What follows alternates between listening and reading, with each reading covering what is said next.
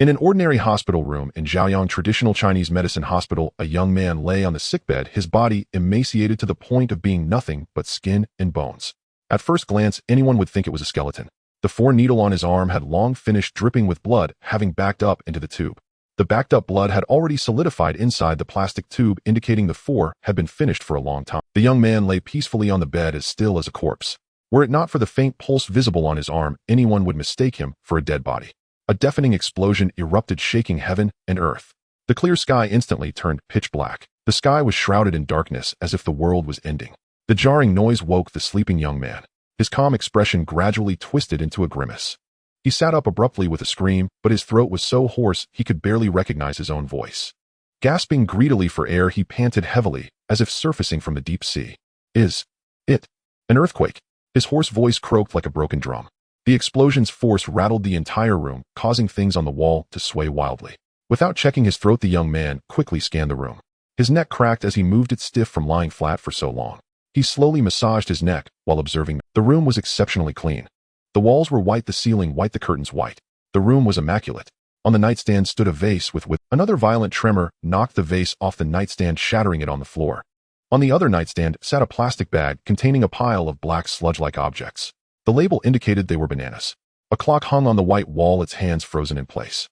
It was impossible to tell the time, and it was shaking violently. The clock fell from the wall with a thud. I have to hide under the bed. If the room collapses, I'll be crushed. Determined to survive, he decided to crawl under. It was a single-patient room, alone with no one to attend him.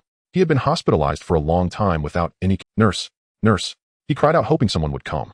But his voice was too weak to be heard, even by himself. A TV hung on the wall opposite the bed, showing only static snow on the screen. The TV crashed to the floor, tearing the cables behind it. The young man struggled to sit up. His limbs were stiff from prolonged lying, and even this simple motion took a long. He then fell off the bed, losing control due to the violent shaking, and slammed onto the floor. His legs were completely unresponsive. Helpless, he could only drag himself slowly on the floor toward the underside. The 4-needle was still in his arm. He yanked it out, and after immense effort finally crawled under the bed. Then the trembling ceased as if nothing had happened. If not for the mess around, he would have thought it a dream. Exhausted, he lay under the bed for a long time until he regained some strength. After waiting for aftershocks, he crawled. He noticed the sky outside was gradually darkening. Could it be raining? Supporting himself against the wall and nightstand, he shuffled to the window. The short distance felt like half a century. A sudden roar startled him so much he almost wet himself. The scene outside stunned him. The hospital courtyard was crowded with people. What were they doing? Were they dancing? Or was there another medical dispute? Were they just watching? He rubbed his eyes to see clearly, but his expression turned serious. The people in the yard behaved abnormally, like zombies from The Walking Dead. He rubbed his eyes again to get a better look. A woman screamed for help.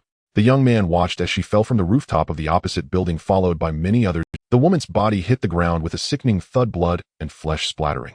Then the crowd rushed toward her. The onlookers charged straight at the fallen body. What are they doing? He wondered why they weren't backing away. Suddenly, he saw one of the onlookers raise something like a rope high in the air. He felt a wave of nausea. In the crowd, someone held a bloody intestine, then stuffed it into his mouth. Without hesitation, the person started eating, and others fought for the scraps.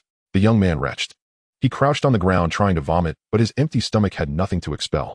After a long while, he stood up, gripping the windowsill, rubbing his eyes again. It must be an illusion. He needed to see. It's zombies. This is a real-life Resident Evil. This time he saw clearly. It was no illusion. They were. The young man saw clearly. Those were definitely zombies. Having watched plenty of zombie movies during his boring work hours, he could instantly tell these humans were different. Roar. A zombie suddenly turned around, its pale eyes fixed tightly on him on the 3rd floor, unsure whether it was attracted by his voice or his scent. But this was the 3rd floor. The zombie's nose couldn't be that sensitive. The young man instantly crouched down, afraid that the zombie might discover him. Crack, crack.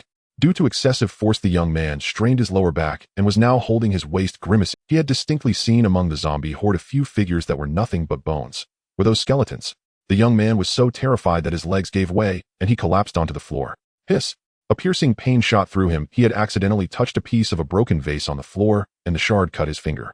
What should I do? What should I do? The entire hospital yard is full of zombies. I don't know if there are any other survivors in the hospital. The young man supported himself against the wall and walked over to the 4-needle he had pulled out earlier. There was some used medical tape, and he directly pressed it onto his injured finger. At that moment, a void light screen appeared before Chu Heej's eyes. System ding. Congratulations, host, for awakening. A synthesized electronic voice also echoed in the young man's mind, matching the text on the void screen. System ding. Congratulations, host, on obtaining the street stall system. What the heck? The young man stared at the light screen in shock, then rubbed his eyes vigorously. He turned his head around, looking up and down, left and right.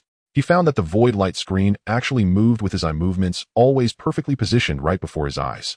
Curious, the young man reached out to touch the light screen, but his hand passed right through it. What kind of technology is this? Chu Haju was utterly stunned, unable to imagine what this void light screen really was. Then the screen displayed a new message. System ding. Mission issued. Sell the first item within 30 minutes to successfully activate the street stall system. Mission failure. Host elimination. Are you kidding? This is a real-life Resident Evil. It's hard enough to find a living person, and you want me to sell something. Even if I'm supposed to sell system boss, at least give me some goods first. The light screen changed, displaying a huge countdown. Then with a whoosh, the entire void screen disappeared, leaving only a thumb-sized countdown timer at the upper right of his vision. System ding. Countdown 29 minutes, 59 seconds. Please complete the mission as soon as possible. Damn, is this for real, eh? Gurgle. At that moment, the young man's stomach growled loudly.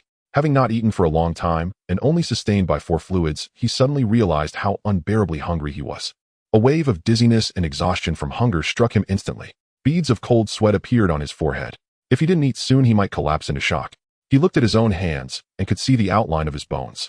His arms were now nothing but skin and bone. Am I a skeleton? The young man felt his face and found there was still some flesh. Thank goodness I'm still here. But system boss, can you at least give me some food first? I'm starving to death. System. After waiting a long time, the young man received no response from the system. Alright, I'll find some food myself. A living dog is better than a dead lion. I didn't get eaten by zombies. Ew, I can't. Chu Haju. Age, 23. Security guard at Zhaoyang 1 middle school. He had incurred the enmity of local thugs by repeatedly preventing them from entering the campus. On his way home from work, he was beaten into a coma by the thugs. As for how long he had been unconscious, he didn't. All he knew was that if not for this earthquake, he might never have woken up, perhaps sleeping forever. Thinking about this, Chu Haju actually felt grateful for the earthquake. To survive, Chu Haju exhausted almost all his strength. He barely managed to find a piece of dried flatbread as hard as a rock from the bedside cabinet. Chu Haju took a bite and almost broke his teeth. Besides, he had no strength at all. Trying to bite into this rock-like flatbread was like a dream. After rummaging around, Chu Haju found 3 packs of Mengyo milk in the bedside cabinet. Fortunately, the milk had a long shelf life. Chu Haju immediately inserted a straw and sucked forcefully. His entire body, like a long dry riverbed, began slowly absorbing the nutrients and moisture from the milk. After 1 pack of milk, Chu Haju sat down contentedly, leaning against the bedside cabinet. Gurgle. Perhaps his stomach sensed food, but after drinking 1 pack, his stomach growled even louder.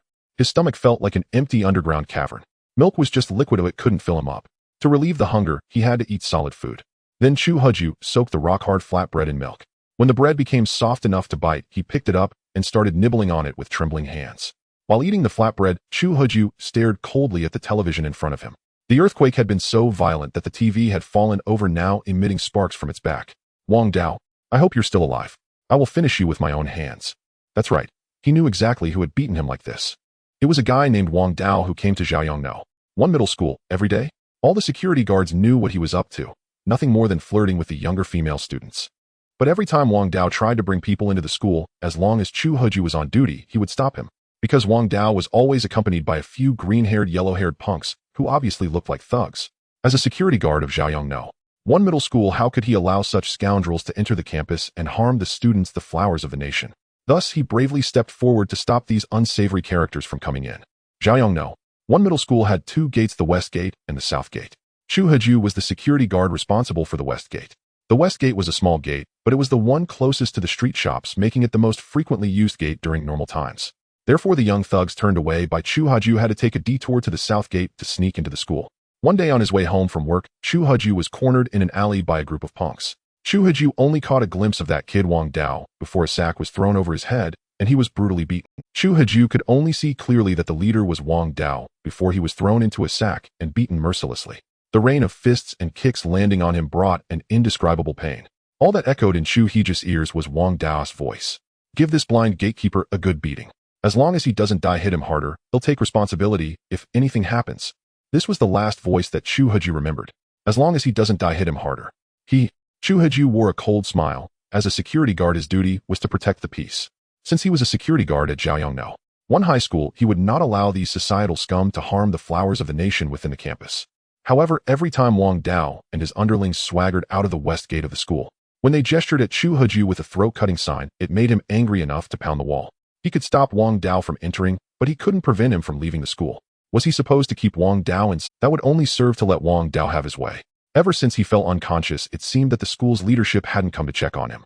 After all, seeing someone so young as a security guard made others think he was a failure.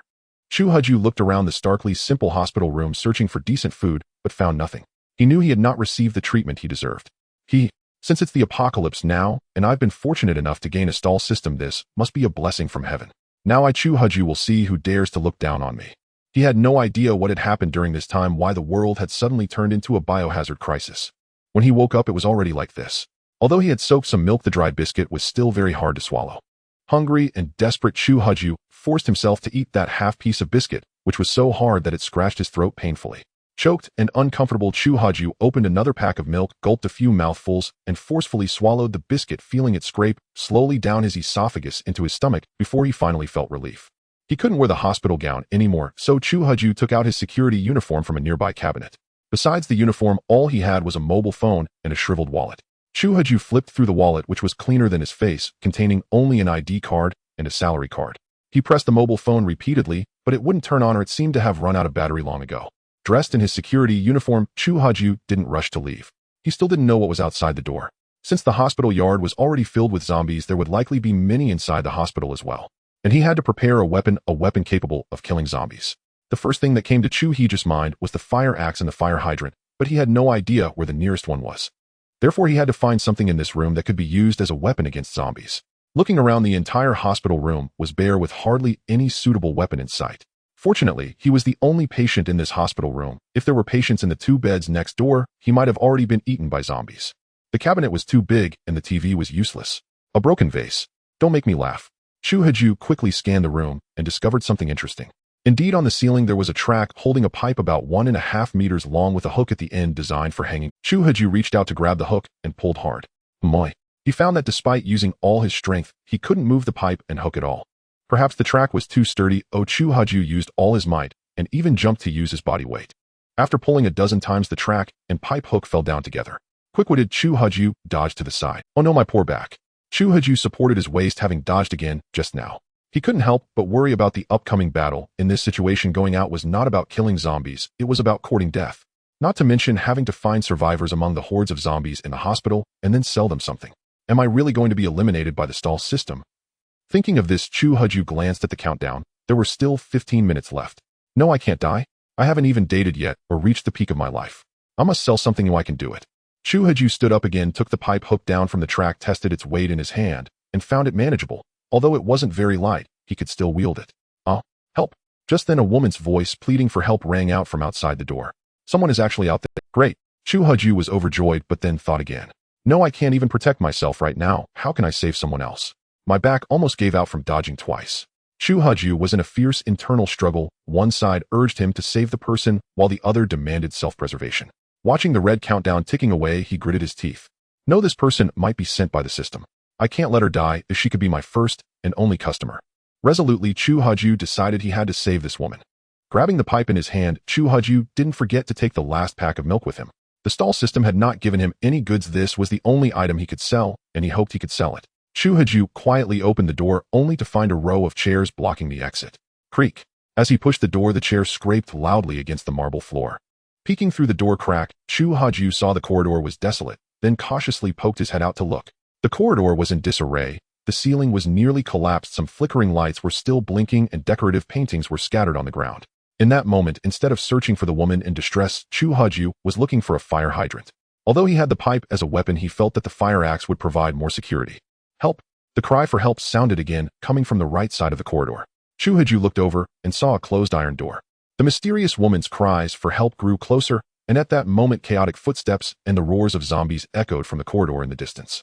Chu Haju followed the sound and looked toward the end of the ward where an iron door stood. The noise came from a young nurse in a uniform pushed open the iron door in a panic, then slammed it shut, even grabbing a nearby mop to wedge it between the door handles. Chu Haju could see that her white uniform was stained with blood, suggesting she had already fought off the zombies. Her hair had come loose during her escape, cascading down to her waist in a beautiful flow, yet this was no time for admiration. A roar erupted. The ordeal was far from over. The ward was also infested with zombies, and both the nurse's cries and the pursuing monsters stirred the area into chaos. Several zombies emerged from nearby rooms, shuffling down the corridor toward the nurse.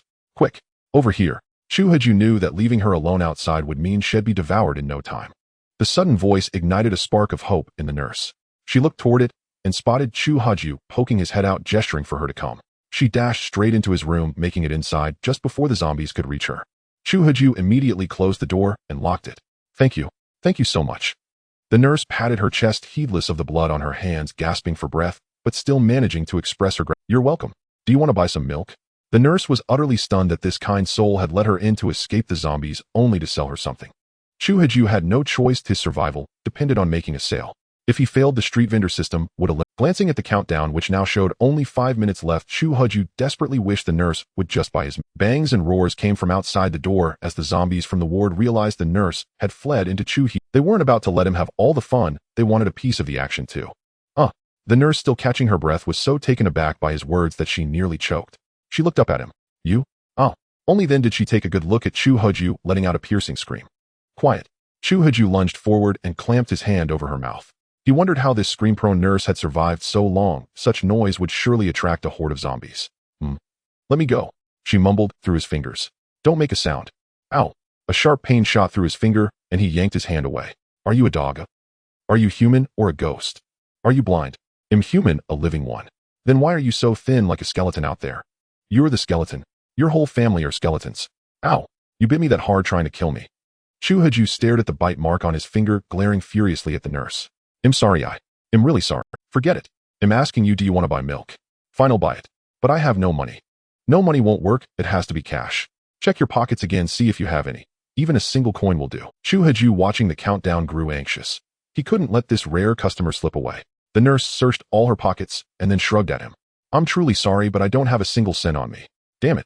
Chu Haju's head throbbed. With only a minute left, he paced like a cat on a hot tin roof. Fine, how about trading for your nurse uniform? I hope the system accepts this deal. Take off your clothes. What are you doing? Don't you dare. The nurse clutched her chest, terrified that this skeleton of a man was some kind of. What are you thinking? Since you have no money, strip off that uniform and trade it for the milk. Chu Haju knew she must have misunderstood, thinking he was taking advantage of her. That's all. The nurse looked incredulous. Hurry up. She stared at him in disbelief, but intimidated by his glare and fearing he might harm her. She moved to the other side of the bed, undressing, while keeping a wary eye on him, ready to bolt at the first sign of trouble. Sister, please, can you hurry it up? Chu Haju watched the seconds tick away, tempted to help her out himself. In the final seconds, she shed the uniform and tossed it over. Here, hey, race your milk. Chu Haju placed the milk on the bed. They exchanged items, the uniform for the milk, completing the transaction on that very bed. System ding. Mission complete. Street vendor system activated. You have received a basic stall and access to the basic supply channel. Check the back end for details. Phew. Finally done. Chu Haju nearly collapsed with relief, glancing at the nurse. Thank you. You're welcome. The nurse remained wary, clutching the milk carton, her bloody fingerprints turning its white surface into a messy canvas. As the pleasant chime of mission completion rang out, a virtual screen materialized before Chu Haju. On the bare screen, the countdown had vanished, replaced by 2 icons at the bottom. The first resembling a scale supply. To its right, a wooden chest was labeled warehouse. Then a treasure chest appeared in the center of the screen. Curious, Chu Haju reached out. This time his hand, which had previously passed through the screen, actually touched the chest. He grabbed it with both hands and lifted it down. Chu Haju reached out and took down the treasure chest. A wooden chest appeared in his hands, and he placed it directly on the hospital bed. At that moment, the young nurse also noticed the sudden appearance of the chest. Where did this chest come from? Chu Haju glanced at the nurse, but offered no explanation. Truth be told, he didn't know how to explain it either. Chu Haju ignored the nurse, his eyes fixed on the wooden chest, for upon it, there was also a floating screen of light. Wooden chest contains a basic stall, owner Chu Haju. Curious, Chu Haju opened the chest to find beside the black blanket, another floating screen appeared. Basic stall items for sale 1. Owner Chu Haju. Chu Haju took out the black blanket and spread it open. It was about 2 meters square. He laid it on the floor, and the floating screen above it expanded. What was once basic information now displayed 3 columns: items for sale on the left, buyback items in the middle, and warehouse on the right. The items for sale column had only 1 empty slot. Below it were 3 rows: unit price, quantity, and total price. At the very bottom, a small line reads service fee 50. Damn it. Faced with a service fee even higher than loan shark rates, Chu Haju couldn't help but curse loudly. A 50 fee. That means selling something for $10 costs 5 in commission. How is that not a scam?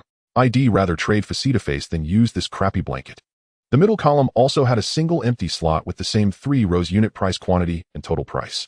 Thankfully, the buyback items column had no service fee. The warehouse option on the far right showed a 10-byte grid. This must be my warehouse from the main interface, Chu Huju muttered. He tried to select the wooden chest on the floating screen with his hand, but just by focusing his gaze on it, the chest opened up. The view shifted to a 10-byte grid utterly empty with a recycle button at the bottom. Holy crap, am I supposed to play the part of a junk dealer now? Below the 10-byte grid in the warehouse were a few lines of small text copper coins 0. Closing the warehouse, Chu Huju opened the icon that looked like a scale. Upon opening the restocking icon, a label at the top read Basic Restocking Channel. Below it was a single item, a can resembling Red Bull spinning in place. Energy drink increases fullness by 100. Restock price 1 copper coin. Only 1 copper coin. That seems cheap. But what kind of currency is this? Why isn't it in RMB? I don't have a single one of these damn copper coins. Helpless Chu Huju exited the interface and scanned the hospital room. He noticed the young nurse across from him was breathing rapidly as if drugged. Miss, what's wrong? Are you okay? I feel terrible. Help me. Please help me. What's the matter? Where does it hurt? Chu Huju saw the nurse's agony and wanted to help, but he wasn't a doctor and had no idea what to do. He then noticed that because she had taken off her uniform, a large chunk of flesh was missing from her left calf. Oh no, this nurse is probably turning into a zombie too. Hun. GRY. Staring at her leg, Chu Huju heard a strange sound.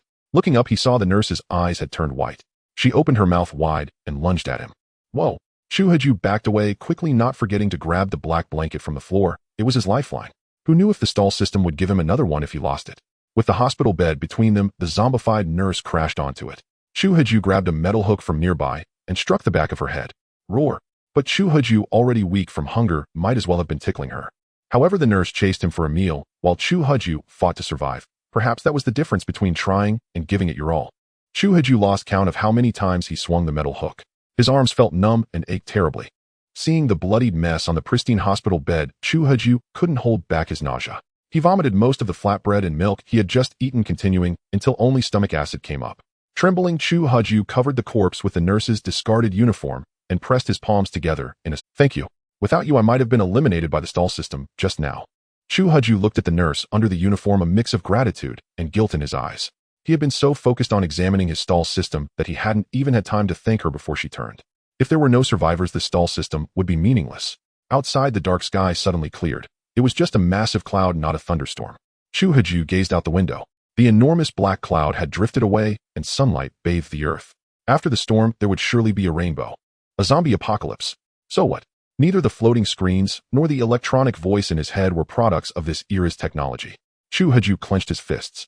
Since the stall system had chosen him, he was determined to make something of himself. Bang, bang. But the zombies outside wouldn't let him dwell on his thoughts. The pounding on the door never stopped. Slap, crack. The opaque glass in the door shattered under the zombies' assault, and they spotted Chu Huju inside. Roar. Seeing him, the zombies grew even more frenzied, reaching through the broken window to grab him. There's a path to heaven you refuse to take. You force your way into the gates of hell. Chu Huju, who had been unsure how to kill them, suddenly realized the zombies had given him an idea. Through that small window, he grabbed the metal hook and thrust it directly into the eye of a zombie at the window. Puffed. Chu Huju drove the hook into the zombie's eye and twisted it, forcefully mangling the eye into a pulp. Roar. The act of blinding the zombie only enraged it further, and it thrashed its arms even more violently. Chu Huju gouged out the zombie's eyes, enraging it. The zombie let out a furious roar, its arm thrust through the small window, thrashing wildly. Poochie. Chu Huju pulled out the metal pipe, swung it, and smashed the zombie's arm that had reached through the window. He struck repeatedly until the arm was broken. I told you not to reach in. Reach in and get smashed. The zombie's arm now hung limp, posing no further threat to Chu Huju. Chu Huju continued attacking the zombie's eyes, blinding the other one as well. Now completely blind, the zombie lost track of Chu Huju. The zombie lowered its head, sniffing the air to detect Chu Huju's human scent. Poochie, what are you, a bloodhound? Chu Huju showed no mercy. Having blinded the zombie and broken its arm, he now smashed its nose. Without eyes or a nose, I doubt you can still find me. But as soon as he said this, Chu Huju quickly shut his mouth. After all, the zombie still had ears that might hear him. Chu Huju watched the zombie at the door in silence. After a while, the zombie indeed stopped moving. Nearby, several other zombies tried to rush over, but the row of chairs at the entrance blocked them. The row of chairs had been pushed aside, leaving only this blind zombie blocking the way. The others couldn't get into. Chu Huju hid in the corner of the ward far from the door, waiting for the zombies outside to leave. It wasn't that he didn't want to kill that zombie, the pipe in his hand was simply too weak. Even gouging out the zombie's eyes couldn't kill it, especially with several others nearby. It seemed only a fire axe could finish the job. Bang, bang, bang. Yet even after Chu Huju stopped attacking and hid, the zombie didn't leave. The one he had blinded remained fixated, pounding on the ward door. The The door was already showing a huge gap of a few more hits, and it would be breached. No, if this continues, the door will be smashed to pieces. Chu Haju quickly scanned the room, then pushed the hospital bed to the door, locked its wheels, and used it to brace the... He then went to the window, opened it, and leaned out. The adjacent ward's window was not far away, only about a meter. Crossing over seemed feasible, but glancing down from the third floor, though not very high, made Chu Haju dizzy. He steadied himself, looked back at the violently shaking door. It seemed he had no choice but to escape to the next ward, hoping it was free of zombies. Chu Haju picked up a black blanket, thought for a moment, then opened the stall system interface and stored the blanket in the warehouse. Using the store button, he could directly deposit external items into the warehouse grid of the void screen. He even stored the metal pipe hook from earlier. After a moment's thought, he picked up a pack of bloodstained milk from beside the nurse zombie he had killed and stored it in the warehouse as well.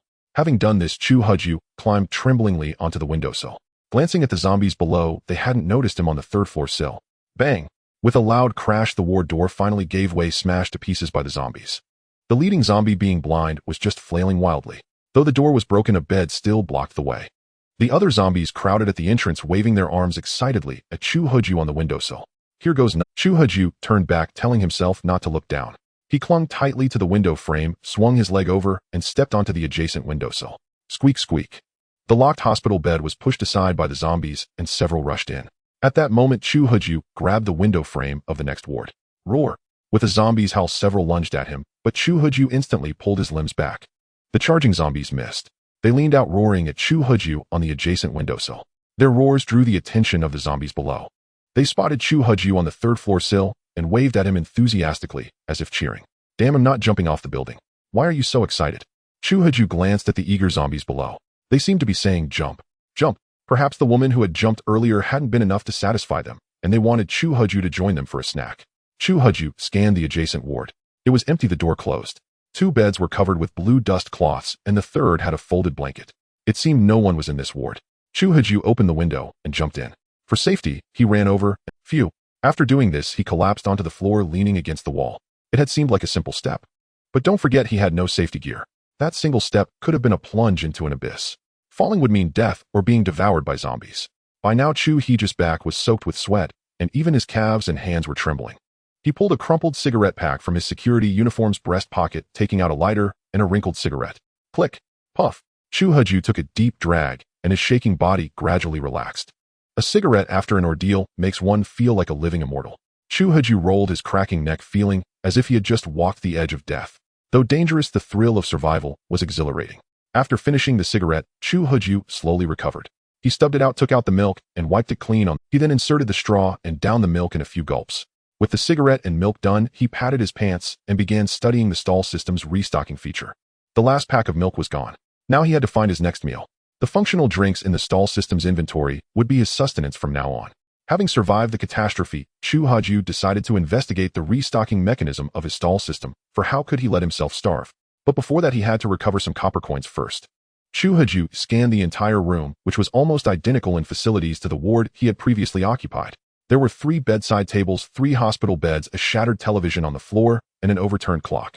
Chu Haju heard the clock still ticking with a rhythmic sound. He picked it up only to find that it was still running. At that moment, the clock displayed 2:00 p.m., but it couldn't show the date, so Chu Haju still had no idea what. The overturned television was shattered with broken parts scattered around it. Since it was already broken, Chu Haju wondered how many copper coins this wrecked TV could fetch. Chu Haju opened the virtual screen of the stall system, stored the broken TV in the warehouse, and selected the recycling option. System Huami 32-inch LED TV damaged, recycling price 10 copper coins. Recycle. Yes. Chu Haju didn't know if the recycling price was fair, but since it was broken and not his any profit, after recycling the broken TV, Chu Haju opened the restocking option again and purchased the energy drink from the inventory. A prompt appeared in the lower right corner of the virtual screen. System Energy Drink 1. Having bought the energy drink, Chu Haju quickly switched to the warehouse and retrieved the pop. He pulled the tab, tilted his head back, and drank. Gulp, gulp. Finishing the energy drink in one breath, Chu Haju felt his entire stomach swell. Is this the feeling of fullness? Though he didn't know what satiety meant, Chu Haju felt he was now full. Truly miraculous. With 9 copper coins left, Chu Haju continued purchasing. When he bought the second bottle, he noticed the quantity of energy drinks on the restocking page decreasing from 9 to 8. So could he only restock 10 bottles? Chu Haju looked at the remaining 8 copper coins and spent them all, figuring there were plenty of other items in the ward to. He spent all his copper coins to restock 9 bottles of energy drink.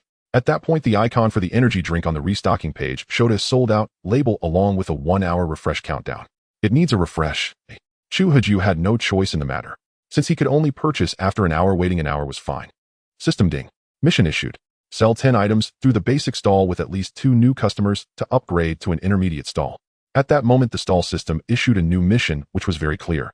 It indeed required sales through the basic stall, meaning face-to-face transactions wouldn't count toward the mission. The mission had no deadline or penalty, but even so, Chu Haju was determined to complete it as soon as possible. Then Chu Haju looked at all the items in the ward. The next task was to recycle everything. After a series of operations, only Chu Haju and a clock remained in the room. Everything else had been recycled. Bedside table recycling price 2 copper coins. Multifunctional adjustable hospital bed recycling price 50 copper coins. Stool recycling price 2 copper coins. Trash can recycling price 1 copper coin. Round tube hook recycling price 2 copper coins. After all the recycling, Chu Haju became a wealthy man with 171 copper coins. To put it in perspective, that would be 171 bottles of energy drink. But the restocking channel was too stingy, allowing only 10 bottles at a time with a 1-hour refresh after that. The efficiency was truly frustrating. Maybe I need to upgrade the stall system. But how? Chu Haju stroked his chin, his mind beginning to churn. Since it was a system, it could certainly be upgraded, and since it was a stall system, the upgrade method must be related to vending. Either it required selling a certain number of goods, selling to a certain number of customers, or achieving a certain value. Thus, he would have to go out and find survivors to sell his goods. Those mindless zombies wouldn't buy anything. Was this little security guard about to switch careers to become a street vendor? To grow stronger starting from a street stall? Now it's the apocalypse of the biochemical crisis. Surely if I set up a street stall casually, no city enforcers will come to overturn it, right? With that decision, Chu Haju cleared the room, even taking the round tube hook for 4 drips. He kept the clock as it was useful for telling time. Chu Haju stored the clock in the warehouse. He cautiously pushed open the door. The corridor was now silent, with the zombies that had been there having rushed into his old ward next door. The zombies behind the distant iron door, having lost their target, had stopped roaring and were aimlessly wandering. Chu Haju scanned the entire corridor and spotted 2 fallen fire extinguishers near the nurse's station. Fire hydrants were usually stored with fire extinguishers, and above the extinguishers was indeed a window light. Chu Haju gripped the round tube hook tightly, slowly pushed open the door, and tiptoed to the fire hydrant. Click! At that moment, footsteps came from inside the nurse's station, dragging along the floor without lifting. Chu Haju didn't need to guess, it was definitely a zombie. He glanced at the fire axe behind the transparent glass of the hydrant. The axe was a must-have, otherwise this broken steel pipe wouldn't be enough to kill zombies. Chu Haju saw the sealed fire hydrant and knew it was locked, but he had no key. Do I have to break it open? Chu Haju tried to pull the glass window of the hydrant, but it was stuck, locked. Just then, Chu Haju looked up at the top of the glass window and spotted a small key sitting there. Damn fortune. Chu Haju grabbed the key and inserted it into the lock. Click! A faint sound came, and he quickly covered, but the noise from the nurse's station suddenly stopped. Growl. A low sound emerged as a zombie nurse in a cap began moving toward him. Chu Haju opened the fire hydrant, the faint sound startling the nurse at the nurse station. However, things did not go as Chu Haju had imagined. The nurse zombie lunged directly over the counter, fully revealing itself, which allowed it to spot Chu Haju pressed against the wall. The nurse grinned widely at Chu Haju, as if to say, "How can I assist you?" My God! Chu Haju shivered in fear, but he did not forget the purpose of his mission. The roar of the nurse zombie also alerted the other zombies. One of the zombies that had crowded into Chu Haju's original ward had already stepped out. Damn! Since he had already been discovered, Chu Haju no longer hid, quickly smashing open the glass window of the fire hydrant and grabbing the fire axe inside. The fire axe feels just right. With a fire axe in hand, I can conquer the world. Chu Haju tossed aside the broken round hook. With one swing of the axe, Chu Haju struck down directly onto the nurse zombie's arm, and with another swing, he severed both of the nurse zombie's arms, rendering her incapable of attacking. Then, using the back of the fire axe, he smashed the nurse zombie's mouth. Take that for scaring me. Take that for scaring me. Perhaps this nurse was once a beauty, but at that moment Chu Haju showed no mercy as he continued to hack at the nurse zombie before him. After several strikes, the nurse zombie lay still on the nurse station, while the zombies that had entered Chu Haju's original ward rushed out. Chu Haju dashed into the pharmacy room behind the nurse station and quickly closed the door. This pharmacy had 2 doors, one leading to the nurse station and the other to the corridor. Chu Haju locked both doors tightly. The zombies behind him also came after him, starting to bang on the wooden door. Chu Haju moved a nearby refrigerator to block the entrance. To his surprise, the refrigerator still had power. Upon opening it, he found it filled with various medicines which seemed to require refrigeration to avoid spoiling.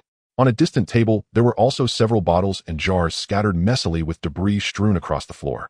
The earlier earthquake had turned this pharmacy into a wreck. However, Chu Haju had no time to study those medicines and instead activated a frantic shopping mode. On the table were 2 trays, the kind used frequently by nurses to carry syringes. Chu Haju immediately stored them all in his inventory. Of course, even 100 spaces were not enough for Chu Heji's needs, so he had no choice but to pack some intact medicines into cardboard boxes. Syringes, medical cotton swabs, disposable infusion sets, iodine solution, medical gloves, 75 medical alcohol, 84 disinfectant. What is this? 75 medical alcohol. Chu Haju picked up a small bottle. 75 alcohol was sufficient for combustion. But just these few bottles were far from enough. Crack. Crash. The glass on the door was shattered again, and Chu Haju turned around, glaring at the face of the zombie at the window. Let's see how you like the taste of roasted zombies. Chu Haju poured all the alcohol onto the face of the zombie by the small window, and then ignited a mop, thrusting the burning mop toward the zombie's face drenched in alcohol. Whoosh. The zombie, soaked in alcohol, ignited as it came into contact with the flames. Roar. Despite a piercing shriek, the zombie began to frantically pound on the wooden door. What the hell, do zombies even feel pain? However, seeing the wooden door wouldn't hold much longer, Chu Haju decisively ran away through another door. Listening carefully, there was no sound outside the door, so Chu Haju cautiously opened it and peeked out. The zombies were all crowded at the nurse station leading to the pharmacy. There were none in the corridor. Chu Haju crouched low and gripped the fire axe, slipping out of the pharmacy once again. The closest zombie to the pharmacy had its entire face engulfed in flames, igniting several nearby zombies. However, Chu Haju had only splashed a small bottle of alcohol, and the flames quickly extinguished. Aside from the front zombie that had been slightly charred, the others remained largely unharmed, continuing to pound on the farm. Chu Haju slipped out of the pharmacy and quickly jogged west down the corridor as he spotted a safety exit sign at the end. That should be the exit. He cautiously navigated past several wards and reached the end of the corridor. Damn. At that moment, Chu Haju could hardly believe his eyes. There was a large iron door at the end of the corridor with a sign that read, "Under construction, please use the east door." And there was a big lock hanging on the iron door. Bang. Just then, the east door was breached by the zombies, but Chu Haju was far enough away that they did not notice him at the end of the corridor. With the iron door locked, Chu Haju had no choice but to force it open, but the noise would surely attract the zombies' attention. He raised the fire axe ready to strike. At that moment, a voice suddenly came from behind him. "Security, over here." Chu Haju turned to see a wealthy woman waving at him from the doorway of a ward, signaling him to come. As for how Chu Haju recognized her as a wealthy woman, it was clear from her attire. Who else wears a cheap howdy? Ordinary folks certainly do not dress like that. Glancing at the zombies wandering at the end of the corridor, Chu Haju shook his head. If there were survivors, they could sell him something. It seemed he could open a shop again. Without a second thought, Chu Haju quickly slipped into the wealthy woman's room. This was a VIP ward, far superior in both specifications and quality compared to the ward where Chu Haju had been staying. It felt like a difference between a standard room and a luxury single suite. This damn disparity between the rich and the poor, it seemed he was going to fleece this rich lady properly. Beside it was a separate restroom, and even by the window there was a single bed for the accompanying person to sleep on. In front was a larger television which was covered in static. It seemed there was no signal, and despite experiencing such a massive earthquake, the television hadn't fallen. This damn disparity between the rich and the poor, even the hanging brackets come in various grades. Chu Haju closed the ward door behind him, shifting his gaze to the center. When he saw the patient lying in the bed, he felt ashamed of his earlier thoughts. Chu Haju initially wanted to rob the rich to help the poor and teach this noblewoman a harsh lesson, but upon seeing the patient on the hospital bed, he felt ashamed of his previous thoughts. Next to the hospital bed, the ECG monitor displayed a straight line indicating that the patient lying there had already— "I'm sorry, Andy, please accept my condolences. Perhaps this is a release for him." On the high-end hospital bed lay a person wrapped like a mummy, indiscernible as male or female, young or old, but from the hand gripping a feather pen, it appeared to be a child, and not a very old one at that. About a month ago, I bought a feather pen from the Tuobao auction house that was said to enhance intelligence.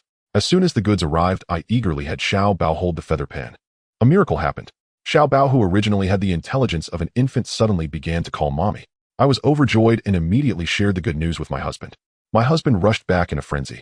When he discovered that Xiao Bao could call mommy, he was as happy as a child. Oh, I had never seen him so joyful. After years of suffering, we finally saw hope. I excitedly embraced my husband, jumping for joy. However, I forgot that Xiao Bao, who had only infantile intelligence, couldn't walk at that time. But suddenly endowed with intelligence, Xiao Bao began to learn to walk by himself. In an inattentive moment, he tumbled right off the windowsill, falling from the second floor. At that moment, Xiao Bao's head struck the marble floor, blood staining the ground. It's all my fault, entirely my fault. If it weren't for my overwhelming joy, if I hadn't purchased that feather pen, Xiao Bao would still be happily like a child. The noblewoman sobbed softly, blaming herself for her negligence. Andy, please accept my condolences. Perhaps this was Xiao Bao's fate. Chu Haju didn't know how to comfort this noblewoman. He had never been in love, had no idea of the taste of love, let alone the pain of losing a child. "Auntie, may I see the feather pen?" Chu Haju might not have believed in anything that could enhance intelligence before, but the world had turned into a biochemical crisis with humans becoming walking corpses. Even he had obtained some unknown technology stall system. This piqued his curiosity about the miraculous feather pen. The noblewoman nodded, tears still flowing like broken beads. With the noblewoman's permission, Chu Haju tried to take the feather pen from the patient's grasp, but it felt as though it were glued to his hand. After much effort, Chu Haju finally pried the feather pen from the patient's tightly clenched fingers. He examined the pen carefully. It looked very ornate, but he couldn't tell whose feather it was. There was no place to refill ink. Chu Haju tried writing in his palm, but no ink flowed from the pen's tip. "Did you buy this pen from the Tuo Bao auction house?" "Yes." "Does it enhance intelligence?" "Yes." "How much did it cost?" 1 million. 1 million. In the world of the wealthy, I truly do not understand. Chu Haju mumbled a few words, but seeing the noblewoman's attire, he came to terms with it. One shouldn't compare a poor person's lifetime savings with a rich person's pocket money. That would be a death march of rhythm. People die when compared and goods are discarded in comparison. Cough, cough. Cough, cough. Suddenly the noblewoman began to cough violently while sitting on the nearby sofa. "Auntie, what's wrong?" "It's nothing yet. Perhaps I haven't eaten enough for a long time. I'm a bit hungry. I'm going to the restroom to drink." After saying this, the noblewoman rose and staggered towards the restroom. Her unsteady figure made Chu Haju feel a pang of sympathy. Pity the hearts of parents everywhere, and even more so for this white-haired person sending off a black-haired child. The noblewoman appeared not old, yet her hair was completely white. Chu Haju quickly stepped forward. "Auntie, I have some drinks here. Don't drink tap water, it's not hygienic." Chu Haju did not shy away from the noblewoman and directly opened his storage to take out a bottle of functional beverage, offering it to her. "Auntie, drink this, it's better than tap water." "Little brother, are you a deity? How can you pull out a bottle of functional beverage with just a wave of your hand?" The noblewoman's eyes widened in shock, then she grasped Chu Haju's shoulders tightly. "You must be a deity sent by heaven to save me and Xiao Bao, right? Xiao Bao can still be saved, can't he? Please, I beg you, you must save Xiao Bao." "Auntie, keep your voice down. Oh, be careful not to attract the zombies. I'm not a deity. I can't explain how I take things from the void. Oh, perhaps it's my innate skill." "Innate skill, eh?" The noblewoman stood up surprised, then gradually regained her composure. "Yes, in this apocalypse, it's not so strange for supernatural phenomena to occur. Like me, I haven't eaten for half a month and still haven't died. Ew, I might not count as human anymore." "Auntie, don't say that. If not eating for half a month means you're not human, then I must be becoming a deity. I may know how long I've been unconscious, but since I felt unconscious, I haven't eaten. By the way, Auntie, what year and month is it?" "January 1st, 2115. A whole month." Chu Haju still remembered that on the day he got off work, it was December 1st, 2114. "That means I had been unconscious for an entire month." "What do you mean a month?"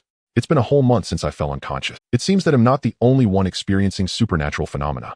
Even if you receive 4 drips every day, the apocalypse has been going on for nearly a month, and during this time, there surely hasn't been a nurse to change your bandages. How did you not starve to death?" "Auntie, do you want me to starve to death? I've already become skin and bones. If you didn't know better, you might think I'm a skeleton. I'm not much different. I was much heavier before. Now I probably weigh less than 60 pounds. Sigh, women always want to lose weight. Little did they know the time when they were heavier was when they were most beautiful." Huff. Just as the two were talking, the patient lying in bed suddenly sat up. "Xiao Bao, you're awake. That's great. Xiao Bao, you came back to life." The noblewoman's tears flowed with excitement as she rushed to embrace Xiao Bao. At that moment, Chu Haju quickly grabbed the noblewoman's arm. "Auntie, don't go over there." Chu Haju glanced at the ECG monitor. It still displayed a straight line, meaning that this mummy had not come back to life, or it might just be a false resurrection. "Xiao Bao, speak. Don't scare your mother." "Hungry. Hungry. Mommy has drinks here. If you're hungry, just drink, Xiao Bao." Although the noblewoman was deeply concerned for her son, the little boy before her was undeniably strange. His words echoed those he would typically say when hungry. If she had not been by his side all this time, she would have believed he was a different person. In that moment, she even contemplated fleeing. Suddenly, the mummy sitting on the bed opened its mouth wide, the crack widening to the point that it snapped the bandages. The noblewoman let out a shriek, while Chu Haju quickly covered her mouth. "Auntie, don't scream. There are zombies outside. You need to hide in the bathroom." "Little brother, what about you? If you don't mind, let me send your child to the afterlife." Upon hearing this, the noblewoman was taken aback. The words sounded peculiar, but the mummy was not giving them time. The mummy leaped from the hospital bed and lunged at the two. Chu Haju shoved the noblewoman aside and raised his fire axe, aiming it at the zombie's head. Thud! With a strange sound, the fire axe sliced into the zombie's skull as if it had struck something solid. Then Chu Haju delivered a powerful kick to the zombie's abdomen. Perhaps it was the adrenaline of life and death, but the zombie was sent crashing onto the hospital bed. Chu Haju would not let such a good opportunity slip away. He jumped up and swung the axe down at the zombie's head multiple times until it finally lay still. Chu Haju found the zombie to be extremely weak, perhaps due to its prolonged illness. Although he had also been bedridden for a month, he had maintained his fitness as a security guard, and even in his current frail state, he was far stronger than this sickly creature. Having slain the zombie, Chu Haju jumped down from the bed panting. Meanwhile, the noblewoman was quietly weeping. "I'm sorry, Auntie, but he's a zombie now, and I had no choice but to kill him. Wah, wah." The noblewoman ignored Chu Haju, continuing to cry. Sigh. Chu Haju felt helpless. Not being good at comforting others, he quietly approached the door of the ward to listen for sounds in the hallway. Fortunately, there were no sounds outside. Perhaps this was the westernmost part of the hospital ward. Although there was some noise, it hadn't attracted the zombie's attention. Chu Haju glanced back at the still crying noblewoman and shook his head. He was not good at comforting people, so he decided to wait until she finished crying. Chu Haju began to survey the room, looking for anything that could be salvaged. After all, these items could be worth money. Huami 48-inch LED TV recycling price, 200 copper coins. Wow, it's 200 copper coins. Indeed, good TVs are worth more. I remember that broken 32-inch TV only fetched 10 copper coins, and this one is worth 200. I'm going to get rich. Electrocardiogram monitor recycling price, 1200 copper coins. What? Why is this thing worth so much? But what do I need an electrocardiogram monitor for? Is it recyclable? Recycling. Chu Haju recycled all the items in the room, leaving only a lonely hospital bed and the mummy's corpse on it. At this point, the noblewoman had also stopped crying. She wiped her tears and walked over to her dead son. She wanted to touch her son's hair one last time, but he had been hacked to pieces and it was impossible to recognize him. Auntie, we must leave this hospital, otherwise those damn zombies will eventually find us here. Little brother, just go, I want to be with my son. Auntie, your son is gone, you don't need to risk your life too. No, I want to be with my son.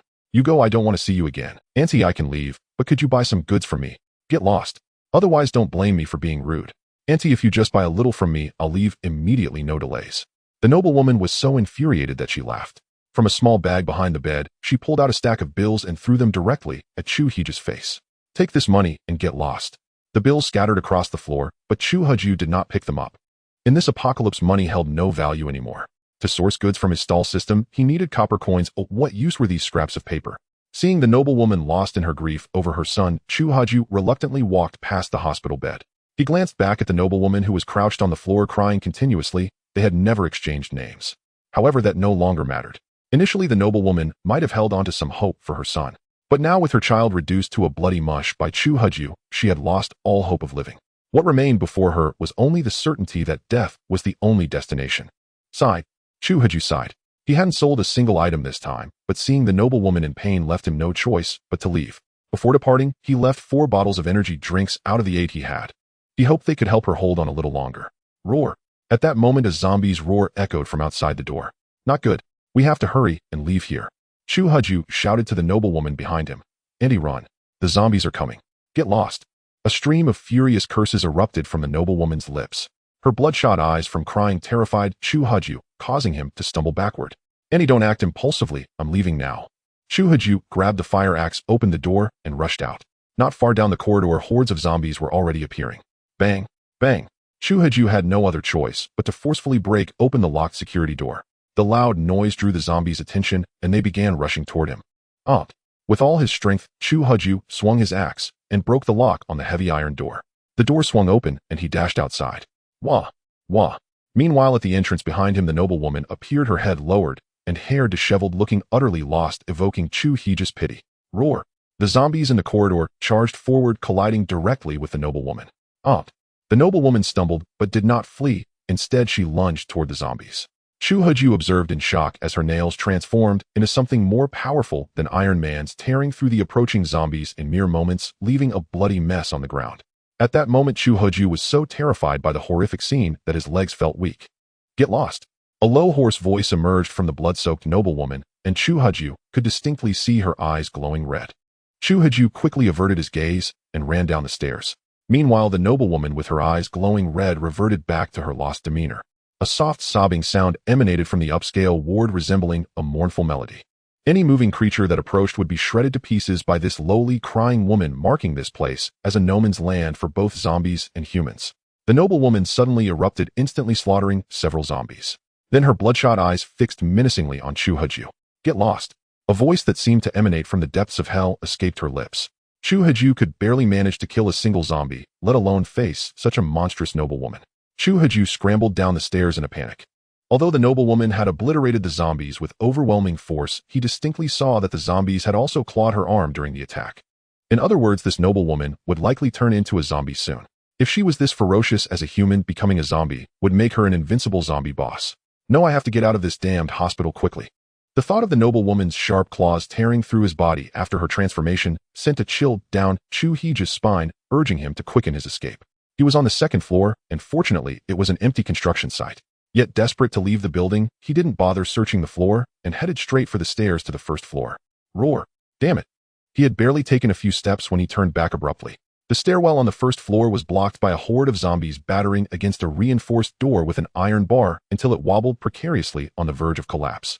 Forced to retreat to the second floor, Chu Heju dared not go to the third, unwilling to encounter the terrifying noblewoman again. The second floor appeared to be under renovation, the hallway reeking of formaldehyde. Luckily, the workers had likely clocked out, leaving the area devoid of both zombies and survivors. Chu Heju walked eastward along the corridor. At the eastern end stood a security door bolted from the inside and secured with an external chain lock. Beside it, a room with an open door caught his eye. He gently pushed it open, found it empty, stepped inside, and locked the door behind him, hoping the zombies to the west would calm down if they lost sight of him. A musty odor assaulted his nostrils. Good heavens, could this be the workers' break room? The floor was littered with leftover food packaging, and on the table lay several plastic bags containing unknown provisions. He picked one up to find the pastries inside had turned moldy. Ugh! He swept all the trash off the table onto the floor. Such garbage didn't deserve to occupy a decent. Parched from the frantic escape, he grabbed a bottle of energy drink and gulped it down. Now only 3 bottles remained. He'd have to ration them carefully to complete his mission. Ding! The system refreshed its goods. Just as hunger strikes and thirst calls, the inventory had updated at the. Chu Heju opened the system's procurement interface. The icon for energy drinks had been replaced by a zipper-like procurement zipper bandage. Applied to wound edges, allows simple wound treatment without surgery. Price 5 copper coins. Zipper bandage. He purchased one immediately, and a bandage resembling a trouser zipper materialized in his hand. Seems like small wounds won't need stitches anymore. Quite a handy first aid tool. Glancing at the stock count of 9, he bought them all without hesitation, and the procurement interface reset to a 1-hour cooldown. So each refresh brings different items, but the quantity is always 10. Still, a 1-hour cooldown is painfully slow. After grumbling, he had no choice but to accept it. He needed to complete the mission quickly and upgrade the stall system, or this procurement speed would drive him mad. Having fled in haste earlier, he hadn't yet tested the stall function. Seizing the opportunity, he decided to give it a try. After all, it was unknown technology. He pulled out the basic stall mat, spread it on the table, placed the zipper bandages in the selling slot, set the price at 500 copper coins for a quantity of 10 and confirmed. After confirmation, 2 options appeared. The system asked him to choose a stall mode, defaulting to automatic with the option to switch to manual in the settings. Automatic mode. Unaware of the differences, he decided to try each mode once. Upon selecting automatic mode, a zipper bandage instantly appeared on the black mat, accompanied by a virtual screen the size of a bank card displaying the unit price of 500, quantity 10 and a purchase button. Can others see this virtual screen too? Otherwise, how would the price and quantity be visible? He hesitated, staring at the suddenly materialized bandage. The technology behind the virtual screen was far too advanced, surpassing existing capabilities. It was a classic case of innocent possession invites suspicion. Someone might steal it, or even imprison him for it. With his current strength, killing even a single zombie was a struggle. Encountering a stronger person could easily result in the stall being taken. No, this automatic mode is too sci-fi. He navigated to the stall system's mode options, where descriptions for both manual and automatic modes were listed. Manual mode optional: the host manages the stall entirely, sets prices, and completes transactions. Goods placed on the mat can be looted. Automatic mode selected: the system supervises the entire transaction, automatically deducts the buyer's currency, and goods on the mat cannot be looted. Wow.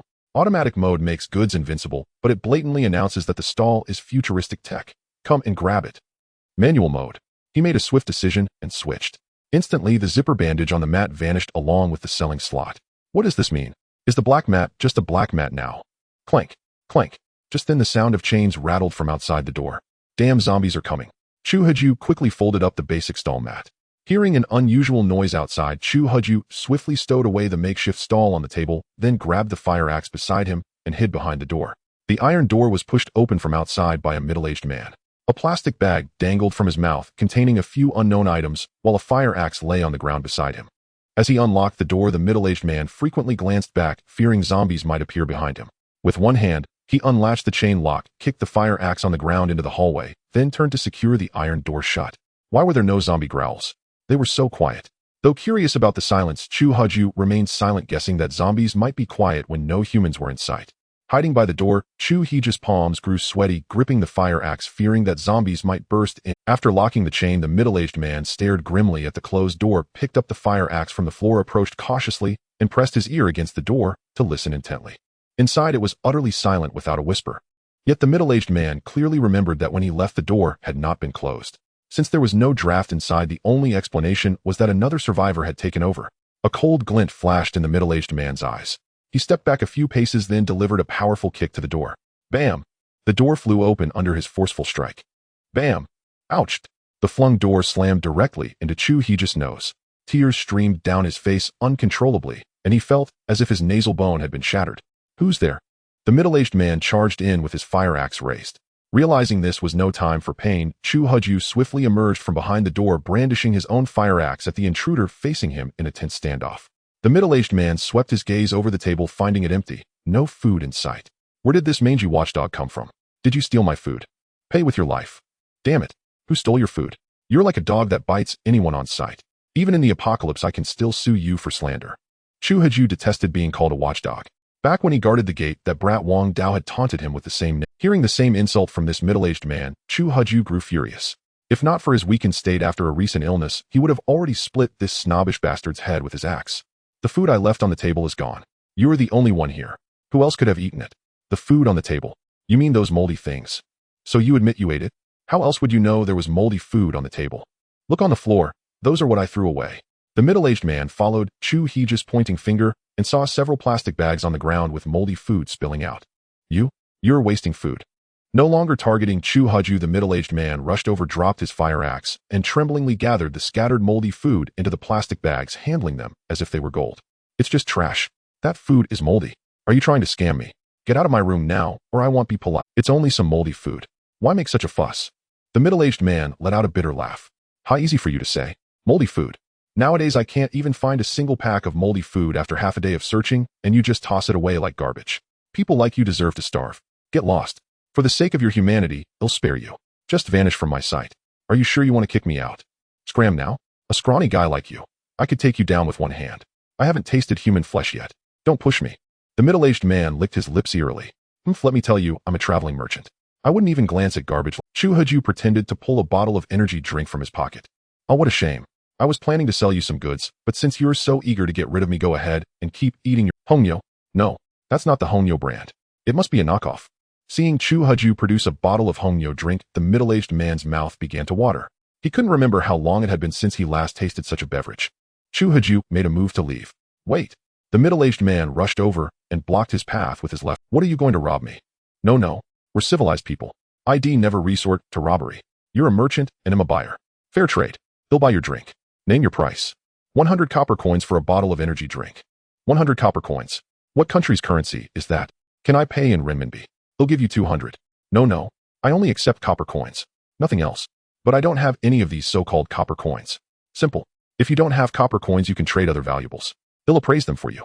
Other things. The middle-aged man pondered for a moment, then pulled out a red object the size of a piece of candy. I took this from a zombie's head.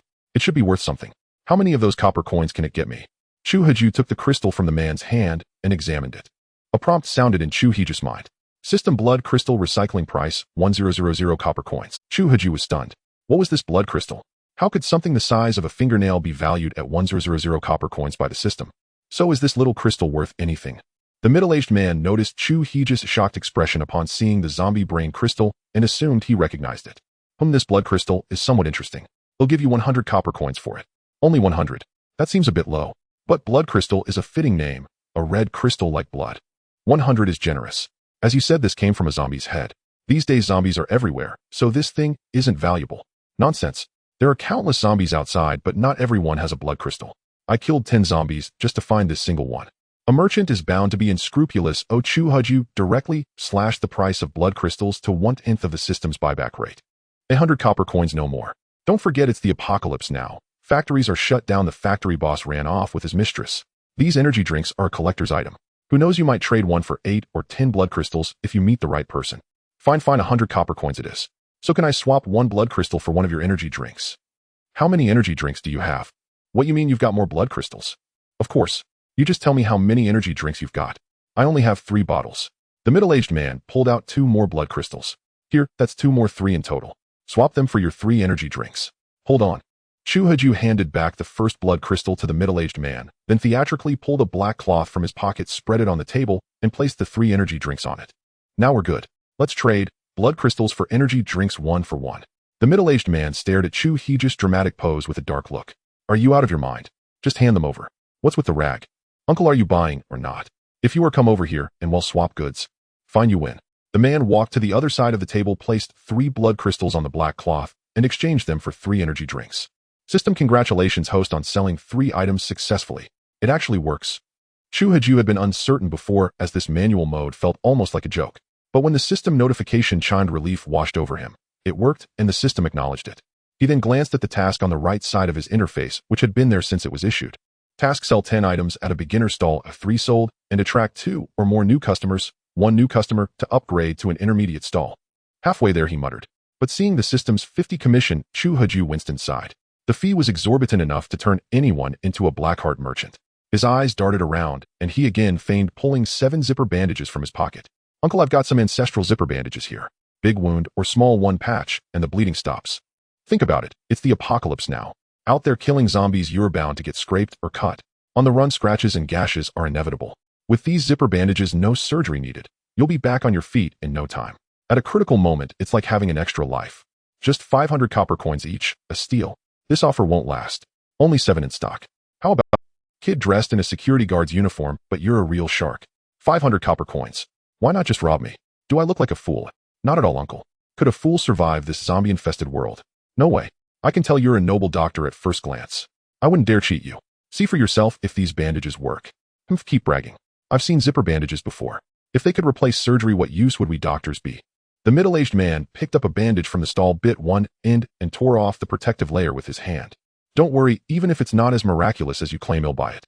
I got a nasty cut from a sharp edge when I was out earlier. He sat down on a nearby stool and rolled up his right pant leg.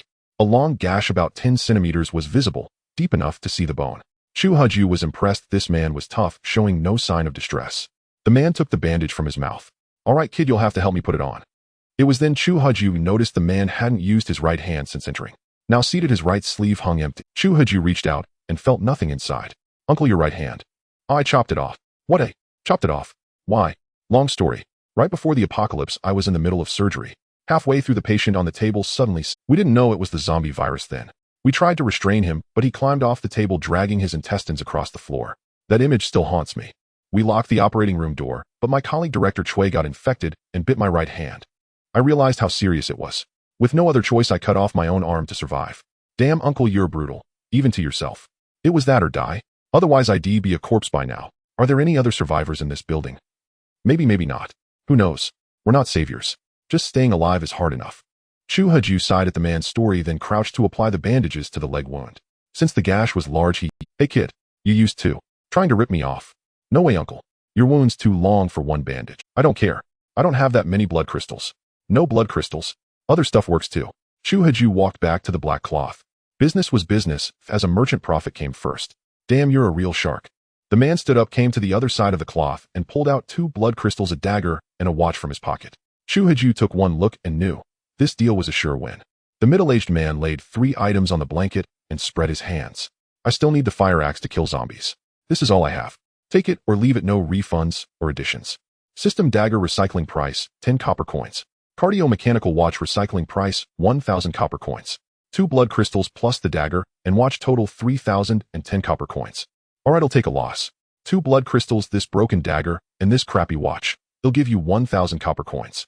The 2 zipper bandages are already on your leg, so consider the deal done. Fine. A cardio mechanical watch worth 10,000 bucks, and you call it trash. Consider it charity for a poor man. Damn, being a doctor really pays well. You casually wear a watch worth 10,000. What do you know? It was a gift from my father-in-law. I couldn't afford it. The transaction complete, Chu Haju stored everything away, but after waiting along while the task progressed, remained unchanged. Damn.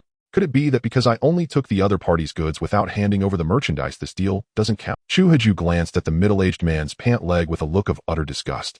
The zipper bandage had been applied by himself, and at the time the transaction hadn't taken place on the black blanket. Alright, a fall into a pit again in your wit. You'll remember next time. By the way, kid, my name is Yen Quan. In the chief physician of the urology department at Zhaoyang Traditional Chinese Medicine Hospital. You're wearing a security guard uniform, but it's not ours. Are you a patient's family member? My name is Chu Heju. I'm not a family member, I'm a patient too. I used to stay on the 3rd floor right upstairs. Oh, the 3rd floor.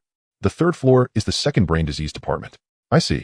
The middle-aged man's face lit up with sudden realization. Uncle, what's with that look? The second brain disease department is for people with issues up here. Yin Quan pointed at his own head. Bullshit. You're the one with the brain issue. I was beaten into a coma before. Who knew they'd put me in brain 2? I only woke up today. Of course, comatose patients go to brain 2 since comas are a brain problem. But it's been a month since the apocalypse started, and you're still alive. You're really lucky. Naturally. I'm the chosen one. Yin Quan looked at this overly dramatic security guard, Chu Heju, and thought he must keep his distance from this Chinibu little guard. Head said he was beaten into a coma. Maybe his brain hadn't fully recovered.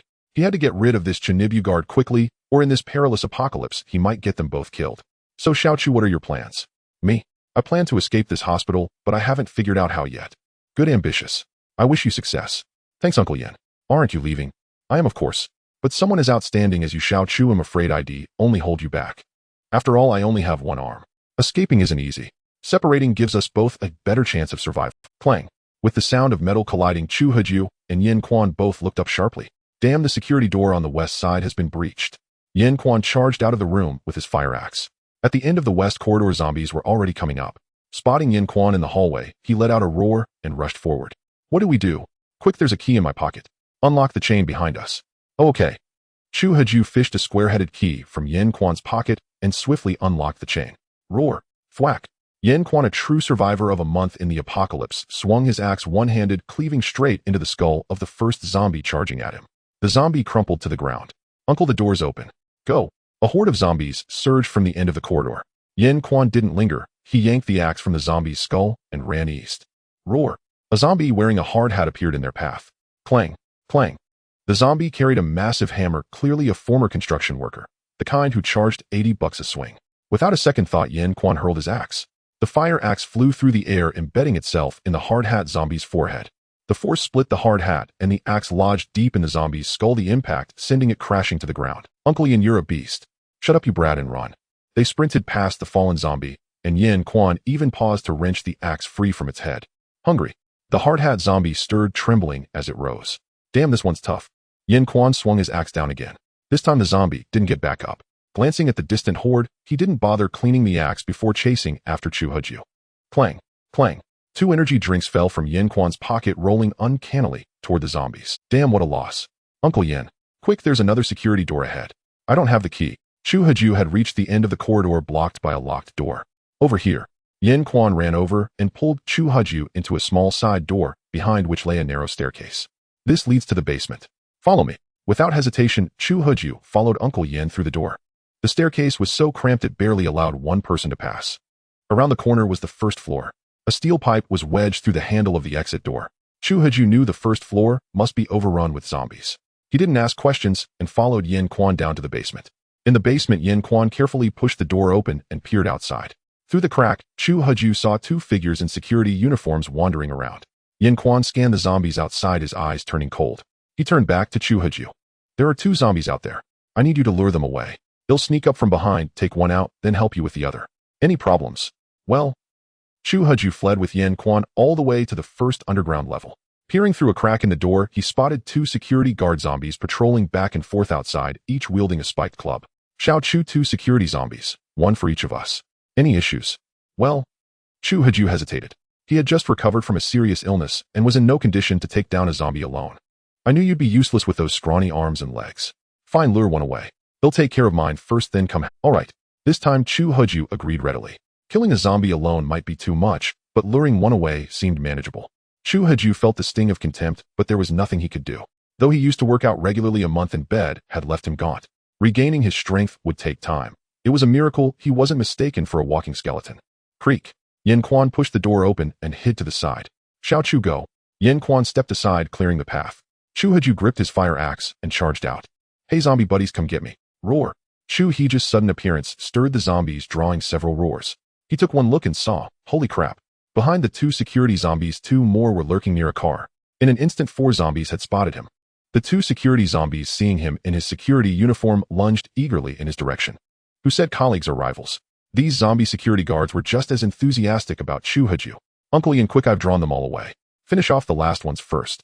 Chu Haju sprinted ahead, with 2 security zombies carrying spiked clubs in hot pursuit, while the other 2 trailed farther behind. But after waiting a while, he heard no reply from Uncle Yan. Turning back, he saw Yin Quan, fire axe in hand, already running away. His back turned to Chu Haju and the 4 zombies. He had already covered some 40 or 50 meters. Sorry, Xiao Chu. In this world, every man for himself. That's the apocalypse. Yin Quan glanced at the furious Chu Haju, muttered under his breath, and quickened his escape. What the hell? Chu Haju erupted in rage, spewing curses. He thought he had found a true brother, but at the critical moment he was used as human bait.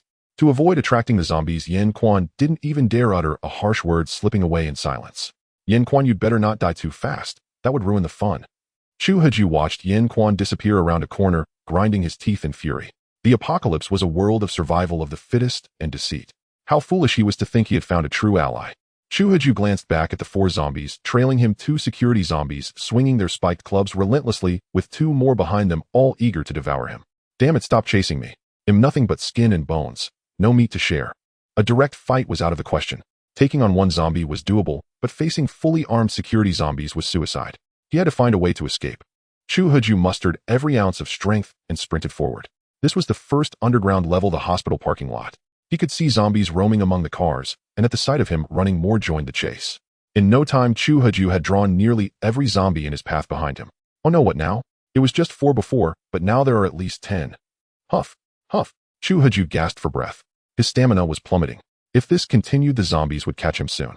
He quickly scanned his surroundings and spotted a fire door. He dashed toward it. Creak, creak. Chu Haju tried to push the fire door open, but it was locked from the inside. Damn it. He cried out and looked back. The zombies had already encircled him. It's over. Why did I run into a dead end? Creak. Young man, hurry in. At that moment, the fire door behind him opened. A disheveled auntie beckoned him inside. Without a second thought, Chu Haju slipped through the door. Bang! Together with the auntie, Chu Haju slammed the fire door shut and fastened a heavy lock. Thank you, auntie. If you hadn't opened the door, I'd be zombie food by now. Step away from the door. Don't let the zombies see us. The auntie walked toward a staircase leading up to the first floor. You're right, auntie. Chu Haju glanced back at the fire door. The zombies pounded furiously against it, but its sturdy build held firm. They wouldn't break through any time soon. He quickly followed the auntie. Turning a corner, he spotted a pile of rotten food at the stairwell landing. A woman was curled up in the corner of the stairs, not even lifting her head as Chu Haju approached. Young man, are you out looking for food too? I have some pastries here. Help yourself if you're hungry. The disheveled auntie handed him a moldy piece of bread. No thanks, auntie, I'm not hungry. Young man, are you refusing because it's moldy? To survive, even moldy food must be eaten. Without it, would have starved long ago. Auntie, I really am not. Well, help yourself whenever you need to. Thank you, auntie. Young man, make yourself comfortable. It's relatively safe here. As long as there's no loud noise, those undead will wander off soon. Chu Haju looked around. The floor was littered with rotten food, the sour stench stinging his nose. He even coughed, yet the auntie and the woman seemed completely accustomed to it. I'm a cleaner at Zhaoyang Traditional Chinese Medicine Hospital. The girl here, Xiao Sun, is an intern nurse. Young man, I see you're in a security uniform. Are you a guard here? Chu Haju, who had been used as human bait by Yin Quan, was unexpectedly rescued by a cleaning ant. Young man, I see you're wearing a security guard's uniform. Are you a guard here? Auntie, I'm not a guard here. I was unconscious before and stayed in the 2nd ward of brain diseases. I only woke up today. Oh, young man, you're quite fortunate to have survived so long without starving. Perhaps my time hasn't come yet. Sai everywhere is filled with the living dead. If not for the garbage heap ahead, I would have starved long ago. Eating this rotten food. Won't you get food poisoning? At first, no one thought of eating rotten food, but there was no choice. If I didn't eat, I'd die. After eating this rotten food, I vomited and had diarrhea, running a high fever for 3 days and nights. It was the intern nurse Xiao Sun who found me, giving me her only water and never leaving my side to care for me. Later, I slowly recovered, but driven by hunger, I ate some rotten food again. Because of this, Xiao Sun hasn't spoken to me for a long time. Look, aren't I fine now? Perhaps I've become immune to rotten food. The auntie finished speaking and glanced at the intern nurse, Xiao Sun, who sat with her head buried. Xiao Sun, a young man has arrived. It's rare to meet a living person. Won't you look up? This is the first living person we've encountered in a month. Xiao Sun, with her head down, ignored the cleaning ant. Chu Haju awkwardly exchanged a glance with the ant. This Xiao Sun might be too traumatized and needs time to recover. But she hasn't eaten all day, and I don't know if she can hold on. Chu Haju swept a glance at the head-bowed Xiao Sun, pondered briefly, then slowly approached the intern nurse. Miss, he tried calling, but the girl before him showed no response. He looked back at the cleaning ant, then turned and pushed Xiao Sun's arm. The intern nurse's seated body was knocked aside by Chu Haju's push. This startled him. Could she be dead? Xiao Sun, the ant cried out anxiously. Roar. The zombies outside the fire door below the stairs heard the shout and began pounding on the door again. Xiao Sun, the ant whispered again, quickly propping her up. But Xiao Sun was completely unresponsive. The ant checked her breathing and then felt her forehead with the back of her hand. Oh no, Xiao Sun has a high fever. Still alive. Chu Haju had thought she was dead, but it was just a fever. She's still breathing, so she should be alive, but her forehead is burning hot. What do we do? Is it a cold or something else? I'm just a cleaner, I don't know how to diagnose. I'm just a security guard, I don't know what to do either. Water. Water. The unconscious intern nurse muttered for water. Young man, hand me that bottle over there. The ant pointed to a plastic bottle filled with yellow liquid. All right. Chu Haju, flustered and unsure, obeyed her instructions. Picking up the bottle of yellow liquid, Chu Haju distinctly smelled urine. Could this be urine? He handed the bottle to the ant with a look of disgust. She opened the cap and brought the bottle to Xiao Sun's lips. Water's here, come drink. The intern nurse took a sip of the yellow liquid and immediately choked, spitting it out. Standing nearby, Chu Haju couldn't bear to watch and turned away. Though he knew urine could quench thirst in dire times, witnessing it was hard to accept. This orange liquid looked like juice, clearly indicating inflammation. Chu Haju would rather die of thirst or be devoured by the zombies outside than drink urine. But what if one day I'm so thirsty that I have no choice but to drink it? No, I must get drinking water quickly. Chu Haju had set his next goal: secure food and water, or survival itself would become the biggest problem. The energy drinks were gone, and who knew what the next restocked items would be. He couldn't rely solely on the stall system's restocking, he had to utilize the warehouse. It had 100 spaces after all. Because of the sip of urine, the intern nurse, Xiao Sun, was jolted awake. Xiao Sun, you're awake. Anywhere is this? This is the stairwell, Xiao Sun. You were delirious from the fever. I want a burger, I want cola. If someone could give me a burger now, I'd marry them right away. Xiao Sun, not a burger now, even a plain steamed bun is a luxury. Auntie has some bread I just scavenged. Eat if you're hungry. Don't worry, I tore off the moldy parts, the rest is good. Thank you, Auntie. Xiao Sun was so hungry she grabbed the bread and ate ravenously. Water. But after a few bites, she choked on the bread again. Water's here. Chu Haju turned his head away again. Moldy bread with urine. He couldn't bear to watch. Was it only a month into the apocalypse and food had already become this scarce? Why had things come to this? Though he had once been a lowly security guard at the bottom of society, those days though plain were fulfilling. Work only to wait for the end of the shift, wages just enough for breakfast. So he dared not fall in love, for love was a luxury beyond his reach. He had just resolved to trust no one in this apocalypse, yet Chu Haju couldn't bear such tragic scenes. System ding. Goods restocked. The system prompt interrupted his thoughts. A restocking was what he looked forward to most. Opening the restocking interface again. Restock golden wound salve restores a small amount of vitality, priced at 100 copper coins. Good heavens, this time it had refreshed with such a valuable item. The highest priced restock yet. Chu Haju was not short on money now and bought all of them immediately. 10 bottles of golden wound salve cost him 1000 copper coins, but that was just a drop in the bucket. He wasn't lacking copper coins now. The problem was the low restock quantity, only 10 items each time. Hey, when did this security guard uncle arrive? Chu Haju had just finished buying the 10 bottles of golden wound salve when he heard the term uncle, and his face darkened. He was only 23, and someone had already called him uncle. Slowly turning around, he saw the little nurse in her uniform and flashed what he thought was a warm smile. A ghost. Annie, get rid of this skeleton. Chu Haju put on what he thought was a very friendly smile, but it frightened the intern nurse Xiao Sun, who hid in the arms of the cleaning lady. Xiao Sun, this young man just hasn't eaten for a month. He's not a skeleton. Not a skeleton. A skeleton would have eaten you by now, wouldn't it? The intern nurse Xiao Sun slowly peeked out from the cleaning lattice, arms curiously examining Chu Haju. I'm a zombie. If you keep this up, they'll eat you right now. Uncle, zombies can't talk. Being ugly isn't your fault, but scaring people is. Uncle, I'm only 23, and you call me uncle. Do you want me to throw you into a zombie's mouth so you know what a real uncle is? Annie, get this skeleton out of here. I can't eat with him around.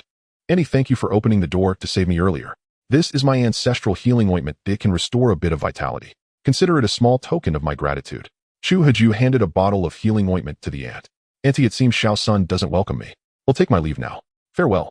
With that, Chu Haju headed down the stairs to the first floor. Hey, young man, don't go. The ant chased after him, and young man, Xiao Sun is still a child. Don't take her seriously. With so many undead out there, it's safer to stick together. You were hospitalized before, so you're probably unfamiliar with this place. I've worked here for 5 years and know it well. Why don't we team up and look out for each other? Auntie, I'm not upset with her. I just don't want to stay where I'm not wanted. Oh, Xiao Sun has a high fever. Can't you cut her some slack? She's just an intern nurse, not even graduated, yet still a child, really. Young man, listen to your auntie and stay. With a thud, Chu Haju and the cleaning lady turned to see the intern nurse Xiao Sun collapse again. Xiao Sun. The ant rushed over, helped her up, and felt her forehead. Oh no, she's burning up. I must get some. Chu Haju stood there, torn between leaving and staying. See, Xiao Sun has a fever. She's probably delirious and didn't mean what she said. Don't leave just yet. Watch over Xiao Sun while I gather some food and look for water. Anywhere will you search? Let me help you take care of Xiao Sun. It's not far, just the dumpster up ahead. It's dirty, you wouldn't be able to handle it. All right then. Chu Haju lost his enthusiasm upon hearing it was the dumpster. At least with the intern nurse, Xiao Sun unconscious from fever, he no longer had to endure her annoying stares. The cleaning lady went up the stairs to find food, while Chu Haju walked to the stairwell and helped the unconscious nurse up. He felt her forehead with the back of his hand. She really is burning up. What a pity. He had sold all the energy drinks to Yin Quan, but Yin Quan had dropped 2 bottles on the second floor while fleeing. However, there were zombies on the second floor. Besides, he had run a long way from the basement level without a clear route. He couldn't remember the way back now. Looks like I can't just sell everything. The stock refreshes differently each time. Who knows when energy drinks will show up again. With my big mouth, I hope the factory owner didn't actually run off with his sister-in-law, making these drinks a limited edition. That's settled. From now on, all goods from the restocking channel will be sold at 100 times the price. He'll prioritize my own use before selling.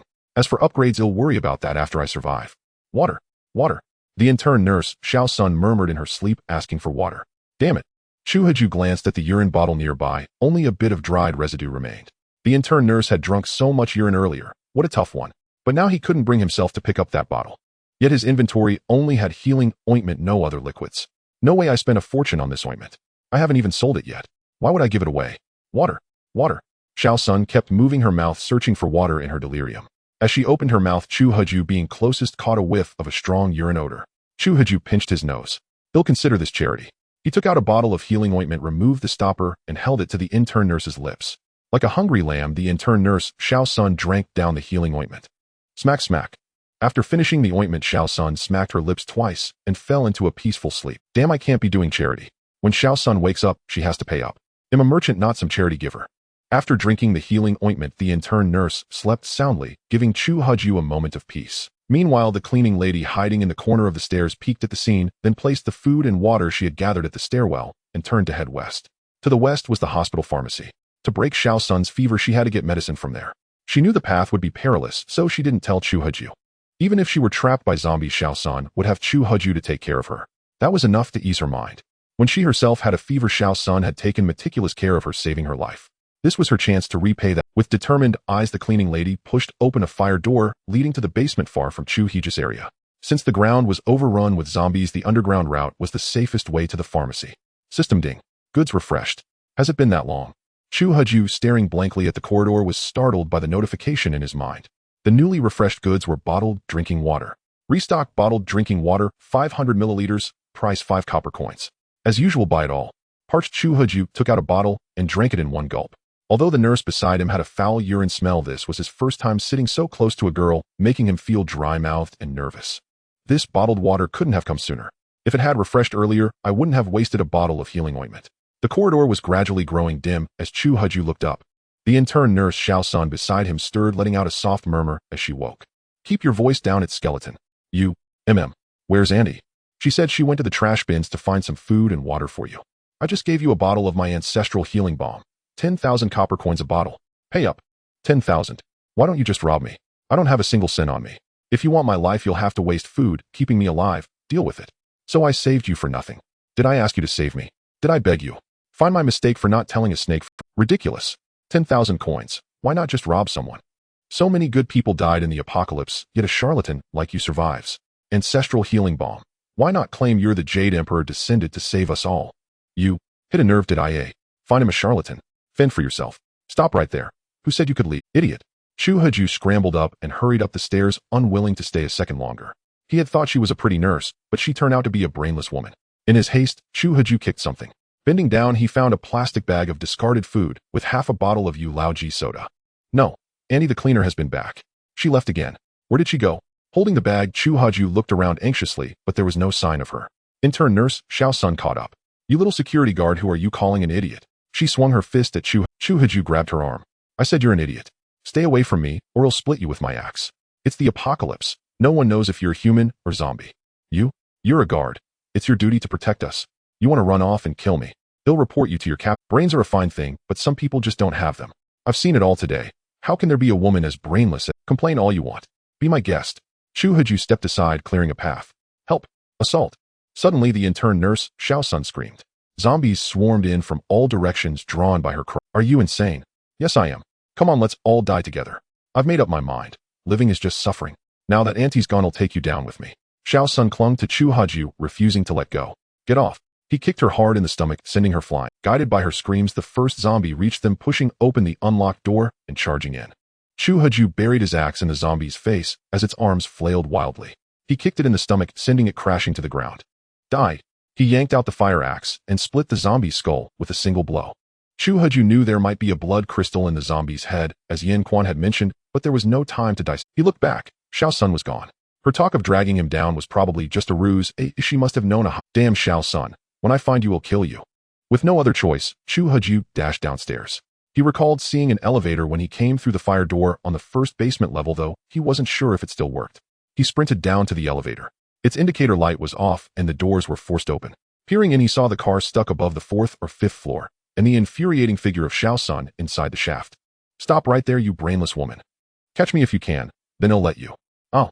Before she could finish, Xiao Sun's foot slipped, leaving her dangling in midair, her hands desperately gripping a nearby ladder. Save me, please, kind brother. I know I was wrong. I'm still a virgin. They'll be your maids serve you. Just save a beauty like you. I can't afford it. Kind brother, I beg you. I know the way out of the Chinese medicine hospital. I can guide you. No need. He'll escape without you. A scream rang out, followed by a thud as Xiao Sun fell, her body crashing right in front of Chu Haju. Her jaw was crushed, blood splattering Chu Haju's face. Yet her will to live was fierce. She looked up at him, mumbling incoherently, begging for help. Save me. Heh. Next life, try being human. Chu Haju stared coldly at her bloodied face. Not kicking her while she was down was mercy enough. Save her. In my dictionary, there's no such word as forgiveness. With that, he stepped over her and climbed up the ladder. The locked security door burst open as zombies poured in, drawn by the strongest scent of blood. With her jaw shattered, she couldn't even scream as the zombies tore her apart. Chu Haju watched the bloody scene before turning to climb up the elevator shaft. In the apocalypse, there's no room for sympathy. It's a shame I can't repay Auntie for saving my life. Some people were good, like the cleaner Auntie. Others were rotten to the core, like Yin Quan and that nurse whose name he barely. The stuck elevator above him creaked ominously. Not good. Chu Haju climbed faster. With a thunderous crash, the stuck elevator plummeted. Chu Haju barely pressed himself into a recess in the shaft. The falling elevator scraped past, nearly grazing the back of his head. It hit the ground with a deafening roar, crushing half the zombies feasting on Xiao Sun's corpse. Retribution came swift as a whirlwind. Who said the good die young while the wicked live 1,000 years? The entire elevator plummeted, nearly grazing the back of Chu Haju's head. Perhaps fate had not abandoned him, for Chu Haju was fortunate enough to survive. At this moment, his palms were drenched in cold sweat, and his legs trembled uncontrollably. Yet driven by the will to live, Chu Haju clung tightly to the ladder beside him. Boom. As the elevator crashed down, the zombies that had been feasting on the nurse's corpse at the elevator entrance were crushed into a bloody pulp. The remaining zombies crawled through the opening, stepped onto the elevator roof, and looked up to see Chu Haju climbing the ladder. They began waving their arms, attempting to climb as well. What the hell, can zombies climb ladders now? The falling elevator kicked up a cloud of dust, forcing Chu Haju to hold his breath. He turned and continued climbing, fearing that those damn zombies might figure out how to scale the ladder. Ahead was a closed elevator door. It was already night, visibility was extremely poor, and he needed to find a hiding spot quickly. Wandering outside in the dark could lead to an unwelcome encounter with a zombie.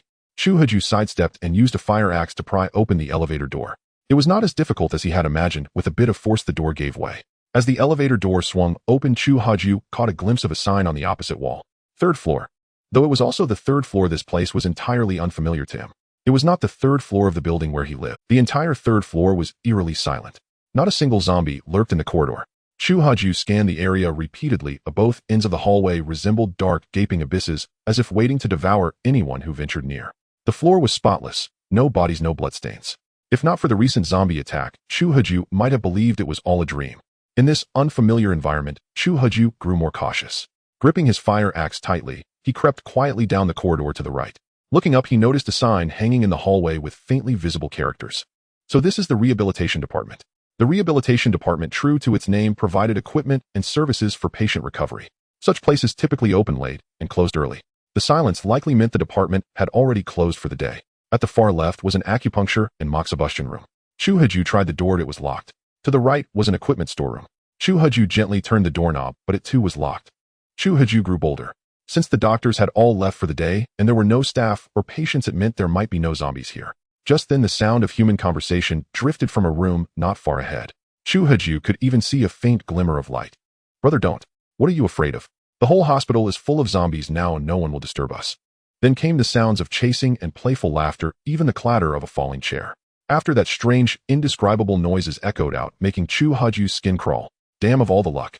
I'm a red-blooded man, I can't be hearing this kind of weird noise. Chu Heju never expected to stumble upon such a scene. He crouched low, pressed against the wall, and quickly passed the room. As he went by the door, he glanced at the sign above it. Twina department. Might as well just call it the massage department. Clang. Rumble. Walking hunched over, Chu Heju didn't notice the 2 fire extinguishers by the corner of the wall. In such darkness, it was nearly impossible to spot them. Zombies. I'll go check it out. Chu Heju quickly broke into a jog and ducked into a small cubicle nearby. The cubicle had a signed disability assessment room. Knock before entering. Damn, who's going to knock at a time like this? Chu Heju tried the door gently and found it unlocked. He slipped inside quietly. At that moment, the door to the Twina department was cautiously pushed open and a head poked out. It was a bald, middle-aged man. He was shirtless, holding a spiked club in one hand and a flashlight in the other, sweeping the corridor back and forth as he peered around cautiously. Brother, are there zombies? No. Strange if there's no zombie, what made that noise? The bald man exchanged a glance with the young nurse beside him. Someone's here. They quickly shut the door and locked it. Brother, what do we do? Don't worry. If they didn't show themselves, there's probably only one of them. Watch me. The bald man cleared his throat and called out. Friend, I know you're hiding in one of these rooms. We're the head physician and a nurse from the rehabilitation department. We mean you no harm. In fact, we have plenty of food to share with you.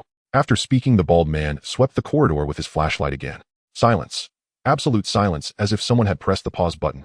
Meow, suddenly a black cat darted in through the elevator opening. Chu Heju had pried open its tongue, constantly licking its whiskers. The bald man instantly aimed his flashlight at the cat.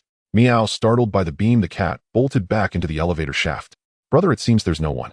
It must have been the cat knocking something over by accident. Damn that black cat, it nearly gave— Brother, you have a heart condition. Let me give you a massage to make it better. You little minx, your technique is still quite rough. Come let big brother teach you proper massage techniques. The door to the Twina department closed again, this time locked from the inside. Hiding in the disability assessment room, Chu Heju heard the commotion outside and let out a long sigh of relief. Finally dodged that bullet. Chu Heju calmed himself. Without strength, he was not only chased by zombies, but also felt humiliated when encountering survivors. Even setting up a stall would be a challenge. He'd be lucky not to get robbed. For the first time, Chu Heju's desire for power reached its peak. System, I hope you'll refresh with something awesome next time, okay? Please, I'm begging you. System being. Goods have been refreshed. It was time for restocking, and Chu Heju eagerly opened the purchase. Restock simple crossbow, a crude low-cost simple crossbow. Price 100 copper coins. Great. Finally, a weapon has appeared. Chu Heju waved his fist in excitement. With this crossbow, he believed his survival would become several times easier. Upon refreshing the inventory again, weapons finally appeared. The moment Chu Heju spotted the crossbow, he quickly procured one. To his surprise, the system was quite considerate, automatically providing 3 bolts. Chu Heju excitedly retrieved the newly acquired simple crossbow, fondling it with great affection. At last, he had his first ranged weapon. Though the fire axe was satisfying for slaying zombies, with his current frail strength, taking down even a single zombie alone was exceedingly difficult. But now things were different. The crossbow was a silent ranged weapon capable of striking enemies from 100 paces away. With proper handling, he could hunt without taking any damage. There were still 9 simple crossbows available for purchase in the inventory. Chu Heju immediately bought them all. System, insufficient balance. Purchase failed. Huh. I'm out of money. When he reached the last crossbow, Chu Heju saw the prompt that his balance was insufficient. He checked his warehouse and found his copper coin balance was 0. He was short by 100 copper coins, so Chu Heju directly recycled 1 blood crystal. He had obtained the blood crystal from Yin Quan earlier and hadn't been willing to recycle it, as it seemed somewhat useful, though he didn't know its purpose. But now, strapped for cash, he had to recycle 1. He made the purchase again and waited for the inventory to refresh. Each simple crossbow came with 3 bolts. Chu Heju stored 9 of them in the warehouse, placed the 30 bolts into a single quiver, and slung it over his back. 3 bolts might not be enough to kill a zombie, but with 30 he believed he could take one down without issue. Unless his own equipment was several times superior to this simple crossbow, Chu Heju had no intention of selling any offensive weapons. If a buyer used his sold weapons against him, his death would be too unjust. Gurgle. In the pitch-black room, Chu Heju's stomach began to growl. He hadn't eaten all day since a single energy drink in the morning. Scanning his warehouse, he found only water, no food. Am I going to starve to death here? Am the man destined to become the ruler of the multiverse? How could I die like this? Bang, bang, bang.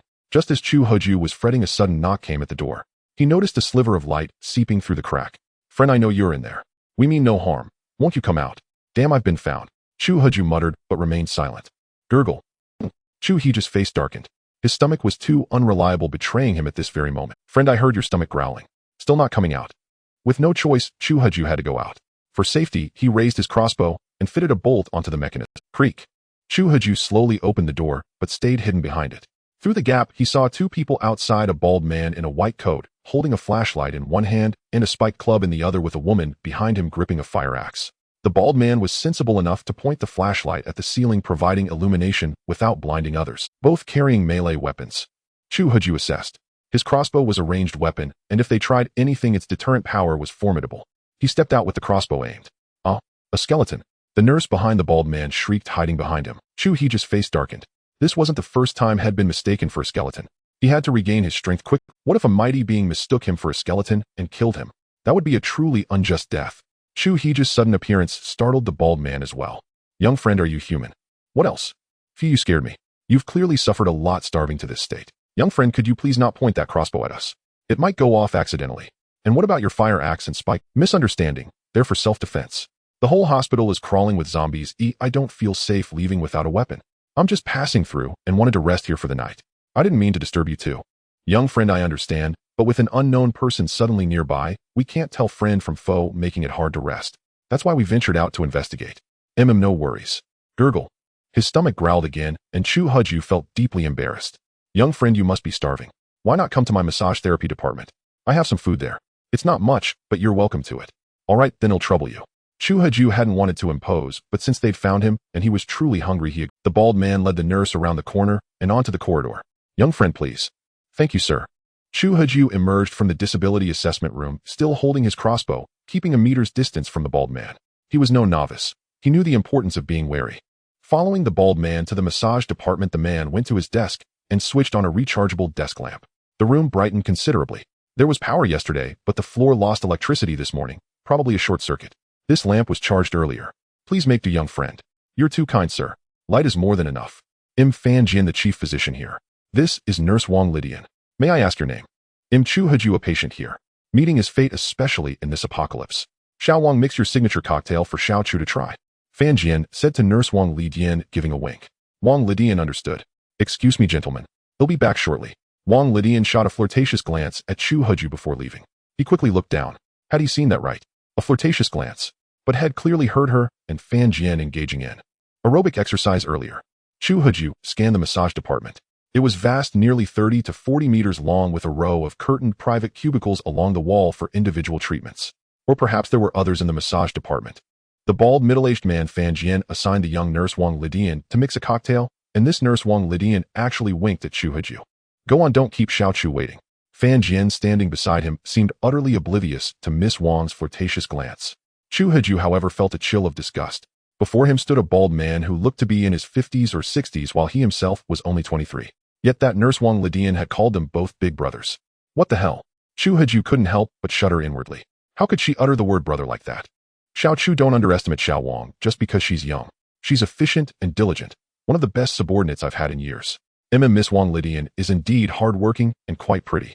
Then Chu Haju muttered to himself, was she so diligent that she didn't leave after work, staying here to work overtime with this bald old man? Otherwise, how could it be that the entire rehabilitation department had gone home, yet the two of them remained? Of course, Chu Haju wasn't so rude as to call out the bald man on the spot. People had their own pursuits, and he couldn't meddle in their private affairs. Gurgle. I'll look at my forgetful head. Xiao Chu, wait a moment. They'll go get you something to eat. Upon hearing Chu Haju's stomach growl, Fan Jian apologized and went to fetch some food.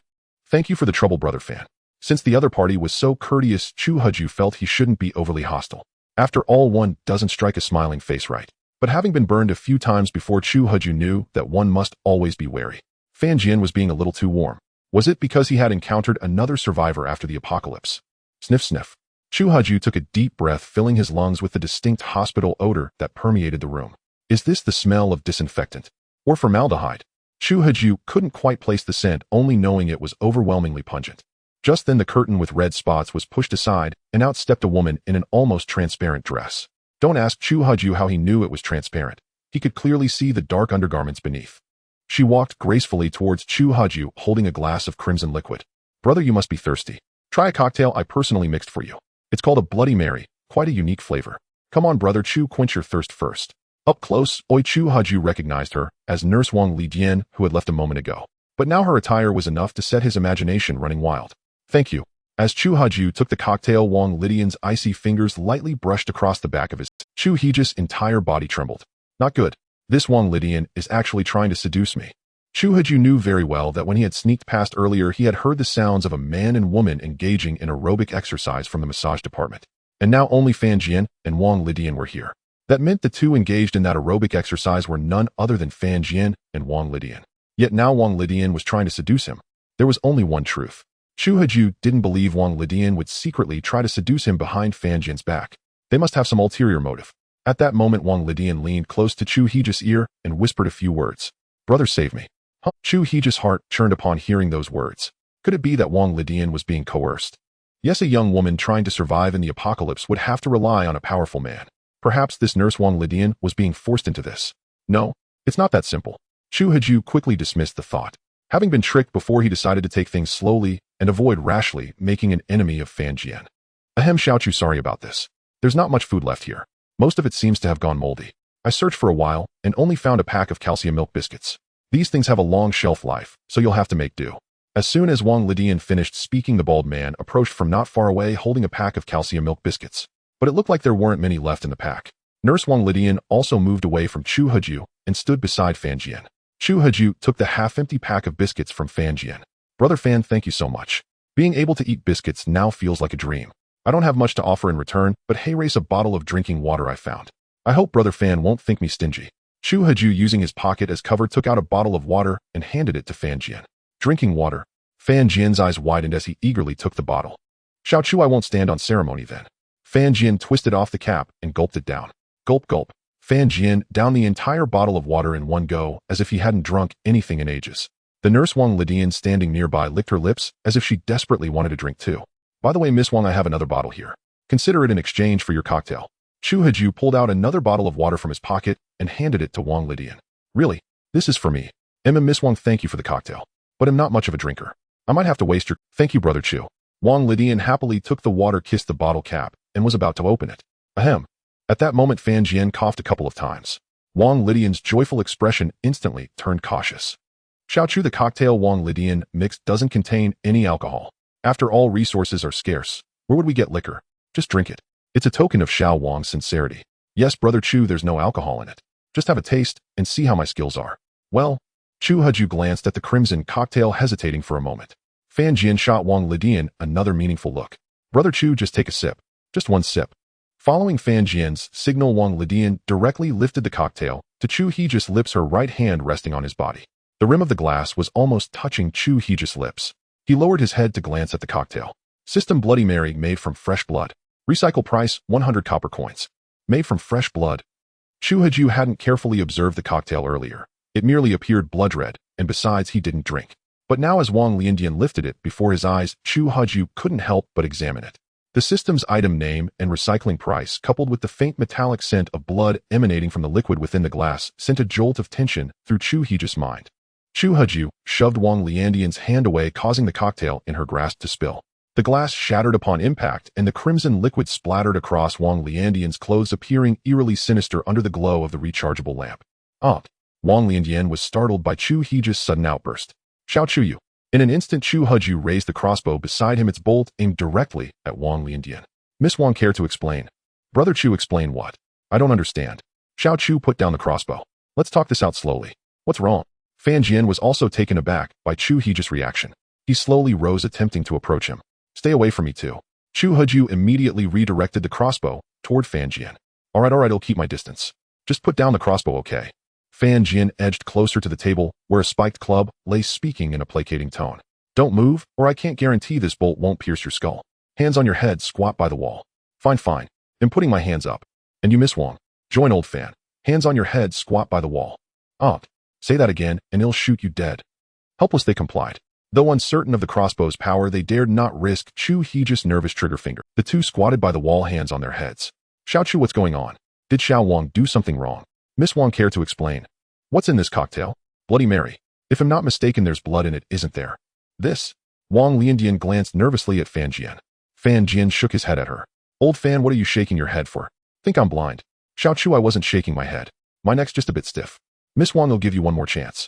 Is there blood in this cocktail? Yes. Good. Don't tell me it's your blood or brother fans. Xiao Chu, so this is what you're suspicious about. Yes, there's blood in it, but it's not mine or Xiao Wang's. Oh, so it's someone else's. Of course. But that someone isn't human. It's a dog's. A dog. Brother Chu, you scared me. I thought something terrible happened. I had a dog named Pippi. With no food left, I had to reluctantly put Pippi down. The blood in the cocktail is Pippi's. Dog blood. Damn, you two are truly messed up. Xiao Chu, drinking dog blood isn't right, but without it we'd die of thirst. We survived thanks to Pippi's blood and meat. If we could live on air, who'd kill their own friend. I mean, dogs are man's best friend. Oh, Xiao Chu, can we get up now? Chu Haju glanced at them. Get up.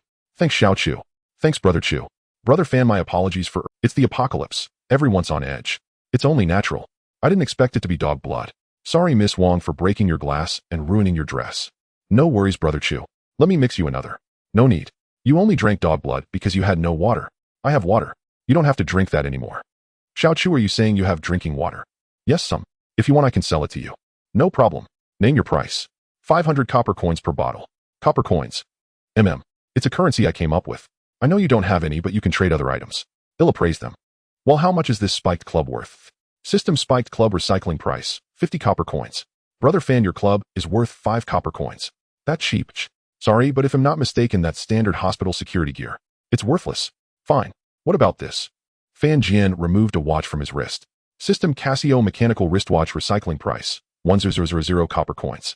Holy crap. Chu Heji's heart churned with shock, though his face remained calm. This has some value. I'd say 1,000 copper coins. Wow, Brother Fan, your watch is worth way more than the club. Though unsure what 1,000 copper coins meant, the fact that it was 200 times the club's value made the nurse Wang Liandian gasp in astonishment. Keep your voice down. There might not be zombies on this floor, but we can't be careless. Brother Fan is right. A friend brought this back from abroad for me. Limited edition with import taxes. Cost me 200,000 RMB. 200,000. Wang Liandian's eyes sparkled. A 200th Sandian watch. Fan Jian was indeed wealthy.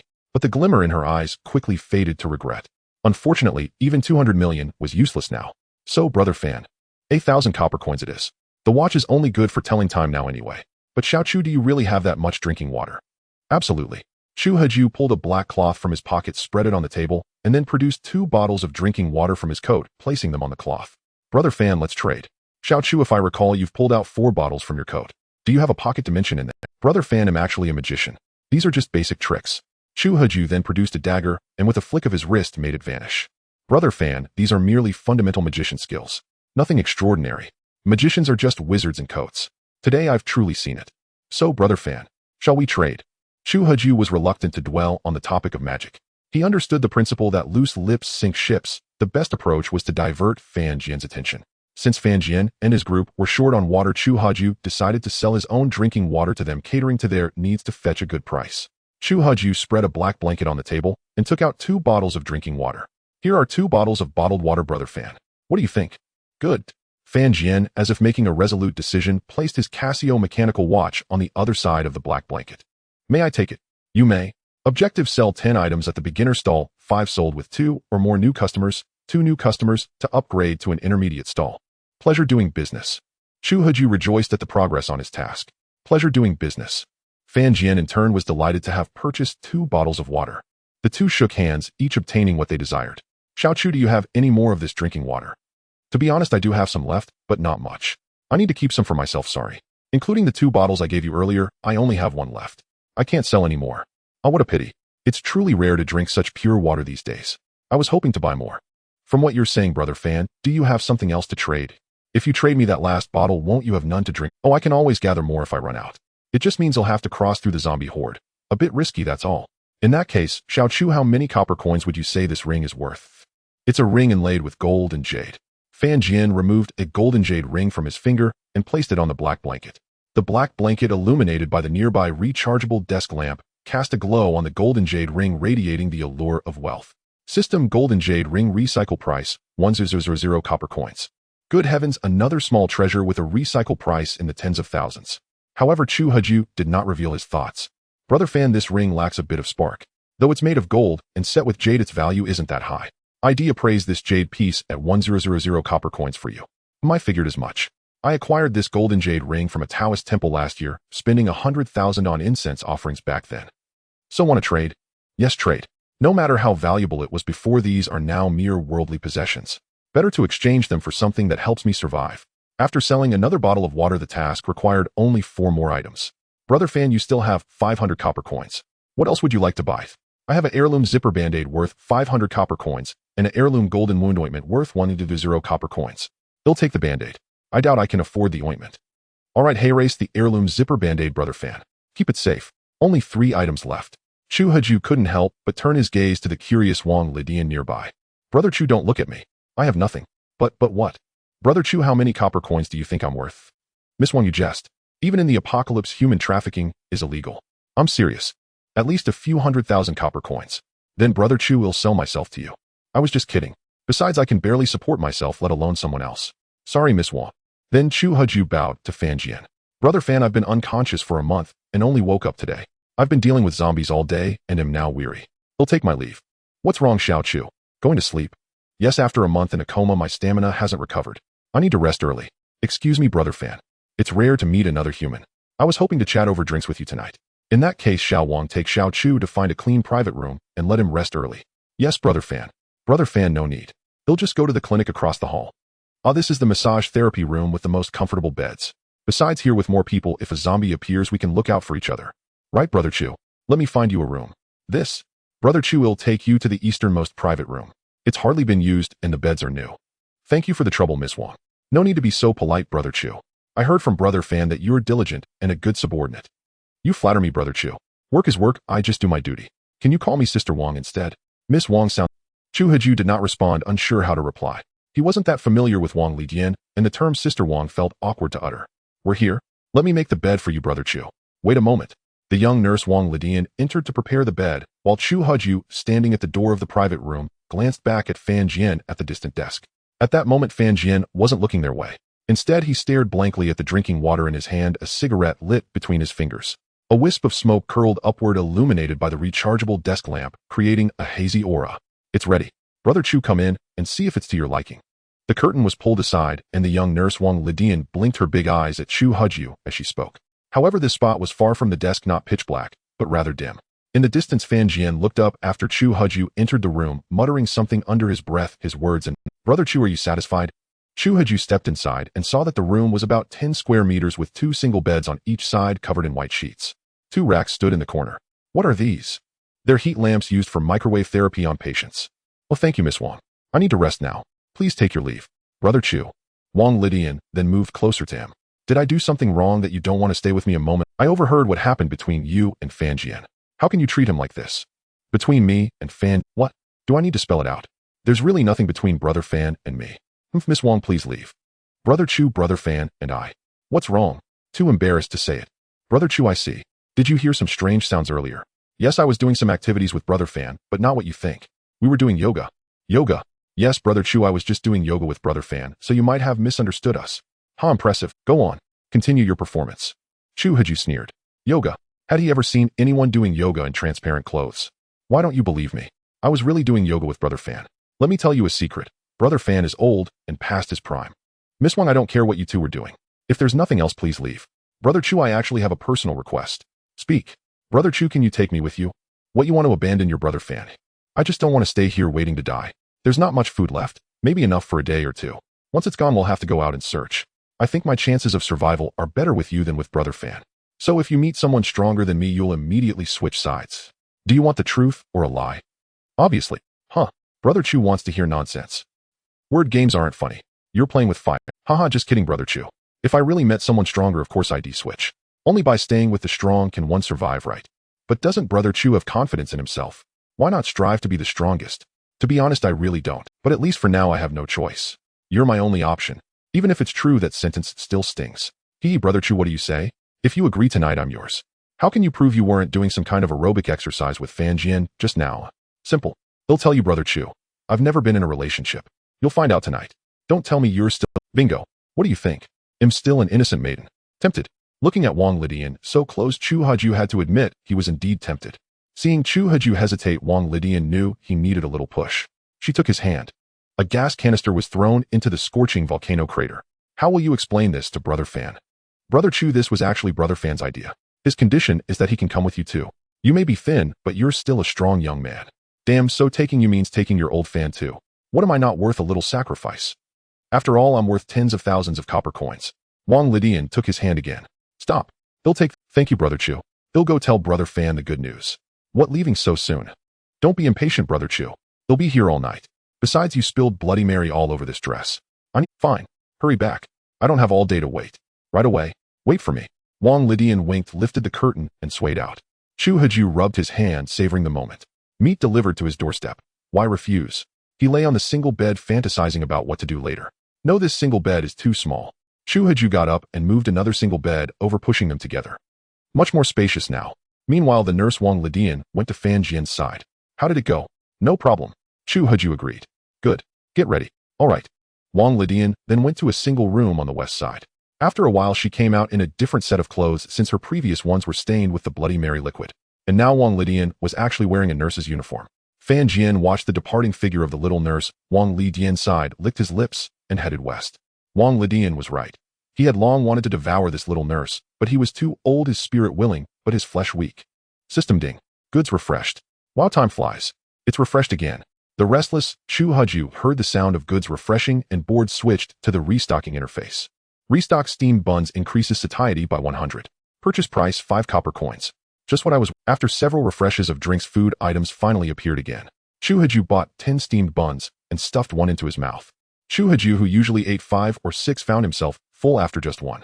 This satiety system is really strange. The energy drink this morning also gave 100 satiety, and now the steamed bun does too. Does that mean I need 200 satiety per day? But how did I survive lying here for 30 days without eating? I can't figure it out. Brother Chu, I'm here. Have you been waiting long? The curtain lifted and Wang Lidian was now wearing a nurse's uniform. Miss Wang, why did you change clothes? Still calling me Miss Wang. You spilled Bloody Mary all over my previous dress. Sorry, I forgot. Wang Lidian came in and threw herself into Chu Haju's arms. After some aerobic exercise, Chu Haju was in the mood. Chu Haju eagerly pulled down his pants, but Wang Lidian produced a syringe from somewhere. In the dim room, Chu Haju didn't notice the syringe at all. Chu Haju screamed, feeling a sharp prick. Miss Wang, what are you doing? Don't worry, Brother Chu. It's a drug to enhance stamina. Like hell, I believe you. Chu Haju struggled violently, and the syringe fell to the ground. Wang Lidian fled in panic. Chu Haju felt his head growing heavy and drowsy. Damn, what's happening to me? That's definitely not a stamina drug. System host injected with anesthetic. Entering anesthetic state, all attributes reduced by 90 in movement, and attack speed reduced by 90, oi pain perception reduced by 99, 60 chance of falling asleep. Duration 2 hours. Damn it, I've been set up. Chu Haju had thought Wang Lidian was genuinely throwing herself into his arms, never expecting it was a honey trap. His vision began to blur and drowsiness swept over him. But Chu Haju knew he couldn't fall asleep. If he did, he might never wake again. With great effort, he reached for the simple crossbow beside him. Fan Jian, Wang Lidian, you both must die. Chu Haju shook his head violently, forcing himself to overcome the overwhelming urge to sleep. Thump. Chu Haju fell directly off the bed. His condition was even worse than when he had first awakened from a severe illness. The scene before him was blurred. By chance, Chu Haju noticed the anesthetic needle still by the bedside with some liquid remaining inside. Controlling his body with all his might, Chu Haju sprayed the anesthetic from the needle onto the arrowheads.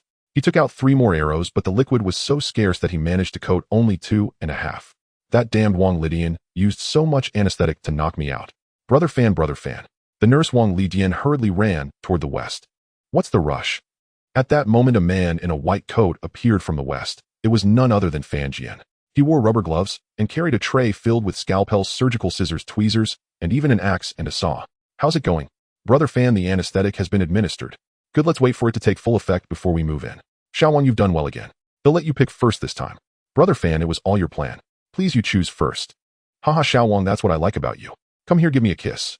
Moi, Wang Lidian picked up the rechargeable desk lamp from the office, its light shining into both their eyes.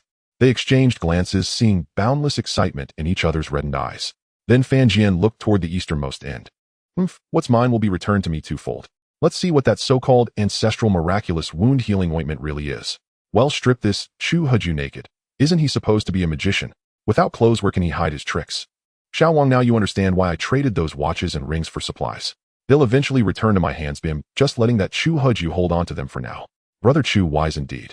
Though Chu Haju was at the easternmost part of the massage department, in such a quiet environment, he couldn't possibly hear their conversation. A bed of roses, a hero's grave. If I survive this, I swear I won't lose my head over every woman I see or ill die at their hands. At that moment, the entire floor under the bed was covered with simple crossbows, 10 in total. 2 were loaded with anesthetic-tipped arrows, the other 8 with ordinary ones. Chu Haju lacked the strength and speed to reload, so he placed the ready crossbows beside him, ready to pick them up and fire, saving precious time. This was a door-die battle he couldn't afford to lose. Though the task seemed simple, Chu Haju had exhausted every ounce of his strength. He was drenched in sweat, his entire body soaked. Almost time. Let's go see if our little Chu has fallen asleep. All right, brother. Wang Lidian picked up the rechargeable desk lamp and walked toward the easternmost private room. Fan Jian followed closely, carrying the tray. From beneath the curtain, Chu Haju saw the light growing brighter, a sign that Fan Jian and Wang Lidian were approaching. Chu Heji's hands trembled as he aimed the crossbow, but his gaze was resolute.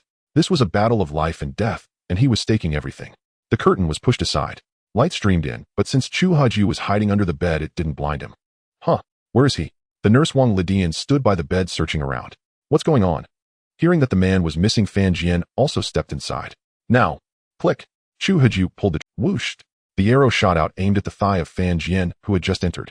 Hiding under the bed, Chu Haju couldn't target above the waist, so he had no choice but to aim for the leg. Thud. A scream rang out. Clatter. Crash. The pain made Fan Jian drop the tray, scattering all its instruments across the floor. Under the bed. He's under the bed. Fan Jian crouched down and spotted Chu Haju lying beneath it. Whoosh. Thud. Fan Jian clutched his face, unable to breathe from the pain. Despite being drugged, Chu Haju had hit both arrows at such close range. Damn it. Chu Haju will kill you. Whoosh. Thunk. Chu Haju shook his head vigorously. A drop of sweat had fallen into his eye, causing his third shot to miss, embedding the arrow in the wall. When his vision cleared, Fan Jian had vanished. Struck by 2 arrows, Fan Jian had scrambled out of the nurse Wang Lidian also fled the room. Where do you think you're going? Chu Haju grabbed another crossbow coated with anesthetic and aimed at the nurse's backside. Whoosh. Thud. Thump. The nurse Wang Lidian fell to the ground, face planting hard. Her teeth bit into her lip, and she tasted blood in her mouth. Tui. Wang Lidian spat out a bloody wad along with the tooth. Desperate to survive, she crawled forward frantically, leaving the doorway of the private room. Brother Fan, save me, brother Fan, save me. Huff. Huff. Fan Jian was gasping for breath, cold sweat beading on his forehead. Xiao Wang, this damned crossbow has poison on it. I feel completely weak now. I can barely stand. Brother Fan, I feel terrible too. It's like the anesthetics effect. Damn it. Where's your anesthetic needle? It fell by the bed when Chu Haju struggled. Useless waste. Fan Jian wanted to kick Wang Lidian, but couldn't muster the strength. The rechargeable desk lamp had fallen at the entrance of the private room. Its faint light illuminated Fan Jian and Wang Lidian slumped against the wall outside, as well as Chu Haju hiding under the bed inside. The will to survive drove Chu Haju to exert strength far beyond his usual limits. 10 crossbows were already spent, but fortunately Fan Jian and Wang Lidian had each been struck by a single bolt laced with anesthetic. Now crouched beneath the bed, Chu Haju had all the remaining crossbows loaded and ready. He had to stop Fan Jian and his companion from entering the private room. This was a battle between life and death. About 5 minutes passed. Chu Haju did not hear Fan Jian and the others come back in. Maybe the anesthetic has taken effect. Chu Haju muttered to himself, calculating the time. He had been anesthetized before them, and the anesthetic lasted for 2 hours. That meant he might wake up earlier than they would. Fan Jian, Wang Lidian, get ready to receive the baptism of death. Chu Haju stared fixedly at the door of the private room, but his eyelids were fighting a losing battle against exhaustion. No, I can't fall asleep. If I sleep too long, I'll still die. Chu Haju struggled desperately to stay awake, but his eyelids felt as heavy as 1,000 pounds. Damn it, I refused to give in. Chu Haju propped his eyelids open with 2 fingers. Huff, huff. At that moment, the sound of snoring came from outside. What the hell? They actually fell asleep. Though the snoring was faint, it was annoyingly persistent. Chu Haju, already on the verge of collapsing from fatigue, found it impossible to drift off. It seems the anesthetic has kicked in, a 60 chance of inducing sleep. Those 2 have terribly weak willpower. Even though Fan Jian and the other had fallen asleep, Chu Haju knew he absolutely could not. He had to hold out until the anesthetic wore off. Yet time is the most tormenting thing. Before he knew it, Chu Haju had fallen asleep. System ding. New goods. He had no idea how long had passed, but Chu Haju was jolted awake by the system notification for refreshed goods. Has it already been an hour? Faint snoring came from outside, indicating Fan Jian had not yet woken. Chu Haju shook his head, feeling somewhat clearer. He had actually fallen asleep. That would not do. To force himself to stay alert, Chu Haju drew a dagger and slashed his own palm. The sharp sting of pain brought him back to full wakefulness. Let's see what's been refreshed. Evolution antidote can neutralize low-level toxins. Price 1,000 copper. Antidote. What is this? It was the most expensive item Chu Haju had encountered. Checking his copper coin balance, he found only 850 left. He would have to recycle something. 10 bottles of antidote cost 1,000 copper coins. Chu Haju directly recycled the Casio mechanical wristwatch he had taken from Fan Jian, netting exactly 1,000 copper coins. He purchased all the goods again. Taking out a bottle of the green antidote, Chu Haju hesitated. Was this really an antidote or poison? Forget it. The system probably wouldn't deceive him. He hoped it could neutralize the anesthetic. Tilting his head back, Chu Haju swallowed the liquid. It's quite sweet, not as bitter as I imagined. System anesthesia state has been lifted. What? His vision instantly sharpened from its previous blurriness, and the sensation of being limp and powerless vanished. It actually neutralized the anesthetic toxin. 1,000 copper coins. Worth it. Fully recovered, Chu Haju ate another steamed bun, regaining his strength. He gathered the extra crossbows, stowed them away, and crawled out from under the bed. Crossbow in hand, bolt loaded. Fan Jian, letting you die in your sleep is too merciful. Creak. At that moment, the sound of a door being pushed open reached his ears. Someone's here. Chu Haju scanned the room and quickly ducked back under the bed. In an unknown situation, concealment was paramount. I told you there'd be someone here. This is the only room in the whole building with the lights on. Boss, are those two dead? They've got arrows sticking out of them. Go check. Yes, boss. A scrawny man clutching a fire axe approached the still sleeping Fan Jian and Wang Lidian. Boss, these two are asleep. This old guy is even snoring. Kill the man, leave the woman for me. Yes, boss. Thud. The scrawny man swung the axe, and the blade sank into the neck of the sleeping Fan Jian. Blood sprayed out like a fountain. The searing pain yanked Fan Jian from his dreams. As his eyes snapped open, the first thing he saw was a blood-stained fire axe descending toward him. Thud. Another blow, and Fan Jian's head rolled away. He died without uttering a single word. Scalding blood splashed across Wang Lidian's face, jolting her awake amidst the commotion. But her body was limp. The anesthetic still had an hour left to wear off. Aunt. Wang Lidian screamed in terror as she realized she was leaning against a headless corpse, but the sound came out as a weak bleat due to the anesthetic. Bring that little nurse over here. Yes, boss. 2 lackeys, 1 fat and 1 thin, hoisted Wang Lidian up. The thin one took the opportunity to grope her. Boss, this chick's body is really soft. Seems like she's been drugged. Drugged, eh? Yeah, completely limp, like she has no bones. Haha, heaven helps me. Wang Lidian was brought before the boss. Little nurse, lift your head. Let me have a look. The boss reached out and tilted her chin upward. Well, not bad at all. You two keep watch. I need to get some extra. Sure thing, boss.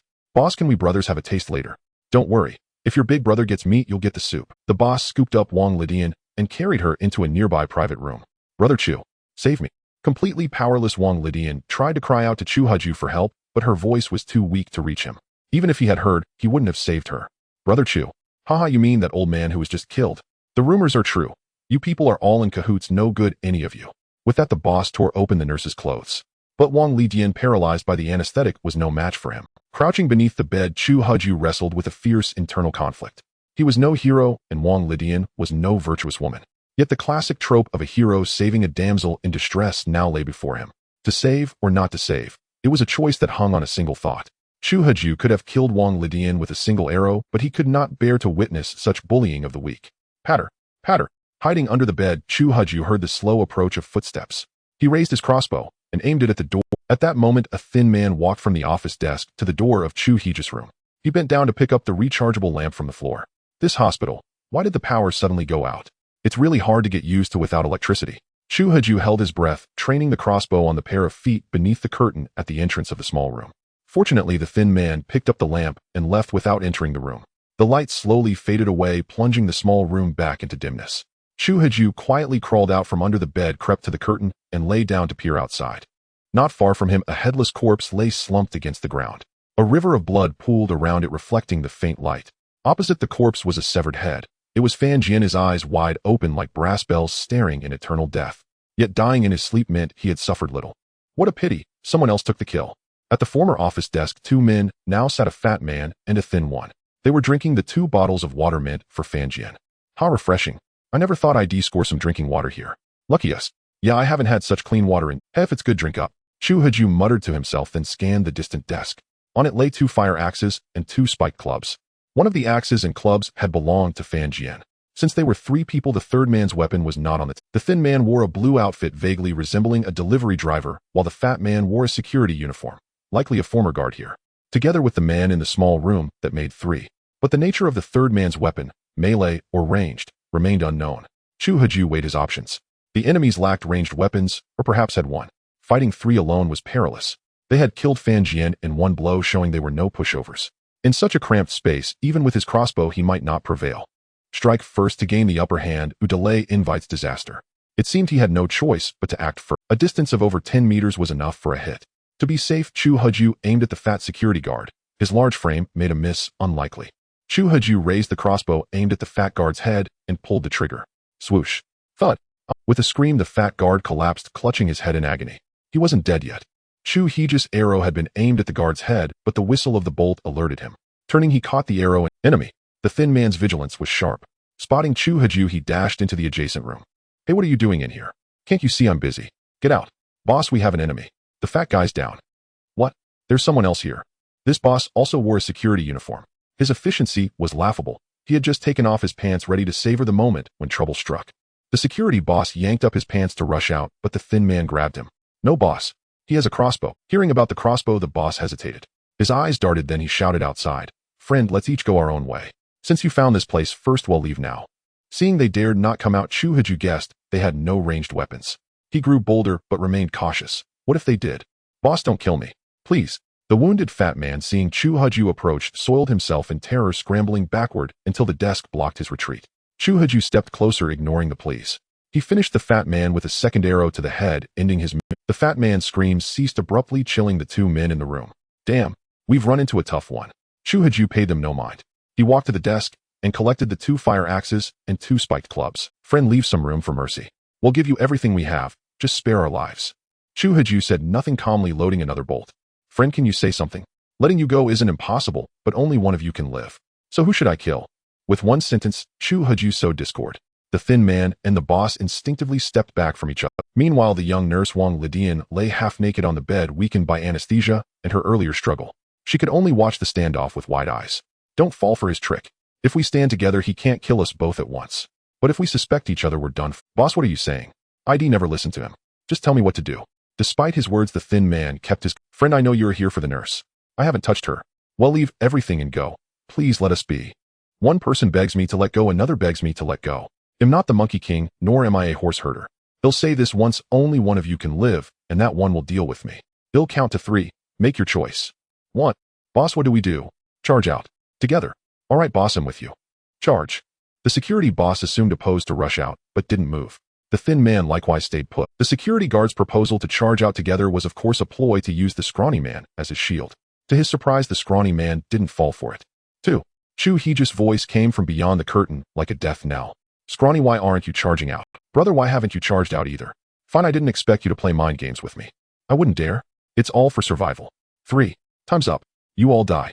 Scrawny, since neither of us wants to be the first out, let's take Wang Lidian hostage. I refuse to believe that little nurse isn't in cahoots with that man outside. Fine. The scrawny man for once agreed to the plan.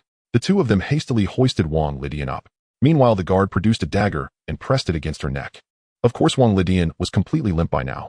Fearing an accidental killing, the guard kept the dagger a safe distance. Though Chu Haju had threatened to kill them, he had no intention of storming in, unsure if there was an ambush behind the curtain. He merely aimed his crossbow at it, ready to shoot anyone who dared emerge. The curtain was pushed aside, but the first thing Chu Haju saw was a disheveled Wang Lidian flanked by a scrawny man and a tall dark-skinned security guard in his 40s. Let her go. Chu Haju's voice was icy. He hadn't expected these two men to be so shameless as to take Wang Lidian hostage. Friend, you're in a security uniform too. We're colleagues. Why make trouble for each other? Let us go, or he'll kill you. What did you say? I didn't catch that. I said let us go, or he'll kill her. How, what a joke. When did I ever say? And when did I tell you she's mine? I told you to release her because she tried to harm me, and I want to finish her off myself. You think I'd believe that?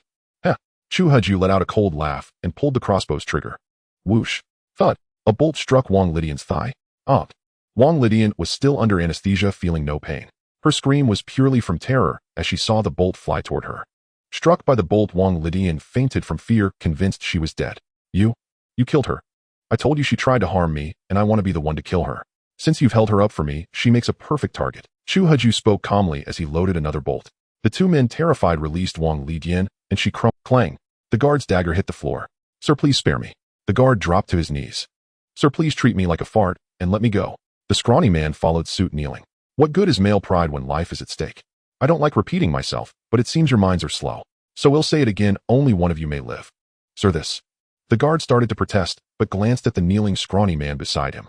The scrawny man's eyes darted around quickly. He sprang up, reaching behind the guard for the fallen dagger. But the guard was no fool. He spotted the move, snatched up the dagger, and drove it into the scrawny man's neck. The carotid artery severed blood sprayed across the guard's face. Brother, you. Scrawny, I was watching you. You think I dropped that dagger by accident? Sorry, brother. Since had gone this far, the guard went all the way, nearly severing the scrawny man's head. The man's eyes glazed over. The scrawny man's eyes closed, his head lolled, and he died. Thud. The guard pulled out the dagger, and blood gushed out, staining the floor. Sir, I'm the only one left. Will you let me go? I'll give you everything I have. What's your weapon? Sir, this dagger is my only weapon. If you lie, I won't let you leave. This? The guard hesitated, then pulled out a flashlight-like object from his pocket. Sir, it's a stun gun. It delivers a 1000 V high-voltage pulse to paralyze an enemy instantly. But it's been so long since it was charged, it's useless now. Anything else? Sir, I swear I'm telling the truth. Fine. If I find you've hidden another weapon, I won't let you go. Now let's make a deal. I'm confiscating the dagger and stun gun. Go stand by the table. Yes, sir. The guard shuffled to the other side of the table, resigned. The stun gun was indeed out of power, and even if it worked, it was a melee weapon, useless at a distance. Chu Huju approached the table, spread a black cloth over it, and placed his crossbow within easy reach. I'm a wandering merchant. If you buy 4 items from me, I might let you live. But if you buy fewer than 4, I'll kill you. As he spoke, Chu Huju realized had been engaging in forced sales, lately straying further down the path of a black, but for survival, being a black market dealer was fine. Sir, I'll bankrupt myself to buy 4 of your items. The guard was nearly frantic. This was blatant coercion, but he had no choice. The other man had a crossbow. Damn it. If he survived this, he'd get himself a ranged weapon too. There had been 3 of them, and now only he remained. True Head killed the scrawny man, but had been forced into it. The scrawny one was clever, but he was hard to keep as a subordinate. Let me explain the rules. My goods are priced in copper coins. I know you don't have any, but you can trade your supplies, and I'll appraise their value. Sir, I understand. Please tell me what goods you're selling. Chu Huju never expected to wander so far down the path of the black market, engaging almost exclusively in coercive deals. Yet what of the black market? There is no merchant without deceit, and no wealth without darkness. Chu Huju glanced at his inventory. The bow and crossbow were definitely not for sale. The security guard could be considered his enemy. It was fortunate he hadn't shot him outright, let alone arm him. Thus, Chu Huju selected only a few food items and the most basic zipper bandages. A zipper bandage for simple hemostasis costs 500 copper coins. 500 milliliters of bottled drinking water costs 500 copper coins. A steamed bun also costs 500 copper coins. Which one would you like to buy? Is it just these 3 items, my lord? What about the bow and crossbow? The security guard, hearing that there were only 3 types of goods, felt disappointed. Although they were the most urgently needed medicines, food and water, he could easily gather these himself. He had expected the bow and crossbow to be for sale. Yes, it's currently just these 3. As for the bow and crossbow, they are also for sale for 1000 copper coins. Since he wanted it, Chu Huju quoted a price, knowing full well he couldn't afford it. My lord, the first 3 items are priced the same, so there's really nothing to choose from. I'll take 2 steamed buns and a bottle of water. As for the bow and crossbow, I suppose I can't afford that either. All right, present your items, and I will appraise them. My lord, can we count the dagger and the electric baton as my items? System dagger recycling price, 10 copper coins. Electric baton recycling price, 100 copper coins. Sure, the dagger is worth 5 copper coins, and the electric baton is worth 500 copper coins. Is the dagger really so worthless? It's just a piece of scrap metal. My lord, I truly have nothing else. I only have half a sausage and half a compressed biscuit, which you wouldn't want either. You have nothing else, but you still have these clothes on it. Take them off. Huh, my clothes. Yes, hurry up. I don't have time to waste with you here. It's almost midnight, and I'm tired. Yes, my lord, I'll take them off right now. The security guard began to remove his uniform, and before long, he was left in just his underwear. Brother, do you think this outfit is enough? System security uniform recycling price, 100 copper coins. Security hat recycling price, 100 copper coins. Security shoes recycling price, 100 copper coins. You're still far off. That's only 150 copper coins. Oh my lord, I truly have nothing else to give. What's that around your neck? Chu Huju glanced at the security guard's neck, which was adorned with a necklace. Oh my lord, this is my family heirloom, or I can't possibly give it to you. If you can't exchange it, then I can only take your life. I'll exchange. The security guard, frightened, quickly took the necklace off his neck. Here, my lord. System safe, pendant recycling price, 1000 copper coins. Chu Huju appraised the security guard before him, who was now left in only a pair of floral underwear. Chu Huju even made him turn around. The temperature had yet to rise, and the security guard was already shivering from the cold. All right, I'll count it as 1500 copper coins. You wanted 2 steamed buns and a bottle of drinking water, correct? Let's proceed with the trade. Place everything you want to trade on this blanket. Chu Huju pretended to take out 2 steamed buns from his pocket, knowing that the trade must be conducted in batches. Although the security guard didn't understand why they had to trade on this black blanket, he cautiously placed everything on it. My lord, can I take them now? Yes, take them. They belong to you now. My lord, I really took them. If I say you can take them, then just take them. No need for so much chatter. Quest sell 10 items at the beginner's stall, 10 items sold with more than 2 new customers, 3 new customers upgrade to an intermediate stall. Quest completed, please claim your reward. Great. The quest is finally complete. However, Chu Haju did not immediately claim the quest reward and instead folded up the black blanket. At this moment, the security guard dressed only in floral underwear held 2 steamed buns in one hand and a bottle of water in the other, nervously watching Chu Haju from across the table. Why are you still standing here? Aren't you leaving? Huh. My lord, are you really letting me go? If I don't let you go, should I keep you here for dinner? No, my lord, what I mean is you're not going to kill me. Are you out of your mind? Why would I kill you?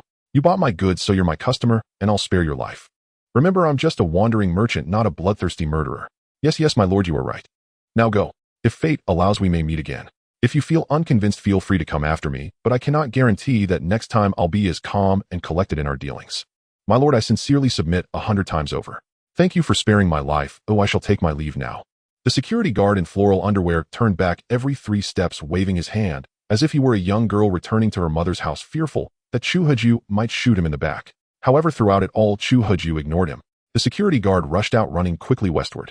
He reached the stairway and looked back. Chu Haju had not pursued him. Damn it, just wait, your time will come next time. The security guard raced down the stairs. Hiss. Suddenly, the security guard stepped on a shard of glass, cutting his foot.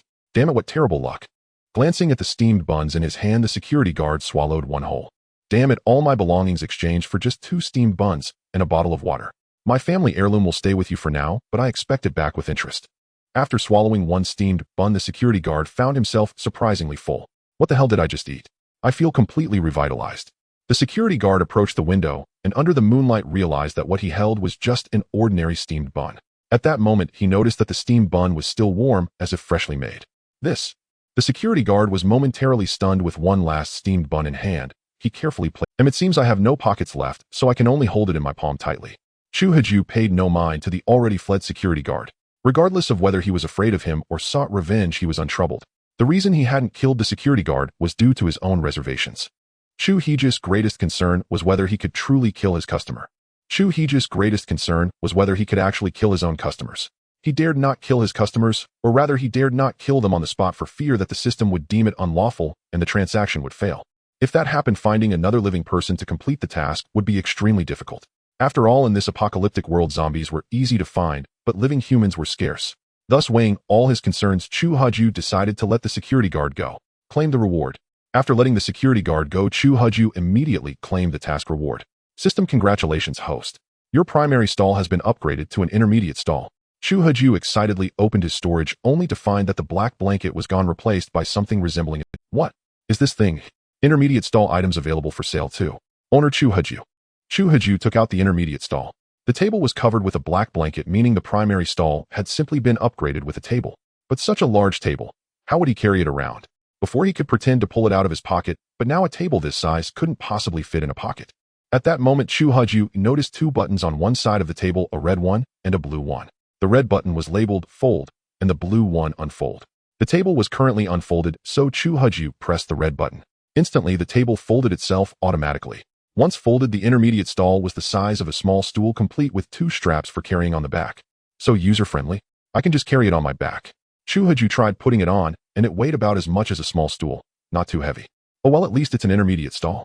The inventory should be updated now. System ding. Goods have been refreshed. Great, it's time for a refresh.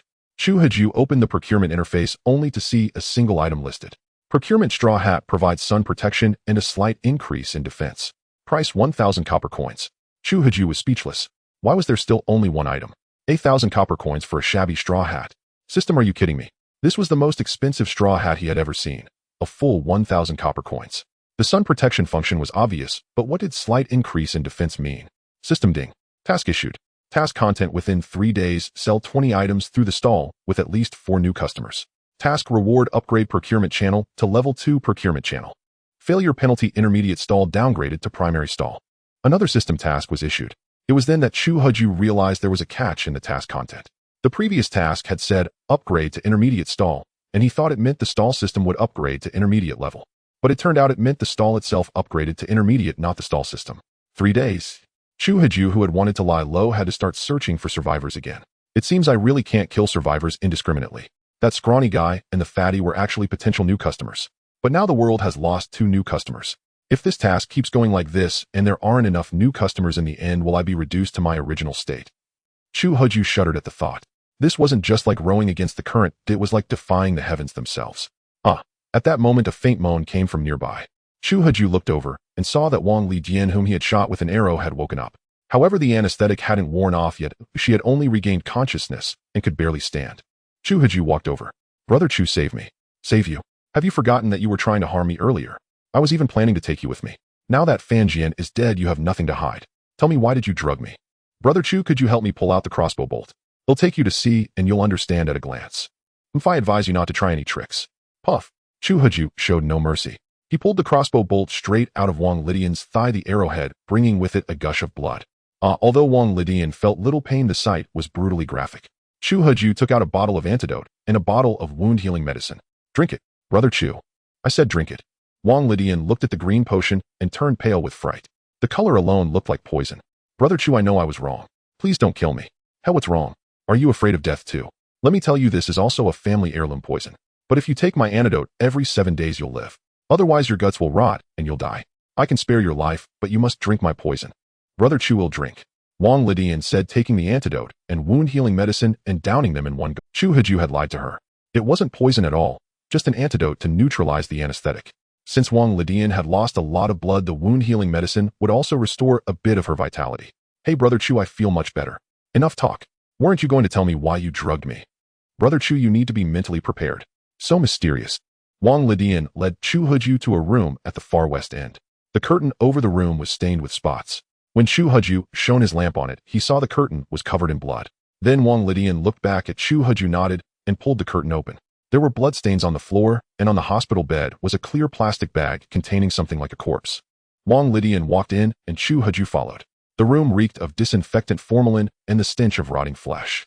Up close, Chu Huju saw that the lower half of the corpse in the plastic bag was nothing but a skeleton. This, Brother Chu, please forgive me for not telling you the truth. This was a male doctor who fled here. Later he got into a conflict with Fan Jian over food. During the fight, Fan Jian struck the doctor in the chest with an axe. That night Fan Jian hacked him to death. Afterward, Fan Jian put the doctor's body in a plastic bag. But one day I saw Fan Jian using his scalpel to slice flesh off the corpse piece by piece, as if he were eating a steak, both bloody and elegant. You mean Fan Jian ate human flesh? And you drugged me because you wanted to eat me too? Yes, the male doctor's body had already rotted and couldn't be eaten anymore. I only have one question. Have you eaten human flesh? I'm sorry. Wang Lidian lowered her head after speaking. I understand. Chu Huju's face turned cold. So Fan Jian and Wang Lidian had intended to eat him. These two were no longer worthy of being called human. Chu Huju gave them a name, the cannibals. I have only one question. Have you ever tasted human flesh? Chu Huju stared coldly at Wang Lidian before him. He did not wish to hear an affirmative answer, but in truth he had already guessed the worst. I'm sorry, Brother Chu. Wang Lidian resembled a frightened little girl. I understand. Chu Huju cut her off before she could continue. Everything was clear now. Wang Lidian had indeed consumed human flesh. He turned and left the small room, his spirits heavy with dejection. It had only been a month since the apocalypse began. How had things already descended to cannibalism? Although Fan Jian and the male doctor had died from conflict, the thought of eating human flesh had never crossed Chu Huju's mind. Chu Huju walked over to the desk and placed the rechargeable lamp on it. The lamp's glow was growing dimmer, seemingly on the verge of running out of power. Wang Lidian followed him out, standing with her head bowed across from him, her tattered clothing evoking a sense of pity. Brother Chu, I'm sorry, I had no choice. No need to apologize. You injected me, and I shot you with 2 arrows. We're even now. Since you've eaten human flesh, I suppose we are no longer of the same kind. You are a cannibal, and I cannot travel with someone who has consumed human flesh. I hope you will take care of yourself from now. Brother Chu. Enough. Go put on some clothes. Yes. Wang Lidian lowered her head and silently left to dress herself. Chu Huju watched her leave in her tattered garments, feeling not a shred of desire. At that moment, he could muster none. His heart was filled only with sorrow over the moral decay of humanity in this apocalypse. To survive, one could eat human flesh. To survive, one could kill without a shred of guilt. Without the restraint of law, without the anchor of morality. Deception and treachery. Cold-blooded ruthlessness. This was the apocalypse. But was this truly what the end of the world meant? Chu Huju wondered what he himself would become, whether he would also turn into a cold-blooded executioner. Yet Chu Huju knew that if he remained as he once was, death would surely be his fate. Facing such an apocalypse, he had no desire to be a savior. He only wished to find a place to scrape by in obscurity. But the stall system's quest forced him to interact with more survivors, and interacting with them meant confronting the ugliest facets of human nature. Sigh. Chu Haju let out a deep breath. I suddenly realize how difficult this is. The hardest part of surviving the apocalypse wasn't killing zombies. It was facing humans who had lost all restraint, who had shed their humanity, and trying to hold on to one's own true heart. Chu Haju went to the headless corpse of Fan Jian and retrieved a crumpled pack of cigarettes from his pocket. 2 cigarettes remained inside. Click. Once again smoke curled up from beside the desk, but this time it was Chu Haju sitting there. Wang Lidian reappeared now, wearing the same sheer gauze dress from before. Bloody Mary stains clung to it, dyeing the transparent fabric with patches of crimson. Chu Haju took a drag of his cigarette, staring at her transparent attire, lost in thought. Her sheer gown seemed like a silent mockery of this apocalypse. With the apocalypse's arrival, everyone had shed their disguises, revealing their most primal nature. They thought they were still clothed, but in truth their garments were transparent, exposing everyone's true form. And this exposure inevitably led to bloodshed. As for Wang Lidian, she was merely a woman who had lost her true self in the aftermath of the apocalypse. Chu Haju glanced at her, then tossed her the security guard uniform he had traded from the guard earlier. Put this on. Thank you, Brother Chu. Chu Haju smoked his cigarette. In this predicament, he didn't know whether he should kill Wang Lidian. What meaning was there in saving her only to take her life? Brother Chu. Call me Chu Go. Chu Go, I know what I did is unforgivable, but I only did it to survive. Enough. I don't want to hear about what you did. I already told you I shot you twice, and you survived by luck. Thank you, Chu Go, for sparing my life. Here are 2 steamed buns and 2 bottles of water, the most I can give you. And this fire axe is for your protection. Our paths part here. I hope you will take care of yourself. With that, Chu Haju stubbed out his cigarette on the desk, stood up, and straightened his clothes. Chu Go, are you leaving? Yes. Not killing you is the greatest mercy I can offer. I cannot stay with a woman who has harmed me, nor can I share a room with someone who has eaten human flesh. Forgive me, but I hope you will never resort to cannibalism again. Otherwise, next time I may not let you off so easily. Chu Haju finished speaking and pulled the door open, stepping out. Creak. The door closed behind him. Wang Lidian, now wearing an oversized security uniform, stared blankly at his retreating figure, her eyes unfocused. Then she lowered her head and began to sob quietly. The rechargeable lamp sat on the desk, its light now faint and flickering, as if it might go out at any moment. The corridor outside was pitch black. Chu Haju tiptoed westward. Yes, it was the same disability assessment room. In such a dark night, Chu Haju couldn't think of anywhere else to go. Continue staying with Wang Lidian, who had consumed human flesh. That was a line Chu Haju couldn't cross. By the faint light, he opened the small cubicle again. It was pitch black inside. If he hadn't been there before, he wouldn't have dared to enter such a dark room. System ding. New goods have arrived. The goods refreshed once more, but Chu Haju felt no excitement. The alert sounded in his mind every hour, and now it was nearly dawn. Even rest had become a problem. Chu Haju studied the stall system and discovered he could turn off the restock notification. Now he could sleep peacefully and turn the alert back on when he woke up during the day. Still, he had to purchase the newly refreshed items. Restock flashlight provides illumination. Purchase price 100 copper coins. Perfect. Chu Haju pumped his fist in excitement. Just as he was worrying about lighting, a flashlight appeared. As usual, he bought all of them. Chu Haju took out one flashlight and saw it required batteries. Click. He turned it on, and the 10 square meter disability assessment room was fully illuminated. With the flashlight and hand, illumination was no longer an immediate concern. Chu Haju swept his gaze across the 10 square meter cubicle. Beside him were 2 stools for patients, and not far away stood a desk with a high-back chair behind it. Nearby, 2 cabinets held some documents. What surprised Chu Haju was that there was another door opposite the disability assessment room.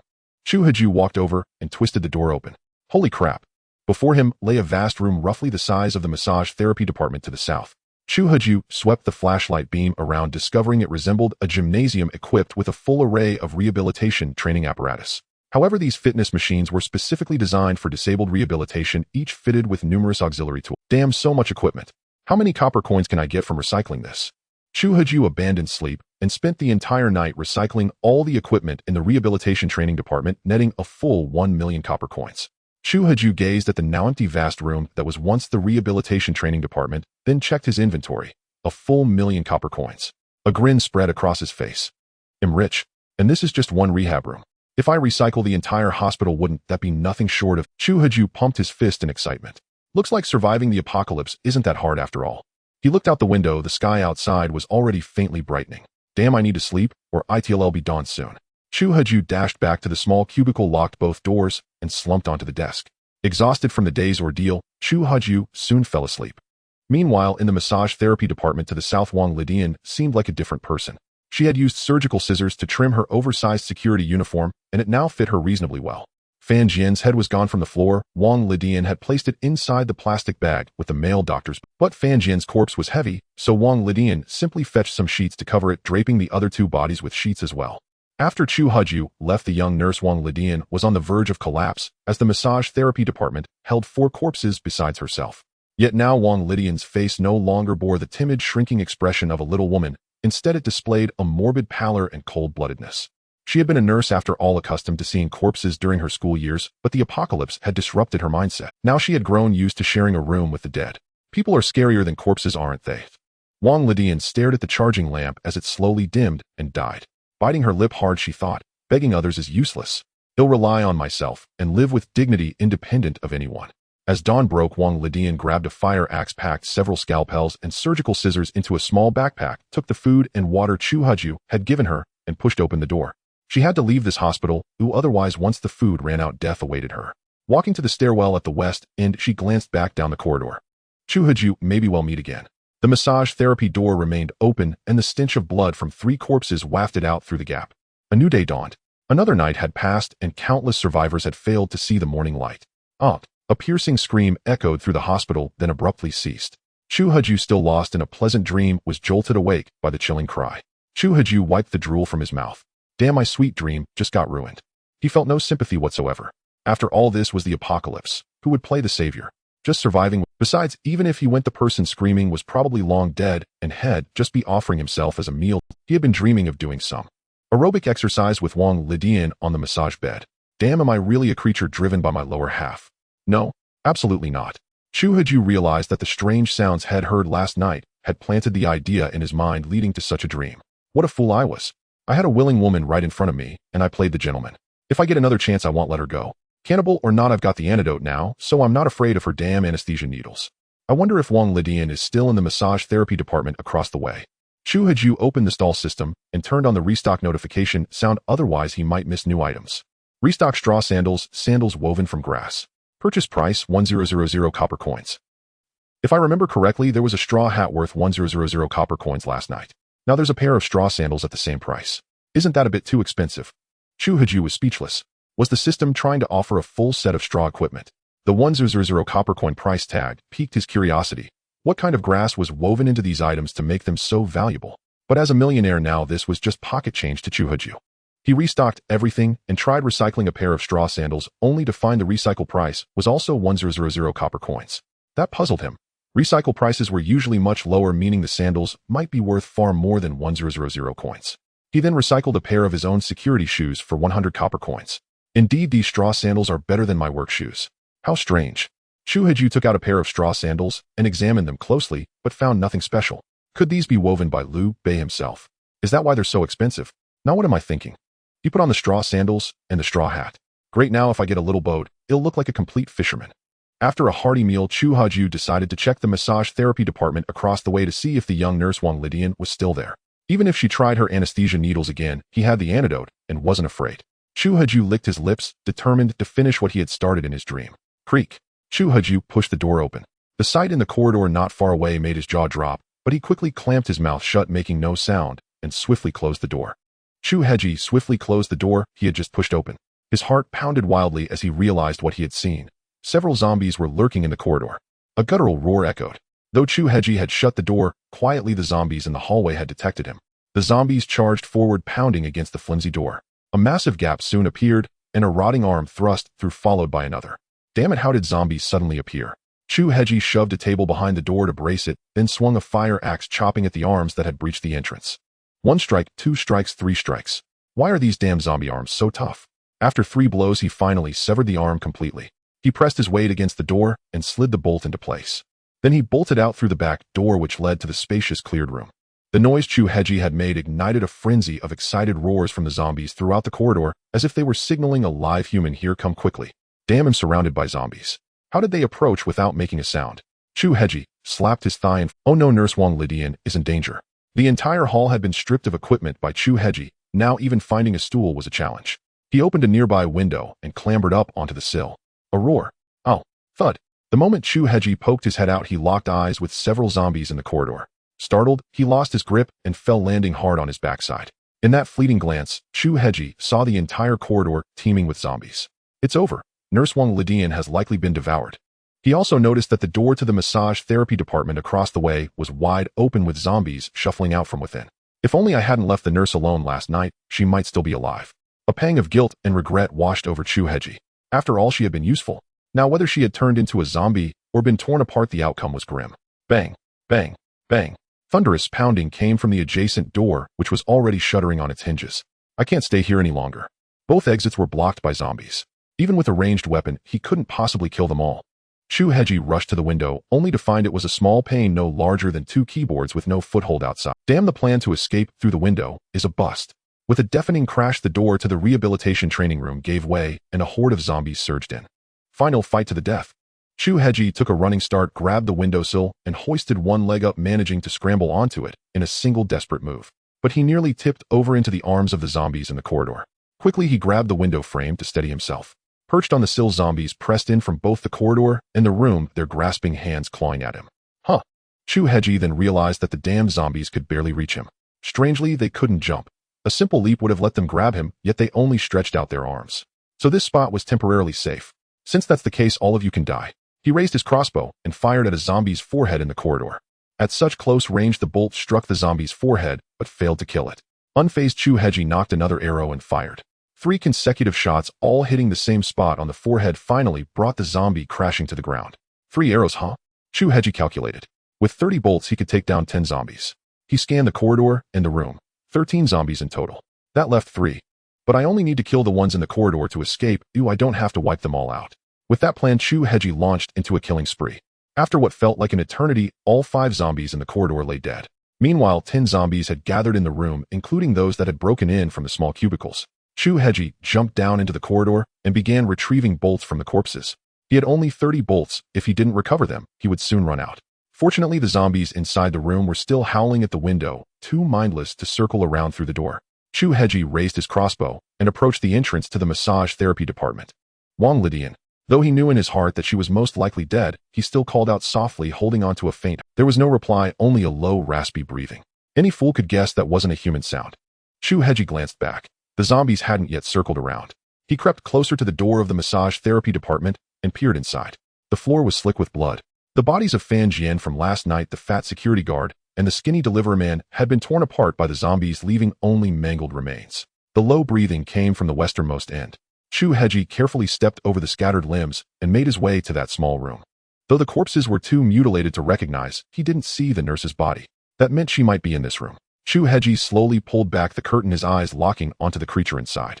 Xiao Chu, they'll make you pay with your life.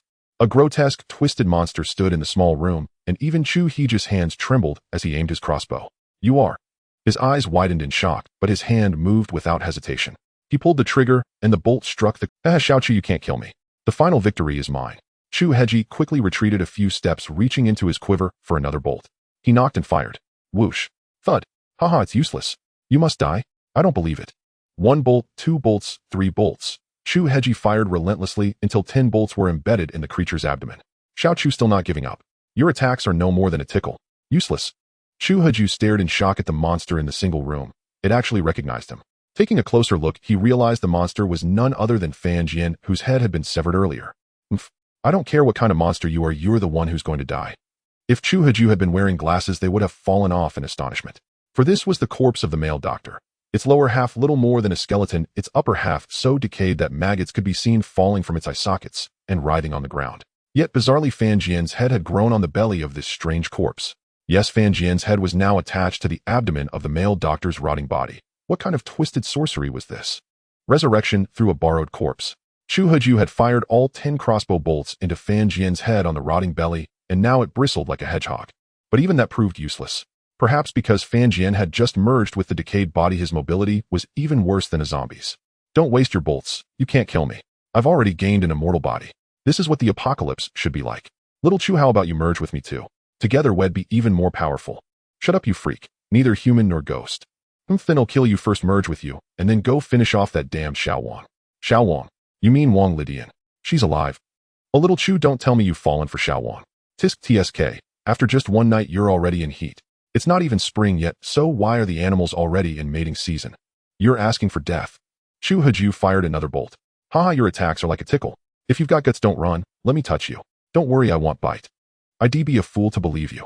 Chu Haju had no idea what would happen if Fan Jian grabbed him, but he knew it wouldn't be. His greatest advantage was fighting from a distance like kiting in a game. He couldn't let Fan Jian get close. Chu Haju fired bolts while racking his brain. The bolts seemed utterly ineffective. 20 bolts were gone, and only 10 remained. If he couldn't kill Fan Jian, now had be forced into melee combat. Little Chu, come here. Let me give you a hug. I won't bite. Shut your mouth. Chu Haju roared, but didn't fire. Then an idea struck. He grabbed a bedsheet from the floor and flung it over Fan Jian's head. Damn it, no cheap tricks. Fan Jian thrashed wildly, trying to tear the sheet off, but his new body didn't obey him well.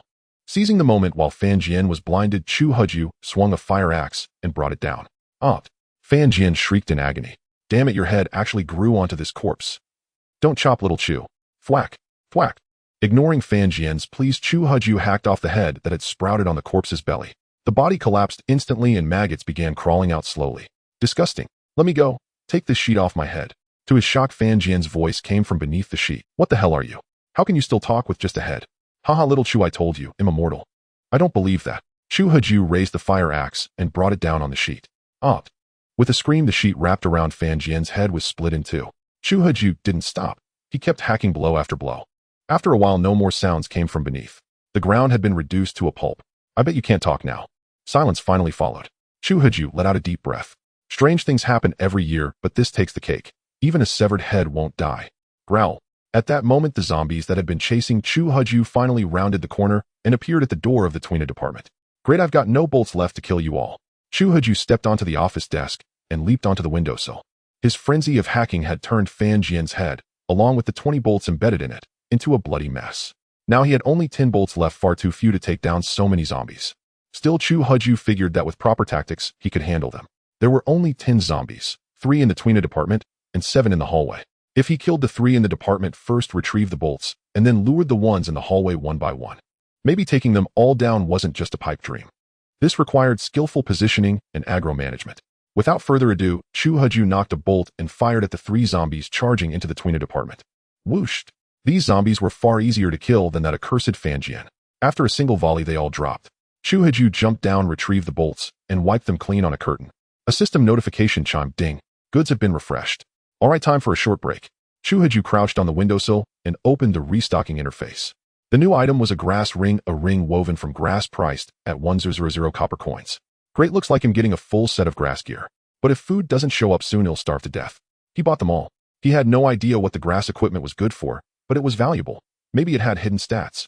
Besides, he was a millionaire now, and money was no object. After restocking and catching his breath, Chu Haju lured in 3 more zombies from outside. He repeated the process until all the zombies were eliminated. Phew, finally over. Chu Haju surveyed the bodies strewn across the floor. This was his first complete victory achieved through his crossbow, clever positioning, and careful kiting. As long as he played his cards right, survival was possible. Chu Haju mentally reviewed the battle. First, ranged weapons were essential against zombies. Melee combat was a death sentence since even a scratch could turn him into one of them. Second, he had to use the terrain to his advantage, always staying in a favorable position. Zombies weren't exactly geniuses, and they moved slower than ordinary people. Third, tactics mattered. Lure the zombies in groups, pick them off one by one, and eventually wipe them all out. At that moment, a tall figure in a white lab coat appeared at the end of the corridor. He carried a fire axe, had a backpack slung over his shoulders, and was crouching low, peering toward the rehabilitation department. Why is it so quiet? Did that little security guard get eaten by the zombies? Facing an encirclement of dozens of zombies, Chu Haju showed no panic. He remained composed, eliminating them in waves until all were annihilated. At that moment, Chu Haju concluded that humanity could indeed triumph over the undead. After all, his weapon was a simple crossbow which appeared far from formidable. The military's equipment was far more advanced, so they would likely find it even easier to deal with these zombies. However, what puzzled Chu Haju was that the military had not deployed troops to eradicate these zombies. Most likely something had gone wrong within their ranks. Yet these were not matters for Chu Haju to worry about. For now, he had to survive. Since he had acquired the stall system, he would certainly begin selling supplies. Food and water remained the most scarce resources in the apocalypse, so Chu Haju decided that his primary goods for sale would be food, water, and medicine. As for weapons and equipment, he would absolutely not sell them unless they were at least 2 grades superior to his own. After all, human nature in the apocalypse was the most unpredictable. If he armed others, they might turn against him. Why shoot himself in the foot? After resting for a while, Chu Haju switched to a fire axe and a dagger. 15 zombie corpses lay before him. Their heads contained blood crystals. As he speculated, these crystals likely held some unknown purpose. I wonder exactly where these blood crystals are located. This was Chu Heejus' first time extracting them. The scene was too gruesome to describe. He vomited several times before finally retrieving a single blood crystal from the fourth zombie's skull. Damn it, the drop rate for these blood crystals is ridiculously low. Only 1 crystal from 4 zombies. That means from these 15 corpses, I'll get at most 3 crystals, maybe 4 if I'm incredibly lucky. How did Yanquan manage to collect so many? Dissecting the first zombie corpse was awkward, but practice made perfect. By the time he reached the last one, Chu Heju had grown much more adept. After finishing the final zombie, Chu Heju extracted a blood crystal, the 4th one. His luck was decent, yielding 4 crystals in total. Phew. The drop rate for these crystals is truly low. I won't bother recycling them for now. I still don't know their use, but am certain they serve some purpose. Having finished dissecting the zombie corpses, Chu Heju meticulously cleaned his crossbow bolts, dagger, and fire axe. After all this, he collapsed exhausted into the office chair. The high-intensity combat and dissection had drained him completely. Chu Heju sat in the chair, pulling out his last bottle of drinking water and a small steamed bun. Sigh, this is my last bottle of water. He'll have to ration it. Recently, the system had been refreshing equipment. If food and water didn't appear soon, he would face starvation. Chu Heju pondered this as he ate his steamed bun. I can't sell weapons or equipment. But if I only sell food and water, I won't have enough to eat myself. Chu Heejus' head throbbed with frustration. It seems I need to upgrade my restocking as soon as possible. I also have to prioritize gathering food. I can't rely solely on the stall system's restocking. I'll have to go out and forage for food myself. My greatest advantage is the warehouse that can store 100 types of goods.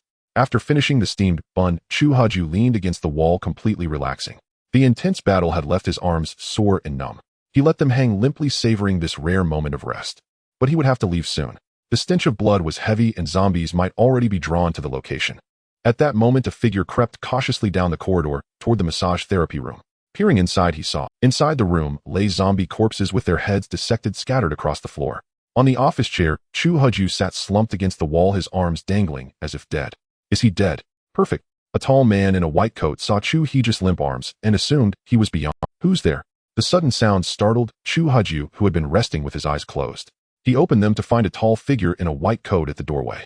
Chu Heju swiftly grabbed the simple crossbow from the table and aimed it at the doctor. You're not dead. The tall man stared in shock. This was far from death. Chu Heju appeared completely unharmed. Could this little security guard have killed so many zombies unscathed? How is that possible? If the guard was this formidable, then coming back here was a huge mistake. Who are you? The tall man in the white coat seemed to recognize him. Chu Heju spoke, coldly studying the man's face. He looked vaguely familiar. You're that security guard. Realizing Chu Heju was alive and had recognized him, the guard said nothing more and turned to flee through the doorway. Stop right there. His earlier surprise at Chu Heejus' survival raised suspicion. Did he know something? Had he deliberately lured the zombies here? Chu Heju gave chase. He couldn't let this man escape again. Last time he hesitated to kill a customer, but this guard was clearly no ordinary man. He had tried to use zombies to kill him. Some people couldn't be spared. Chu Heju silently sentenced him to death. Die. As Chu Heju reached the doorway, the guard's sudden roar startled him. What the? Chu Heju hadn't expected the fleeing guard to be hiding by the door. As he charged out, the guard swung a fire axe at him. Whipped. In his panic, Chu Heju pulled the trigger. The crossbow bolt struck the guard square in the chest. Hit by the bolt, the guard's axe swing went awry. Chu Heju instinctively blocked with his crossbow. Crack. The crossbow shattered, but Chu Heju used the moment to dodge aside. Little guard, now you're unarmed. What can you do against me? Take another swing from Grandpa's axe. The guard's hatred for Chu Heju was immense. Clutching the bolt in his chest with his left hand, he endured the pain and swung the fire axe with his right, determined to kill Chu Heju first. With his crossbow destroyed, Chu Heju tossed it aside and pulled another simple crossbow from his warehouse. How do you have another crossbow? The guard's eyes went wide as he watched Chu Heju produce a brand new weapon. The guard's eyes bulged as he stared at the pristine crossbow in Chu Heejus' hands. How do you have another crossbow? The guard exclaimed, his voice trembling with disbelief. The security guard never expected that after he smashed the crossbow to pieces, the man would immediately produce a brand new one. How the hell was he supposed to fight this? Didn't I tell you? I'm a traveling merchant, but I didn't mention my other identity. I'm also a magician. Bullshit. How could you possibly hide a crossbow that big on you? You're messing with me. Don't believe me. Chu Heju pulled out another simple crossbow, one in each hand. He'll make sure you die with clarity. You're cheating. The security guard pointed at Chu Heju at a loss for words, finally spitting out, you're cheating. Swoosh. Swoosh. Chu Heju didn't waste words with him. He couldn't exactly say he had a system which really was cheating. Chu Heju fired both crossbows in succession, 2 bolts striking the security guard square in the chest. Hiss. By now 3 bolts were embedded in the security guard's chest, and the pain made it hard for him to breathe. Clang. Overcome by agony, the fire axe slipped from his hand and clattered to the floor. Don't kill me. The security guard forced out begging words through clenched teeth. He knew that against such an enemy his odds of victory were nearly zero. If given another chance, he would never provoke this man again and would flee as far as possible. I gave you a chance, but you came back to die, didn't you? Chu Haju calmly loaded another bolt into his crossbow. Please don't kill me. He'll be your lackey, I swear. Lackey. I let you go once, yet you sought your own doom. Besides, do you think I need a lackey? Seeing that Chu Haju was unmoved, the security guard seized the moment while Chu Haju was loading the crossbow, enduring the searing pain, to get up and bolt for the exit. Chu Haju tossed aside the 2 crossbows in his hands and pulled out 2 more from his storage. The security guard had already run several meters, but what awaited him were 2 bolts from behind. Swoosh, swoosh. 2 bolts struck the security guard's legs. Thud. His knees hit the ground, but with bolts still in his chest, he used his arms to prop himself up, refusing to collapse. Please, don't kill me. Despair consumed the security guard. He couldn't run, and he couldn't fight. If justice is gone in this apocalypse, then I will be justice. People like you don't deserve to live. Swoosh. Swoosh. No. 2 bolts pierced the head of the pleading security guard. His head lolled to the side, and he went still. This was the first time Chu Haju had killed a human. A wave of nausea washed over him, but he forcefully suppressed. Treat enemies with the coldness of winter. That's the wisdom our ancestors left us. Chu Haju pulled the bolts from the security guard's body and wiped the blood clean on his own white lab coat. Then he turned the body over. The security guard had been carrying a woman's backpack. Chu Haju picked it up and found half a bottle of water, half a pack of compressed biscuits, half a meat sausage, a lighter, and a flashlight inside. Looks like he already ate the rest of the food. So this is what they call looting a corpse.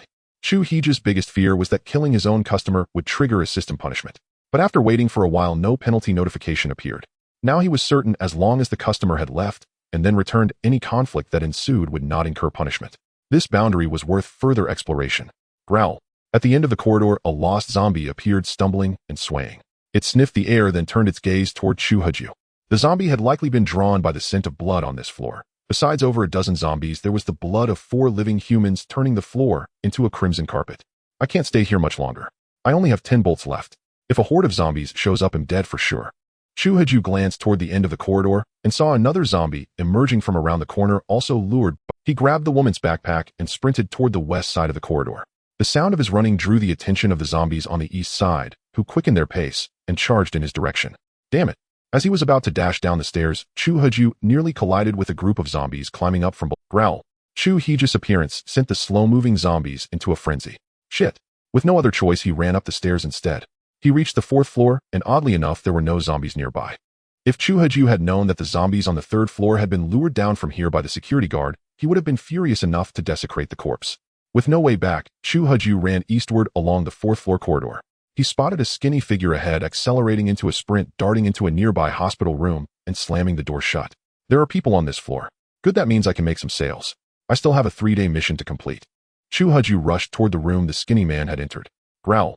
Every ward he passed erupted with the howls of zombies who began pounding furiously on their doors. At the east end of the corridor, more zombies appeared. 1 then 2 likely coming up from the 3rd floor. I'm screwed. I've run right into a zombie encirclement. Bang. Bang. Several zombies burst through their ward doors and charged into the corridor, heading straight for Chu Haju. Trapped between zombies from both sides, with more pouring out of the rooms, Chu Haju had nowhere to run. In this life-or-death moment, he tried the door the skinny man had entered. It was locked from the inside. Open up. Chu Haju pounded on the door. Brother, please go away. There's no food or shelter here. If you don't open it, I'll kick it down. Brother, I'm begging you, just leave. The zombies were closing in. With no other option, Chu Haju kicked the door with bang. It was a kick driven by survival. The door flew open under the force. The moment it did, a fire axe swung toward Chu Haju's head. Chu Haju barely managed to raise his own fire axe to block. Clang. The 2 axes clashed with a sharp metallic ring, and the attacker's axe clattered to the ground. You tried to kill me. Chu Haju's eyes turned cold. He had clearly seen a skinny man slip into the room, but now a woman was attacking him with a fire axe while the skinny man cowered behind the hospital bed. Roar. Get in first, the elder sister said, pulling Chu Haju inside and shutting the door. However, the door had been broken by Chu Haju's kick and could not close properly. Chu Haju had no time for idle words. He had not expected so many people to be in this room, for the frosted window on the door concealed the interior unless opened. Chu Haju rushed over, dragged the only hospital bed to the door, wedged it against the entrance, and locked its wheel. Security guard, you've broken our door. The zombies will charge in now. It's over. We're all going to die. The elder sister spoke calmly. Though she mentioned death, her expression showed little fear of it. Are there only the 2 of you here? For now, you could say that. She glanced back at a wheelchair near the window where a figure sat facing outside, as if contemplating the apocalypse. Despite the commotion, the patient in the wheelchair never turned his head. Chu Haju walked over and saw a man with a shaved head and a full beard. The man stared blankly out the window, not even blinking when Chu Haju stood before him. Chu Haju waved a hand in front of the man's face, but his eyes remained motionless. He's my husband. He drove a truck, but last year he had an accident and became a vegetable. Now at least he doesn't have to worry about survival. Being eaten by zombies. I've imagined this ending countless times. How have you survived until now? Thanks to him. The elder sister looked up and the thin young man scratched the back of his head sheepishly. I stole food from other wards. What's your name? Zhang Heping. My wish is world peace. That's quite an ambition. But our first problem now is how to escape. Escape? Where to? If we can die without pain, that would be a release. The elder sister said indifferently. Sister, a living dog is better than a dead lion. Roar. Bang. Bang. Bang. The zombies rushed to the ward door, pounding frantically. Since Chu Haju had shattered it with his kick, the door could no longer hold them back. The zombies slowly pushed it open. Creak. Even with the hospital bed blocking it, the door was gradually forced open. Die. Chu Haju swung his axe with immense force, severing a zombie's arm that reached through. Better not stretch your hand. If you do, it's getting chopped. Thud. Thud. With a few more swings, he hacked off the arms of all the zombies that had reached in. He then pushed the door shut again. Damn, that's fierce. The thin young man Zhang Heping was stunned by Chu Haju's moves.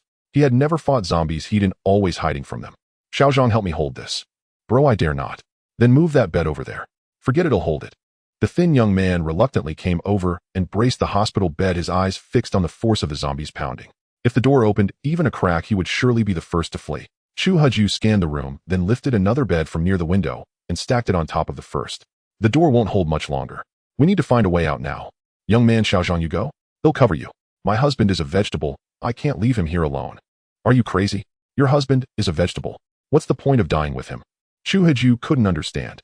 In the apocalypse, why would anyone still want to die for love? No, you don't understand. It's my promise. We vowed to love each other forever and never part. You.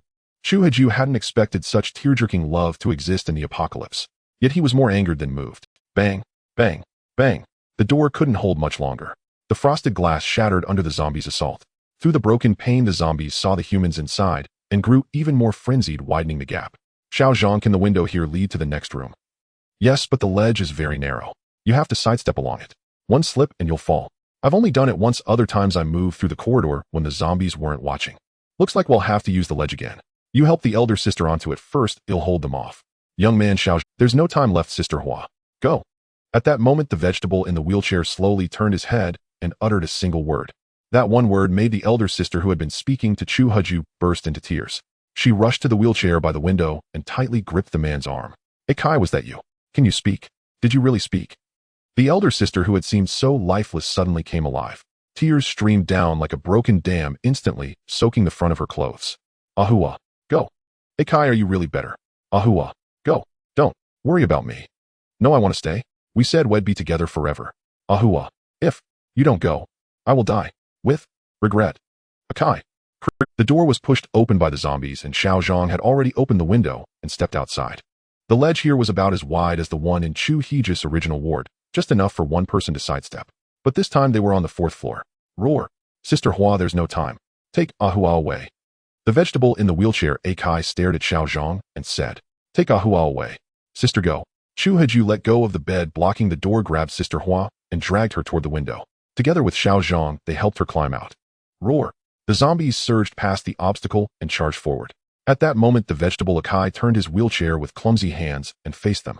The zombies pounced on Akai instantly. They toppled him, wheelchair and all, and devoured him in moments. Flesh, blood, and organs snatched away in a frenzy. Blood gushed from Akai's mouth, but he raised his arm toward the window and shouted at Ahua, Go. The vegetative Akai miraculously recovered in the end, even buying his wife Ahua precious time to escape. His head drooped heavily, and he collapsed motionless onto the ground. Akai.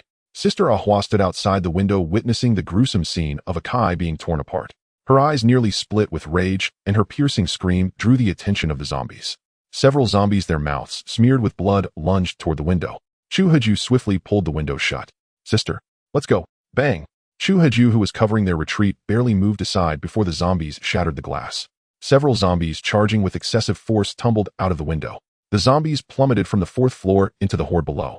The zombie crowd below noticed the commotion on the 4th floor and gestured upward, as if beckoning Chu Haju and the others to jump down. At this moment, Sister Ahua was also seized by a wave of terror.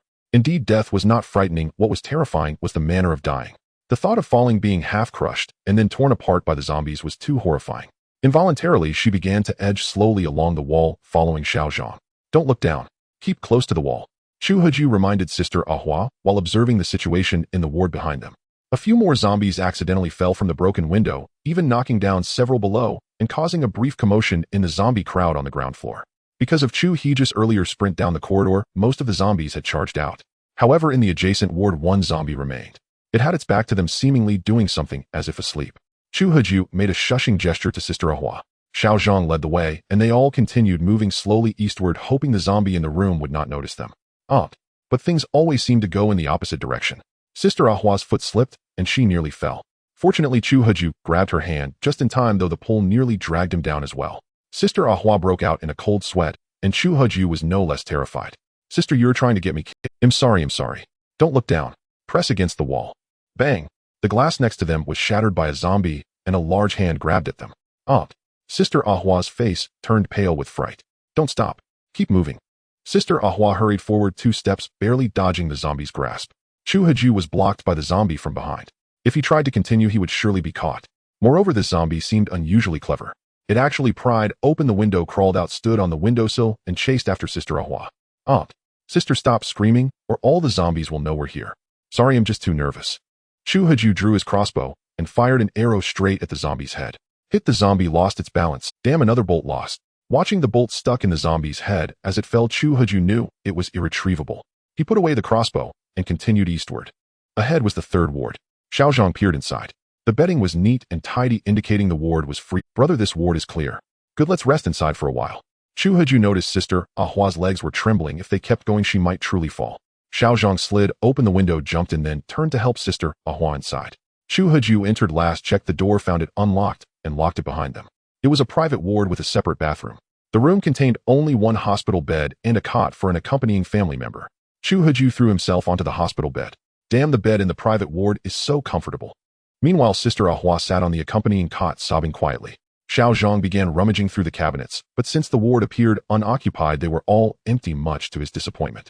Sister, don't cry. We've finally found a room without zombies. Don't attract them here. I'm sorry. Sister Ahua stopped crying, though she still hiccuped. Sister, besides I'm sorry, can you say anything else? Akai. He died saving me. Chu Heju didn't know how to comfort her. How could such love exist in this world? Especially now with the apocalypse upon them, wasn't it every person for themselves? Why was the plot so different? Sacrificing one's life for love. Such things were rare, even in peacetime, let alone in this cold, merciless doomsday. Sister, have some water. Chu Heju offered his half bottle of drinking water. It was all he had left. Thank you. Sister Ahua took the bottle, took a few sips, and handed it back. Chu Heju then passed the remaining half to Zhaoyang. Zhaoyang, being straightforward, tilted his head back and drained the bottle. I need to use the restroom. Are you a bird? Straight gut, drink, and then pee. System ding. Goods have been refreshed. Chu Heju ignored Zhaoyang and let Sister Ahua cry it out. Perhaps crying would help her feel better. Stock fresh orange juice 1 L. Purchase price 5 copper coins. Wow, if this stuff hadn't refreshed, I'd be dying of thirst. A price of 5 copper coins was practically free. Chu Heju initially wanted to give a bottle of orange juice to both Sister Ahua and Zhaoyang, but then remembered he was a merchant. He couldn't keep doing charity work. He still had his mission to complete. Sister, everyone dies. Some deaths are heavier than Mount Tai, others lighter than a feather. I envy the love between you two, but the wheels of life keep turning. Ooh, we must look forward. Sister, judging by how emotional you were earlier, Akai only started speaking today, right? Since the car accident, Akai hadn't spoken a single word for an entire year. So you must live on for yourself and for Akai.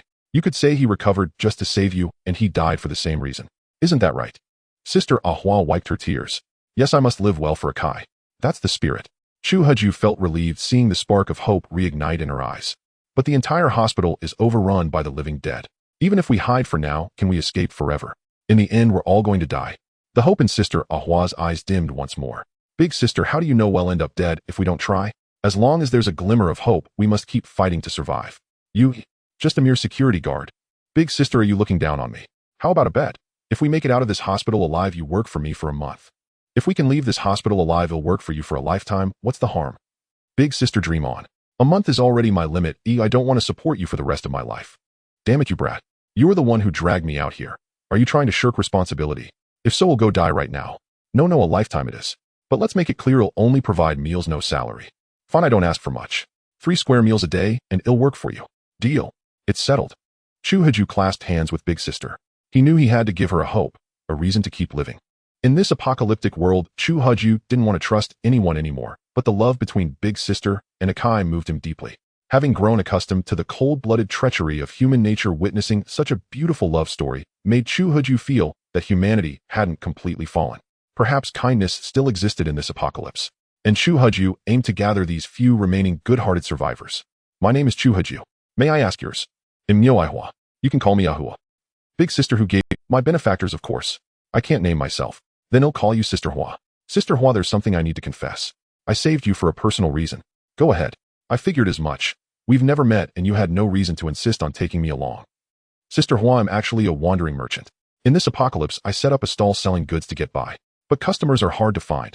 Everywhere I look there are zombies. So I saved you hoping you might buy something from me. Easy, Xiao Chu. Lay out your wares. I still have some cash here and let me help you get by. Sister Hua, I don't take cash. Cash is useless now. I only barter. But I've created a new currency called copper coins. You can offer your items and I'll appraise them. Alright.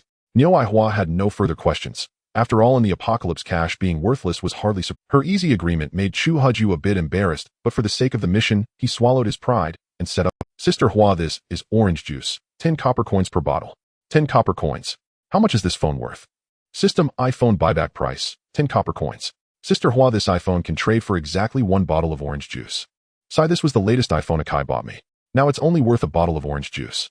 Well, I haven't had orange juice. After the transaction with Niu Hua, Zhang Heping approached, staring intently at the orange juice on the stall swallow. Big brother, can I buy a bottle too? Of course, 10 copper coins, each fair and square. I don't have an iPhone. Oh, I have a domestic Ami phone. How much is it worth? System Ami phone buyback price, 100 copper coins. Your Ami phone is worth 20 copper coins. Great. Then I'll take 2 bottles of orange juice. Here you go. Thank you, big brother.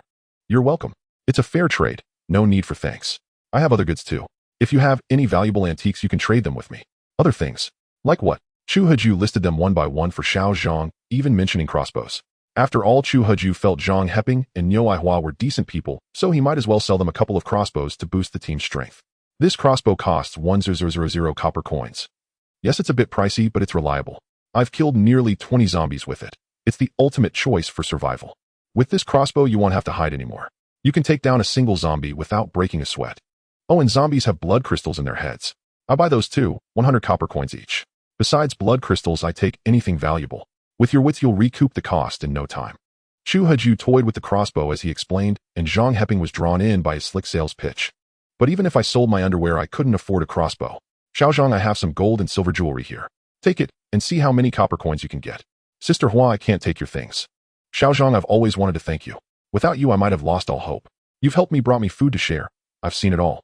These trinkets are just worldly possessions. Why be so stubborn? Sister Hua. Take them. Niu Hua fumbled in her pocket and pulled out a delicate jade bracelet, then removed the gold necklace from her neck and the gold ring from her finger. This bracelet was passed down from my mother. The necklace and ring were wedding gifts from my husband. This is probably all I have of value. See how many copper coins they're worth. Thank you, Sister Hua. Go on. Zhang Heping, deeply moved, brought the jewelry to Chu Heju's stall. Big brother, how many copper coins are these worth? System jade bracelet buyback price, 1,000 copper coins. System gold necklace buyback price, 1,000 copper coins. System gold ring buyback price, 1,000 copper coins. Barely enough for a crossbow. Great.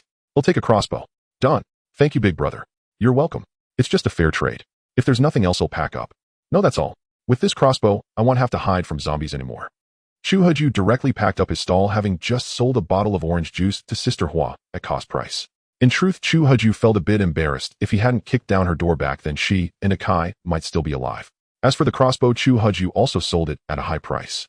Although this was the first weapon he had sold, selling it to Zhang Heping wasn't too much of a loss. After all, the man's wish was world peace, so his character likely wasn't too bad.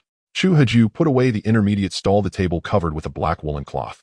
Mission: sell 20 items through the stall within 3 days, 4 sold with 4 or more new customers, 2 new customers. Reward: upgrade the supply channel to level 2. Penalty for failure: the intermediate stall will be downgraded to a basic stall. While half a day had passed and had finally made a sale, selling things was just too difficult. Chu Haju knew that selling wasn't the real problem. The difficulty lay in the scarcity of customers. So far, almost all transactions had been forced sales. Fortunately, these customers were all weaker than him, otherwise he wouldn't be selling. He'd be the one getting robbed. Except for the orange juice sold at cost. A crossbow with a purchase price of 100 copper coins was sold by Chu Huju for a staggering 1200 copper coins. That was the power of monopoly. Scarcity drove up the price. If he had priced the orange juice at 1000 copper coins, no one would have bought it. Chu Huju felt no guilt about squeezing the maximum profit margin from his customers.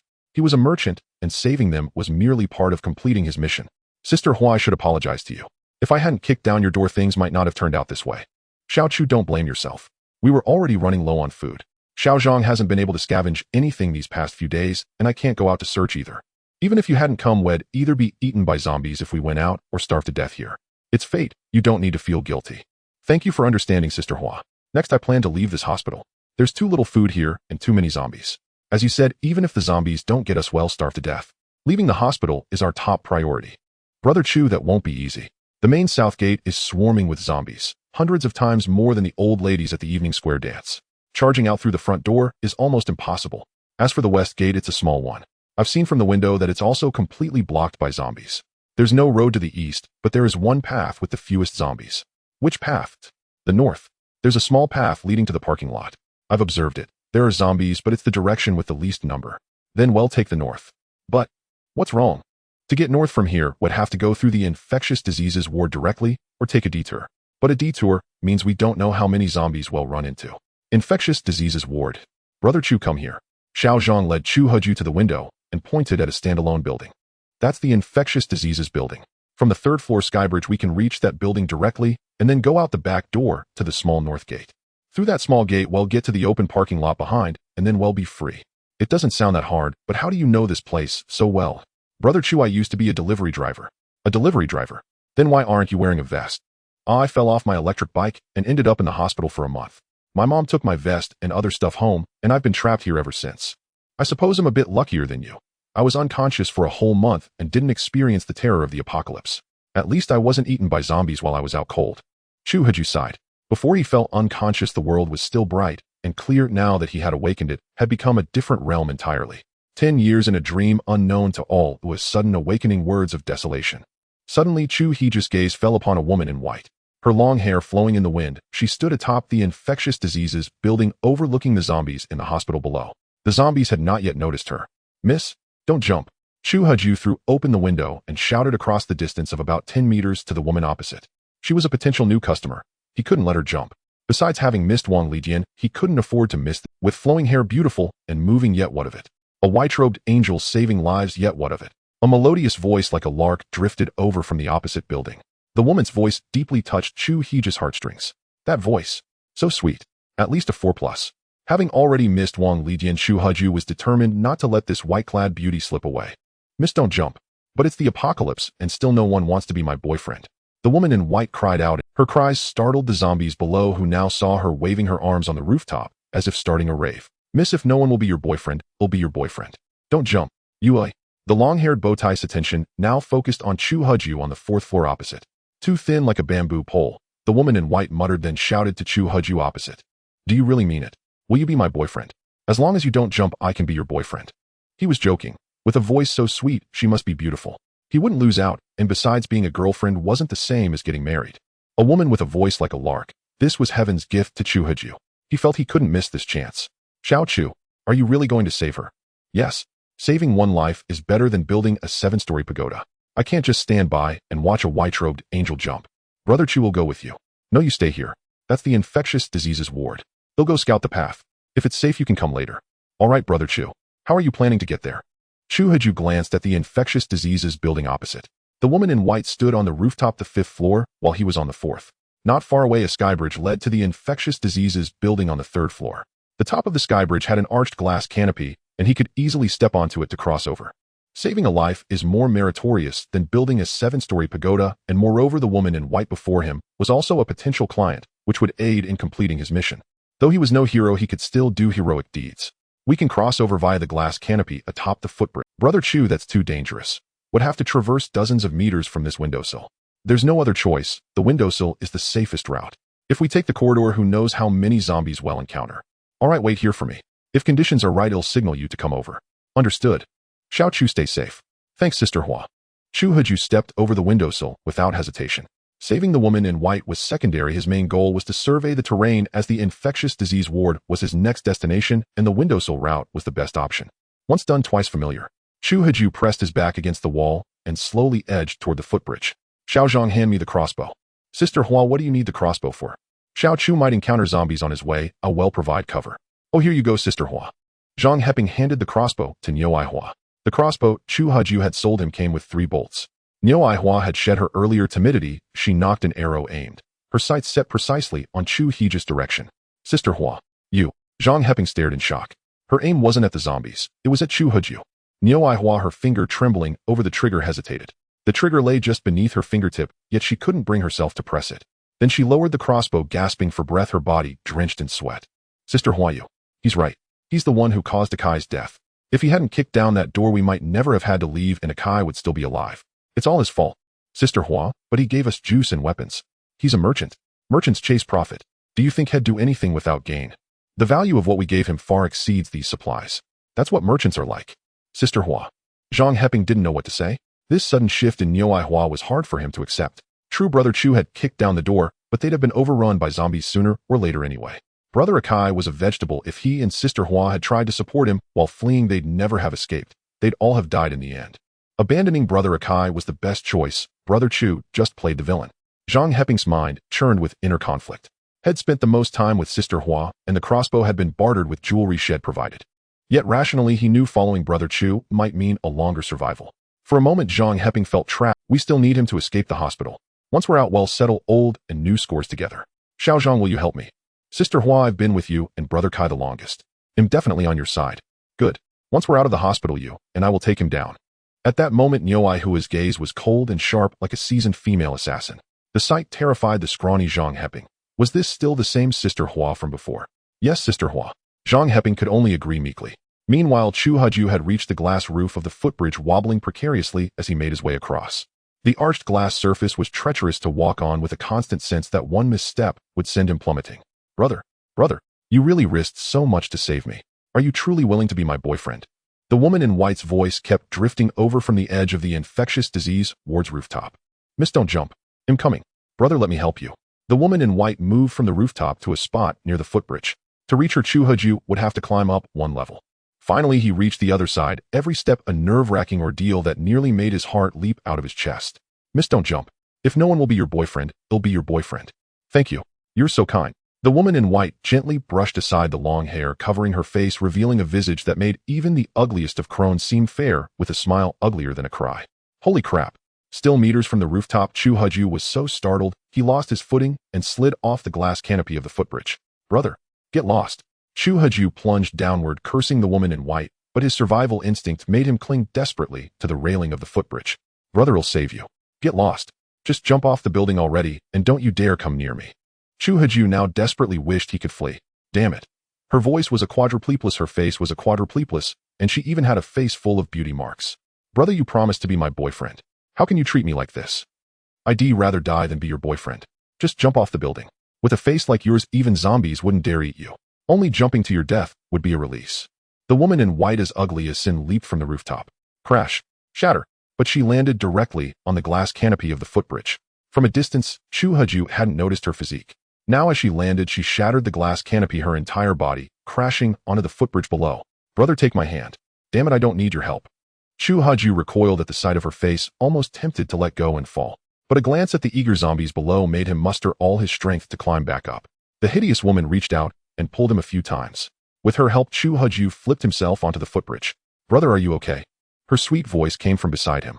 Chu Huju looked at her. Her face and arms were covered in cuts from the shattered glass, blood streaming freely, yet she seemed oblivious to the pain, still concerned only about him.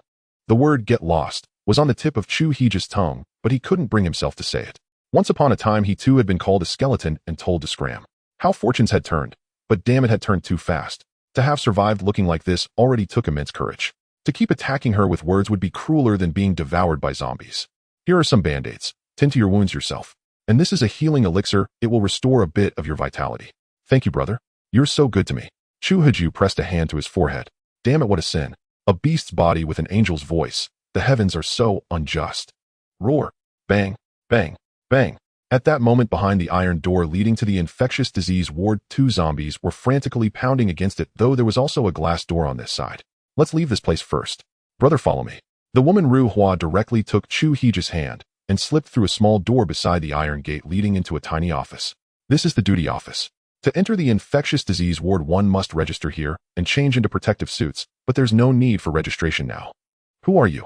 I was a nurse working here before, later trapped by the zombies.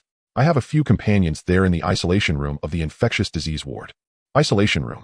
Yes, originally used to isolate patients, but after the apocalypse it became our only place for survival. How many people are inside? Not counting me, 3 men and 1 woman. Why were you about to jump off the building? I was driven out by them. Food is running low. That vixen seduced the male doctors and got more food than me. Today they even kicked me out, claiming I consumed the most.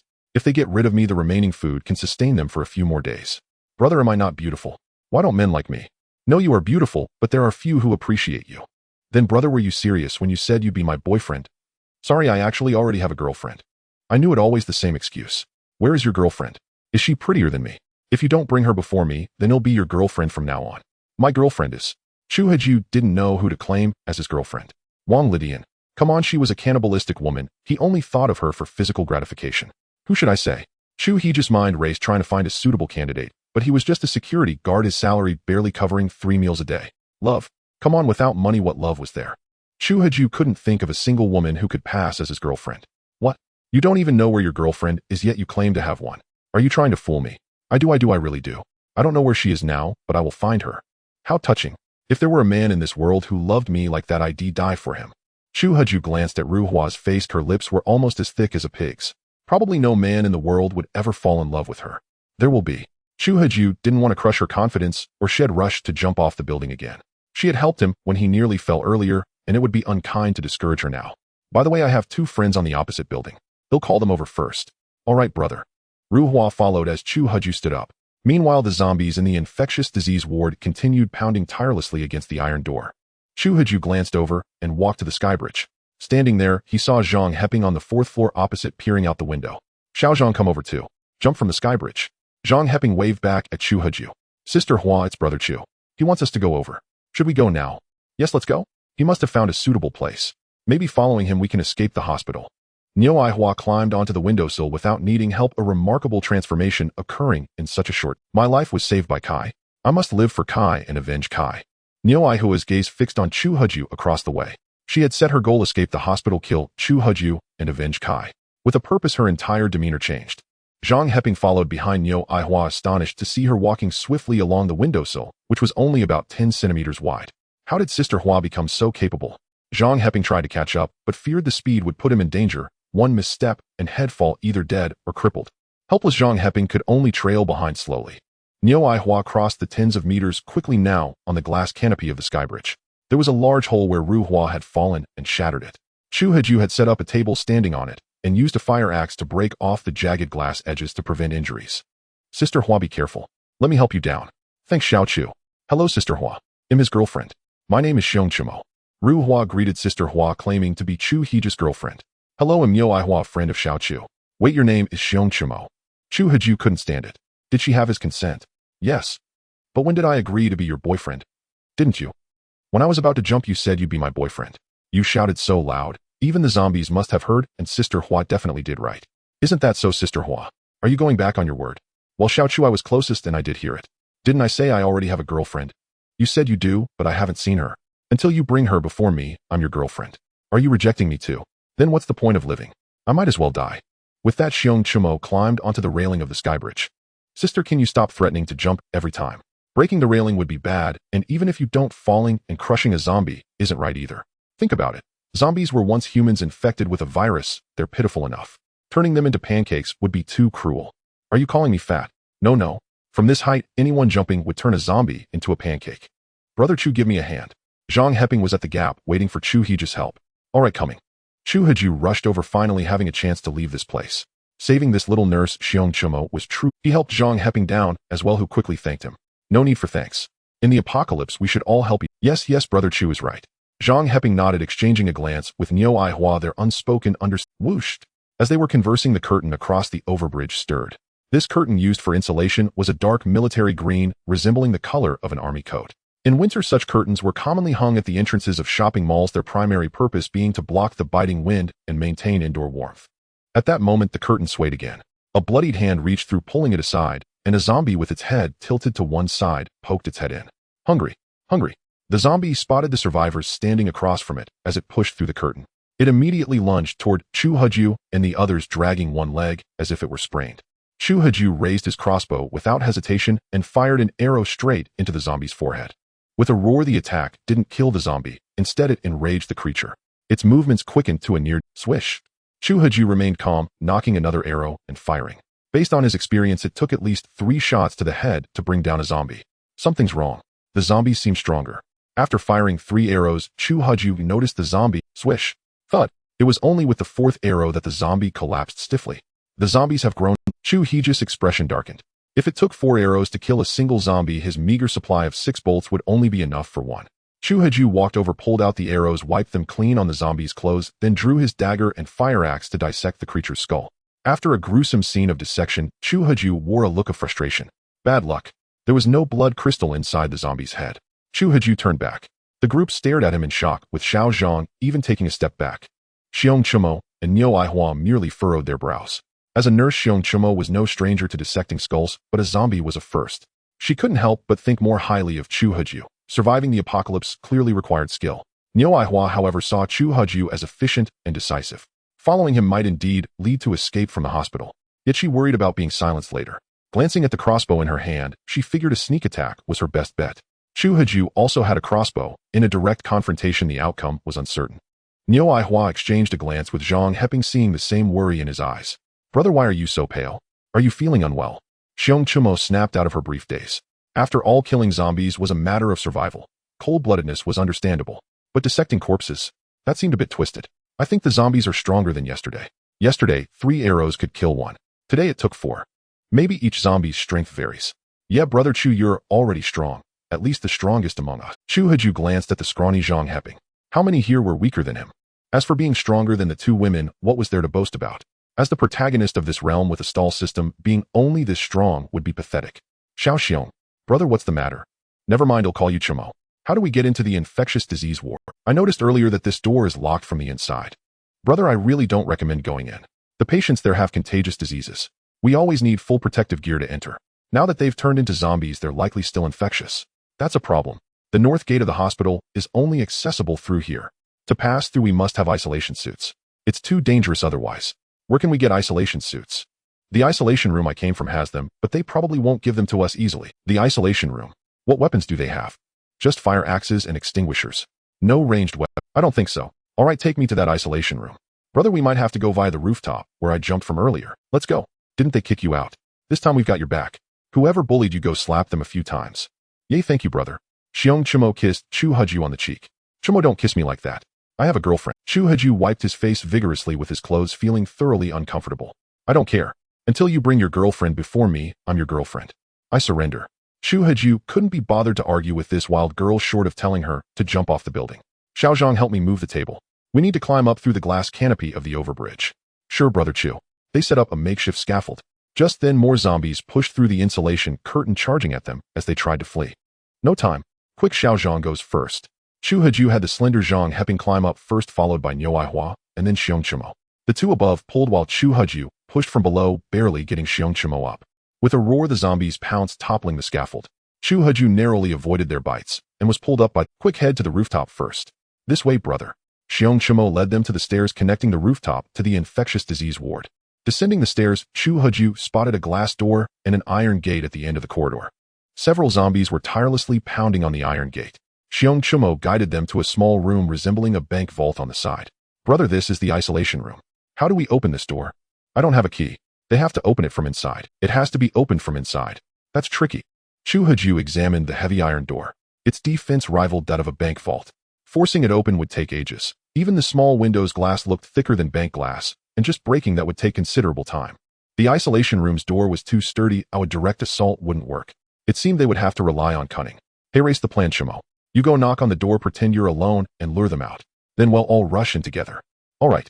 Xiao Zhang, you and I will stand guard with the crossbows. Chumo, it's all on you. Don't worry, brother. Xiong Chumo approached the isolation room's door and peered inside through the small window. The isolation room was tiny, visible at a glance. A bare-chested man sat on a stool smoking while two other men were engaged in strenuous activity with a vixen-like woman. What a vixen indeed, even this can't finish you off. Bang, bang, bang. Zhaoyang City pounded heavily on the isolation room door.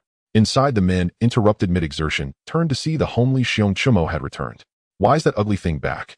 Xiaoxiang, go get rid of her. Yes, chief. The bare-chested man picked up a nearby fire axe, a cigarette still dangling from his other hand. Xiaoxiang was just an intern. The privilege of such strenuous activity with the nurse naturally went to the chief and deputy chief, first leaving him only the leftovers. Already frustrated, Xiaoxiang's anger swelled at the sight of the pig-like Zhaoyang City, causing trouble again. This time malice surged within him, he would kill her. This pig of a woman held no appeal whatsoever. Even if she were grotesque in a legendary way, she might still be usable, but with that face, Xiaoxiang would rather seek out zombies. Knock knock. What the hell do you want? Xiaoxiang shoved open the isolation room door. Why are you back, you pig? Didn't I tell you to get lost? There's no place for you here. Useless for everything, a waste of food. Brother Xiang, I left something behind. I came back to get it. Get lost. I'll give you 3 seconds. If you're not gone, I'll split you in 2. 3. Brother Xiang, would you really kill me? 2. And what if I do? It's the apocalypse now. Killing you is no different from killing a zombie. Aren't you afraid the police will catch you? Murder is a capital offense. Don't be ridiculous. This is the end of the world. Do you still think it's the old days? A new world order? If there were police, why can't I see any? 1. Time's up. Zhaoyang City, I think you really want to die. Perfect timing. I want to see what it feels like to kill one of my own kind. Xiaoxiang wondered why Zhaoyang City showed no fear. Perhaps she couldn't fathom that he was truly intent on murder. Xiaoxiang charged out of the isolation room, swinging the fire axe at Zhaoyang City. She swiftly dodged to the side. Xiaoxiang pursued, her axe raised, but it froze midair, never descending. 3 people were hidden beside the isolation room, their crossbows aimed at his head. So you called for backup. How about letting me go back and call mine? Let's see who has more. Save it. Drop. Chu Haju didn't waste words with the male doctor. Bullying me with numbers isn't honorable. Let me go if you... Whooshed. Without another word, Chu Haju fired a bolt straight into Xiaoxiang's thigh. Clang. The pain made Xiaoxiang drop the axe. He crouched, clutching his thigh, unable to find a comfortable position. Xiaozhang, search him for any other weapons. Got it, Brother Chu. Zhang Heping searched and found a dagger in Xiaoxiang's pocket. Brother Chu, just this dagger. Meanwhile, inside the isolation room, the 2 men and the woman had finished their exertions. All were drenched in sweat, and the woman was nearly unconscious from exhaustion. Damn it, Xiaoxiang is so unreliable, dawdling out there so long. You think he's doing some exercise with Little Bear? Impossible. With Little Bear's looks, Xiaoxiang would have to be blind. What a hassle. They'll have to handle it myself. Old Fei, Little Bear was once our subordinate. Don't go too far. Just send her packing, no need for violence. Old Xiao, I know. Honestly, if we put a mask on Little Bear, she might still be serviceable. How about we keep her? No, absolutely not. That woman eats as much as the 3 of us combined. With her around, well, starve to death. Fine, I'll go chase her off. Old Xiao lounged on the sofa, pulling out a cigarette and lighting it. A smoke after the deed, better than being an immortal. Old Xiao's hand began to wander again. Meanwhile, Old Fei slipped on a pair of shorts, picked up the fire axe, and strode out. Hey, Xiaoxiang, I asked you to handle a simple task. Easy there, young man. Let's talk this out. Before Old Fei could even step out of the isolation room, his words were cut short as a crossbow pressed against his forehead. It was Chu Haju aiming at the man in the floral shorts. Inside, the smoking Old Xiao noticed the intrusion. He hastily tossed his cigarette aside and grabbed his own the cigarette, but landed by sheer misfortune on the nearly unconscious nurse who was lost in her own blissful fantasies. It grazed her skin before falling away, jolting her back to reality with a sharp yelp. The nurse opened her eyes to find strangers in the isolation room. She frantically searched for clothes to cover herself. Chu Haju cast a cold, sweeping glance. It was no mystery why the 3 men had chosen that nurse. Her figure alone would appeal to any man. Drop the... Chu Haju's command was icy. He'll drop it. Just don't let that thing go off. Old Fei slowly crouched, placing the axe on the ground, his eyes darting furtively. Just as Chu Haju's gaze flickered back to the nurse scrambling for cover, Old Fei sprang into action. Old Fei swung the fire axe at Chu Haju. I was waiting for you to make a move. Whooshed. Thud. Chu Haju stepped back swiftly and pulled the trigger. The bolt embedded itself in the floral shorts-wearing man's eye socket mere inches from his eyeball. The pain. I'm blind. Old Fei in floral shorts dropped the axe, clutching his eye socket, and make another sound, and it'll really shoot out your eye. Old Fei forced himself to stifle his cries, not daring to utter a peep. The pain in his eye socket was indescribable. He wanted to cover it, but didn't dare. Uncle, wouldn't it be wiser to simply put down the fire axe? Must you lose an eye before you let it go? I've never seen someone as foolish as you. Chu Haju turned his gaze to another middle-aged man in the distance. And you, uncle, do you wish to lose an eye as well? No, I don't. Then why are you holding that fire axe? Planning to chop firewood. Clang.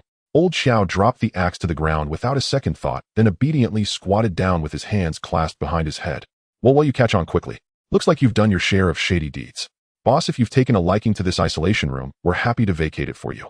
Please have mercy and let us off the hook. I have no interest in your isolation room. I'm here for the protective suits. Bring out every single one of them now. Yes, boss. He'll get them right away. Old Xiao scurried off to fetch the suits while the young nurse still clutched a piece of clothing over herself. You? Yes, you. Take that cloth off. Those two old men have already seen everything. Why hide from us now? Boss, I. Take it off, or he'll kill you right here. Boss, please don't. He'll take it off. The young nurse on the sofa removed the cloth covering her, revealing her flawless figure to everyone present. Tsk. Quite the looker, aren't you? Gulp. Beside him, Zhang Heping was even more direct, audibly swallowing his saliva. Vixen. Xiong Chumo muttered indignantly. Watching the nurse being ogled by so many stirred an unpleasant feeling within her. Though she was a woman herself and harbored jealousy, this humiliation was hard to bear. Brother, can we let her put on some clothes? Why plead for her? Wasn't it because of her that you were kicked out? Forget it.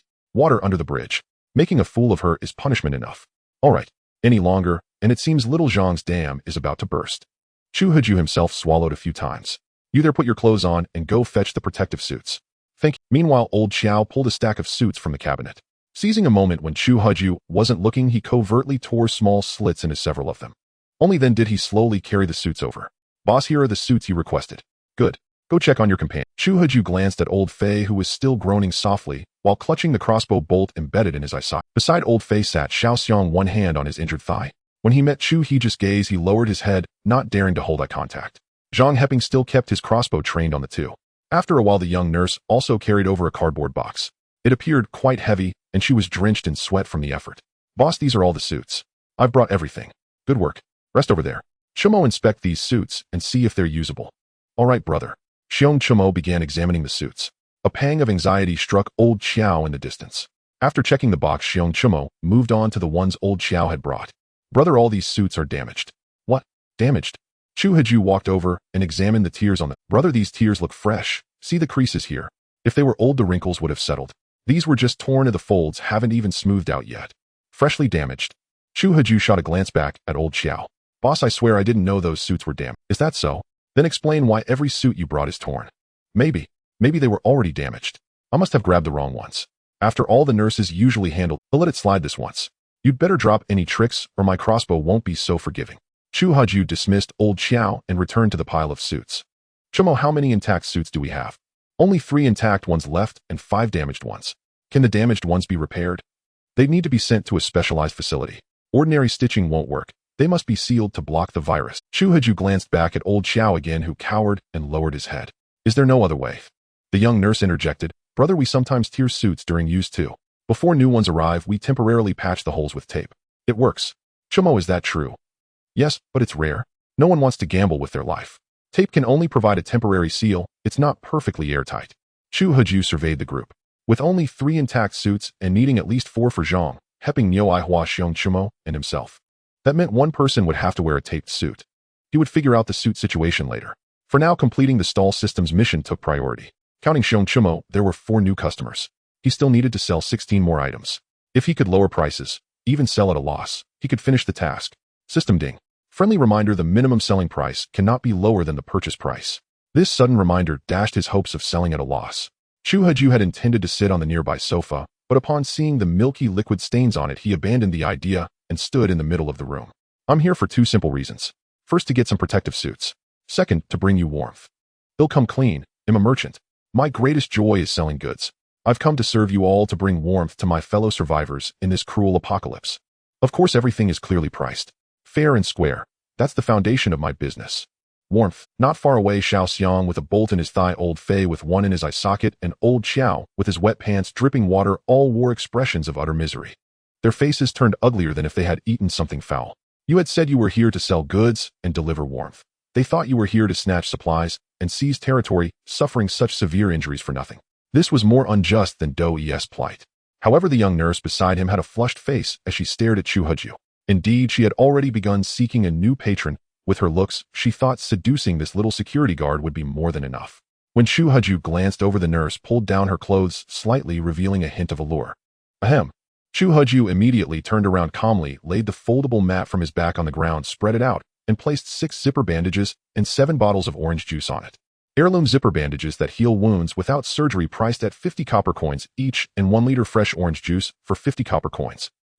Brother Chu wasn't the orange juice, 10 copper coins. Scarcity makes things precious. I had plenty of orange juice earlier, but now this is all I have. This is the base price. For each item sold, the price increases by 50 copper coins. If you want to buy, hurry up, limited supply while it lasts. Brother, I want to buy a bottle of orange juice, but I don't know what copper coins are, and I don't have this currency. Unexpectedly, the first to step forward was the nurse who had been batting her eyes at Chu Heju. Ahem, miss, please dress yourself properly. Copper coins are my unit of measurement. You can bring out whatever supplies you want to trade, and I'll appraise them. Oh, and I forgot to remind you, anyone who doesn't buy something from me will be sent straight to reincarnation. Chu Heju cast a cold glance at the 3 men in the distance. What? Not buying means reincarnation. Panic struck them. Though they wanted to buy orange juice, they had planned to wait and see. Now not buying might mean death. Old Xiao, he won't really kill us, will he? Relax, we just need to buy 1 item, right? But I have nothing. I'm down to just my underwear. Would he even take that? Well, old Fei, you're on your own. Don't say that, old Xiao. We've known each other. You've got to help me. Old Xiao's eyes darted around. He dashed over to the cabinet inside and hauled out their food container. Damn it, old Xiao, that's low. Brother, I have no other valuables to trade with you, only myself. How many copper coins do you think I'm worth? Worthless. You. What? If you have no suitable supplies, you might die. Chu Heju stared coldly at the woman. So what if she was fair-skinned, beautiful, and pitiful? She was nothing but a fickle and flirtatious woman. Though Chu Heju had never been in love, he wouldn't spare a glance at such a woman, even if she stood naked before him. Brother, don't scare me like this. Ha, scared. If you truly have nothing but yourself, feel free to try. You. Brother Chu, I don't have anything valuable. This ring I bought from a street stall, oh, it might be worthless. Could you see how many copper coins it's worth? System Platinum ring recycle price, 1000 copper coins. Though the price wasn't high, it was decent for a street stall find. This Xiong Chumo was quite lucky. Not bad. It can get you 1 bottle of orange juice and 1 bandage. Let's trade. Thank you, brother. You're so kind. After the trade, Xiong Chumo leaned in to kiss Chu Heju. Stop right there. I said, Chumo, if you keep this up, he'll get angry. Sorry, brother Chu, I know I was wrong. Hee, big brother, how many copper coins can this food fetch? At that moment, the sleazy old Xiao carried over a cardboard box of food. This was all the food from their entire isolation room, yet this sleazy guy had claimed it as his own supplies. Chu Heju was here for the mission and couldn't be bothered with where he got the supplies. System box of food recycle price, 100 copper coins. Mick can get you 1 bottle of orange juice. What? Just 1 bottle? Got a problem? No problem. 1 bottle of orange juice it is. Old Xiao traded for the orange juice and slunk away dejectedly. Having traded with this fearsome man, at least he wouldn't face reincarnation. Meanwhile, Xiaoxiang limped over holding 3 fire axes. Stop right there. Zhang Heping aimed his crossbow at Xiaoxiang. Big brother, I mean no harm. I just want to trade these 3 fire axes for supplies. The fire axes that had fallen to the ground earlier hadn't been picked up, and Xiaoxiang had taken advantage of that. Let him come. Chu Heju waved his hand, signaling Zhang Heping to let Xiaoxiang approach. If he could be taken down by a cripple, then Chu Heju had no business being here. Big brother, can these 3 fire axes get me a bottle of orange juice? System fire axe recycle price, 100 copper coins. Barely enough for 1 bottle of orange juice. Thank you, big brother, thank you. Orange juice price rises to 150 copper coins. Bandage price rises to 100 copper coins. What? Rising so fast? Old Fei, still with a crossbow bolt lodged near his eye socket, grew frantic. He scanned around, but found nothing. Got it. Old Fei pushed the sofa over. Big brother, can this sofa be traded? System genuine leather sofa recycle price, 1000 copper coins. It can be traded, but it's stained and not worth much. Big brother, about that, give me a moment. Old Fei grabbed a piece of clothing and wiped all the stains off the sofa. Big brother, is it acceptable now? My TLL do. Barely enough for 1 bandage. Thank you, big brother, thank you. Old Fei wept tears of joy, blood mingling with them as he took the bandage and left. Chu Heju glanced at the middle-aged man with the bolt still in his eye socket and called out, wait. Big brother, come here. Big brother, you. Just get over here, no more nonsense. Zhang Heping kicked Old Fei's rear, nearly sending him stumbling. Yes, big brother, I'm coming. Chu Heju looked at Old Fei with the bolt in his eye socket. The man was lucky. If the bolt had been slightly off, it would have pierced his eyeball. Chu Heju pressed Old Fei's head down firmly and gripped the tail of the bolt with his right hand. Big brother, you. Old Fei panicked. Was this kid about to yank the bolt out? Without anything to stop the bleeding, he might bleed to death. Squelch. As a jet of blood spurted out, Chu Heju pulled the bolt from Old Fei's eye socket. Hand over the bandage. Old Fei, as if possessed, quickly handed the bandage to Chu Heju. Chu Heju tore off the protective layer, pressed the bandage onto the wound on Old Fei's face, and zipped it shut. The bleeding stopped instantly. The bandage was miraculous. The wound that had been gushing blood was suddenly sealed. Such a miraculous sight, stunned everyone around. This bandage was incredible. With it, who would need doctors? Everyone could be a medical expert. The effect of the band-aid stunned everyone, and for a moment each person longed to exchange for one. It was a life-saving item. But all the available supplies had already been traded. They couldn't exactly exchange this isolation room itself, could they? At that moment the young nurse before him still wore a hesitant expression. Miss, have you made up your mind? If you don't purchase any supplies soon I'll have to pack up. Even if I don't kill you, we'll drive you out. Brother, The young nurse pondered for a moment, then pulled a red string from her ankle. Brother, aside from these clothes, this is the only valuable thing I have. If it's not enough to trade for supplies, then I'm out of options. I'd rather be driven out.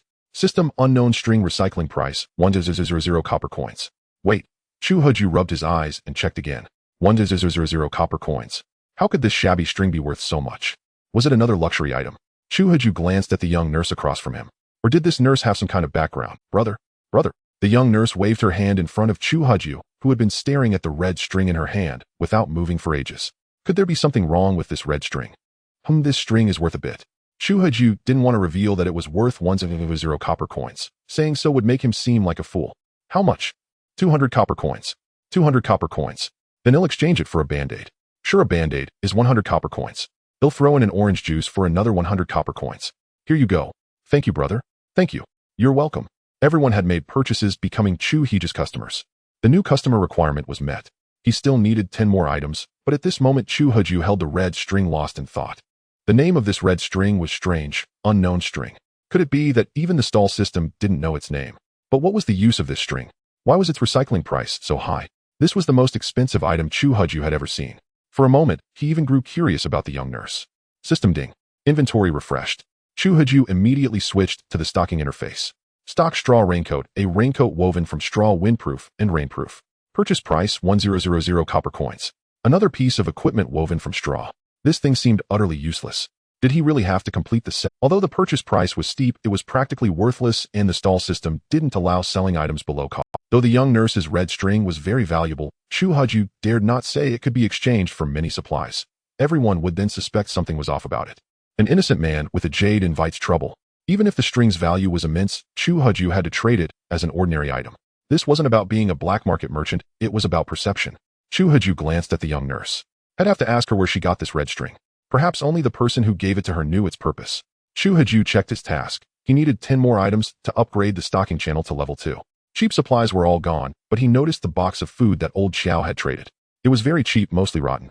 Chu Huju's eyes darted as an idea struck him. The food in the cardboard box was also goods. He could sell it as long as the price was above the recycling cost.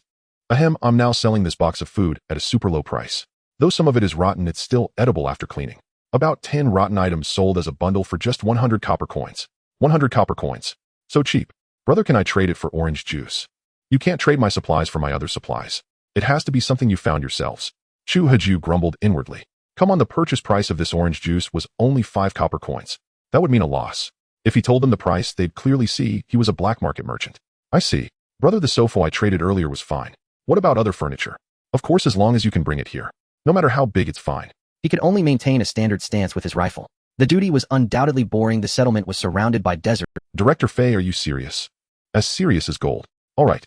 Hey, old Fei, where are you two going? Old Xiao, we're just next door. Xiao Xiang and I are enough. Next door? You're not. Old Fei and Xiao Xiang had already left the isolation room. Were they running away or actually fetching something? Soon the two returned, each carrying 2 unfamiliar machines. Ventilators. You actually brought ventilators. Chu Huju didn't recognize the machines, but old Xiao did. Brother, how many copper coins can this ventilator fetch? System ventilator recycling price, 300. This is a cheap item. 100 copper coins each. 4 of them make 400 copper coins. Here, take all the food, and he'll throw in a band-aid. You kid over there, take off the crossbow bolt from your leg. With this band-aid, you won't need bandages. Thank you, brother. Thank you. Seeing the task was complete, Chu Huju immediately packed up his stall. System task completed within 3 days. Sell 20 items via the stall. 21 sold with 4 or more new customers, 6 new customers. Task reward stocking channel upgraded to level 2. Failure penalty intermediate stall downgraded to beginner stall. System congratulations host. You've exceeded the task requirements. The stocking channel is upgraded to level 2 with an additional beginner stall as a bonus. What the hell? Chu Huju stared blankly at the extra black blanket in his warehouse. Does this mean I have more than one stall? But what Chu Huju cared most about was what the level 2 stocking channel looked like. Closing the warehouse, he eagerly opened the stocking interface. The interface had refreshed. Previously there was only 1 item, now there were 2. so the level 2 channel allows stocking 2 items at once. However, upon closer examination, Chu Huju discovered that the quantity for each item in this level 2 supply channel was 100, meaning he could now purchase 100 pieces at once. Awesome! Chu Huju roared, startling not only everyone in the room, but also the zombies outside the isolation ward who paused in confusion before furiously pounding on the iron door. That was the sound of a human. If they could break through the iron door, they could feast. System ding. Mission issued. Mission within 7 days: sell 100 items via street stall, 0 sold so far, and attract over 10 new customers, 0 new customers so far. Reward warehouse upgraded to level 2. Penalty level 2 supply channel downgraded to level 1.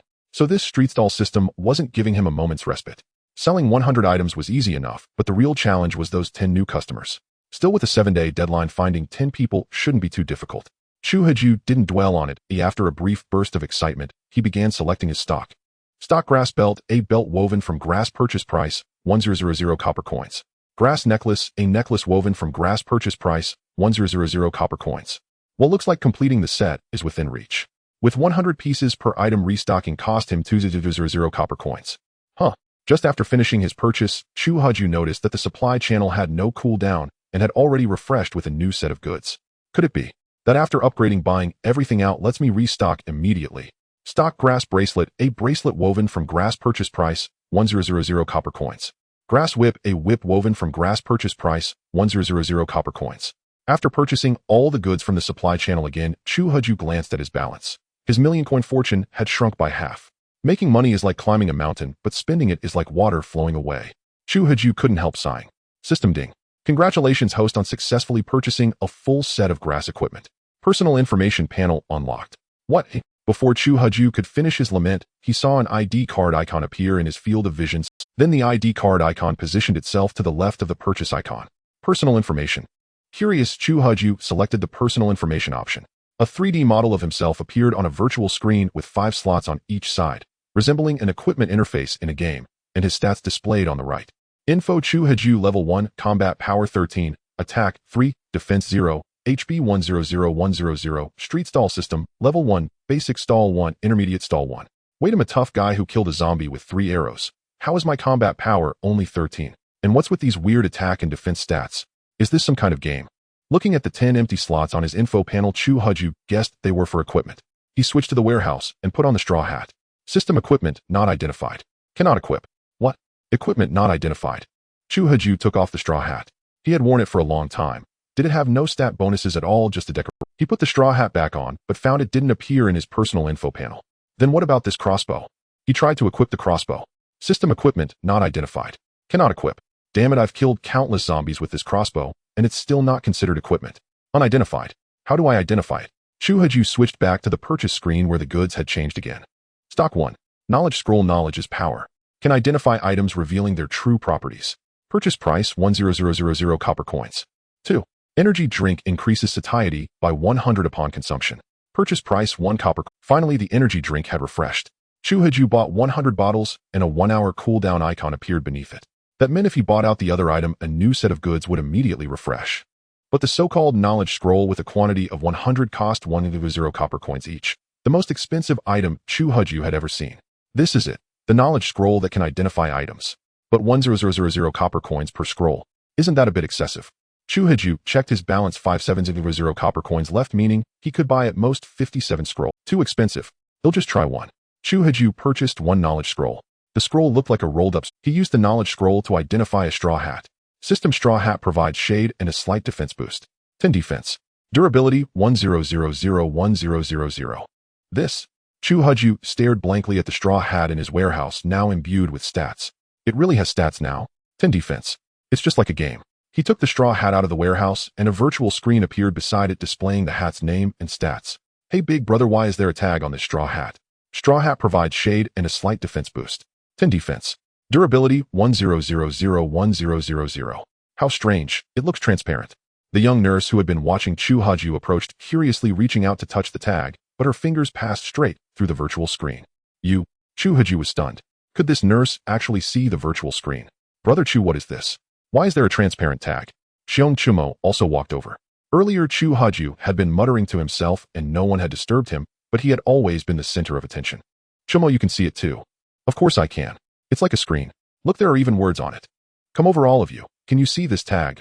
The others had been curious for a while, and at Chu Heejus' invitation, they gathered around. Xiao Chu, what is this tag? It's so strange. Bro, what kind of tech is this? Putting it on a straw hat seems like, whoa, even though I'm a tech enthusiast, this display method is generations ahead of its time. Seeing this, Chu Heju understood the street stall system had made item stats visible, which would make selling easier. But this also posed a problem. This level of technology didn't belong to this era, and he currently lacked the strength to protect such advanced knowledge. Chu Heju scanned the crowd. Was he going to have to silence them? No, silencing them is unnecessary. To set up a stall and sell goods, customers are essential. Visualizing attributes seems to be the trend of the future. For now, the priority is to enhance my own personal attributes. As he often said, unless the equipment's grade was at least 2 levels higher than his current gear, Chu Heju had no intention of selling those weapons and armor. It was merely a straw hat with a 10 defense bonus. Watching the crowd study the floating light screen tags, Chu Heju spent all his savings to purchase 56 knowledge scrolls. Knowledge is power. That saying fits perfectly here. I wonder what the true attributes of the crossbow are. System simple crossbow, a low-cost, simply crafted crossbow. 100 attack, durability 996, 1000. Holy crap. Chu Heju stared in shock at the crossbow with 100 attack. So this is the true attribute of the simple crossbow. Without pausing, Chu Heju appraised the entire set of straw equipment. Once appraised, the gear could finally be equipped. After equipping all 10 pieces of straw equipment, the system notified him of a set bonus. All attributes increased by 10. At that moment, a circle of onlookers surrounded him, their jaws dropped in amazement. Chu Heju looked as if he were performing magic, having conjured a full set of straw gear from nowhere, now dressed like a scarecrow. Though the set provided a 10 boost, the crossbow's 100 attack utterly outclassed the pathetic straw whip. He ditched the whip and chose the crossbow as his weapon. Info: Chu Heju. Level 1. Combat power 83. Attack 123. Defense 30. HP 130,130. Energy 100,100. Stall system Level 1. Basic stall 1. Intermediate stall 1.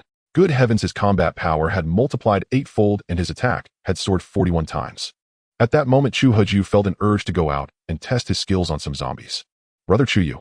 Apologies everyone. I've restocked a bit. As you've seen, it's that straw hat with attributes. I've just geared myself up with a full set. Brother Chu, do you mean this whole outfit is part of the same set as the straw hat? Yes, the whole set. It's called the Scarecrow set. It adds 30 attack, 30 defense, and 30 HP. Considering an ordinary person has about 100 HP, wearing this set is like having an extra life. An extra life? The crowd gasped, their eyes burning with intensity as they stared at the Scarecrow set on. Niu Aihua, however, frowned. Killing him unknown was already tough enough. Now with the Scarecrow set, it would be even more difficult. Brother Chu, may I ask, how many copper coins does this full set cost? Zhang Heping rubbed his hands together, asking sheepishly. About 1 million copper coins. But this item is priceless. If it were actually sold, it might cost even more. What? 1 million copper coins. Instantly, the crowd swallowed hard. This wasn't 1 million RMB from peacetime. It was 1 million copper coins, equivalent to a full 10,000 bottles of orange juice. Everyone's mind churned with turmoil, some shocked by the exorbitant value of the straw gear, others scheming on how to steal it. Their expressions varied. Chu Heju knew that the emergence of such epic-making items would inevitably stir envy, even driving people to unscrupulous means to claim them. But there was one way to completely prevent this: to elevate his own power far above the masses, widening the gap until they could never catch up. Then jealousy would transform into reverence. As the saying goes, power grows out of the barrel of a gun. All conspiracies are paper tigers. Brother Chu, then how much for this 10 straw hat? A full set has 10 pieces. Each piece costs 100,000 copper coins. 100,000 copper coins. The crowd looked at the tag straw hat and shook their heads. Who could have imagined a simple straw hat would be worth so much? Big brother, please accept me. Am willing to be your underling, to serve you in every way. Please take me in. No one expected old Xiao to throw himself at Chu Heejus' feet, weeping and sniveling, begging to become his father. Old man, are you out of your mind? I'm a merchant, not some gang leader. Why would I take on underlings? If you have money, buy my goods. If not, go earn some. At your age, becoming my follower. Expect me to support you in retirement. But how do I earn money? Simple. Kill zombies. Their heads contain blood crystals. I'm buying them for 500 copper coins each. Also gold, silver, jewelry, antiques. Anything like that can be exchanged for cash. Big brother, I can't kill zombies either. But I do have plenty of gold, silver, jewelry, and antiques at home. My place is a bit far though, in Shuimu, Qinghua, west of the city. If you could escort me home, I'd be willing to sell you my antiques at half price. Forget it. This is the city center and Shuimu, Qinghua is in the western suburbs. Who knows how many zombies would encounter that far? I don't have time to escort you home. Hearing that Chu Heju wouldn't escort him, old Xiao couldn't think of any other way to quickly earn copper coins. Brother Chu, if you need gold, silver, jewelry, and antiques, there are a few places worth visiting. Oh, Xiaozhang, what places? Tell me. There's the gold and silver jewelry store Leo Fengxiang. Brother Chu, we could just head to the jewelry store directly. It's the apocalypse now, no cops to stop us. Whoever grabs it keeps it. A jewelry store, huh? Chu Haju nodded. That wasn't a bad idea. But there's an even better place. If gold and silver jewelry are acceptable, why not just rob a bank? 1 gold bar is worth 1,000 gold rings, right? As for antiques, we could hit the antique market. Sure, there are plenty of fakes, but there are also genuine pieces. Even if that old man has a lot of antiques at home, can it compare to the antique market? A jewelry store, a bank, and antique market, huh? It seemed he had a new destination after escaping the hospital. Chu Haju glanced at Zhang Heping. Zhang, you've got a clever little mind. You'd make a fine schemer. Brother Chu, does that mean I can be your underling? Like a dog-brained strategist? No. I'm just a merchant. I don't take underlings. Since you've provided such valuable information, I'll reward you. Here are 3 energy drinks, your payment for the tip. Energy drinks. Zhang took the 3 cans which resembled Red Bull with curiosity. These people had never seen energy drinks before. Initially, there were only 10 bottles of energy drinks. Aside from the few that Chu Haju consumed himself, the rest were either sold or given away, and none remained. Thus, these people had never seen an energy drink. Oh, don't underestimate this energy drink. 1 bottle can keep you from needing to eat for half a day. It quenches thirst and satiates hunger. It's truly a fine thing. Brother Chu, how much is this energy drink? It's cheap, 100 copper coins per bottle. 100 copper coins, huh? The few exchanged glances. Killing a zombie yielded a blood crystal which could be traded for 5 bottles, a surefire profitable deal. Yet they dared not face the zombies. Old Xiao and Old Fei turned their gaze toward Xiao, for he was the only one who had slain a zombie alone before. Don't look at me like that. I'm injured now. I can't kill zombies anymore. Xiao, you're the youngest here. I promise you. If you go kill zombies once this apocalypse ends, I'll promote you straight to deputy director. What do you say? You know this apocalypse can't last forever. The nation will surely come to rescue us. The nation? It's been a month and I haven't seen a single rescuer. Don't rush. Maybe they have other duties. You've seen that scarecrow suit. It might be military tech. Xiao, I promise you. If you go kill zombies, Xiao Xue is yours from now on. We 2 old men won't compete with you youngsters anymore. Are you serious? I Xiao Bosi swear. I won't touch Xiao Xue again. Her ownership is yours, Xiao. Xiao Bosi knew that since Chu Haju arrived, his authority here had dwindled to nothing, and Ziox's fate was no longer his concern. So he readily yielded her to Xiao. I Fei Gigi feel the same. Fine. You said it. Once I kill zombies, you'll never touch Xiao Xue. Absolutely. When the apocalypse ends, Old Fei and I will jointly nominate you as deputy director. Deal. What are you all up to? At that moment, the young nurse Xiao Xue approached, noticing Old Xiao, Old Fei, and Xiao whispering among them. Great Xiao Xue. Director Xiao and Director Fei have decided to nominate me as deputy director after the apocalypse, and they've given you to me. From now on, you're mine alone. Xiao reached out to grab Ziox's arm. Get your filthy hand off me. Xiao Xue slapped his hand away. I'm not your private property, neither yours nor his. I belong only to myself. You'd better know your place. Xiao Xue, don't you know how I feel about you? Feelings? Can feelings fill your stomach? Can feelings help? You can barely walk and you think you can take care of me. Look at yourself in the mirror. But if you can get me a scarecrow suit from that brother, I might consider dating you. You said it. If you're capable of that, then you're not completely useless. Dating you might not be out of the question. Deal. Moi. Unexpectedly, Xiao Xue planted a kiss on Xiao's cheek. If you can really buy me a scarecrow suit, I'll try dating you. Xiao Xue had said it casually, but seeing Xiao take it seriously, she decided to give him a small taste of hope, just in case he actually pulled it off. At this moment, Xiao Xue had a 2-pronged plan. First, she would personally seduce Chu Haju to get a scarecrow, but if Chu Haju remained indifferent, she would have to rely on Xiao. Xiao limped toward Chu Haju. Xiao clenched his fists. For Xiao Xue for love. Big brother. What's up? Chu Haju was studying a knowledge scroll when he looked up to find Xiao approaching with a troubled expression. Big brother, I want to trade for that gear you're wearing, the scarecrow suit. How much gold and jewelry would it take to equal 1,000,000 copper coins? Chu Haju, seeing Xiao's earnest face, pulled out a gold ring and handed it to him.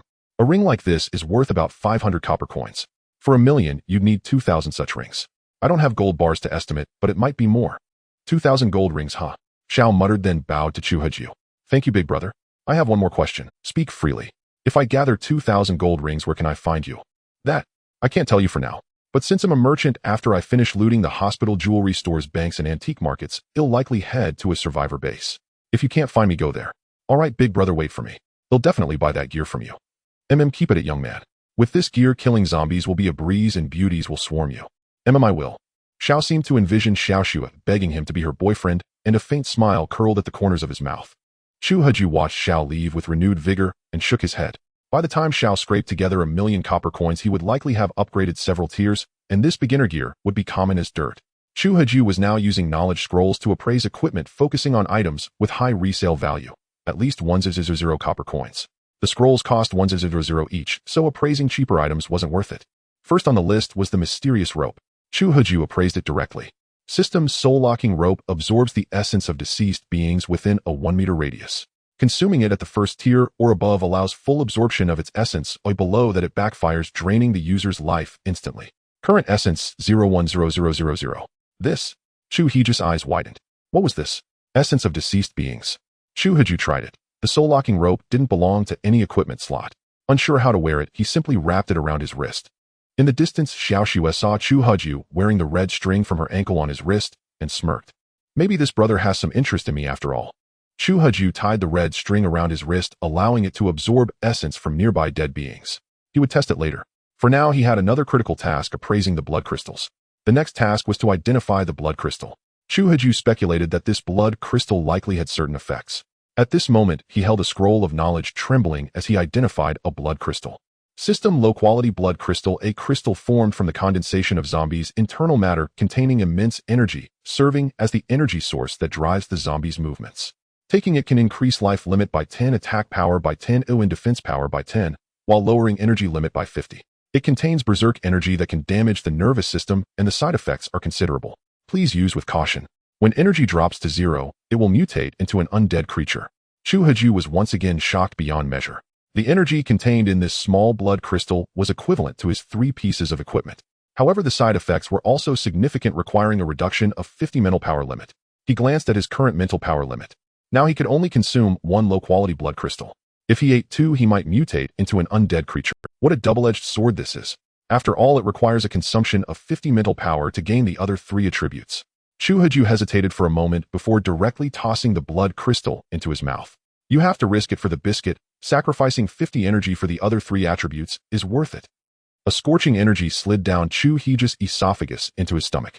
He felt as if his stomach was about to explode, and then the energy began to move towards his lower abdomen, and then spread throughout his body. As if in the blink of an eye, this process took only a few breaths. Chu Heju opened his eyes, and a trace of red blood vessels appeared in the whites of his eyes. He could feel an unnamed fire wanting to vent out. It seems this blood crystal makes one irritable. Just 1 is already the maximum. Consuming 2 might cause me to completely lose consciousness. Chu Heju's action of throwing the blood crystal into his mouth was very quick. Everyone thought he was eating something except for Niu Hua, who saw this action. Isn't that the blood crystal from a zombie's head? Can this thing actually be eaten? After consuming the blood crystal, Chu Heju clenched his fist tightly, feeling a slight increase in strength, though it might just be psychological. Bang! Crash! Suddenly a sound of something shattering came from outside. Zhang Heping ran out immediately, only to return a few seconds later. Chugu, it's not good. The zombies in the infectious disease department have shattered the glass door. What? At this moment, Old Xiao and Old Fei also rushed over. Big brother, hurry and put on the isolation suit. These are all infected zombies. Chu Heju wasted no time. His life was paramount. He walked directly to the box where the isolation suits were kept. There were 3 complete isolation suits and 5 damaged ones. Chumo, where's the tape? It's in the cabinet next to it. He'll go get it. Chu Heju directly began to wear the isolation suit, of course, selecting the intact one. After all, his life was most important. He wasn't that noble. Especially since none of these people truly wanted to follow him. Some might even want to take his scarecrow outfit for themselves. Sister Hua, Chumo, Xiaozhang, there are 2 intact isolation suits left. You 3 can decide with rock, paper, scissors. No need, Chugu, I can wear the damaged one and just tape it up. Alright, hurry and put on the isolation suits. We need to leave here immediately. Big brother, but it's almost dark. Where can we escape to now? To the parking lot in the north. We'll be safe once we get there. Big brother, how do you plan to get there? Old Fei asked while putting on the isolation suit. Old Xiao had a look of shock as if he had eaten something strange. Had he known that these isolation suits would ultimately end up on him, he would never have destroyed them. Now it was too late. He had shot himself in the foot. My plan is to escape from the infectious disease department to the north gate. Big brother, if I may speak bluntly, going from the infectious disease department to the north gate requires passing through the morgue, which is not safe. The morgue? What makes it unsafe? You may not know this, but many patients died when the apocalypse struck. However, due to a heavy fog, the bodies were not promptly removed. I now have a concern that these dead bodies could very likely turn into zombies, or even more terrifying creatures than zombies. Damn, why didn't you say this earlier? Big brother, you didn't ask.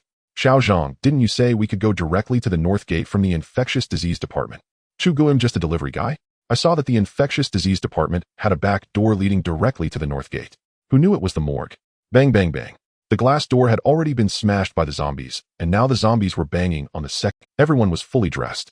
Those wearing damaged isolation suits also began to use tape to secure the damaged areas with the help of others. To reach the north gate, they must pass through the morgue.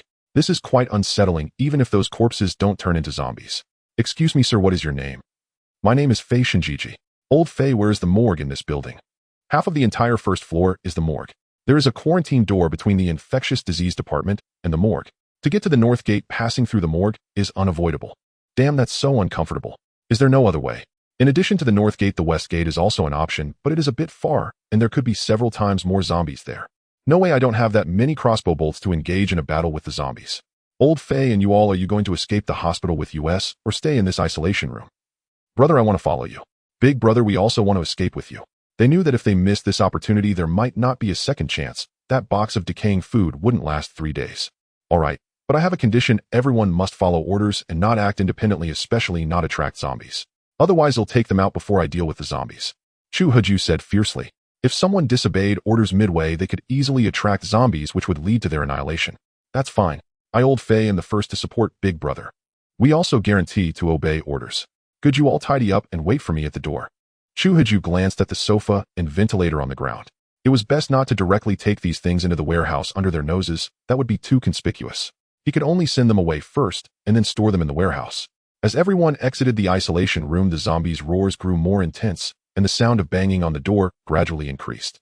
After packing up, everyone except Chu Huju and Niu Aihua was holding a fire axe. As for why the crossbow sold to Zhang Heping was now in Niu Aihua's hands, Chu Huju didn't care. Once sold, the customer had the right to dispose of it as they wished. At that moment, the zombies by the iron door thrust their arms through the gaps, wildly clawing at Chu Huju and 2 zombies. Chu Huju raised his crossbow, aimed at the forehead of the zombie behind the iron door, and pulled the trigger. Whooshed! 3 bolts in a row, and the zombie hung dead on the iron door. 3 bolts. His current attack power was 133, so 3 bolts dealt 399 damage, meaning the zombie's health was likely within that range. Chu Huju promptly killed the other zombie, as well, also using 3 bolts. Do any of you have the key to this? I do, Big Brother, I have the key. Xiaoxiang quickly raised his hand and said, then open the door. Xiaoxiang pulled a key from his pocket and unlocked the iron door. As the door swung open, the 2 zombies on it, who will dig the blood crystals from the zombies' heads. They'll pay 100 copper coins each. Well, though tempted by the 100 copper coins, the group hesitated, knowing these zombies carried a contagious disease that could infect them. Let me do it. Their isolation suits are torn, and it would be bad if the infection spreads. Hua Jia. Xiao Chu, lend me a dagger. Here. Chu Huju handed Hua Jia a dagger. Surprised by her transformation, she dared to dissect a zombie. The scene was too gruesome, the others turned away. After a few minutes, Niu Aihua returned with a blood-stained crystal. Lucky I found one. Good, Hua Jia, that's 100 copper coins. What do you want to buy? Just a sports drink. Alright, I'll trade with you after digging the other zombie. Niu Aihua went back to dig the other zombie's head. Meanwhile, Chu Huju asked Lao Fei. Lao Fei were on the 4th floor. Any good suggestions for getting to the first? Big brother, don't call me Lao Fei, just Xiao Fei. How old are you, Xiao Fei? 53. Xiao Fei, tell me any good ideas for reaching the 1st floor. Take the west stairway down to the 1st floor, go through the isolation door, cross the morgue, and exit via the north gate. Brother, I have a much better suggestion to avoid the morgue entirely. Oh, miss, what's your idea? If I'm not mistaken, we can slide down the drainage pipe from the 2nd floor to the 1st, bypassing the morgue altogether. Isn't that better? Drainage pipe? No way, climbing that would be a death sentence for us. If we fall, we'll be crippled, or worse. Lao Fei disagreed, and Xiaoxiang looked grim. His injured thigh made climbing the pipe especially risky. Then we'll go down the drainage pipe from the 2nd floor. If you find it too hard, you can choose to go through the morgue. Big brother, we wouldn't dare cross the morgue alone. There might be zombies there. Then it's settled, we climb the drainage pipe. Miss, if we escape successfully, I'll reward you with a sports drink. You're welcome. Others are also welcome to offer suggestions. Rewards will be generous. At that moment, Niu Aihua returned empty-handed. Sorry, Xiao Chu, the other zombie had no blood crystal. That's fine. 1 out of 2 is good odds. Before, we only got 1 from 4. Hua Jia, hey, race your sports drink as your wage. Now let's move to the 2nd floor. Miss, lead the way. Any problem? No problem, leave it to me, brother. Xiao Shui headed for the west stairway, followed closely by Chu Huju, then Niu Aihua, Xiong Chumo, Zhang Heping, and finally Lao Fei, Lao Qiao, and Xiao Xiang. Lao Fei, it looks like Xiao Shui is about to defect. I think so too. She's probably trying to latch onto that little nonsense. Xiao Shui isn't that kind of person. Xiao Xiang, you're still too naive. Women nowadays would rather cry in a BMW than smile on a bicycle. That's human nature, that's reality. No, Xiao Shui isn't like that. Xiao Xiang clenched his fists, his gaze burning as he watched the group ahead. Xiao Shui was leading at the front, and he could no longer see her back. Alas, a simp's love is worthless. Back in the day, I Lao Qiao. Stop bragging and keep up. If we get out of this hospital, I'm heading north to Maidong Nianhua to find a girl. Damn, still thinking about girls. That place is probably overrun with zombies by now. Sigh, I wish I'd gone more in peacetime. Now if I go ITLL be full of zombies. Useless. Lao Chiao, you'll die over women one day. We're just trying to survive now, and you're still obsessing over them. Exactly, because there's nothing left to pursue, I need some fun. The group slowly arrived at the third floor, where Xiao Shui suddenly stopped. Chu Haju noticed a small nurse in uniform standing with her back to them in the corridor, limping slowly away. A pitiful sight. Hey, why aren't we moving? Someone from behind muttered. The sound caught the nurse zombie's attention. She turned slowly, revealing a once beautiful face, now missing its entire lower jaw, with dark red fluid dripping from her mouth. Her chest was stained with a blackish red patch of dried blood. The nurse zombie held a scalpel in her hand. Seeing her colleague Xiao Shui coming down the stairs, she swung the scalpel. Hunger. The nurse zombie tried to roar, but without a jaw, even that was a luxury, only a strange sound. Mom. Xiao Shui, walking ahead, was terrified by the nurse zombie and immediately turned to burrow into Chu Heju's arms. Get to the back. Chu Heju pushed Xiao Shui away, raised his crossbow, and aimed at the nurse zombie's head, pulling the trigger. The bolt struck the nurse zombie's forehead, forcing her head back, but only briefly. She turned, sped up, and lunged at Chu Heju. Whooshed. Another bolt hit the nurse zombie's face, but she was already upon him, swinging the scalpel to stab him. Suddenly, Xiao Shui from behind threw herself onto Chu Heju's back, shoving him a step forward. The nurse zombie lunged at Chu Heju with a scalpel. He intended to dodge, but Xiao Shui behind him gave him a shove. Chu Heju seized the moment, crouching and rolling forward to evade the nurse zombie's attack. Squelch. With the sound of a scalpel slicing into flesh, Chu Heju turned back to see the nurse zombie's scalpel embedded in Xiao Shui's shoulder. Chu Heju rammed the nurse zombie with his shoulder, then delivered a kick that sent her stumbling. Seizing the opportunity, he knocked an arrow and fired at her forehead once more. Hunger. The nurse zombie opened her mouth wide, revealing a bloody mess that made Chu Heju want to vomit. Whooshed. Another bolt shot directly into the nurse zombie's mouth. 3 bolts, she should be dead by now. But contrary to Chu Heju's expectations, after a brief pause, the nurse zombie lunged at him again. Damn, it's still not dead. Chu Heju switched to his fire axe, swung it, and brought it down on the nurse zombie's head. Hunger. The nurse zombie thrust her scalpel at him. Chu Heju quickly retreated, leaving the fire axe embedded in her head. Had he not abandoned the axe, he would have been stabbed by the nurse zombie's scalpel. I refuse to believe this. Chu Heju knocked another arrow and aimed at the zombie's mouth. Whooshed. Struck by the bolt, the nurse zombie collapsed to the ground. The fire axe was dislodged as she fell. This nurse zombie was indeed tough to kill. The previous 2 zombies had fallen to 3 bolts each, but this one required 4 bolts and an axe blow. Conservatively, her health points were at least 500. Chu Heju frowned. Could it be that zombies didn't all have the same amount of health? If zombie health varied, then the zombie that Fan Jian had transformed into must have had over 2,000 health points, given that Chu Heju had shot it over 20 times without killing it. This was a problem. Without being able to see an enemy's health, a serious misstep was all too possible. No, I need to restock as soon as possible and get better weapons. This scarecrow set is too low level, it's completely useless. It hurts. It hurts. Xiao Shui, what's wrong? Chu Heju turned to see Xiao Xiang supporting a pale Xiao Shui who was drenched in cold sweat. Chu Heju wanted to ask why she had pushed him, but seeing her condition, he decided against it. Perhaps it had been an accident. He took out a bottle of Jinchuang powder and a band-aid and walked over. Miss, drink this medicine first. The wound needs to be bandaged immediately. Forgive my intrusion. Xiao Shui pushed Xiao Xiang's arm away with effort. Brother, you bandage me. I have no strength. Please help me take off my clothes. Forgive me. At that moment, Xiao Xiang bit his lower lip. Xiao Shui had pushed him away to let a stranger bandage her. But seeing Chu Heju produce that miraculous bandage, Xiao Xiang knew this was not the time for a tantrum. Chu Heju wasted no time. He took off Xiao Shui's isolation suit, unbuttoned her top, revealing fair skin that stirred his heart. But he only glanced briefly before tearing off the protective layer of the band-aid, applying it to the wound, and zipping up her suit. The bleeding stopped immediately. Thank you, brother. You're welcome. Drink this. Chu Heju opened the Jinchuang powder, and supporting Xiao Shui's head helped her drink it. Chu Heju had identified the Jinchuang powder earlier. It restored 10 health points per second for 5 seconds, a total of 50 health points, half the health of an ordinary person. It should be enough to replenish the blood Xiao Shui had lost. Considering the rope Xiao Shui had traded earlier could buy countless bottles of this powder, this was a small repayment on his. Thank you, brother. I feel much better. Can you stand and keep walking? Xiao Shui tried to stand up. Brother, I'm fine. I can walk. I'm sorry my foot slipped. It's okay. The important thing is you're all right. Put your clothes on and seal the torn part of your isolation suit. Let me help you. Xiong Chimo stepped forward, producing a roll of tape from somewhere. Thank you, Sister Chimo. You're welcome. We were good friends before, weren't we? Thank you, Sister Chimo. I'm sorry for what happened before. That's all in the past.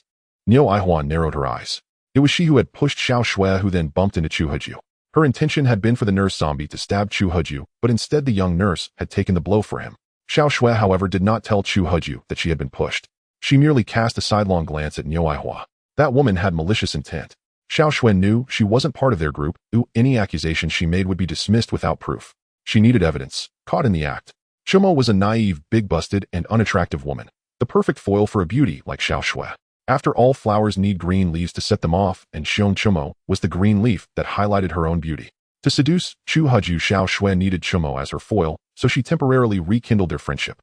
As for the old woman Niu Aihua, Xiao Shui didn't know if she was jealous of her beauty or had other motives. She could only wait and see. Chu Heju cleaned his crossbow and fire axe, then retrieved a blood crystal from the nurse zombie's head. Move out. He glanced at Xiao Shui, who was being supported by Xiong Chumo. She looked like she could still walk. The group bypassed the third floor and headed down the stairs to the second. Chu Heju took the lead. With only one floor left, he could guess the layout. Brother, there might be more patients on the second floor. Their infectious diseases are milder, but we still can't be careless. I understand. Chu Heju descended slowly floor by floor. The second floor had no zombies, but as he stepped off the last, he spotted a corpse lying on the ground nearby. Only a head and upper torso remained. The lower body was gone, even the bones. Entrails trailed a long distance with a smear of blood on the floor. Only the head was relatively intact, stained with long yellow hair. The deceased had been a woman, whether a nurse or a patient was unclear. Chu Heju scanned the distance. The corridor door was open, the iron gate violently destroyed and lying on its side. No zombies were in sight. Could all the zombies have gone to the first floor? Chu Heju told the others to wait and ventured into the corridor alone. Chu Heju slowly stepped around the mutilated corpse and continued down the corridor. He passed several rooms, each with its doors shattered, revealing empty interiors. He reached the middle of the hallway without encountering any zombies. Turning back, he waved to the others. The group began to cautiously advance toward Chu Heju, also stepping around the disfigured body. Each person's face twisted with horror at the sight. If they were to die by being devoured alive like that, they would rather leap to their deaths, a painless end. Perhaps due to the commotion of passing footsteps, the head, the only remnant of the corpse, suddenly opened its eyes. Oh my God! Old Xiao at the rear jolted in fright. Quick, hurry up, the corpse's eyes are open. Old Fei turned to witness a spine-chilling sight. The severed head had not only opened its eyes, but was also gnashing its teeth, clacking incessantly. Those ahead noticed the panic behind.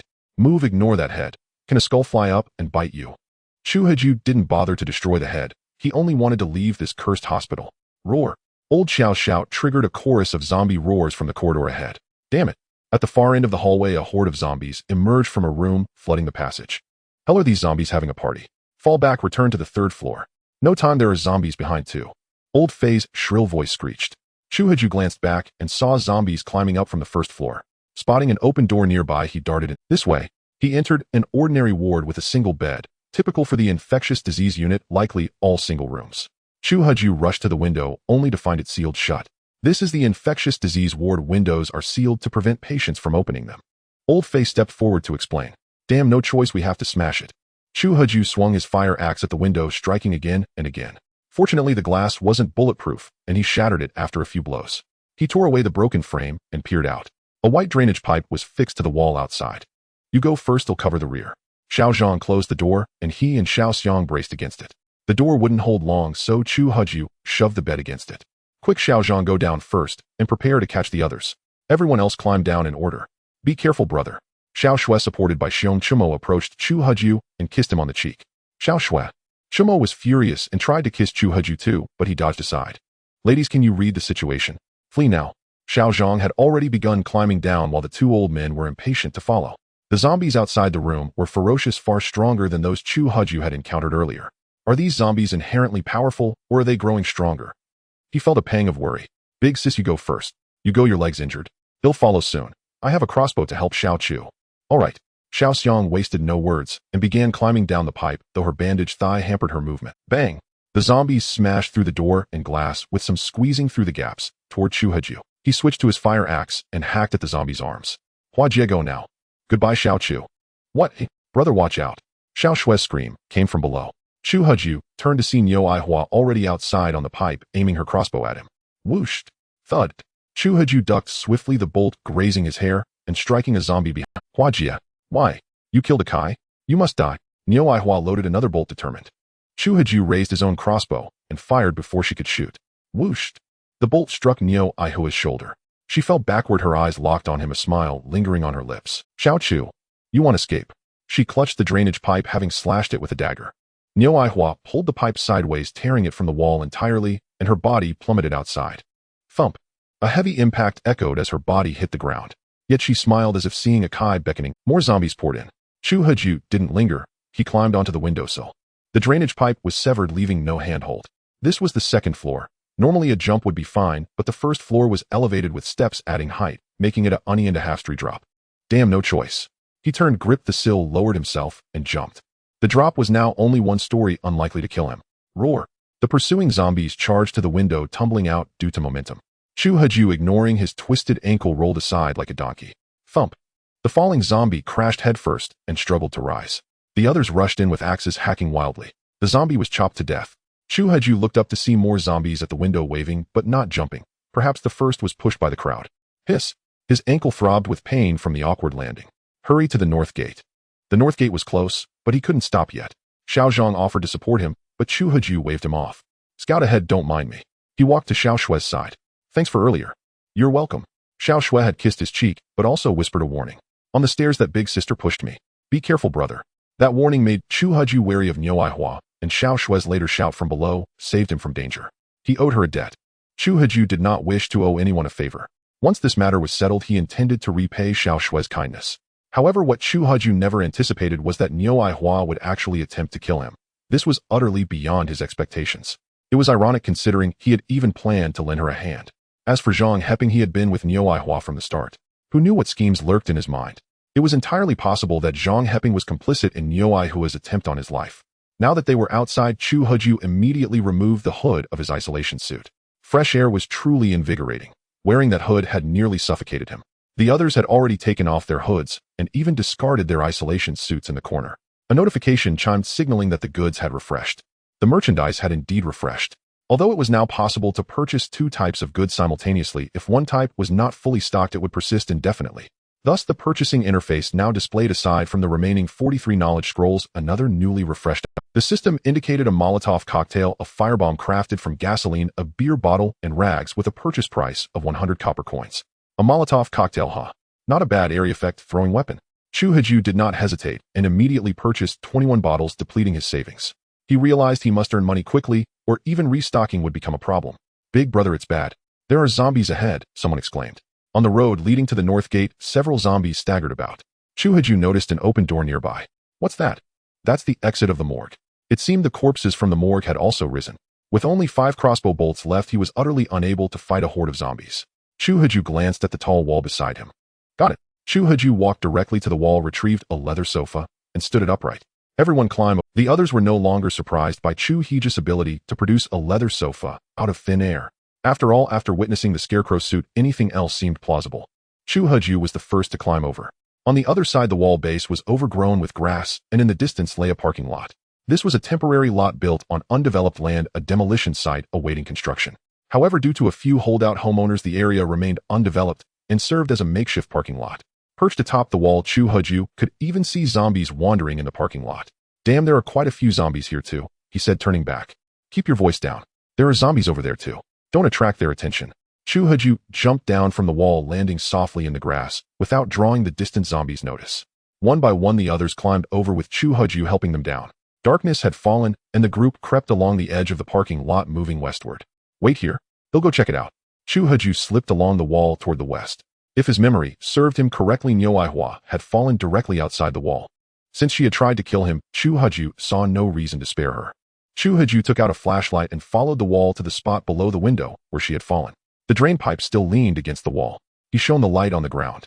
The grass was flattened and a pool of blood was visible, but there was no sign of Niu Aihua. She didn't die. It was now fully dark.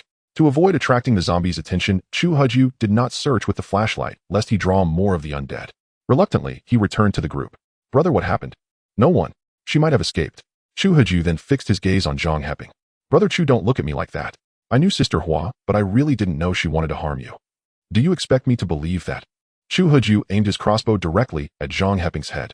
Tell me why you gave the crossbow to Niu Aihua. If you can't give me a reason, I'll kill you right now. Brother Chu, spare me please. 3. Brother Chu, I really don't know.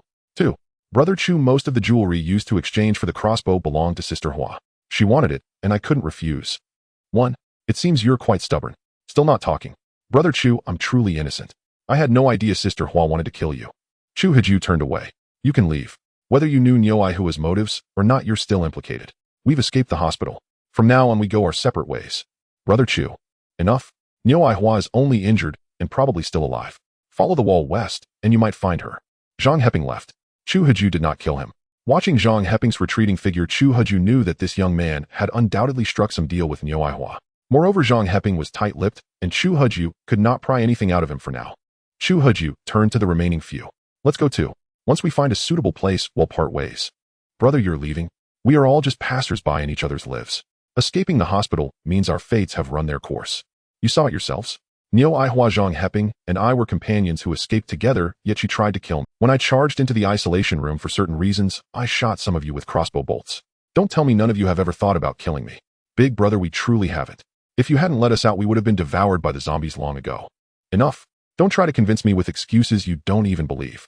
I know you'd love to kill me, but you need me, so you reluctantly followed me out of the hospital. It doesn't matter.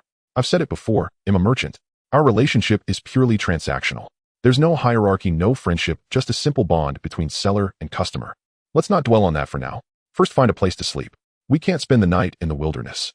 Hearing that Chu Haju intended to part ways, a wave of melancholy swept through the group. No one spoke. They simply followed him in silence. Of course, their sadness was not over parting with Chu Haju himself. They had only known him for half a day and shared no emotional bond. As for the true reason for their melancholy, perhaps only they themselves knew. The group followed behind Chu Haju with heavy hearts, none uttering a word. To the northwest lay the parking lot exit. Once they passed through, they could make their escape directly. They crept along the wall toward the northwest, guided by Chu Haju. To avoid drawing the zombies' attention with flashlight beams, he refrained from using any light, relying solely on the faint moonlight to navigate. But as they neared the parking lot exit, Chu Haju motioned for everyone to halt. The path to the exit was clogged with vehicles. By the pale moonlight, Chu Haju could vaguely discern zombies prowling around the cars. We can't use the exit. These people were probably trying to flee in a line earlier, but none made it out. Bro, we can climb the wall. We're not driving, so there's no need to go through the exit. Lao Fei finally spoke some sense. You've given me an idea. Chu Haju examined the wall beside him. It wasn't brick, but a construction fence. Iron frames as the skeleton wrapped in spray-painted advertisements. It was exceptionally tall, 3 or 4 meters high, impossible to scale. Got it. Chu Haju spotted a dog hole in the corner of the fence. Without hesitation, he lay down and squeezed through a gap at the base of the wall. The others watched as Chu Haju crawled through the dog hole. A dog hole. As long as we get out ID, even crawl through a cesspool. Xiaoxiang, not one to be particular, followed Chu Haju through, and the rest trailed behind. Outside lay a small grove. Chu Haju waited there for the others to catch up, then they slowly advanced westward. The grove was small, leading to a 3 or 4-story building ahead. Behind it was a vast open parking lot, suggesting the grove served as a sound buffer. I know this place. That building is the sales office for New City, Xiaoxiang whispered to Chu Haju. Howdy, I came to look at houses once, but I didn't have the money, so I just browsed. By the way, I have a question. Did the apocalypse start in the morning, noon, or afternoon? Hard to say. I only know that a thick fog rolled in that morning. Perhaps it was connected to that fog. Chu Haju pondered. If it was morning, the sales office might not have opened yet. No cars were in sight, and maybe the fog gave the employees the day off. If I'm right, the sales office should be empty. Let's rest there tonight. Move carefully and keep quiet. Chu Haju took out his crossbow. Beyond the grove was a concrete square with parking spaces. He crept toward the sales. The group followed him to the back door, which was locked from the outside. It seemed the office was indeed deserted. To avoid noise, Chu Haju decided to check the windows. Spread out and see if any windows are unlocked. They split up, searching along both directions. Brother, this window is open, Xiao Shui called out, being the first to find. Chu Haju hurried over. A window on the wall was wide open. He shone his flashlight inside and saw it was perfect. It was probably left open for ventilation, and the cleaner forgot to close it. Clutching the flashlight in his mouth, Chu Haju climbed through the window into what turned out to be a women's restroom. Though the back door was locked, he couldn't be sure there were no zombies. He crouched and shone the light under each stall to check for feet. No feet in any stall, truly no zombies. Everyone come in. He called for the others to climb through. This is a women's restroom. I've checked it and no zombies. It'll be our base in this building. The whole place is too large to search thoroughly now, and night makes it too dangerous. So we'll rest here tonight. Brother, we have to stay in a women's restroom all night. It's clean and odorless. Besides, if danger arises, this window is our escape route. All right, but spending the night in a women's restroom feels strange. They settled in, feeling awkward but grateful for shelter. It beat camping outside, and in the apocalypse a place to sleep was a luxury. No one complained. Hey, where's old Xiao? Lao Fei suddenly noticed. Old Xiao. He was right beside me, but I just realized. Everyone gather around. Chu Haju called them together. Counting himself, there were only 5. The middle-aged man was indeed missing. When did you last see old Xiao? Bro, the last time I saw him was before we crawled through the dog hole. He was right behind me, but I didn't pay attention afterward. Could old Xiao have hidden in one of the stalls?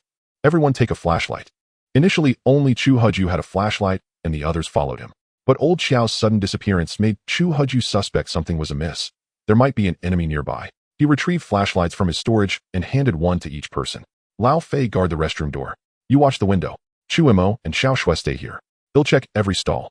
After assigning tasks, Chu Huju opened each stall door and searched. There were only 6 stalls, and nothing. Old Xiao was still there when we crawled through the dog hole. I didn't hear him speak after that. Help! Help! A cry for help came from outside, then silence. That's old Xiao's voice. Lao Fei, who knew old Xiao best, recognized it instantly. Wait here. They'll go check it out. Brother, I'm coming too. Guard the door and window. No one enters except me. They'll be back soon. Chu Huju opened the window and jumped out, shining his flashlight around. It was the parking lot behind the sales office, empty of cars, so the view was clear. Help! Another cry. This time, Chu Huju pinpointed the direction. It came from the grove where they had crawled. The cry for help came from the small grove ahead. Chu Huju, holding a flashlight in one hand and a fire axe in the other, dashed toward it without hesitation. Old Xiao. As he drew nearer, Chu Huju called softly into the grove, but only low, muffled sounds answered. No trace of old Xiao's voice. The grove was steeped in an eerie aura. Had it not been for the desperate cries he heard earlier, Chu Huju would never have dared to step inside. The grove was only a few meters wide, and as Chu Huju rushed in, he found old Xiao bound up like a zombie. Old Xiao was completely trussed up, a leaf plastered over his mouth. The moment he spotted Chu Huju, he began writhing frantically, emitting muffled sounds as if the leaf was glued to his lips like tape. Chu Huju quickly scanned the area, but saw no enemy. He then ran over and tore the leaf off old Xiao's mouth. Watch your back. The instant Chu Huju ripped away the leaf, old Xiao urgently warned him. Without a second thought, Chu Huju rolled aside and swung his fire axe. He felt it strike something, yet the target made no sound. He retreated a few steps and shone the flashlight forward. The sight of the enemy made Chu Huju's eyes widen. But as soon as the flashlight beam hit it, the creature sped away and vanished. This, to Chu Huju's shock, it was a tree bearing a human face. The surroundings were pitch black and a cold sweat trickled down his spine. A tree turned into a spirit and started attacking people. This defied Chu Huju's understanding. Humans becoming zombies was one thing, but a tree gaining sentience was absurd. Meanwhile, tendrils were slowly winding around Chu Huju's legs. Feeling a slight movement at his feet, he shone the light down and saw vines slithering like snakes coiling up his pant legs. What the hell? Seeing the vines entangling him, Chu Huju leaped aside and hacked at them with the fire axe. But the vines were incredibly tough, and the axe was soon snatched from his grip. Chu Huju abandoned the axe and drew a dagger. Fortunately, the blade proved sharper than the axe, and with a few slashes, he severed the encroaching vines. Boss, save me. Shut up. If you attract zombies with your noise, it'll leave you behind. After cutting away the vines, which began to retract, Chu Huju started slicing through the bindings on old Xiao. Boss, look out behind you. Again. Chu Huju dodged aside, expecting the tree spirit to be at his back, but instead saw several vines raised high like cobras. Damn it, if a sick cat doesn't show its claws, you think him a tiger. The fire axe was useless, the dagger too short, and the crossbow ineffective. Chu Huju quickly surveyed his supplies. Got it. He pulled out one of the 21 Molotov cocktails he had recently acquired and lit it with a lighter. Flames burst forth, and Chu Huju hurled the bottle at the cluster of vines nearby. The bottle hit the ground without breaking, but the fire spread along the vines, causing several to writhe and flee. Chu Huju took out another Molotov cocktail and smashed it forcefully on the ground. The bottle shattered, spilling gasoline that ignited instantly, sending flames leaping 3 meters high and setting the grass ablaze. Boss, stop. The fire's about to reach me. Chu Huju noticed that the vines sizzled when touched by fire and quickly retreated from the flames. The nearby vines also shied away, seeming terrified. Since old Xiao was close to the fire, the vines binding him loosened and fled on their own. Old Xiao scrambled to his feet and ran to Chu Huju's side. Get out of here. Seeing that old Xiao was unharmed, Chu Huju leaped over the burning flames. Old Xiao hesitated for a moment before jumping across as well. Better to brave the fire than be entangled by vines. Let's go to the women's restroom. Huh. Old Xiao, having just escaped, was bewildered. But Chu Huju was already moving, and after glancing back at the flames, old Xiao quickly followed. As Chu Huju reached the window of the women's restroom, Xiaoxiang opened it. The fire outside lit up the sky like a bonfire, making it easy to see Chu Huju and old Xiao without flashlights. Boss, what's on fire? Old Xiao, are you okay? Don't ask. I almost got eaten by a plant. What? Eaten by a plant? I crawled through a dog hole and got tangled in vines. A leaf covered my mouth. At first I thought I'd accidentally wandered into some creepers, but the more I struggled, the tighter they got. If the boss hadn't come back for me, I'd have been plant food by now. This They had been too far away to see what happened, so they turned to Chu Huju for confirmation. That's right. Plants have mutated too. Their activity is beyond anything I imagined. They're now no different from animals. They can move and hunt, but for now, they can't leave the soil. They can't get onto concrete like this. Damn this apocalypse. We have to guard against zombies and now plants too. Not just that. If plants can mutate, so can animals. We're in the city where there aren't many animals. In places with more wildlife, there are bound to be powerful mutated beasts. Then what do? Where can we flee? There are fewer zombies here. Maybe we should stay. Stay and eat what? Right, to survive, we need food and water. At this, everyone looked to Chu Huju. Don't look at me. I'm a merchant, but I still need to restock. I can't just sit in this restroom waiting for goods to come to me. I have to go out and scavenge. So staying here and eating through our supplies is out of the question. Besides, come dawn, we'll all go our separate ways. Boss, why can't we follow you? We swear to be loyal. I've said it before. This is the end of the world. I won't trust anyone except myself. Not until I'm strong enough to see through any scheme. Some of you might genuinely want to follow me, but I'm sorry. Right now, I can barely protect myself. I don't have the strength to protect others. When I'm powerful enough, they'll consider taking on followers. Though he fled the hospital with the group, Chu Huju only did so because they had once purchased goods from him.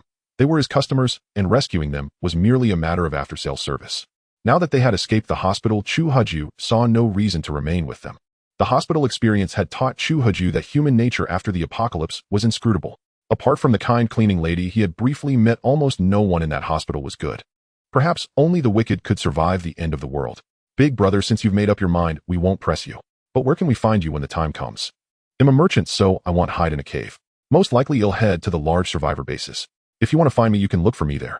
But let's keep our relationship as merchant and customer. As for calling me big brother, forget it. I'm too used to being lazy. Alright, it's getting late. If we don't sleep now, dawn will come. Tonight, I'm treating everyone to a bottle of energy drink. A farewell gift from me. Chu Huju pulled out 6 bottles of energy drink, handed one to each person, and kept one for himself. Popping open the tab, he raised the bottle into the air. Cheers. Cheers.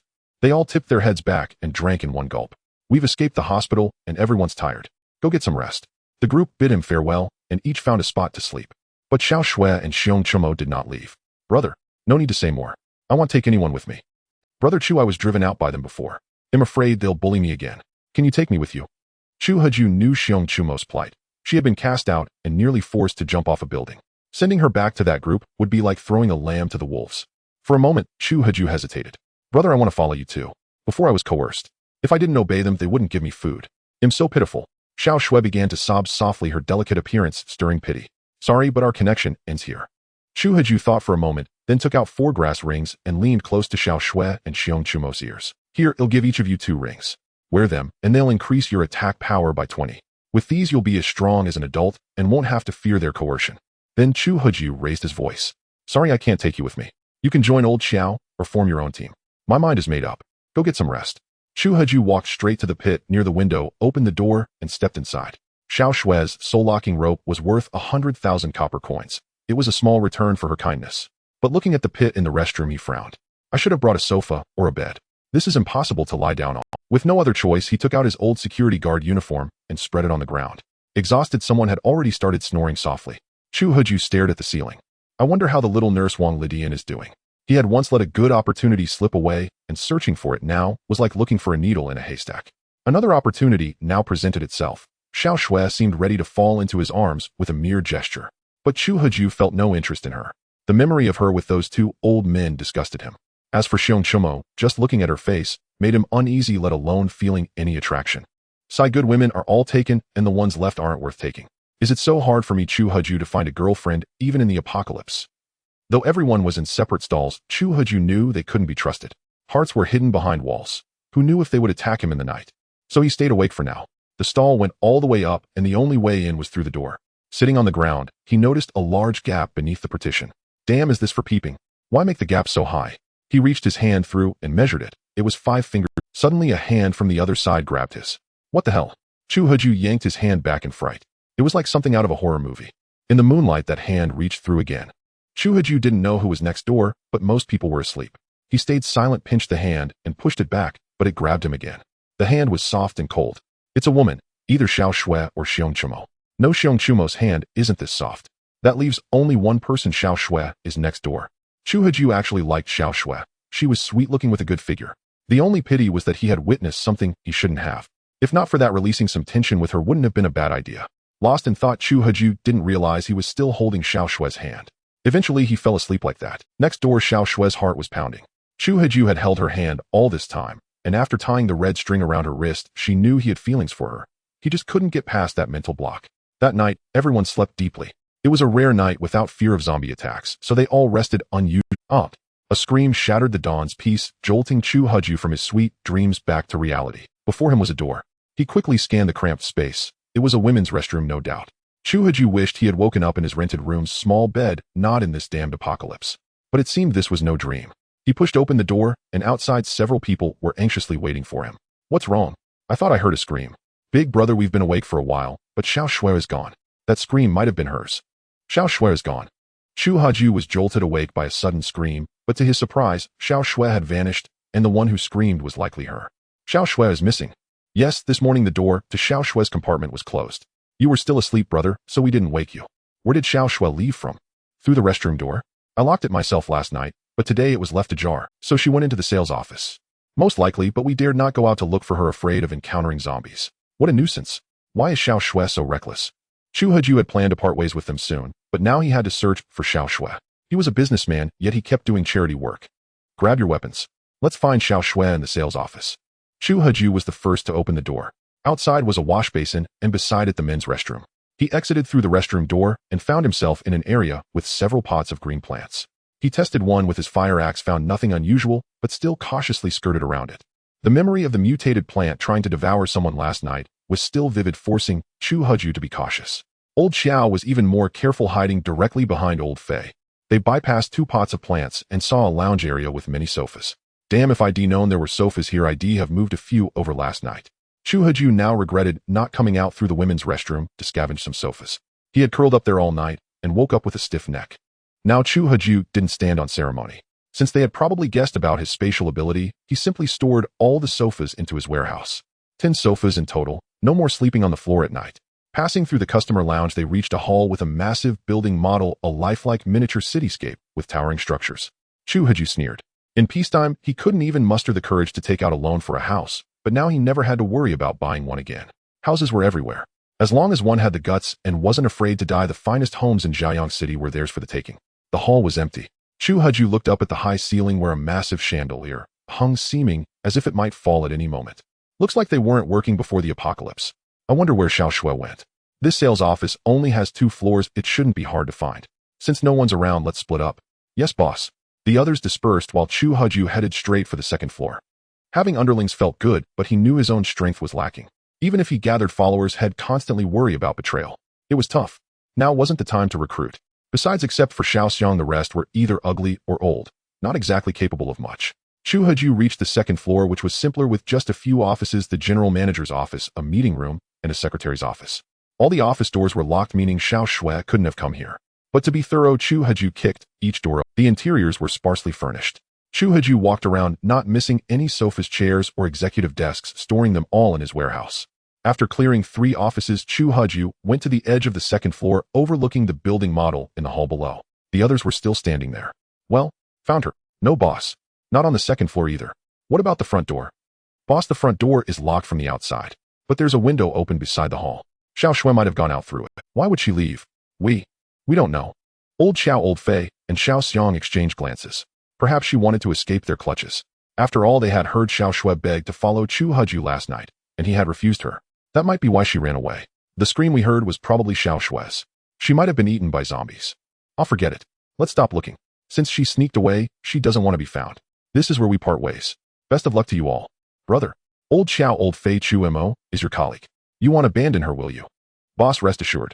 Back at the hospital, we only asked Chu Mo to leave temporarily because of food shortage. Now that we're outside, finding food is easier. Besides, Chu Mo is a capable subordinate. We won't abandon her. In that case, I entrust Chu Mo to you. Farewell. Farewell. Xiong Chumo gazed up at Chu Haju on the 2nd floor, tears in her eyes. She desperately wanted to follow him, but she knew her looks would never allow it. If she had even half of Xiao Shui's beauty, perhaps Chu Haju would keep her by his side. Chu Haju couldn't bear to see Xiong Chumo's resentful expression, like that of a forsaken wife, making him feel as though he had done something wrong. He retreated into the general manager's office, avoiding the scene of their parting. To survive in the apocalypse, one had to be cold-blooded. If every woman looked at him with such a pitiful gaze, would he have to take in all the women in the world? That would be a harem of not just 3,000, but 30 million. Thinking this, Chu Huju strode away his guilt towards Xiong Chumo, vanishing completely. To hell with everyone. He was dirt poor now and could only look after himself. He would worry about saving the world later. Sister Chumo, let's go? Don't worry with me, Xiong Wentian around. No one will drive you away again. We need to gather as much gold and jewelry as possible. Maybe we'll meet Brother Chu again soon. Yes, I must collect enough jewels and then get plastic surgery. The men exchanged amused glances. It was the apocalypse. Where would she find a plastic surgeon? Xiong Wentian tugged at Xiong Chumo's arm. Let's go, Sister Chumo. The front door of the sales office was locked, and it faced the road where who knew how many zombies lurked. The 3 men and 1 woman headed for the open window in the hall. The same one Xiao Shui might have escaped through. If they followed, perhaps they could still catch up to her. Chu Huju took out a sofa, threw himself onto it, and found a comfortable position to lie down. Finally, some peace, parting amicably, peace finally reigned. Thankfully, no unpleasantness had occurred in the end. Chu Huju retrieved a sofa, threw himself onto it, and found a comfortable position to lie down. The first goal, escaping the hospital, has been achieved. Now I must set my sights on the second goal. Chu Huju stared at the ceiling, organizing his thoughts. Although he had driven Zhang Heping away, the man's advice was quite valuable. Gold shops, banks, and antique malls were filled with countless gold, silver, jewelry, bullion, and antiques. Recycling them would be a surefire way to skyrocket his wealth. The antique mall was out of the question. He had never dabbled in antiques and had no idea where it was. That would have to. As for gold shops, the department store was southeast of the Chinese medicine hospital, and it likely housed one. However, the department store was surely teeming with zombies, perhaps even more than the hospital. Going there would be suicide. As for other gold shops, Chu Huju had no clue. After all, he was just a poor security guard who had never considered buying gold or jewelry, so he had no concept of their locations. That left only one place: the bank. But not every bank had a vault. Chu Huju was momentarily at a loss as to which bank to raid for its gold reserves. Creak. As Chu Huju was wrestling with his thoughts about the next move, the door suddenly swung open. A beautiful woman with long flowing hair appeared at the entrance. She gently brushed a strand of hair from her face, revealing a charming smile. Brother, aren't you lonely here all by yourself? Xiao Shui, what are you doing here? The newcomer was Xiao Shui, the young nurse who had vanished early that morning. Xiao Shui gracefully walked towards Chu Huju, who was sitting on the sofa, and then sat directly on the armrest. Brother, I knew you wouldn't want to let me go, right? Xiao Shui, you haven't answered me. How did you get here? You disappeared this morning. We searched the entire sales office and couldn't find you. Where did you go? Brother, guess. You hid on purpose. Chu Huju stared at Xiao Shui, who was right beside him. Bingo. I was there all along in the men's restroom. But you never found me. So silly. Why did you hide? Brother, last night you held my hand all night long, but you kept telling me to leave. So I secretly hid. I waited for them to leave, then came back. I held your hand all night. Don't you remember? Sorry, I really don't recall. I didn't mean anything by it. I must have been too tired and forgot to let go. Brother, there's no one else now. You don't have to be so formal. Xiao Shui's soft, delicate hand reached up and wrapped around Chu Huju's neck. Wait. Chu Huju quickly removed Xiao Shui's arm. The lesson from the little nurse Wang Lidian was still fresh in his mind. No woman in the apocalypse was simple. What if Xiao Shui also intended to harm him? I need to check your body. Oh, you're so impatient, brother. Sorry, a slip of the tongue. I mean, I need to check if you have any weapons. I see. Then I'll do it myself. Xiao Shui was quite cooperative. She undressed herself to let Chu Huju check for weapons. Brother, see. No weapons on me, right? Chu Huju swallowed hard. Meat was at his mouth, why not take a bite? With no one else around, the room became a stage for an aerobic exercise. A wisp of smoke drifted lazily into the air from the cigarette in Chu Huju's hand. Chu Huju exhaled a puff of smoke and spoke slowly. All right, tell me. What do you want me to do? Chu Huju knew Xiao Shui had stayed for a reason. Although he had acquired the stall system, he was still self-aware. With his scrawny physique, he was unlikely to be considered handsome in the eyes of a beautiful woman. Brother, does Xiao Shui need a reason to stay? We've only known each other for a day. There's no emotional foundation. You must have your reasons for staying. If you don't tell me, I won't be able to help you. Brother, actually, I do need a favor. Go ahead. Let's hear it first. I can't promise I can help. I lost my parents when I was little. It's just me and my younger brother, my only family. Now that it's the end of the world, my only reason for living is to find him. Where is your brother? He's a freshman at Zhaoyang University of Technology. The one in the north of the city. Yes. To be blunt, it's been a month since the apocalypse. The chances your brother survived aren't high. But we were trapped in the Chinese medicine hospital by zombies, and we made it out alive, didn't we? What if my brother was lucky and survived too? Hopefully. But I'm sorry, Zhaoyang University of Technology is too far. My next goal is to collect gold bars from the bank. It's not on the way at all. All right. I didn't really expect you to take me anyway. It's the end of the world. Everyone has to look out for themselves. Chu Huju took out a grass bracelet and handed it to Xiao Shui. This bracelet is for you. Thank you, brother. Xiao Shui lovingly put the grass bracelet on her wrist. It also had a tag 10 HP. Xiao Shui knew this was another piece of miraculous equipment worth 1,000 copper coins. Though Chu Huju wanted to be a lone wolf driving Xiao Shui away again, now seemed somewhat heartless. He looked at her and shook his head. Forget it. He would just take her along. At least they could relieve each other's boredom on the road. It wasn't like she was his girlfriend, so he didn't need to be too demanding. Chu Huju took out 2 energy drinks, handing one to Xiao Shui and drinking the other himself. It had been a while since he heard the restocking notification.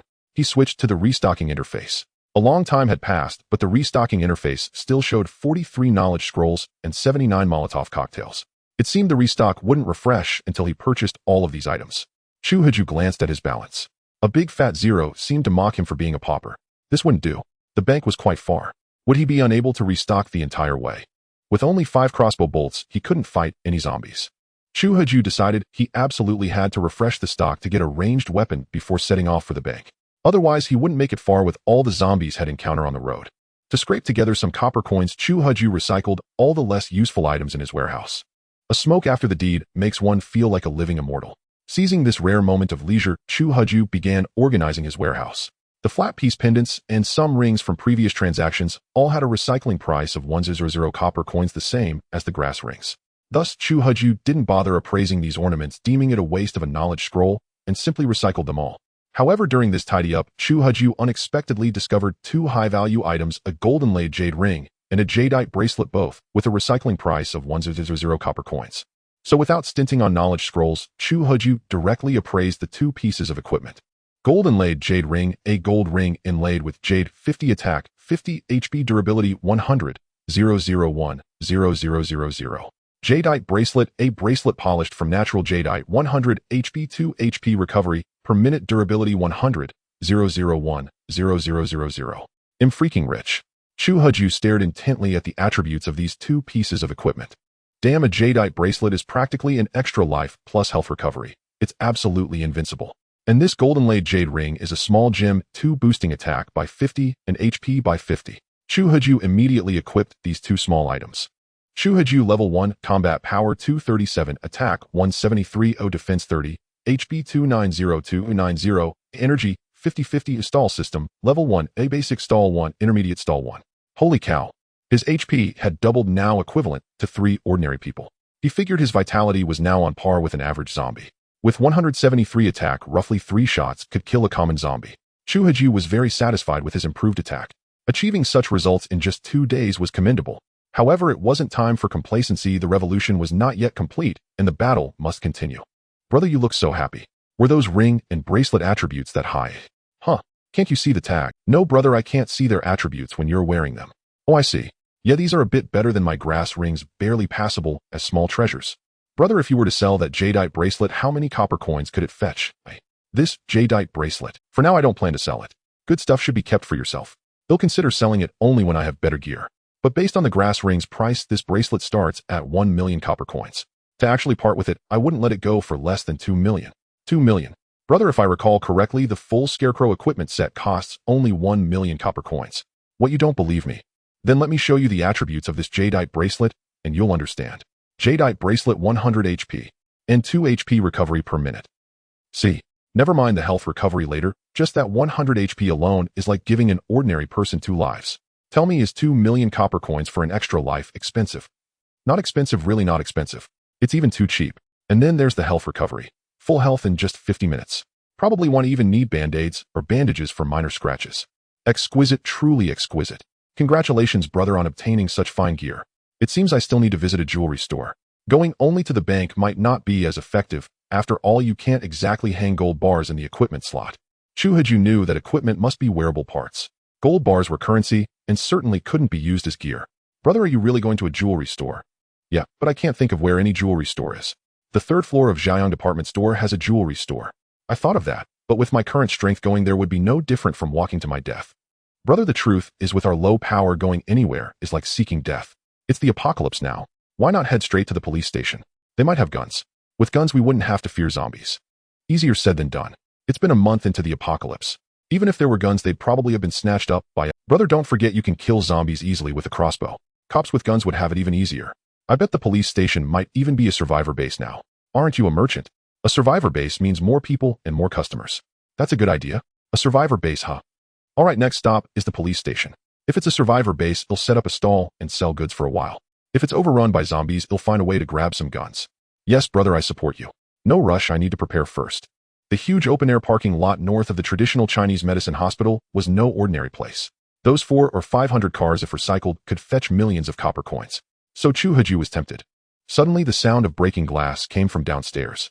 Chu Heju and Xiao Shui exchanged glances. Someone's here. The sound of glass shattered by heavy objects was unmistakable. Zombies didn't use weapons, so there was only one possibility: people had arrived. Chu Heju motioned for Xiao Shui to stay quiet, then cautiously approached the second-floor railing, lying down to peer below. Before seeing anyone, he heard footsteps, many of them. Boss, the sales office looks clear of zombies. Xiaohan, Xiao Su, you two search the whole building. They'll check up. Yes, boss. He Xiao Ji, come with me upstairs. They'll show you something nice later. How naughty. The woman playfully tapped the man's chest with her little fists, the force akin to a tickle. It's him.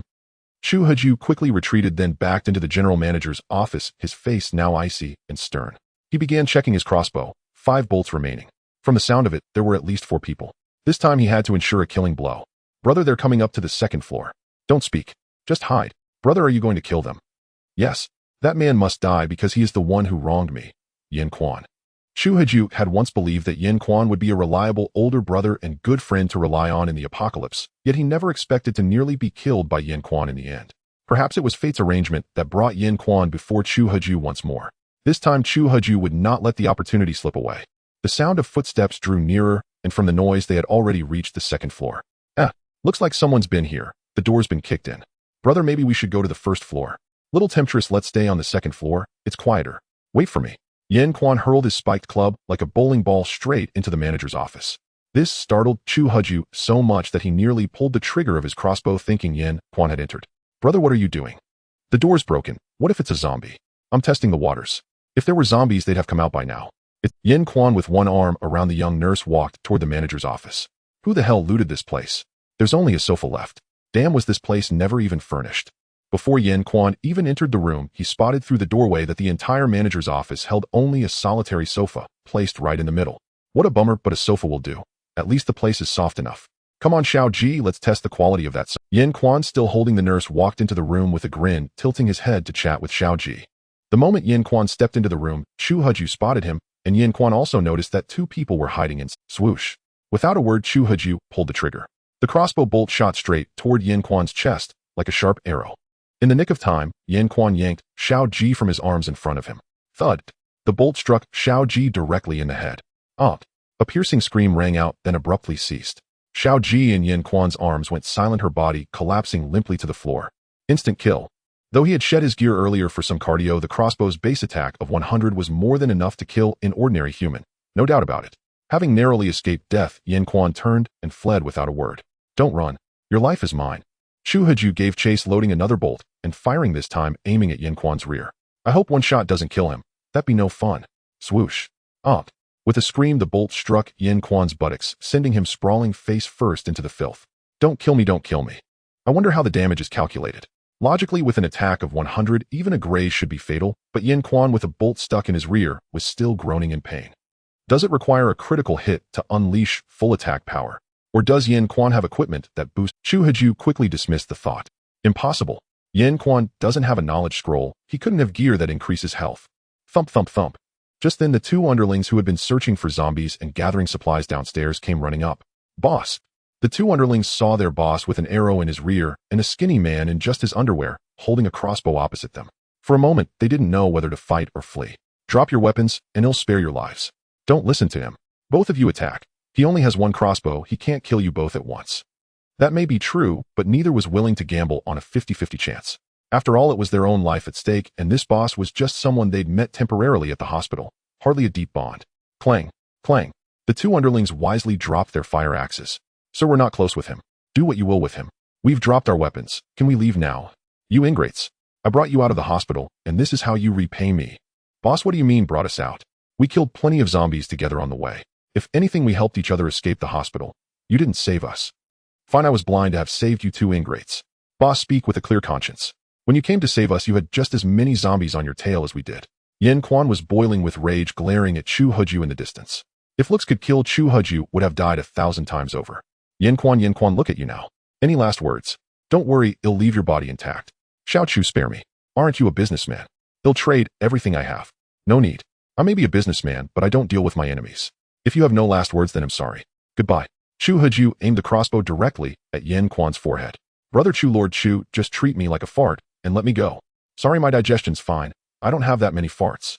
Next life, remember not to mess with me. I hold grudges. He'll fight you. Seeing that Chu Haju was unmoved and clearly intent on killing him, Yin Quan hurled his fire axe at Clang. But with an arrow in his rear, Yin Quan couldn't generate any force. Not only was his aim off, but the throw lacked the power to even reach Chu Haju.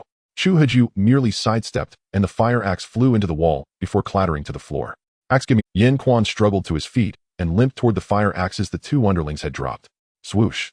The bolt struck Yin Quan's hand, leaving him unable even to make a fist from the pain. Chu Haju loaded another bolt, this time aiming directly at Yin Quan's head. No. Swoosh. Thud. Yin Quan's body crashed heavily to the ground, his eyes still filled with disbelief. A perfect picture of dying with regret. He had thought escaping the hospital would set him free, only to end up at the mercy of this little security guard. If only he had known this guard was so capable, he would have kept him as a lackey from the start. Who would have thought this little guard would survive and be lucky enough to get his hands on a crossbow?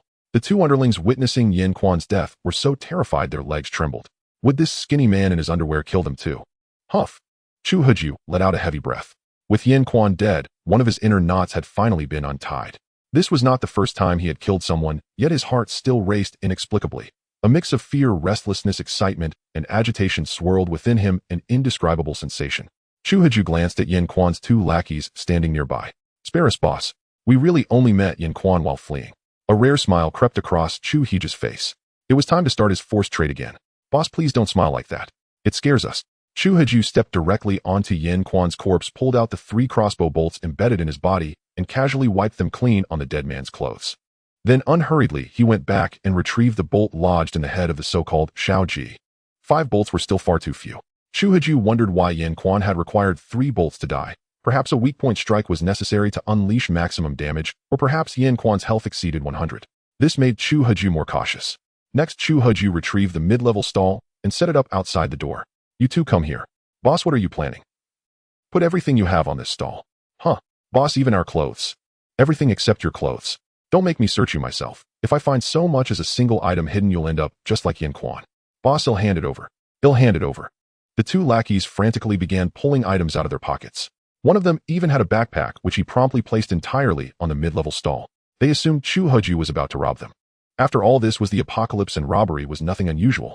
To encounter someone with decent morals who only took property and not lives was already considered fortunate. After rummaging through everything, the two lackeys stared blankly at Chu Haju.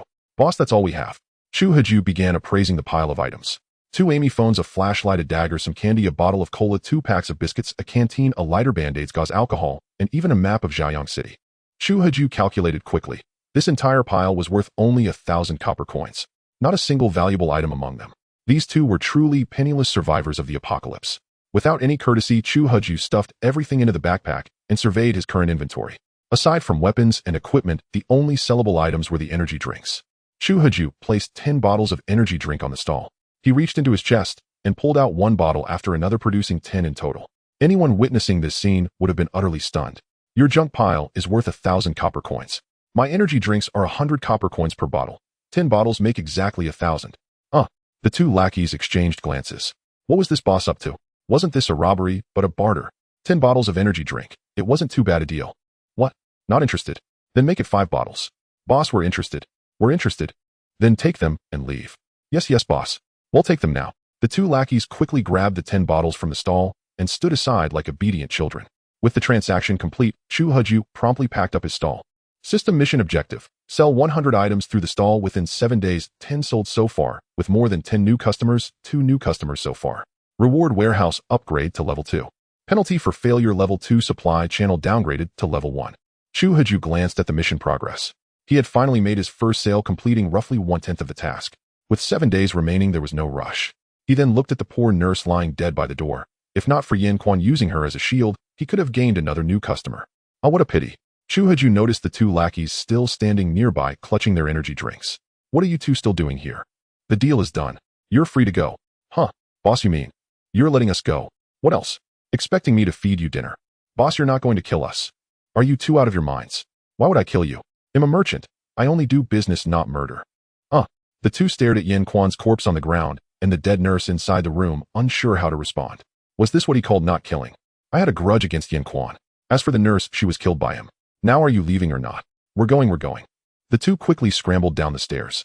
Wait. Boss, any other orders? Are you planning to box with zombies without a fire axe? Thank you, boss. The two lackeys quickly grabbed the fire axe from the ground and scurried down the stairs. Only when they were far away did they let out a deep breath. They had thought Chu Huju was just pretending to let them go, using them as target practice for his crossbow, but he hadn't paid them any attention at all. What's wrong with that guy? What kind of game is he playing? Let's go, stop complaining. Careful, he hears you and puts a— Damn, this is infuriating. First that lunatic Yin Quan, now this crazy merchant. Forcing us to trade, taking our backpack for a few lousy drinks. Xiaohan popped open a can and gulped down some energy drink. Hey, this actually tastes pretty good. Try it. Really? Xiao Su opened a bottle and took a few sips. Yeah, it's quite nice, sweet but not cloying. Xiao Su downed the entire bottle in one go, letting out a burp. Delicious. I feel full just from drinking it. Me too. This is the best energy drink I've ever had. No brand, not even the top ones, can compare to even a tenth of this. So was this deal a loss or a gain? A gain, of course. Our backpack didn't have much, just stuff we picked up along the way. At first I thought these drinks were knockoffs, but the taste is amazing. By the way, how much did he say each bottle costs? I think it was 100 copper coins per bottle. Do you think he has more of these drinks? Hard to say. Probably. He has to drink them himself, right? Xiaohan stared at the energy drink in his hand. The brand was unfamiliar. Suddenly his eyes lit up. Do you think he has other good stuff besides these drinks? Xiaohan glanced at the second floor of the sales office and whispered to Xiao Su, since he has such good energy drinks, he must have other valuable items as well. You mean that crossbow? Oh, it's unlikely he'd sell the crossbow. I'm talking about other things. Xiaohan's eyes darted as if an idea had struck him. Let's go. Where? While he's still here, we need to hurry and find something to trade for supplies. We barely escaped from that madman. What if we go back and he decides to shoot us with the crossbow? He killed Boss Yin and Sister Ji just like that. He said he had a grudge against Yin Quan, and Sister Ji was probably collateral damage. He let us go so we could gather supplies for him. Otherwise, why wouldn't he just collect them himself? Besides, he has a crossbow. He could just take our stuff, but why trade energy drinks with us? He wants us to keep collecting supplies to trade. The trinkets in our backpacks are a hassle to gather, but worthless. I almost think he's doing charity, helping survivors like us. Now that you put it that way, it does seem plausible. Then what are we waiting for? Let's find some good stuff and trade with him before he leaves. But we just escaped the hospital. Is it really wise to go back? Who said we're going back to the hospital? There are plenty of private cars in the parking lot. We can grab things from them. You mean stealing from the parking lot? It's not stealing, but it's taking. How many of those car owners are still alive? Most are probably zombies. Is it stealing from zombies? You have a point. Whether he has better things to trade or not, we'll find out soon enough. Let's head to the parking lot and find something good. There are plenty of luxury cars here, and their contents must be valuable. Maybe we can get a good deal. With that, Xiaohan headed straight for the parking lot in the direction of the dog hole Chu Huju had crawled through earlier. The plants in the grove had been completely burned by Chu Heji's fire. Upon closer inspection, a few sprouts could be seen in the ashes, slowly writhing and growing at a visible rate. Xiao Su will go first. Follow me. Xiaohan lay down at the dog hole and peered through. Seeing no zombies nearby, he turned back and said, "Follow me." The two crouched low, using the private cars as cover, and began searching the parking lot for targets. They ignored the cheaper cars and focused on the luxury ones. Meanwhile, Chu Huju was rifling through Yin Quan's corpse. Despite their earlier trade, Yin Quan still had plenty of valuables on him. Apart from his clothes, the miscellaneous items in his pockets fetched 500 copper coins.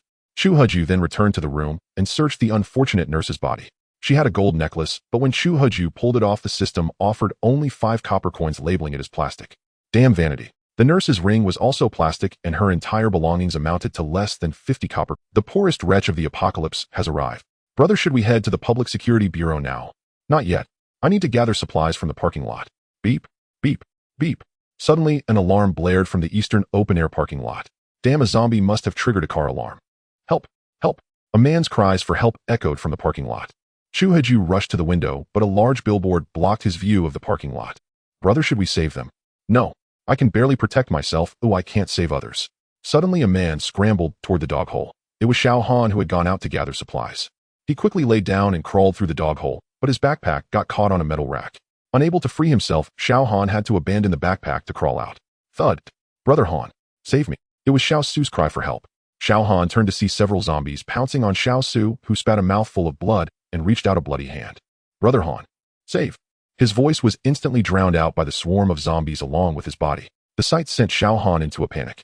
He dashed toward the sales office like a madman, but after 2 steps, he turned back to retrieve the backpack from the rack.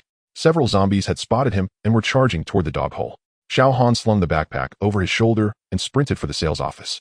Thud. Ouch. A vine tripped Xiao Han, sending him sprawling and knocking out 2 front teeth. 2. Xiao Han spat out the bloody teeth and tried to tear the vine off his leg, but it seemed alive, tightening with every move. Suddenly a figure appeared beside him, Chu Huju fully armed. The sudden appearance of a scarecrow startled Xiao Han, but realizing it was the pushy merchant, he breathed a sigh. Don't move. The more you struggle, the tighter it gets. Chu Huju whipped out his dagger and cut through the vines as the earlier flames had burned away all the weeds. Chu Huju traced the vine to a nearby plant, slashed it repeatedly with his dagger, then uprooted it and tossed it onto the concrete. A bizarre sight followed. The uprooted plant began crawling toward the soil. It really has become a spirit. Chu Huju lit a Molotov cocktail and smashed it onto the plant, engulfing it in roaring flames. The plant writhed wildly in the fire. Roar! The zombies reached the billboard. They had clearly seen a human crawl through the dog hole, but unable to crouch, they could only stare at the opening in frustration. Enraged, the zombies began pounding the billboard. Crack! A single claw swipe shattered the billboard. Xiao Han and Xiao Su, who had gone to the parking lot to scavenge supplies, accidentally triggered a car's alarm, drawing countless zombies toward the wailing vehicle. However, a few zombies still chased after the instigators, Xiao Su and Xiao Han. The billboard, made of spray-painted cloth and weathered by years of sun and rain, had long since decayed, unable to withstand the zombies' immense force. With a single claw swipe, the zombie shattered the billboard. No longer obstructed, it spotted Chu Huju and Xiao Han across the way, roaring with excitement and intensifying its assault. Before long, the billboard was torn open with a massive gap, and more zombies joined the onslaught. The mutated plant from earlier had been reduced to a pile of ashes. Though the plant was incinerated, a single seed survived amidst the embers. By now, Chu Huju had dashed into the sales office. He could handle 2 zombies, but facing 3 or more, Xiao Han caught up from behind, but Chu Huju had no time to spare for him. Survival was paramount. Xiao Shui, we need to get out of here now.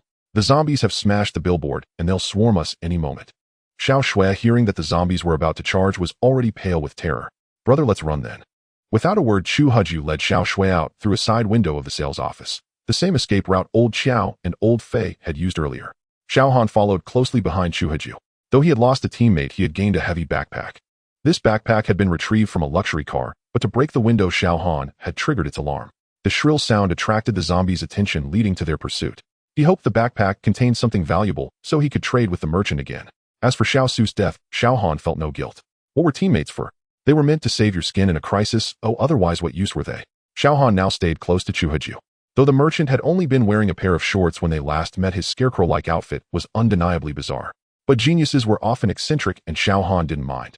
Chu Huju jumped out of the window, with Xiao Shui moving westward along the wall. The western road was surprisingly empty of cars.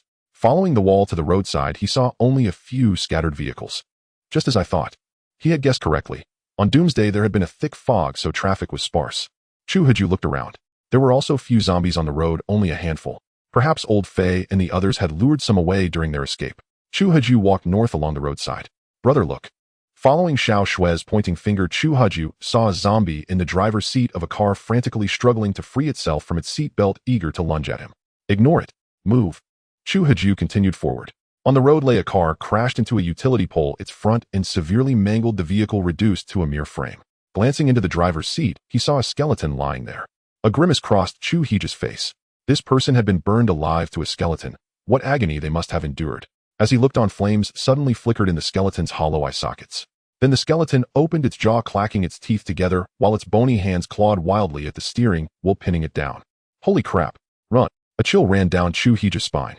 What the hell? Even burned to ashes, Chu Huju quickened his pace. Xiao Shui, terrified by the raging skeleton, felt her legs go weak, but she clung tightly to Chu Huju's hand. Behind them, Xiao Han stayed close on their heels. I thought escaping the hospital meant safety, but now it feels even more dangerous out here. Mom, I want to go home. Xiao Han sped up, afraid of being left behind by Chu Huju. Boom. A massive explosion erupted as the alarmed car was smashed by the zombies, sending those surrounding it flying into the air. The blaring alarm fell silent. Meanwhile, a woman climbed over the wall using the leather sofa Chu Huju had placed against the north wall of the infectious disease ward. She scanned her surroundings and jumped down. It was the cleaning lady who had gone to find fever medicine for Xiao's son. Chu Huju, leading Xiao Shui with Xiao Han behind, carefully crossed the street and continued northward. But the atmosphere grew eerie. Along the way, they encountered only zombie corpses. Not a single living one, not even a skeleton. Brother, I'm scared. It feels so dark and creepy here. Don't be afraid. Chu Huju patted Xiao Shui's hand reassuringly, though he himself was terrified. Boss, this is too weird. There's not a single live zombie in sight. When things are abnormal, there's bound to be trouble. Let's find a spot nearby to observe. Chu Haju led Xiao Shui into a 3-story street-side building. The glass door was shattered. Quietly stepping inside, he found it was a hardware store. Everything seemed normal except for the broken door. Chu Haju drew his crossbow and checked every corner. The first floor was clear of zombies. He gestured to the others toward the stairs. He continued exploring upward. The second floor was divided into several offices, and the third floor was a living space. Chu Haju lowered his crossbow. It seems the owner has fled. Let's rest here. He took out energy drinks and handed one to Xiao Shui.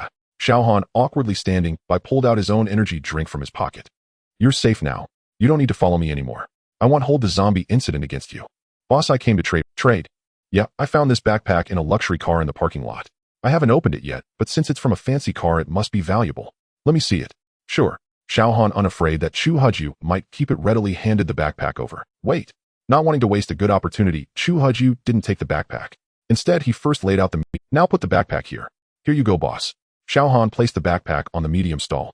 System backpack, various supplies, recycle value 1, 2, 3, 4, 5, 6, 7 copper coins. What the? Chu Haju rubbed his eyes. He wasn't mistaken. 23 million copper coins. What the hell was in that backpack? Whatever it was no longer mattered. What mattered was that Chu Haju had to have this backpack, even if it meant taking it by force. Yet the shock in Chu Haju's eyes was fleeting, and he soon nodded. The items in this backpack are worth something. What are you looking to buy? Big brother, are you selling your crossbow? What? You want to buy my crossbow? Chu Haju glanced at Xiao Han. No, big brother, if you're not selling, then forget I asked. I am selling, why wouldn't I? But my crossbow isn't sold separately. If you want the crossbow, you must also purchase another set of equipment from me. I think you'll like it. Big brother, what equipment might that be? It's the scarecrow set I'm wearing. The full set grants 30 attack, 30 health, 30 defense, and 5 movement speed. Big brother, I don't quite understand. What do you mean by attack, health, and defense? Aren't those stats from game? Without further ado, Chu Haju took off his straw hat. Take a look yourself. Xiao Han took the hat and found it quite ordinary. Big brother, this straw hat is finely made, but there's nothing special about it. Look again. There's a tag here. Straw hat provides shade, grants slight defense, 10 defense, durability, 10001000. Is this future technology? What do you think? Interested? Big brother, I still don't get it. What does 10 defense mean? Simply put, an ordinary person has 100 health and 0 defense. If someone with 10 attack hits you, you lose 10 health. With this hat, you take no damage. Big brother, you must be joking. Isn't this just game mechanics? This is reality. This is a new world, one that transcends the old. You're young, so adapting should be easy. If you still think this is the old reality, when you see zombies and skeletons, you won't survive long. Alright, big brother, can this backpack by the scarecrow set. I only wanted a crossbow and some energy drinks. Easy enough. Since you're buying so much from me at once, I'll throw in some extras. The scarecrow set costs 11000 copper coins at cost, but Chu Haju didn't plan to sell it at a high price.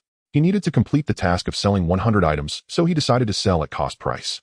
After selling the full scarecrow set in batches, the backpack's estimated value on the mid-tier stall dropped from 1234,567 to 1124,567, with part of the estimate locked. Of course, locked or not, Xiao Han could still take the backpack if he wanted. That was the drawback of manual vending. Items displayed on a mid-tier stall could be looted. Having purchased the full scarecrow set, Xiao Han examined each piece. Every item had a small tag with attributes, just as the big brother had said. The full set boosted many stats. This crossbow has been with me for a long time. It's not without sentiment, but now I'm selling it to you. I hope you'll put it to good. Chu Haju finally placed his beloved crossbow on the stall along with 3 bolts. Though he still had another crossbow, he only had 2 bolts left. Understood, big brother. The transaction complete, Chu Haju packed up his stall. Quest: sell 100 items via stall within 7 days. 21 sold with 10 new customers, 2 new customers. Reward: upgrade warehouse to level 2. Penalty for failure: level 2 supply channel downgraded to level 1. The items sold had increased to 21. Chu Haju wanted to complete the 100 item quest through Xiao Han, but aside from the scarecrow set, his warehouse had nothing else to sell. He couldn't exactly offer unappraised scarecrow sets. This won't do. As a merchant, having no goods to sell is a slap in the face. Holy crap. Big brother, this crossbow has 100 attack. If what you said is true and an ordinary person has 100 health, then I could kill someone with 1 arrow. Yes, so you'd better not aim it at humans carelessly. Oh. Xiao Han gazed lovingly at his new crossbow, then glanced at Chu Haju, who was inspecting his backpack. Should I just kill him? If I do, all his stuff would be mine. Xiao Han hesitated, but ultimately gave up the idea. He dared to sell me the crossbow and scarecrow set, so he probably has even better gear. Maybe he's just waiting for me to attack, so he can take it all back. Good thing I'm smart. I won't fall for that. Holy shit. Xiao Han stared in shock at Chu Haju. Xiao Han felt like slapping himself. Across from him, Chu Haju was holding a pistol, and it had come from Xiao Han. Damn, I got ripped off. If I'd known there was a pistol in that backpack, I'd never have traded for this stupid crossbow. Xiao Han stared at his crossbow, wanting to kill himself. In stark contrast, Chu Huju was ecstatic. What the hell? A pistol? How did this get in the backpack? But it looks a bit odd. Pistol, a hot weapon from the old world, has some collectible value. Recycling price 1000 copper. What does that mean? Is it a toy? Chu Huju removed the magazine, found it loaded, and tried the trigger. It clicked. It looked like a real pistol, but the description baffled him, and the recycling price was too low. Gritting his teeth, Chu Huju used a knowledge scroll on the cheap pistol. Pistol craft, a hot weapon from the old world, has some collectible value. Recycling price 1000 copper coins. I wasted a knowledge scroll just to add craft to the name. What about the attack stat? Chu Huju loaded the magazine and raised the pistol. Across from him, Xiaohan immediately raised his hands. Big brother mercy. Chu Huju then aimed the pistol at the adjacent wall. Click, click. The trigger pulled, but no shot fired. Damn, it's a fake gun. Xiaohan wiped the cold sweat from his brow. Chu Huju pulled a pistol from his backpack, filling Xiaohan with such regret that his intestines turned green. Trading a pistol for a broken crossbow made him want to end his life on the spot. However, upon discovering the pistol was fake, Xiaohan barely avoided being infuriated to death. Thank goodness it's a fake gun. That big brother is terrifying. Xiaohan patted his racing heart, which had nearly leaped out of his chest moments ago. Chu Huju then retrieved several packs of bullets and 2 grenades from the backpack. Judging by the recycling price, Chu Huju knew these were mostly imitations. The owner of this backpack must be insane, stocking nothing but fakes. Chu Huju continued rummaging and finally found the real treasure beneath. Gold bars. What the hell is this? He picked up a gold bar. It was heavy, weighing at least 2 Gene. Did you rob a bank or something? Big brother, I didn't rob a bank. I just smashed the window of a luxury car. This backpack was in that car. Then the luxury car owner must have robbed a bank. Big brother, why don't you think the owner might have earned it himself? Damn the wealth gap. Ooh, I've never seen so many gold bars in my life. System gold bar 999 pure gold, weight 1 kilogram. Recycling price 500 copper coins. Chu Huju searched the backpack and found exactly 10 bars, but that was only 500 copper coins. Where was the remaining 700? He continued searching and finally uncovered an exquisite box in a side pocket. Opening it, he found a black silk pouch inside. Holy crap! Diamonds! In the small pouch were 7 nearly identical diamonds. Chu Huju took one out. Its perfect facets sparkled brilliantly. Diamonds! Beside him, Xiao Shue's eyes widened. Every woman like a dinosaur is drawn to shiny objects. Brother, can I have a look? Here. Chu Huju wasn't stingy. Looking was fine, but he wasn't giving them away. So beautiful. Ooh, I've never seen diamonds this gorgeous. Beside her, Xiaohan stared longingly at the gold bars, but he knew they belonged to the big brother now. Items that had been traded couldn't be reclaimed. It seems this merchant big brother likes gold bars and diamonds. Meanwhile, Chu Huju was torn. The gold bars and diamonds were excellent, but he was short on cash. He debated whether to recycle them, all knowing each piece would be gone once sold. Forget it, he'll recycle the gold bars for now and keep the diamonds. After recycling the 10 gold bars, his savings climbed back to 5100 copper coins. The scrolls had been listed for a while. This time he bought all the knowledge scrolls, and with the remaining 500 copper coins, he purchased all the Molotov cocktails. After buying all supplies, the inventory refreshed.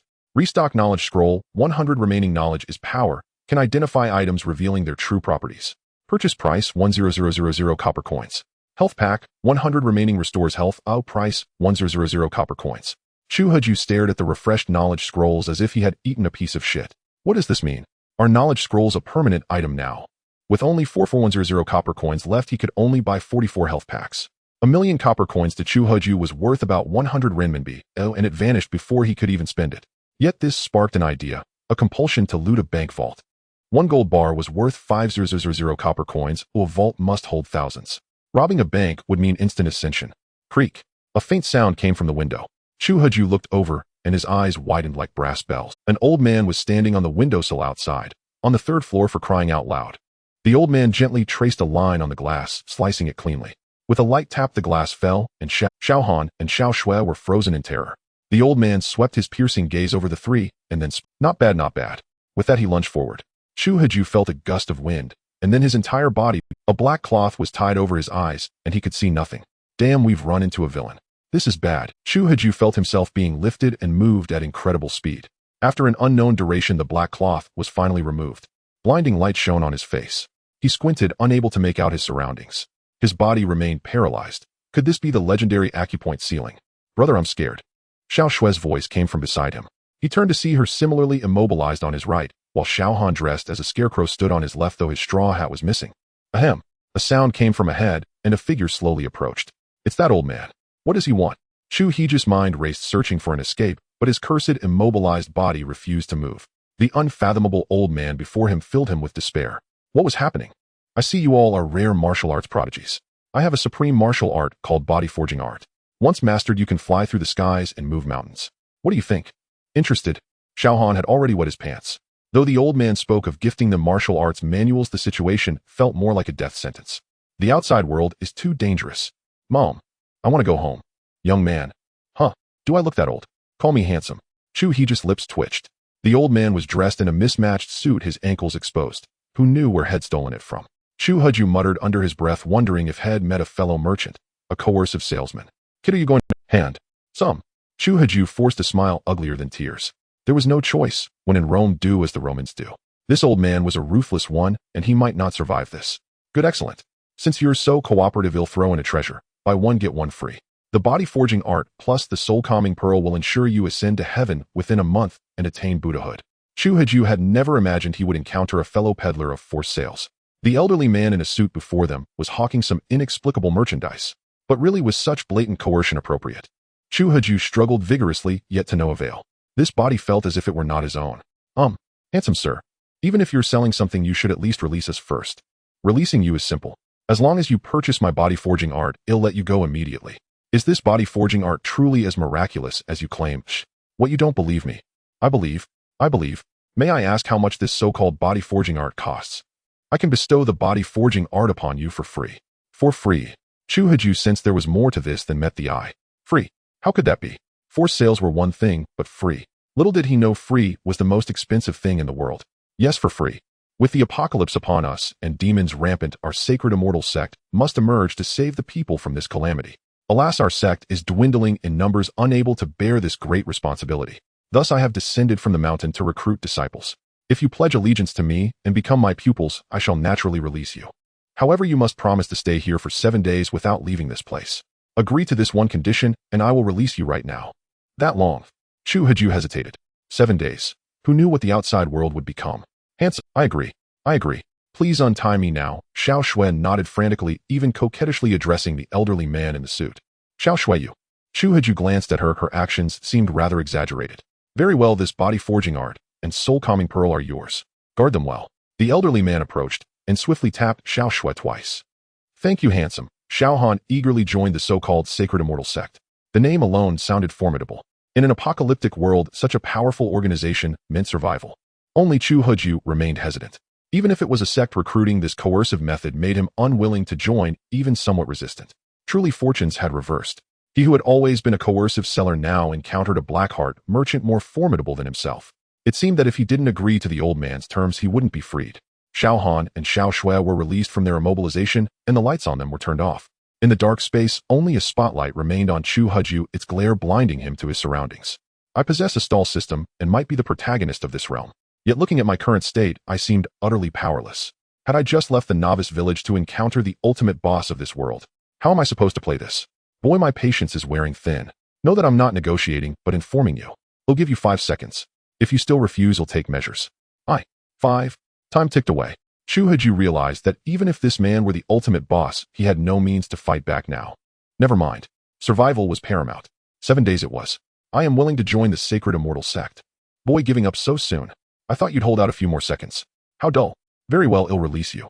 The old man freed Chu Heju and tossed him a book and a pearl.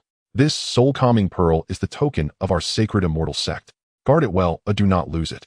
Yes. The old man then snapped his fingers. The lights came down again, but this time the entire hall was illuminated. Tisk thought we'd have a tough one today. Exactly. None of the recent recruits have any backbone. A little pressure from the boss, and they cave. As if you didn't cave back then. At least I didn't wet my pants, okay. Whispers surrounded him. Chu Heju saw it was a massive dance hall with him at the center, encircled by a crowd. Where was the apocalypse? You read that right. Chu Heju was surrounded by a crowd. At least 40 or 50 people. What was this about? What kind of place is this? Katie hit the music. Let's get hyped. What the hell? Was everything before no apocalypse? Chu Heju was still lost in his immense confusion. Ladies and gentlemen, this is the Sacred Immortal Sect DJ Kaidai Music Studio. Welcome to the Pulse of Youth Sacred Immortal Sect DJ Special. I'm your friend DJ Kaidai. Sacred Immortal Phoenix, dancing in the 9 heavens. Music Factory Dance Album. Follow my rhythm, jump together. Let me see your hands. A childish voice came from the DJ booth. Energetic music filled the hall. Colored lights spun wildly, followed by screams and cheers from countless men and women. Chu Huju was utterly bewildered. Where are the zombies? Brother, let's join in. It's been ages since we danced. Xiao Han in his scarecrow costume became the center of the dance floor, breakdancing in his eye-catching outfit. Before Chu Huju could recover, Xiao Shui pulled him to the middle of the floor. They swayed wildly to the beat. In the throes of dancing, some even started aerobic exercises at the edge. No one found it odd. Instead, the crowd cheered wildly. Something's wrong. Chu Huju shook his head, then pulled Xiao Shui toward the exit. He pushed open the door and rushed out. The moment the door closed, the chaotic music vanished. Brother, I want to dance. Why are you dragging me out? Let me go. Xiao Shui, don't go back. Those people aren't. I said let me go. Xiao Shui's eyes slowly turned bloodshot. She jerked her arm free, opened the dance hall door, and dashed inside. Xiao Shui. Chu Huju was frightened by Zhaoyang's gaze just now. What was wrong with her? Why were her eyes blood red? No, I have to go back. Chu Huju pushed open the door and saw Xiao Shui break free from his grip, returning to the dance hall. She writhed wildly with the crowd, stripping off her clothes piece by piece until she was completely naked. Chu Huju rushed in again and pulled Xiao Shui out. Let me go. Let me go. Slap. Chu Huju struck Xiao Shui across the face. At that moment, Zhaoyang's long hair covered her entire face. She tilted her head in silence, then slowly turned to stare at Chu Huju. You hit me, Xiao Shui, wake up. Do you even know what you're doing? Brother Chu will call you that one last time. My affairs are none of your business. You're not my father nor my man. That one time between us was just mutual convenience. I have my own freedom. Please stop bothering me. Xiao Shui returned to the dance hall, once more her body writhing wildly, until finally naked, she stole the spotlight from the scarecrow, Xiao Han, becoming the new center of the dance floor. Several men began to edge closer to her. Damn it, something's definitely wrong here. Chu Huju charged in again, kicking two men away from Xiao Shui with a sing. The conflict on the dance floor didn't stop anyone.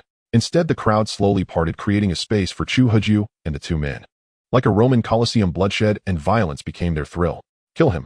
Kill him. Xiao Shui. Chu Huju looked at Xiao Shui, who had somehow found a loose t-shirt to put on. Brother Chu, kill them, and I'm still yours. But if you lose, kill him. The crowd around them roared in frenzy, and the DJ's music grew increasingly provocative. The two men spread apart, revealing their muscular physiques. This was an utterly one-sided fight. Chu Huju was as thin as a skeleton. How could he possibly battle two burly men? In a single exchange, Chu Huju was beaten to a pulp. One of the men didn't even bother to join the fight. Chu Huju was far too weak now. He had sold his scarecrow suit to Xiao Han, leaving only the golden-laid jade ring and the jade bracelet that still held attributes. Fortunately, these two pieces of equipment kept him from being beaten to death. Tui. A thick glob of spit landed directly on Chu Huju's face.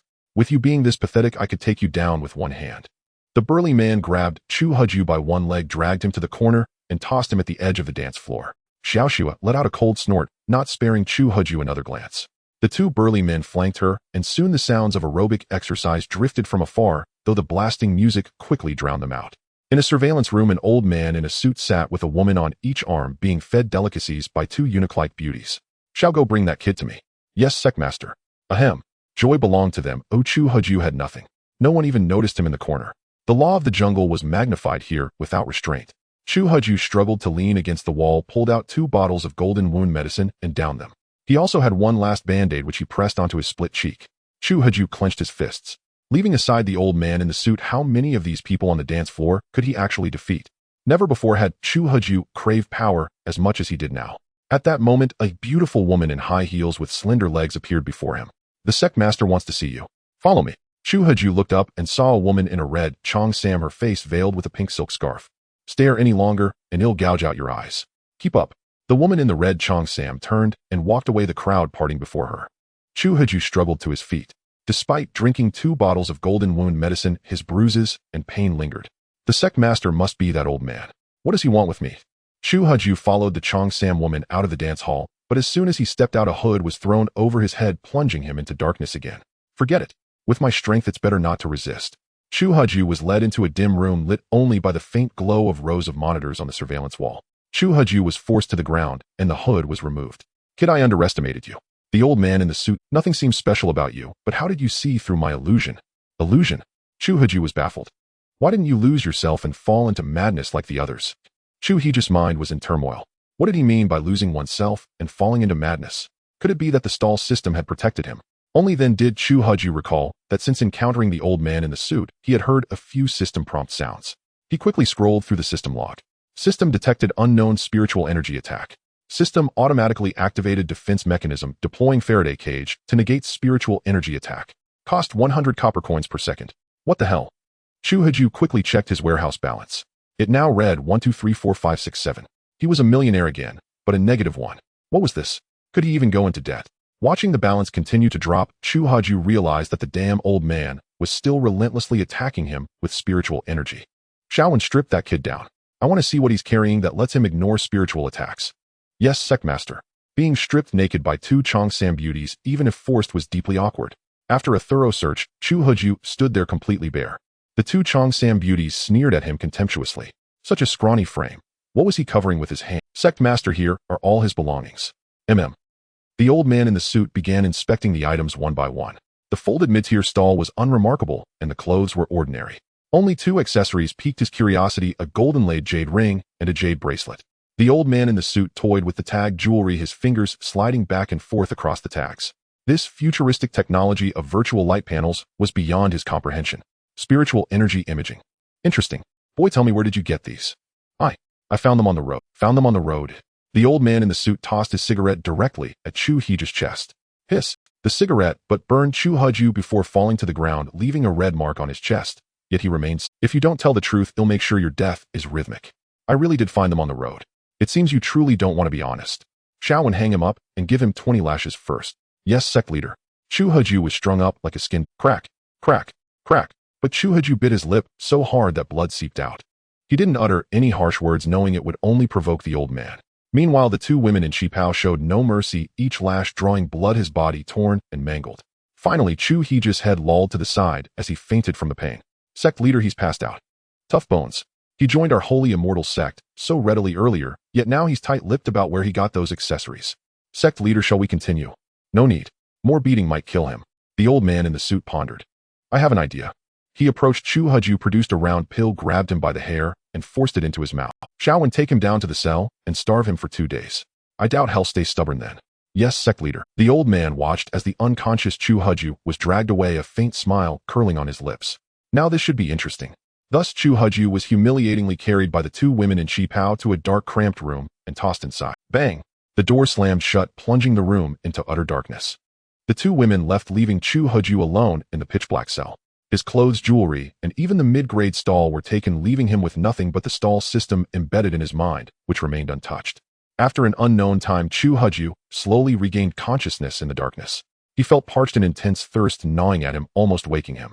But it wasn't the thirst for water, it was a carnal craving unlike any head felt before. It felt like a primal urge. Could he have been drugged? Water.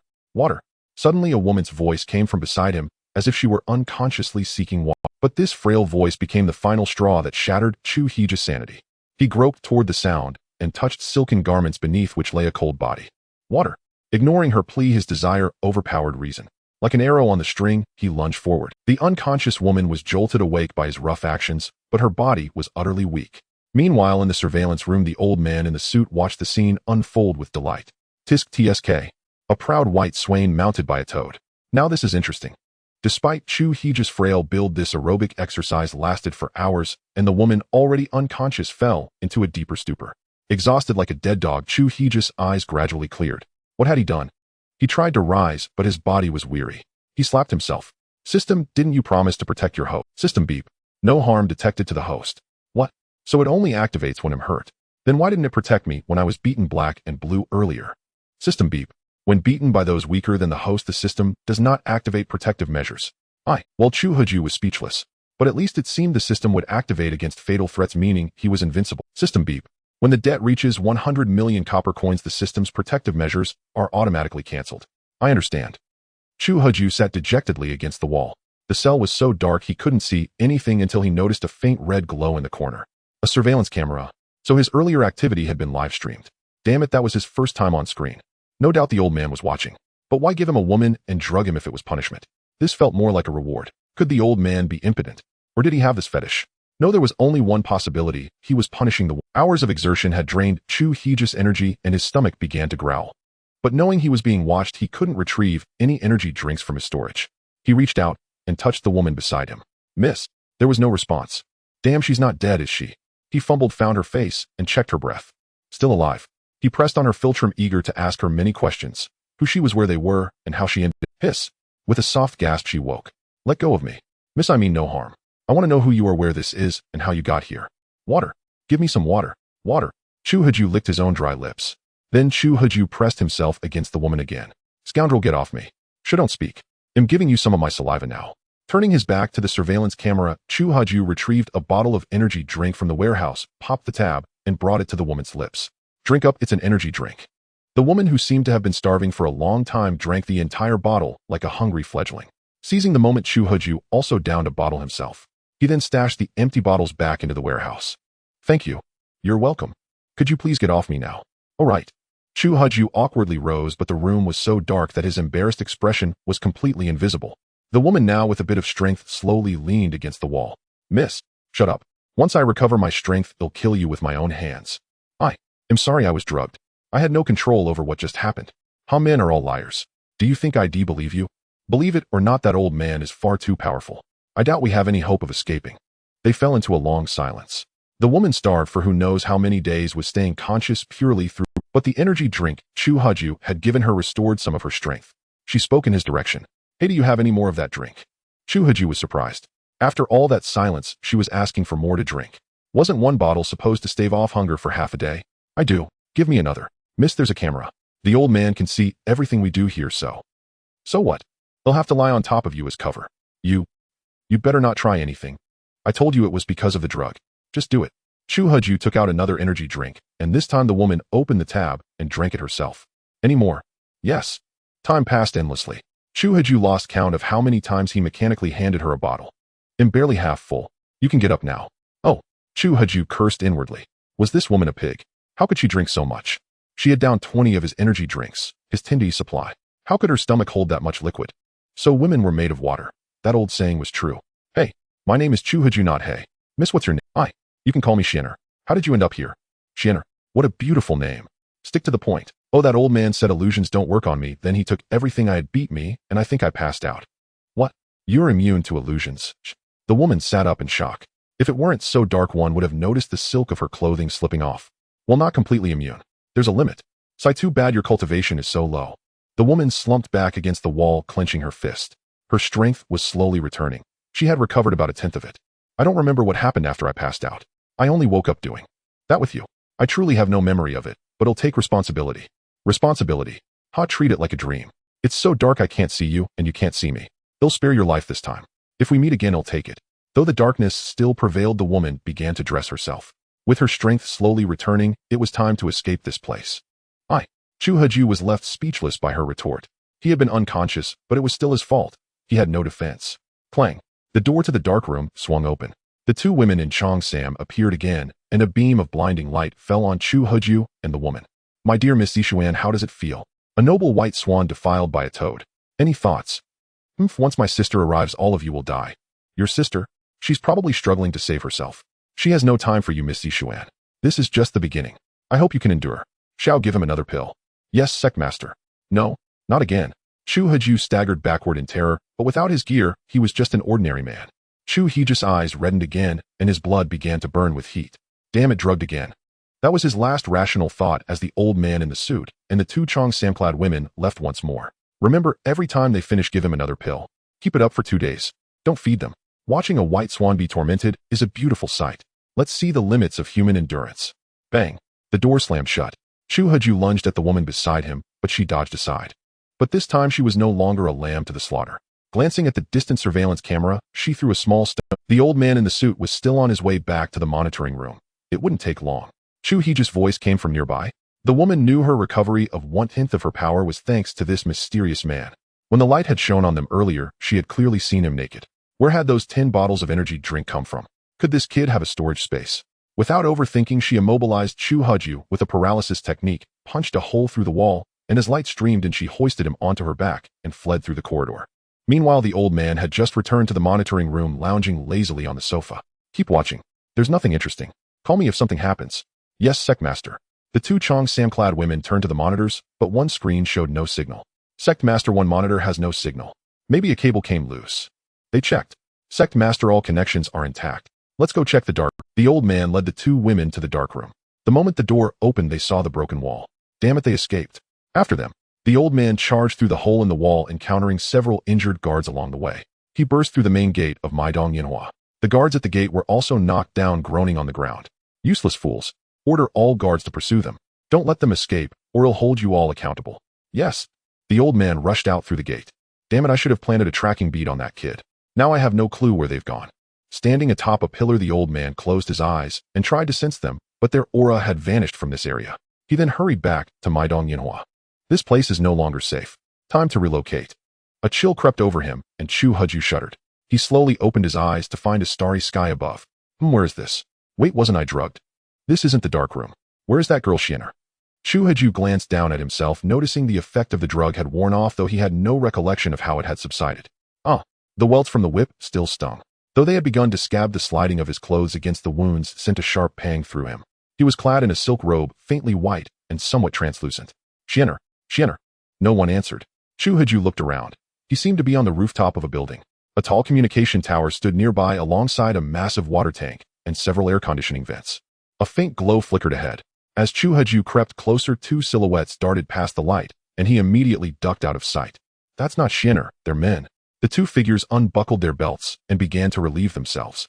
Only then did Chu Huju notice the rooftop garden partitioned by wooden planks into neat squares. The two men were now urinating into one of the plots. A rustling sound came from nearby. Chu Huju hid behind the water tank, holding his breath. Brother Han, there's a pretty good-looking girl among the new survivors. You interested? Not at all. Damn, Brother Han, a chick that hot, and you're not interested. You're not into guys, are you? You want to find out? Never mind.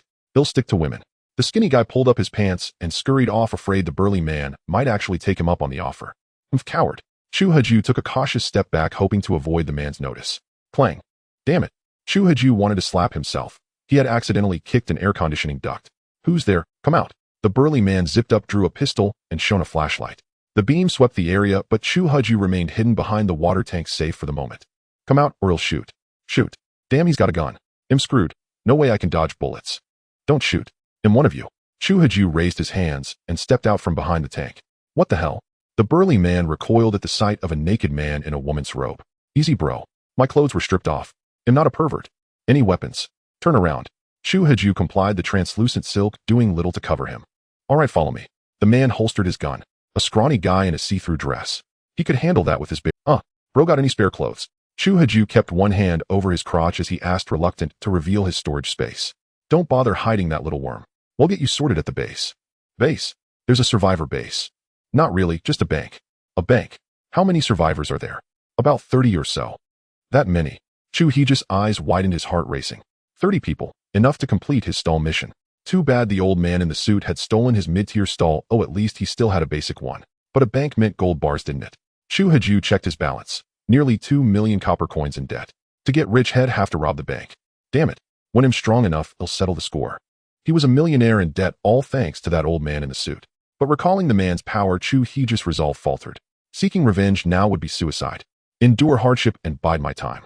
Strength was the true currency of this world. Only more nakedly, so after the apocalypse. Chu Huju followed the burly man down the rooftop stairs. The hallway was lit, the power was still on. Hey, Brother Han, a new survivor. And naked? Never mind that. Shouldn't Kai find him some clothes that fit? With his build, had only fit into women's clothes. Mine would be like a cape on him. Just find something to cover him up. There are women here. Yes, Brother Han. Kid, go with Chin Kai. They'll report to the boss. Thanks, bro. Chu Huju watched the man leave, wondering if Shienner was here. But he had never even seen her face. Only knew her. Come on, kid. Not even a pair of shorts. That's rough. I've got a pair I've worn for half a month. No water to wash them, but they're yours. Half a month. I'd rather go commando. Suit yourself. It's not me who'll be embarrassed. Chu Huju preferred nudity over wearing someone else's unwashed shorts. Chin Kai, a newbie. Damn, you guys are brutal. Didn't even leave him his underwear. Wasn't me. It was Brother Han. Brother Han's too fierce. He even takes a newbie's shorts. Told you he's probably into guys. Kid, Brother Han's the second in command here. With him looking out for you, no one will mess with you. But with that skinny frame, you might not survive his attention. Here, take this army coat. Keeps you warm and covers you up. Thanks. Chu Huju took the green coat from Chin Kai and put it on. He didn't want to take off the translucent silk robe just yet. He'd find a private spot to remove it and store it in his inventory. Exposing his storage space in front of so many people would be unwise. Chu Huju took the military coat, draped it over his shoulders, and fastened the buttons. This so-called Brother Han isn't really a glass bottle, is he? Chu Huju muttered to himself. It was fine if it was a woman, but with a man, Even if it meant death or jumping from this very spot, he would never engage in such activities. Chu Haju swept his gaze over the three men in the room. They looked like they had been relying on their own devices for a long time. Even someone like Xiong Chumo would have been a hot commodity here. What a tragedy. Once a hot commodity was right before me, and I didn't cherish it. If heaven gave me another chance, I'd still choose to rely on myself. I wonder where Miss Shinner has gone. I hope she hasn't been hidden away by these beasts. It was hopeless. Chu Haju slapped his forehead. The first aerobic exercise had been in a dark room, but he had been unconscious then, and the second time had been the same. From start to finish, Chu Haju had no idea what Miss Shinner looked like. All he knew was that she was a woman named Zishuan. This made things difficult.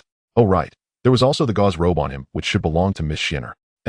Since they were indoors and the lights were on, Chu Haju noticed under the light that there was actually a jade pendant around his neck. What's this?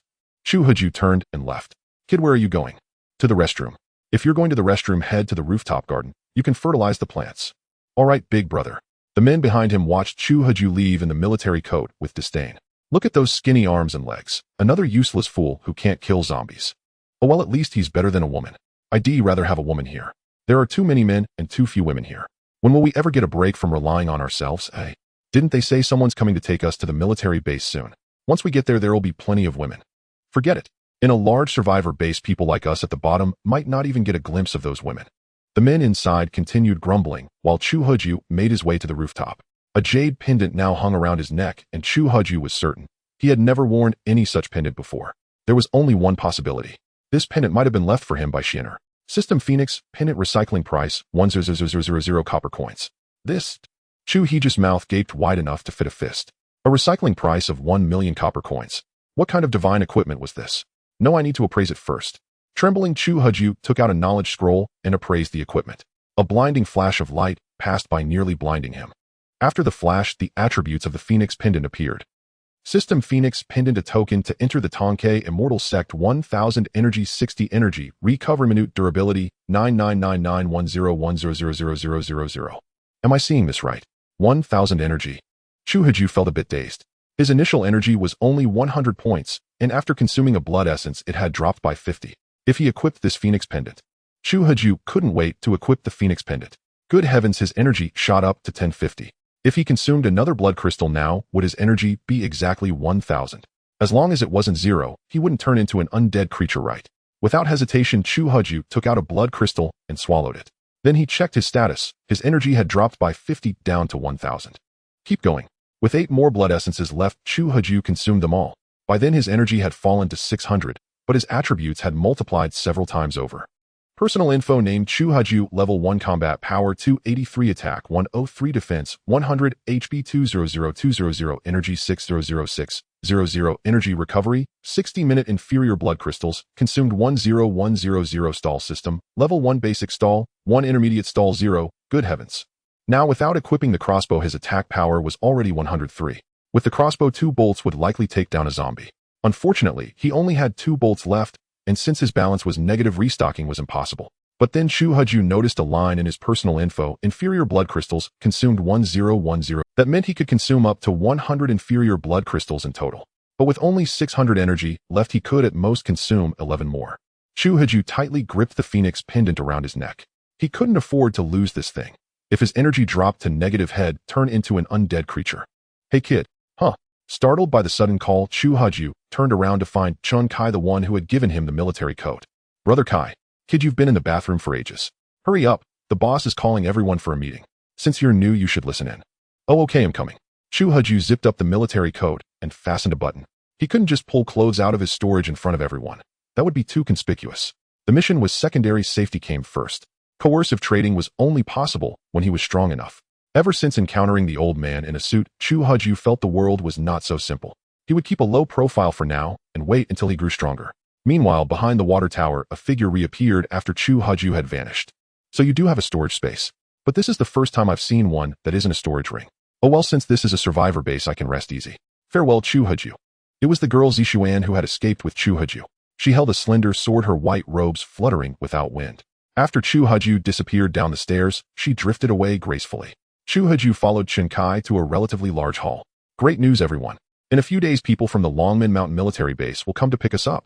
Wonderful. The military is finally coming for us. We've waited so long for this day. Wah. Everyone hugged each other in joy, some even crying with excitement. Since the first day of the apocalypse, they had been hoping for rescue from the military. After waiting a whole month, they finally had news. How could they not be thrilled? There's another piece of news to share with everyone. Our survivor base has welcomed new members. Today, 4 more survivors have arrived. Come on, let's have a show of hands, everyone. Clap, clap, clap. The crowd offered a warm welcome. Although each new arrival meant an extra mouth to feed, no one minded, since the military from Longman Mountain would be coming to pick them up in a few days. Just then, a female officer in uniform stepped forward. Hello everyone, my name is Bai Chantian. I'm a civilian police officer from the West City Public Security Bureau. Wow, a police flower. She's gorgeous. If only she could be my girlfriend. Give it a rest. You can barely feed yourself, let alone support a girlfriend. Are your brains rusted? She's a police officer. Why would she need your support? At that moment, the leader standing at the front gazed at Bai Chantian without blinking, even swallowing hard. Hello everyone, I'm Dai Xiangyu, Bai Chantian's colleague. I'm Su Xingyao. Damn, this chick is way too fat. What a waste of food. Press F to enter the tank. Without a word, Su Xingyao strode over to the scrawny guy who had made the comment, grabbed him by the throat, and said, "What did you just say? I didn't catch that." "Big sis, I didn't say anything. Phil, let it slide this time. If I ever hear you talking behind my back again, I'll show you what it means to be torn limb from limb." Yes, big sis, I want dare." Meanwhile, the fat leader at the front furrowed his brow slightly. Even a dog must be dealt with considering its master. This fat girl didn't seem to respect him. Weren't there 4 newcomers? Why only 3? Yeah, where's the 4th one? Chu Haju knew it had to be. Hello everyone, I'm Chu Haju. This kid must have been through a lot.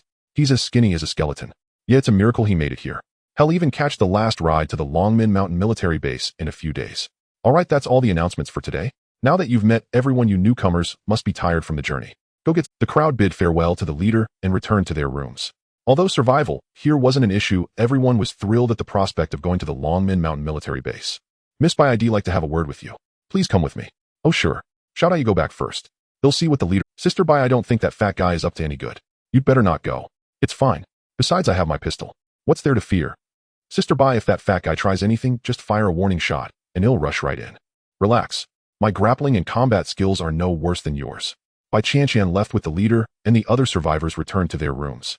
Now only the fat girl Su Xingyao and the skeleton-like Chu Heju remained in the room. The room looked like a meeting room, and no one had assigned quarters to the newcomers. Su Xingyao glanced at Chu Heju, who was wearing an army greatcoat. Tisk tisk, you're like a bamboo pole. Chu Heju ignored her gaze. Seeing her sit down in a corner on the floor, he chose a spot opposite her. There was no choice. No one had arranged a room for them, and it would be rude to just barge into someone else's. Chu Heju began examining his inventory, searching for anything useful. He equipped some inconspicuous gear, 2 grass rings, 2 grass bracelets, a pair of grass sandals, and a grass belt for good measure. As for the straw hat and straw cloak, they were too conspicuous, so he'd deal with them later. He already had the phoenix pendant for a necklace, so no grass necklace was needed. Suddenly his vision went dark as the light was blocked. Chu Heju looked up to find the fat girl standing right in front of him. She wore a pair of very loose jeans and an orange-eared hoodie with her hair in pigtails. Her face was as round as the moon. In one hand, she carried a massive hammer, in the other a crane-like hook. Her appearance was brutally intimidating. The hammer was the size of a baby's head, a testament to her immense strength. It would surely crack a zombie's skull open. Something wrong? Chu Heju asked nervously. Given her fierce demeanor, he doubted he could beat her in a fight. Su Xingyao simply handed him a piece of bread. Look at you, poor thing. You must be starving. Take this bread. Chu Heju looked at Su Xingyao, who was offering him the bread from above, and his eyes glistened with tears. Then no, I can't trust others so easily anymore. Haven't I been hurt enough? Hey kid, are you crying? A grown man blubbering like that? How unmanly. Here, take the bread, and I've got a pack of milk for you too. Wait. Chu Heju wiped his tears. He was touched that Su Xingyao was giving him food, but he didn't accept the bread and milk. He couldn't waste such a good trading opportunity. Pretending to pull something out of his army coat, Chu Heju spread a black blanket on the floor. Damn, you're so ceremonial about eating. What religion do you follow? No, I only believe in myself. I can't take your food for free. How about this, we make a trade? You give me food, and I'll give you something in return. A fair exchange. This is a gift. I don't need anything from you. If it's charity, then I don't want it. Why are you so stubborn? Fine, I give up. Let's trade. What do you have? Please put the items on this blanket first. The stall system had a rule: the selling price of goods couldn't be lower than the purchase price. So Chu Heju had no choice but to see how many copper coins the bread and milk from Su Xingyao were worth before he could offer something in return. So many rules. Though Su Xingyao found it troublesome, she still placed the bread and milk on the black blanket. System: bread, stale bread, recycling value 1 copper coin. Milk, expired milk, recycling value 1 copper coin. What the hell? Chu Heju didn't curse Su Xingyao. After all, it was the apocalypse, and stale and expired food was inevitable. But since food was scarce, people had to eat such things to survive. So her offering him these items wasn't unreasonable. That was only 2 copper coins in total, meaning he couldn't offer goods worth more than that. He had to search his inventory for something worth exactly 2 copper coins. Chu Heju began rummaging through the warehouse, finding that only the energy drinks were the cheapest at 1 copper coin, while the rest cost at least 5 copper coins. He pretended to pull 2 bottles of energy drink from his military coat and place them on the stall. You give me bread and milk, and he'll give you 2 bottles of energy drink. A fair trade. Damn, I didn't expect you to have drinks too hidden in that military coat. All right, pleasure doing business. After the transaction, Chu Heju stored the bread and milk in his warehouse. Of course, they had already spoiled. He had no interest in them, but he couldn't bring himself to refuse Su Xingyao's goodwill. Thanks, Su Xingyao returned with the 2 bottles of energy drink, while Chu Heju took out one for himself, and he still had 82 bottles left. He couldn't sell any more of these as he was a millionaire in debt and wouldn't be able to restock for a while, which meant he couldn't buy food. These drinks were crucial for his survival. Taking a sip, Su Xingyao's eyes lit up. The taste was sweet, yet not cloying, satisfying her hunger and soothing her throat. She then chugged the entire bottle in large gulps. She opened another bottle and downed it in a few more gulps. Patting her stomach, she still felt hungry. Looking over at Chu Heju, she saw him also drinking an energy drink. This kid is drinking one too. That means he might have plenty more. Licking her lips, Su Xingyao couldn't hold back any longer and walked over to him. Hey kid, do you have any more of those energy drinks? Seeing Su Xingyao approaching with her giant hammer in a menacing manner, Chu Heju was so startled that he spat out the mouthful of energy drink he had just taken, spraying it all over her pants. It looked just like urine. At that moment, Chu Heju was sitting, while Su Xingyao stood, so spraying her pants was understandable. Sorry, you startled me by coming over so suddenly. It's fine. Let me ask you, how many of these energy drinks do you have? Sis, you're not going to rob me, are you? Damn, what do you take me for? Am I that kind of person? Didn't you say it's a fair trade? Look, I've got 2 more pieces of bread and 2 packs of milk here. How about swapping them for 4 bottles of energy drink? Uffed. Chu Heju nearly choked on his own saliva. Damn it, he had only sold her 2 bottles at cost earlier because she had given him bread and milk. Now he had shot himself in the foot. He didn't want to sell any more energy drinks, but Su Xingyao was asking for more. Sis, I do have more energy drinks, but I can't trade them for your bread and milk. Honestly, those are spoiled and expired. I don't want to eat rotten food. He then pulled out the bread and milk. Look, I haven't even touched them. I only took them because of your kindness, but they're really inedible. They'll give you diarrhea. You little brat, food like this is hard to come by now, and you don't want it. No, I really don't. Then what do you want? They'll trade with you. What do you have? Su Xingyao began pulling items out of her pockets. Wait. Chu Heju spread out his stall again. He couldn't miss such a good opportunity to complete a mission. Su Xingyao took out a pile of miscellaneous items, including the spoiled food. Sis, keep the rotten food for yourself. I don't want it. Fine, suit yourself. That's all I've got. Oh, and there's this big hook too. They'll throw it in, but I doubt you can even lift. Can't lift it. Chu Heju glanced at it. System gilt hook, recycling value 1.00 copper coins. Wow, another million coin weapon. This is my lucky day. But he didn't show his excitement. It looked like the mission to sell 100 items was about to be completed. Let me try. He hoisted the big hook. Though heavy, he managed to lift it. So heavy. Damn kid, you're skinny as a skeleton, but you've got some strength. What about the other one? Aren't you putting it up? I need to keep a weapon to fight zombies. They'll give you a better one later, definitely stronger than this. What do you say? Want to bet? Bet. Why not? But if you're lying to me, you'll smash your head with my... Sis, business should be fair. If you keep threatening me, I won't sell the energy drinks. Fine deal. Even without these weapons, I can still beat you with my bare hands. Su Xingyao placed the other giant hammer on the stall as well. Here, I'll trade you this too. Tell me, how many energy drinks can I get for all these? Come on, open your military coat. Let me see how many you've got hidden in there. She reached out to grab his coat, startling Chu Heju. He had nothing underneath, and there was nothing in the coat anyway. If she found out, this hefty girl might just crush him with her hammer. Sis, if you keep this up, I'm not selling. No one buys things like this. Fine, I won't touch you. Hurry up. All these rules are such a hassle. Only then did Chu Heju have a chance to glance at the other giant hammer. System gilt hammer, recycling value 1.00 copper coins. While these 2 items alone are worth 2.00 copper coins, recycling them would clear my debt. Kid, show me that better weapon you mentioned. If it's no good, it'll smash your head. Easy. Chu Heju took out an identified crossbow and handed it to Su Xingyao. Sis, take a look. I don't like weapons that shoot from behind. Got anything else? If not, I'm taking my hammers back. Sis, look closer. Huh. Look closer. Su Xingyao examined the simple crossbow. Nothing special. Hey, what's this little tag? Simple crossbow, a low-cost crossbow, 100 attack durability, 10001000. What does this mean? What material is this tag made of? My finger goes right through it. Is technology really this advanced now? So sis, is this crossbow acceptable? Acceptable, my ass. It feels like a toy in my hands. Don't you have any other weapons?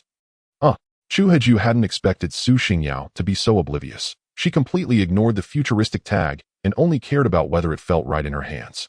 Chu Heju was in a bind. These 2 million coin weapons were proving hard to swindle. Su Xingyao looked down on this attribute-bearing crossbow, so Chu Huju had no choice but to let her take the gilded hammer. It seemed she wasn't fond of ranged weapons. This Su Xingyao preferred bold and heavy arms. Since there were few other items, the large hook was returned to Chu Huju. Hurry up and give me the energy drinks. I can't wait any longer. Sister Su, I want to deceive you. I can only trade you 10 bottles of energy drinks at most. 10 bottles. That's enough. Bring them out quickly. Chu Huju pretended to pull energy drinks from his military coat, placing them one by one on the stall. At that moment, Su Xingyao squinted her eyes, staring at Chu Huju's military coat. It simply couldn't hold that many energy drinks. Adding the previous 3 bottles, if Chu Huju truly had 10 energy drinks, there was only one possibility. Then she glanced at his finger where a straw ring rested. Stop all this trouble. I know you have a storage ring. Why not just take them out in front of me? I want to snatch them. Sister Su, what are you talking about? I don't understand. I've seen storage rings before. Isn't that straw ring one of them? Hurry up. Isn't it a hassle to take them out one by one? Are you afraid he'll rob you?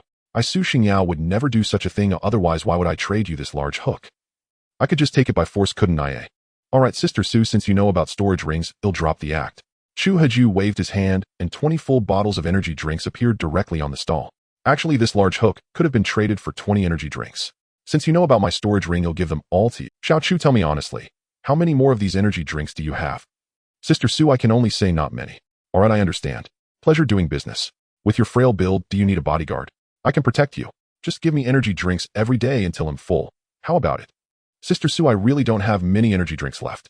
You've already had 2 bottles. Who knows how many you need to feel? He will only find out after I finish drinking. With that, Su Xingyao stood in front of Chu Huju and began drinking. Bottle after bottle until 10 were down, and she let out a satisfied burp. 10 bottles a day. That's my fee to be your bodyguard. Sister Su, let me think it over. Fair enough. They'll keep an eye on you, and they'll keep your secret. Su Xingyao was of course referring to the storage ring. She winked at Chu Huju as if she had uncovered his little secret. Then thank you, big sister. Su Xingyao tossed the remaining energy drinks into her satchel. There were 12 bottles left. Chu Huju watched her about to leave. This chubby violent girl must have killed quite a few zombies. Wait. Xiao Chu, something on your mind. Sister Su, that giant hammer of yours is quite powerful. You must have killed many zombies. So. Those zombies can't even get close to me. One hammer, one zombie. No problem. Why? Tempted to hire me as your bodyguard. I'm cheap. Sister Su, I wanted to ask, do you have any blood crystals? Blood crystals? What's that? Inside a zombie's head, there's a red crystal the size of rock candy. That's a blood crystal. If you have any, you can give them to me. They'll take as many as you have. 1 blood crystal for 1 bottle of energy drink. Really? 1 for 1 bottle of energy drink? Yes, Sister Su. How many do you have? Not a single one. No one told me there was some damned blood crystal in a zombie's head before. But don't worry, I don't see those zombies as a threat. If I wanted, I could kill every zombie in Zhaoyang City. Tomorrow I'll go out and slaughter them, then come back to trade with you. Deal? Sure, no problem. Xiao Chu, it's settled then. Don't sell these energy drinks to anyone else. I'm reserving all. Su Xingyao feared Chu Huju might sell the energy drinks to others, for they tasted far better than her rotten but thinking of Su Xingyo's burly figure, Chu Huju came up with a perfect solution. That was to recruit an agent. With his own slender frame, if he set up a stall here, he might get robbed by everyone in the survivor base, as his strength wasn't yet enough to dominate the world. But Su Xingyao was different. With her massive build, no one here would dare to rob her. Sister Su, I have an idea that could get you plenty of energy drinks. Are you interested? Oh, what idea? I want you to be my distributor. I supply the goods, and you sell them. For example, you could get others to help kill zombies, selling 1 bottle for 10 or 5 blood crystals, while I still give you 1 bottle for 1 blood crystal. Let me put it this way, an ordinary person can go half a day without hunger after drinking 1 bottle. I think they'd be more. How can that be? All the energy drinks should be mine. They shouldn't get a single bottle. Sister Su, one person's strength is limited. How many zombies can you kill alone in a day? Many hands make light work, and with a generous reward there will be brave souls. You don't even have to go out and kill zombies to earn the difference. Think about it, Sister Su. Well, Su Xingyao, hearing that she could get energy drinks without killing zombies, realized that earning the spread was indeed excellent, just as Chu Huju said. Sister Su, take your time to consider. Chu Huju packed up his stall. The mission progress inching forward again. System mission: within 7 days, sell 100 items via the stall. 43 sold, with over 10 new customers, 3 new customers. Reward: upgrade warehouse to level 2. Penalty for failure: downgrade level 2 supply channel to level 1. Not bad. The sales requirement was nearly halfway met, and only 7 more new customers were needed. There was still plenty of time. He only needed to find 7 more new customers, and time was abundant. They said they were heading to the Longmin Mountain military base. Surely there would be more survivors there. Finding a few wouldn't be hard. The mission was no longer urgent. Chu Huju began pondering his million credit debt. The million-coin debt must be repaid as soon as possible, otherwise he wouldn't even be able to restock. Chu Haju liquidated everything he had traded from Su Xingyao, netting a total of 2,000 copper coins, which cleared only a fraction of the debt. If he could also liquidate the gilt hook worth 1 million copper coins, he would be free from all burdens. Yet Chu Haju hesitated. What exactly were the attributes of the on a million copper coin gilt hook? Without further deliberation, he consumed a knowledge scroll. System Gilt Hook, a mysterious hook crafted from Gilt 500 attack, equipment level requirement, Tier 1 durability, 9999-010-0000. Attached active skill, cast the hook to pull an enemy unit within a 10-meter range directly in front of you, stunning them for 1 second. What the? Chu Heji's eyes widened. The Gilt Hook directly added 500 attack, making it the most powerful weapon he had encountered so far. But what did equipment level requirement Tier 1 mean? Chu Haju tried to equip it.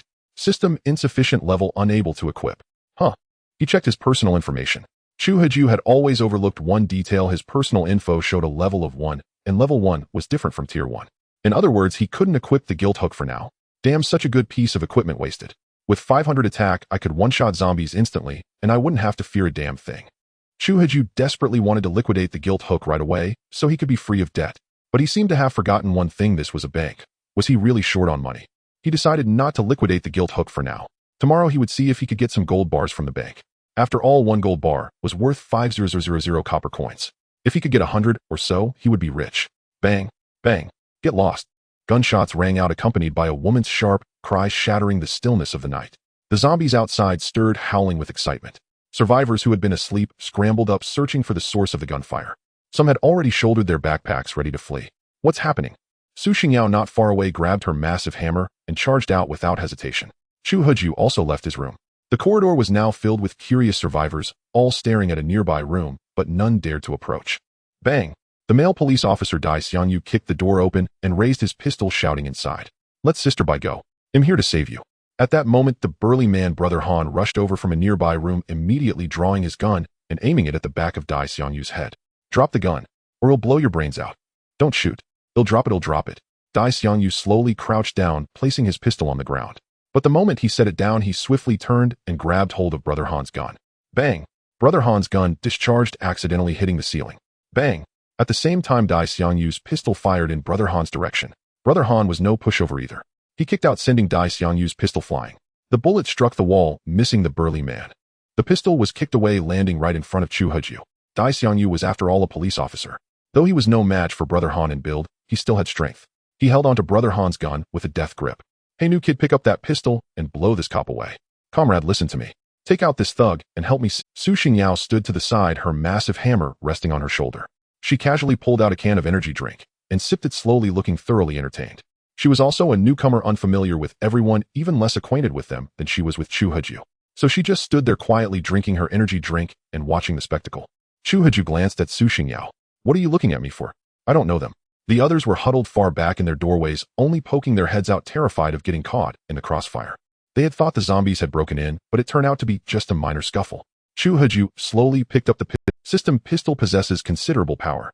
Liquidation price, 10000. Well, it seems this is a real pistol. But now that it's in my hands, no one's taking it back. Kid, blow him away and it'll make you the vice captain right now. Comrade, don't help him. He's a thug. His words, Brother Han, we're here to help. At that moment, Chen Kai and his group ran down from the rooftop. What they were doing up there in the middle of the night was anyone's guess. Little Chen, perfect timing. Help me hold down this cop and he'll finish him off. Sure thing, Brother Han. Chu Haju also surged forward, reaching the scene of the struggle before Chen Kai and his men could get there. Brother Han, I'm here to help. Chu Haju shouted to Brother Han as he rushed over. The male police officer's hands were locked around Brother Han's gun-wielding right hand.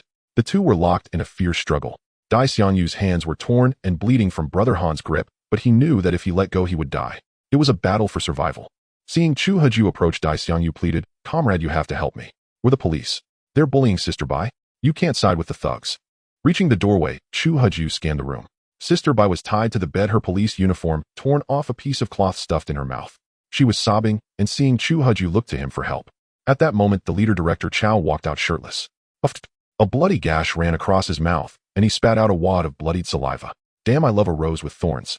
Chu Haju had no time to think. He had to help Brother Han secure the gun. Brother Han, let me help you. Let go, give me the gun. All right, new kid, blow him away. Brother Han let go, and the gun was now in Chu Heju's hands. Brandishing the pistol, Chu Haju charged into the room. Director Chow was now rummaging under the bed as if searching for something. Freeze. The prone Director Chow saw a pair of straw sandals standing behind him. He looked up to see the new kid in the military. You, get out here, or he'll blow your head off. Easy kid, him coming out. Director Chow quietly tucked the pistol he had picked up from under the bed into his waistband at his back, then slowly crawled out. Little brother, what do you think you're doing? What's behind you? Show me. There's nothing. Director Chow swiftly drew the pistol he had concealed behind his back and fired at Chu Huju. Bang. You. Director Chow collapsed backward, a bloody hole in his forehead, still oozing crimson. Chu Huju had spotted the pistol under the bed from outside the door, already aware the fat man was searching for it. Director Chow. Brother Han broke free from Dai Xiangyu and rushed in. Don't move. Chu Huju immediately aimed the gun at Brother Han. You? I saved you, gave you clothes, and now you want to kill me. Sorry, Brother Han. That fat man tried to kill me. I had no choice but to fire. Fine, very well. I should have known. In the apocalypse, one shouldn't save people recklessly. Now I've brought disaster upon myself. Come on, in 18 years, I'll be a man again.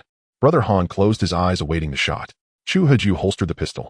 After a moment, hearing no gunshot, Brother Han slowly opened his eyes to find Chu Huju untying Bai Qianqian, who was bound to the bed. Bai Qianqian was freed, but the bruises on her body and her torn clothes spoke of a recent struggle. Chu Huju had only one military coat and couldn't spare it. He retrieved a tattered uniform from the ground nearby and draped it over her. Why didn't you kill me? I only kill those who deserve it. That fat man forced himself on women and tried to kill me. He had it coming. You showed me kindness, I won't harm you. Ha, kindness. The fable of the farmer and the snake. I've lived it. I never thought I'd find a snake and end up costing Director Chow his life. Brother Han, think what you will. Director Chow forced himself on women, unfit to lead. From now on you're— Oh, you killed him. Why not take the position yourself? Brother Han, I respect you. I said it, he forced women, so he deserved death. It wasn't about seizing power. I have no interest in leadership. I'm new here and know nothing of your affairs. But you're the second in command, you know everything and handle it all. So I wholeheartedly welcome you as the new leader. Brother Han, who had intended to avenge Director Chow, suddenly realized that Chow's death had paved the way for his own rise. The hatred in Brother Han's eyes toward Chu Huju softened. Then what do you want? Me? Speaking of what I want, I do have a request. This is a bank. There must be a vault with gold bars. Can you take me to— There is a vault, but it's a branch, so cash and gold are limited. Still, why do you want cash and gold in the apocalypse? I never saw them in peacetime. Just want to feast my eyes now. That's all. Anything else? No. By the way, when will the military from Longmin Mountain come for us? Well, what's wrong? Actually, Director Chow handled all communications. I know nothing. I heard they're coming mainly for him and us as an afterthought. You killed him, so. No matter. I can skip it. Survival is the same anywhere in the apocalypse. What now? You're the new leader. Arrange things yourself. Don't ask me. I'm just a passerby, a merchant. Oh, please have someone drag Director Chow's body out and clean the floor. All right. Brother Han called in a few people who hauled away the corpse and wiped the bloodstains with clothes. Water was scarce, so dry cleaning had to suffice. Any other orders? No. It's late. Everyone should rest. Okay, I'll be next door. Call me if any— Thanks, Brother Han. Brother Han left, leading the survivors to the adjacent room. The onlookers returned to sleep, indifferent to Director Chow's fate. As long as there was food and shelter, they cared little who led. Brother Chu, thank you for saving me. Bai Qianqian bowed slightly in gratitude. Dai Xiangyu, who had fought Brother Han, entered. The backs of his hands were nearly smashed to pulp, yet he remained— Brother Chu, thank you. You're welcome. You're badly hurt. I have a family recipe for healing wounds. 1 bottle for 1 blood crystal. Interested? Both Bai Qianqian and Dai Xiangyu broke into a cold sweat. What's a blood crystal, eh? Dai Xiangyu wanted to buy, but the term was unfamiliar. It's a crystal the size of a sugar cube from a zombie's brain. Su Xingyao strode in carrying a giant hammer and answered before Chu Huju could explain, as if she were— From a zombie's brain. You mean this? Bai Qianqian pulled 2 blood crystals from her pocket. Exactly. How did you know to extract them? Well, I watched plenty of zombie movies in peacetime. We dissected a few zombie heads and found some. Deal? 1 bottle of ointment for 1 blood crystal. Brother Chu, even if you didn't sell it, I'd give you the crystals for saving me. But Xiao Dai is hurt. Give me 1 bottle. Fair prices, no cheating. Let's trade. Chu Huju spread a black blanket on the bed and placed 2 bottles of ointment on it. Bai Qianqian was taken aback by his eccentric ritual. Why not just hand over a crystal for a bottle? Such ceremony. Hep. Su Xingyao chuckled at their expressions, remembering her own reaction. This Chu Huju was quite the dramatic merchant. Just go along with Xiao Chu. Fine, here. Bai Qianqian reluctantly placed 2 blood crystals on the blanket. May I take them? Yes, please. Chu Huju gestured. Bai Qianqian picked up the ointment, eyeing him suspiciously. Was this scrawny kid mentally off? She handed the ointment to Dai Xiangyu. Xiao Dai, drink this. Thanks, Sister Bai. Thanks, Brother Chu. No need. Fair trade, mutual benefit. Brother Chu, can we have our guns back? Guns? What guns? Never seen any. What are those? Bai Qianqian was left speechless. This Chu Heju was blatantly lying through his teeth. Dai Xiangyu felt a sense of resentment as well, but since Chu Heju had saved their lives, he couldn't very well snatch it from him. Besides, with the pistol in Chu Heju's hands, a direct confrontation was out of the question. Bai Qianqian and Dai Xiangyu exchanged a glance. Were they really going to give up on the pistol? Just then Su Xingyao approached carrying a massive hammer and took the spot where Bai Qianqian had been standing. Chu Heju, who was packing up his stall, noticed her and spoke. What are you doing? I really can't figure you out. You dared to kill Director Chao outright. Tell me, do you have your eye on? Sister Su, don't talk nonsense. I was just being a righteous hero standing up for what's right. Tisk, if I were bullied, would you come to my rescue like that? Sister Su, you can eat whatever you want, but you can't say whatever you please. You're the one who bullies others. Who would dare bully you? Damn it, you little brat, are you asking for a beating? See, with that attitude, who would dare bully you? Xiao Chu. Huh. Now that you've killed Director Chao and taken that big guy's pistol plus confiscated the cop's sidearm. Seems like Director Chao also has ties with the Longmen Mountain Military District. You're in danger now. How about it? Need a bodyguard? Damn, Sister Su, are you obsessed with being a bodyguard? Know him just after the energy drinks. Think it over. The Longmen Mountain Military District isn't someone ordinary folks can mess with. Oh, so you're saying you dare to mess with them, Sister Su? If they dare come after me, I'll smash them dead with one swing of my hammer. Sister Su, I don't know your skills, so I can't just hire you outright. Let me give you a 2-day trial period, 5 energy drinks per day.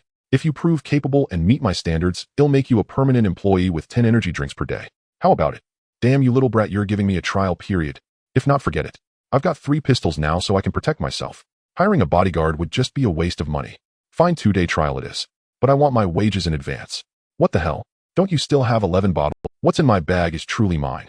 Can't you even agree to such a small request? A big boss like you haggling with a little girl like me. How stingy. Chu Heju stared at Su Xingyo's figure. This was a little girl. Tisk, with those skinny arms and legs, you've got a heart as small as a woman's. Fine, I'll advance your wages. I give up. You're as nagging as an old woman. I am a woman, what of it? You got a problem. Bite me. Chu Heju swept his gaze over Su Xingyo's physique. She was more muscular than most men, but indeed, she was a woman. Forget it, I'm afraid I'd break my teeth. You little brat, you're asking for it. I'm your boss, and you call me a brat. I might have to find a replacement employee. Boss. Su Xingyao immediately bowed to Chu Heju. Is that better now? I'm acceptable. Here, have an energy drink as a reward. Chu Heju pulled out a bottle of energy drink from his military coat. A carrot after a stick. That was the best way to tame an employee. Besides, he still had 57 bottles left, enough to last him a while. Wow, boss is generous. It's nothing. As long as you behave and do your job as my bodyguard, this is just the beginning. Got it, boss. Good. Xiao Su, my life and safety are in your hands now. No problem. For the energy drinks. Sorry to interrupt. Miss Bai, what else is there? He had saved their lives, and now they wanted the pistol back. No way. Finders keepers, and this gun was a symbol of power. Chu Heju had no intention of selling it. What exactly is that energy drink you mentioned? Is it good? Delicious, sweet, and refreshing. As if to prove how good it was, Su Xingyao pulled out a bottle and drank it, making satisfied sounds as she did. Watching Su Xingyao enjoy it so much, Bai Qianqian and Dai Xiangyu couldn't help but swallow their saliva. Brother Chu, do you have any more of those energy drinks? Yes, 2 blood crystals per bottle. Blood crystals again. They'll accept other things too. Other things. Bai Qianqian and Dai Xiangyu exchanged another glance. Brother Chu, we don't need the pistol anymore. Hey, race, a spare magazine.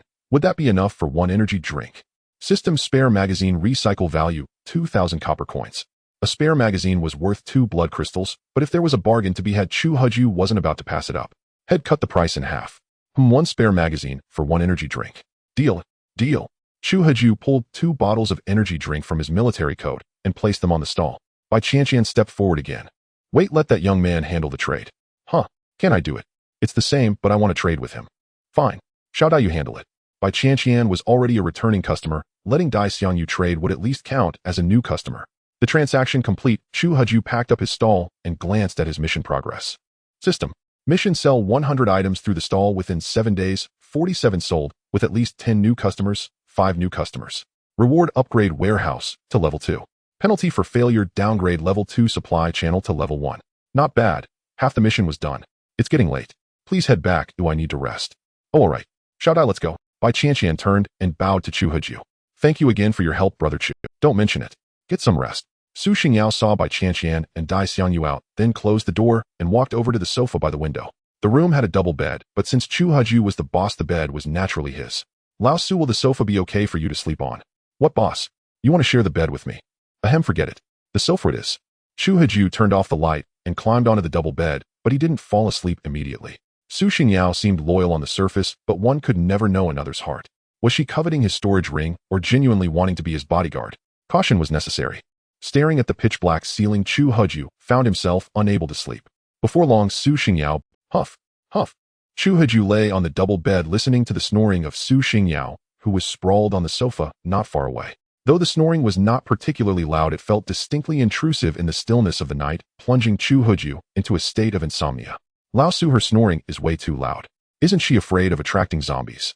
To avoid being disturbed by Su Xingyao's snoring, Chu Haju buried himself under the blanket. After a while, unable to bear it any longer, Chu Haju decided to kick Su Xingyao out.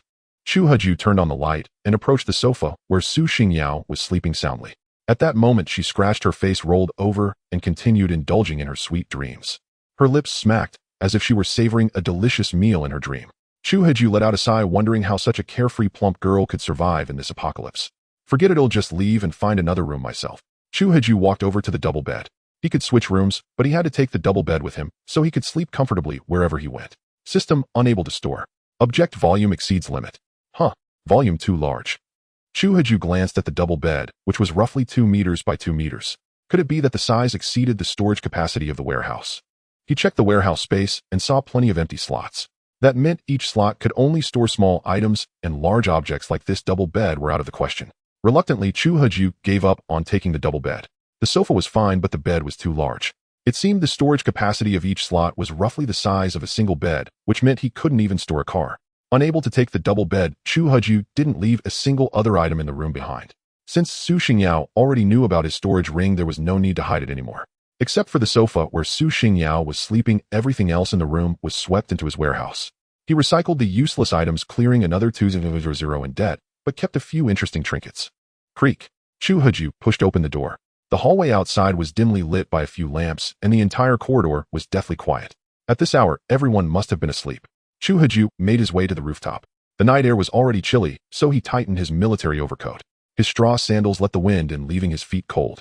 Although the sandals had their attributes, wearing them in winter was either a sign of extreme poverty or a lack of common sense. Chu Haju fell into the third category. The sandals' attributes were too good to pass up.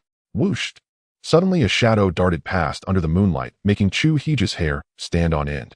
Though he was a staunch materialist, he had no desire to be the first to witness a breach of that rule. He pulled out a flashlight and shone it in that direction. A blinding beam of light shot forward, but 2 equally dazzling reflections bounced back. Meow, a cat. Chu Haju finally relaxed. So this was what they meant by a night owl, something that the cat, startled by the flashlight, darted away. Seeing that it posed no threat, Chu Haju shrugged, tightened his overcoat, and turned back from the rooftop. Where should I go? Chu Haju arrived at the meeting room they had used earlier. He turned on the light to find it empty, with no survivors having claimed it yet. He closed the door and dragged a few tables to block it. After that, he clapped his hands, found a corner, and curled up. Though he had agreed to let Su Xingyao be his bodyguard, that only applied when he was awake. Even if that plump girl was a chivalrous warrior, Chu Haju wasn't willing to gamble with his life. Life was safest in one's own hands. Without the sound of snoring, Chu Haju soon drifted into a deep sleep. The night was calm, broken only by the occasional roar of zombies outside the window. Yet it didn't disturb the survivors' dreams of peace. That night, the entire city was immersed in tranquility. Roar. A deafening cry jolted Chu Haju. He wiped the drool from the corner of his mouth and groggily came to. Roar. The roar came again, snapping him fully alert. This was the apocalypse, not the peaceful days of the past. Chu Haju immediately drew his pistol and scanned the room. It was still the meeting room, and outside dawn had broken. Bang, bang, bang. A knock came at the door. Boss, are you in there? It was Su Xingyao's voice. I'm here. Boss, the first floor of the bank is swarming with zombies. I came to let you know. Also, I'm going to kill some zombies and dig out blood crystals. Don't sell the energy drinks to anyone else, okay? Lao Su, wait for me. Chu Haju moved the bed blocking the door and pushed it open. Su Xingyao stood at the entrance, hefting a giant hammer with a nonchalant air. Boss, when I woke up this morning and found you gone, I thought you'd been eaten by zombies. I was so worried for you. You were worried about the energy drinks, weren't you? Boss, anything else? If not, I'm off to kill zombies. The blood crystals are calling me, and so are the energy drinks. Lao Su, killing zombies is important, but your life is more important. Don't forget you're my bodyguard, now still on probation. When zombies come, shouldn't you be protecting your boss?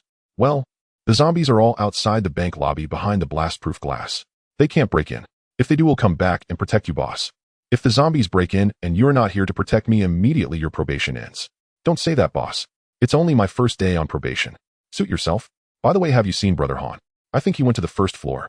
Let's go check it out. Chu Haju and Su Xingyao headed down the stairs to the first floor. On the first floor, most of the survivors were gathered behind the bank's blast-proof glass, staring at the zombies on the other side. Armed with fire axes, daggers, clubs, and spiked maces, they stood ready, as if preparing for battle. Bai Qianqian and Dai Xiangyu from last night were also there, clutching daggers behind the glass. Meanwhile, the zombies pounded on the blast-proof glass, but it was thick enough that even a day of relentless battering might not shatter it. At that moment, Brother Han and his group stood by the security door leading outside. Everyone listen to my command. When we open the security door, one team will be responsible for holding it firmly shut, while the other team will kill the zombies that rush in. Remember, let only one in at a time. Once the combat team finishes off the zombie, the cleanup team will dispose of the corpse. Move quickly. Understood. Understood. Good, begin. Creak. The security door was pulled open and a zombie that had been pounding on it stumbled inside. Close the door. Combat team, move. The door was held shut by several people while the remaining 4 or 5 swung their weapons wildly, cutting down the zombie before it could even register how many people were before it. Damn, not bad. Chu Haju glanced over. This Brother Han indeed had skill. 3 teams, each with a clear division of labor: door blockers, fighters, and cleaners, efficient and swift. It seemed Brother Han was well suited to be the leader. But Chu Haju had no interest in joining the fight. His top priority now was to collect gold bars. Boss, go ahead. Remember, you're now my agent too. Get as much blood crystal as you can. Yes, boss. Su Xingyao also joined the battle, directly stepping into the combat team. The zombies that were led in barely had a chance. With one swing of her hammer, she smashed their heads into pulp, splattering brains and blood everywhere. Blood and flesh flew onto the surrounding combat team members, who recoiled a few steps in fright. That fat girl is terrifying. She's worth 5 or 6 of us. At this, the scrawny guy who had joked about pressing F to enter the tank yesterday shrank his neck and scurried far away, fearing the plump girl might hold a grudge. Chu Haju nodded. Regardless of this bodyguard's loyalty, her combat prowess was undeniably formidable. The battle was one-sided. With the natural advantage of the terrain, the zombies were practically lining up to die. Chu Haju lost interest in watching. Instead, he headed straight for the bank vault. Now the most important thing was to clear his debt. Brother Han glanced at Chu Haju, leaving frowning. While everyone else fought the zombies, Chu Haju acted like a leader, doing nothing. But Brother Han said nothing. Chu Haju had 3 pistols, and he was no match for him yet. Watching Chu Haju try to figure out how to open the vault door, Brother Han sneered. That vault door can't be blown open, even with a grenade. Go ahead, stare at it all day if you want.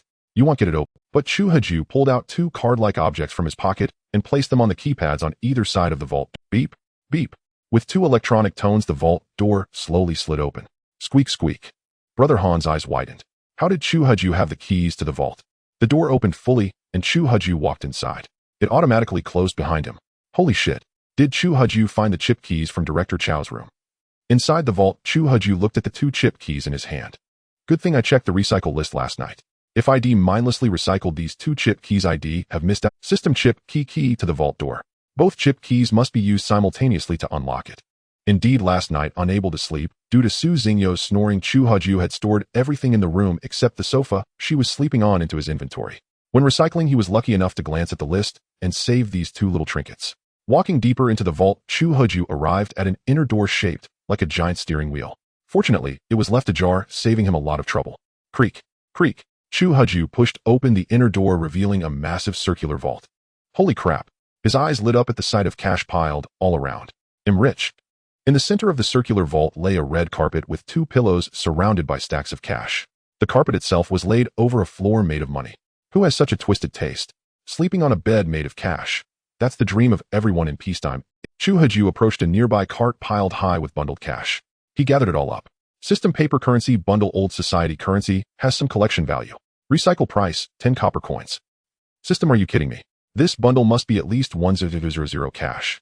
How is the recycle price only 10 copper coins? Is there a bug? The system did not respond. But Chu Haju wasn't too upset. After all, this was the apocalypse, a new era. Old society paper currency had long lost its value. 1000 cash was just a pile of paper for kindling. 10 copper coins. So 1000 cash equals 1 copper coin. Truly, what everyone was crazy about in the old society is now just worthless paper. The entire cart held only 5 million in cash, which would recycle for a mere 500 copper coins. Forget it. As they say, you'll keep it as a souvenir. Despite the cash turning into scrap, Chu Haju didn't waste it and collected it all. A full circle of carts held 200 million in cash, now only worth 2000 copper coins. How the tables have turned. But the real prize lay ahead. Beyond the cash carts in the center, several shelves lined on the shelves rows of gold bars were neatly arranged. Chu Huju stood before them, his eyes turning gold. System gold bar, $9.99, pure gold, 1 kilogram weight. Recycle price, 50000 copper coins. Chu Huju did a quick calculation. Damn, this shelf has at least 320 bars. That's 16 million copper coins. I'm rich. He kissed a bar and went into sweeping mode. After collecting the gold bars, Chu Huju didn't hesitate and recycled them all. In an instant, he went from a millionaire in debt to a 10-millionaire. The feeling was completely different. Who else? Chu Huju roared, filled with a surge of pride. With money, he could do anything. Roar. In response, another deafening roar shook the entire room. What the hell? What kind of zombie made that sound? A thunderous roar of a zombie rang out, a sound far beyond that of an ordinary undead.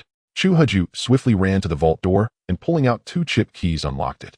Thump, thump, thump, crash. The commotion from some unknown creature shook the entire bank, causing chunks of the ceiling to fall. Chu Huju glanced at their battle. In the corner, a pile of zombie corpses had already accumulated, numbering in the dust. The fight paused as the mysterious sound echoed. Everyone stared in confusion at its source. Thump, thump, thump, crash. With a deafening noise, a bizarre creature, a full 3 meters tall, charged straight at the bank hall's blast-proof glass. The giant being rammed aside, every zombie in its path, its immense force slamming into the reinforced glass. Crack. Cracks spiderwebbed across the glass. Not good. This monster is too strong. Everyone evacuate to the Brother Han ordered everyone back upstairs the moment he saw the cracks. Killing regular zombies was one thing, but against a freak like this, even an army would be cannon fodder. The giant mutant zombie charged again, heading straight for the bank entrance. In its rampage, it trampled some zombies, crippled, and sent others flying. This zombie attacks friend and foe alike, Chu Huju said, stunned by the behemoth outside. Boss, should we leave too? Old Su, leave for where? Do you think it can't climb floors? Or that it can't shatter this blast-proof glass? Well, boss, tell me what to do, and he'll follow. What are your odds against that giant? Su Xingyao studied the hulking figure outside. It stood 3 meters tall, with a right arm so thick it was as massive as her own entire body. She shook her head. Boss, I have no chance. Damn, even you have no odds. Roar. The giant grabbed a marble table from the bank hall and hoisted it high above its head.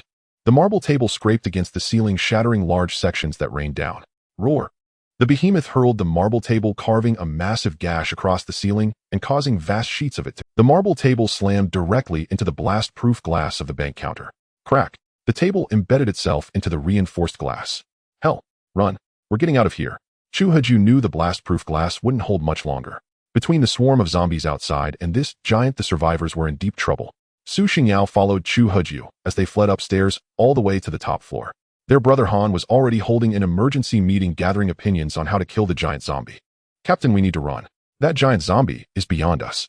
Yo, one charge, and we'd all be wiped out. Run? Where? The bank is surrounded by zombies. Our only option is to hold this position until the military from Longmen Mountain arrives, then we can escape by helicopter.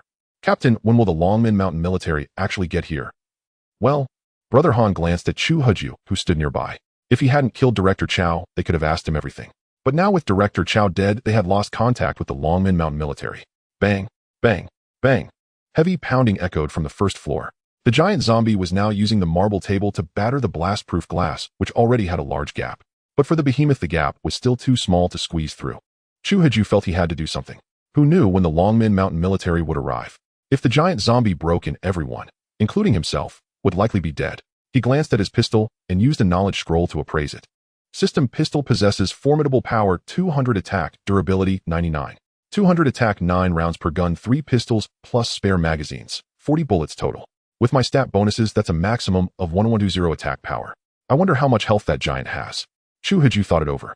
He had planned to use these pistols to intimidate other survivors, but now he had no choice. The skin is useless without the hair. Killing the giant zombie was the top priority.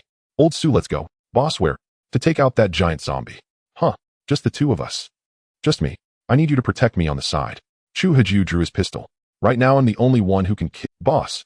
Without another word, Chu Huju charged toward the first floor, with Su Xingyao following close behind. Brother Han caught sight of them, leaving, and narrowed his eyes. Bang, bang, bang. Gunfire erupted. Gunshots. Has the Longmen Mountain military come to rescue us? Let's go check it out.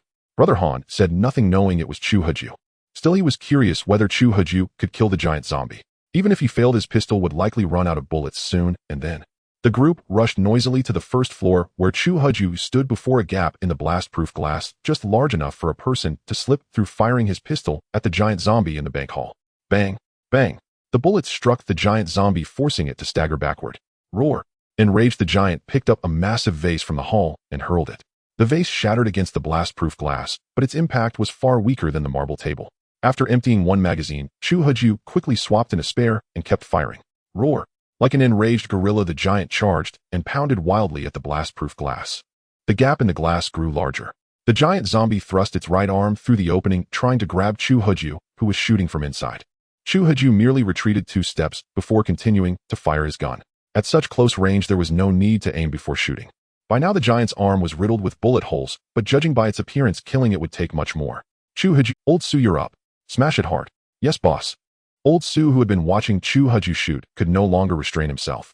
At Chu Huju's command, he swung his massive hammer and pounded the giant zombie's arm that had thrust inside. Roar! Su Xingyo's attacks were ferociously powerful.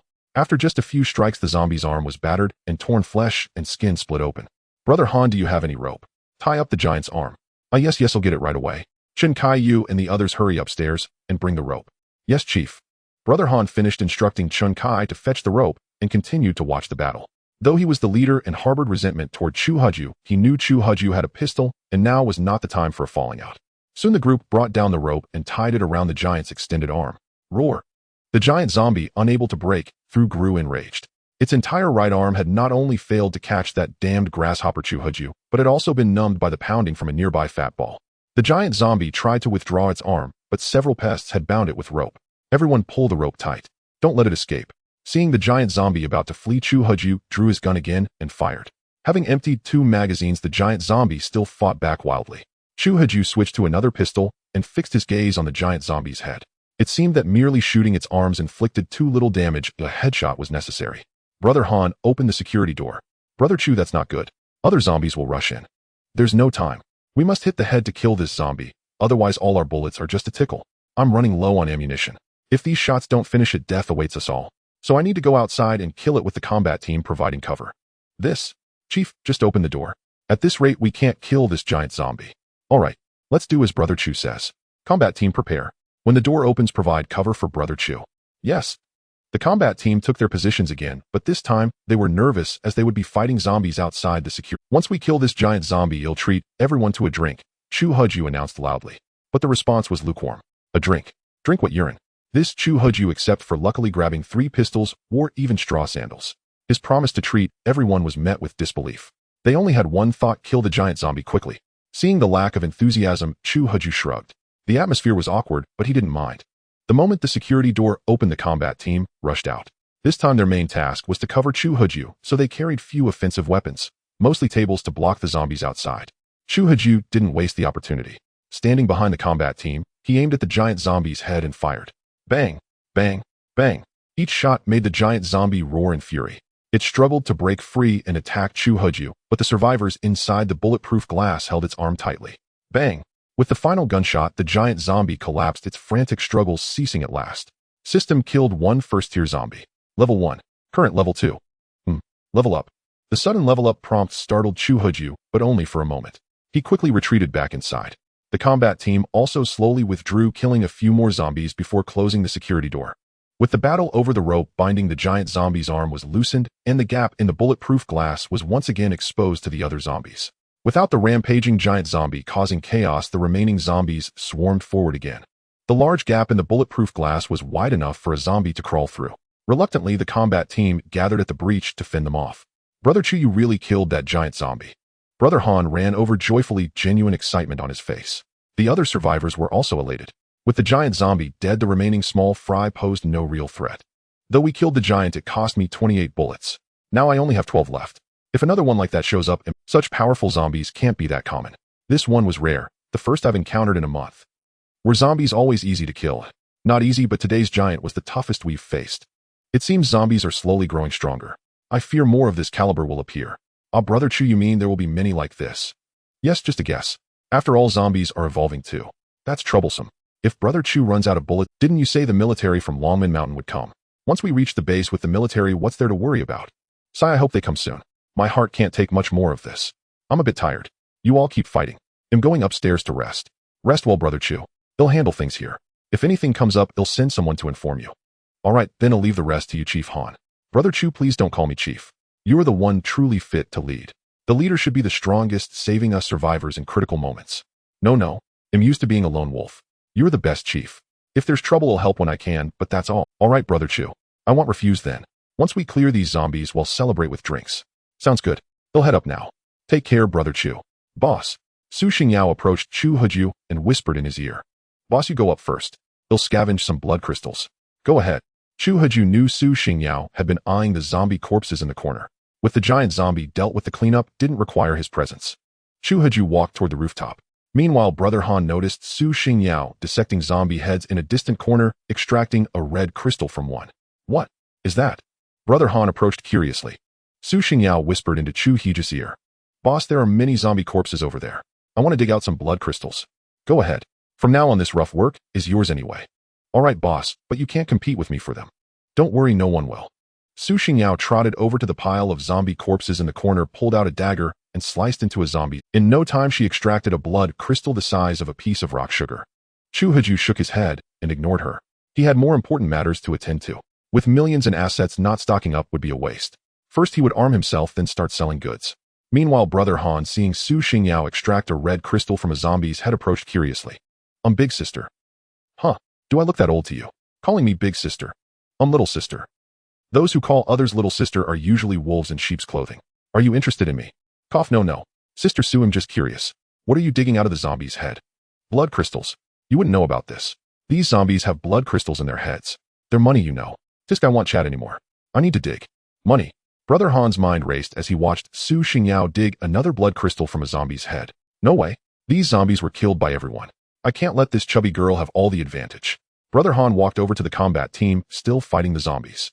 Cleanup team, when you clean the zombies, cut open their heads. There are blood crystals the size of rock sugar inside. These are valuable. Collect them all. Don't leave a single zombie corpse untouched. Yes, leader. Brother Han glanced at Su Xingyao, still crouched by the pile of zombie corpses, searching for blood crystals. Trying to take advantage. Not so easy. Then Brother Han's eyes fell on the large zombie corpse lying outside the blast-proof glass. This zombie is huge. Could its blood crystal be bigger too? The large zombie's corpse lay just outside the blast-proof glass. Although Brother Han wanted to get the blood crystal from its head, seeing the hundreds of zombies in the bank lobby, he knew that if he went out, he'd be torn apart before he could even retrieve it. Though killing zombies seemed easy now, it was all due to their advantageous position. Once outside, the swarming zombies would instantly overwhelm them. It was still too dangerous to go out. They could only lure the zombies in one by one and kill them. Ever since Brother Han learned that zombie heads contained blood crystals, he ordered the cleanup team to extract them from every zombie they killed. Su Xingyao had dug out over a dozen blood crystals from the zombie pile in the corner. But later, when the cleanup team moved the corpses, their heads had already been dissected. Su Xingyao realized that Brother Han must have seen her digging and ordered the cleanup team to do the same. With no more ready corpses, she had no choice but to join the combat team and start clearing zombies. With Su Xingyao's powerful addition, killing zombies solely through the gap in the blast-proof glass was too slow. Brother Han directly opened the security door to lure the zombies inside. With a two-pronged approach, the zombie clearing process accelerated. Brother Han now held the blood crystals the cleanup team had dug out, studying them intently. What is this blood crystal? Is it some kind of stone from the zombie's body? Although he now knew that zombie heads contained blood crystals, Brother Han had no idea what they were used for. After all, they came from zombie heads. Who knew if they were toxic? So even when handling them, he wrapped them in a rag, afraid the zombie blood on the crystals might seep into his skin. Gradually, the bank lobby was nearly cleared of zombies. Brother Han ordered the combat team to charge out and directed the cleanup team to process the corpses in the lobby, starting with the large zombie.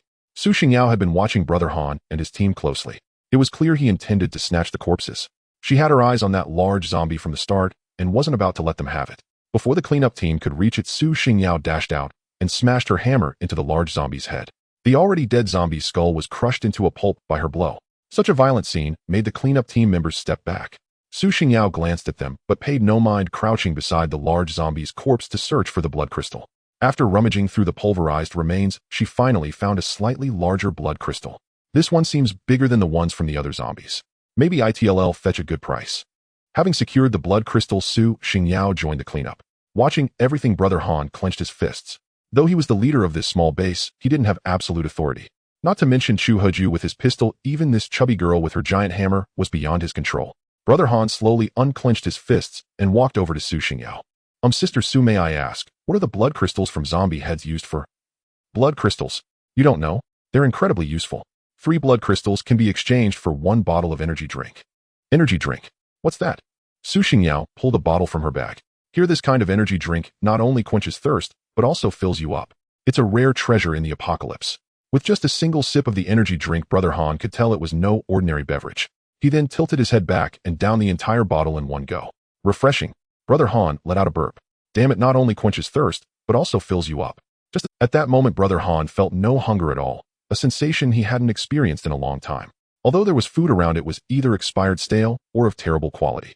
Being able to eat anything at all was already a luxury, let alone having a full stomach. But now things were different. Su Xingyao actually had such incredible items. Brother Han sidled up to her again. Hee, Sister Su. What is it? Can't you see I'm busy killing zombies? Sister Su, leave these minor zombies to the others. I wanted to ask, where did you find this energy drink? Where I found it? Of course I can't tell you. Didn't I already say? 3 blood crystals for 1 bottle. Sister Su, do you mean you're selling them here? Of course. 3 blood crystals per bottle.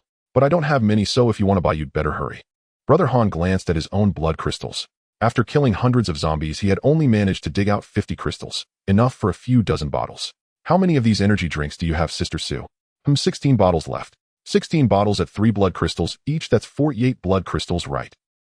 Sister Su, sell them all to me. He'll take the lot. Huh, all of them. Do you have 48 blood? Brother Han didn't waste words. He simply spread open his cloth bundle, revealing a pile of blood-stained crystals that had dyed the entire wrap red. Good heavens, you've dug up that many. All right, since you have the blood crystals, I'll sell you all the energy drinks. After the transaction, Su Xingyao obtained 48 blood crystals, and Brother Han got 16 bottles of energy drink. Both were delighted. However, seeing Su Xingyao's equally pleased expression, a chill ran through Brother Han's heart. If his guess was correct, he had been ripped off. The energy drink, though good, was probably not worth 3 blood crystals. But there was no choice. For now, only Su Xingyao had these energy drinks, a classic monopoly. Sister Su, a pleasure doing business. May I ask if you'll continue selling these energy drinks? Depends. I might not be able to restock. These are limited edition, who knows if there will be more. Oh, if you do get more, Sister Su, please remember your little brother. No problem. I can't drink that many myself anyway. With the zombies in the bank lobby completely cleared, the exhausted group began heading toward the rooftop. But Brother Han knew this place was no longer safe. The blast-proof glass had been breached, so someone had to be posted. After arranging the sentry duty, Brother Han followed the others back to the top floor.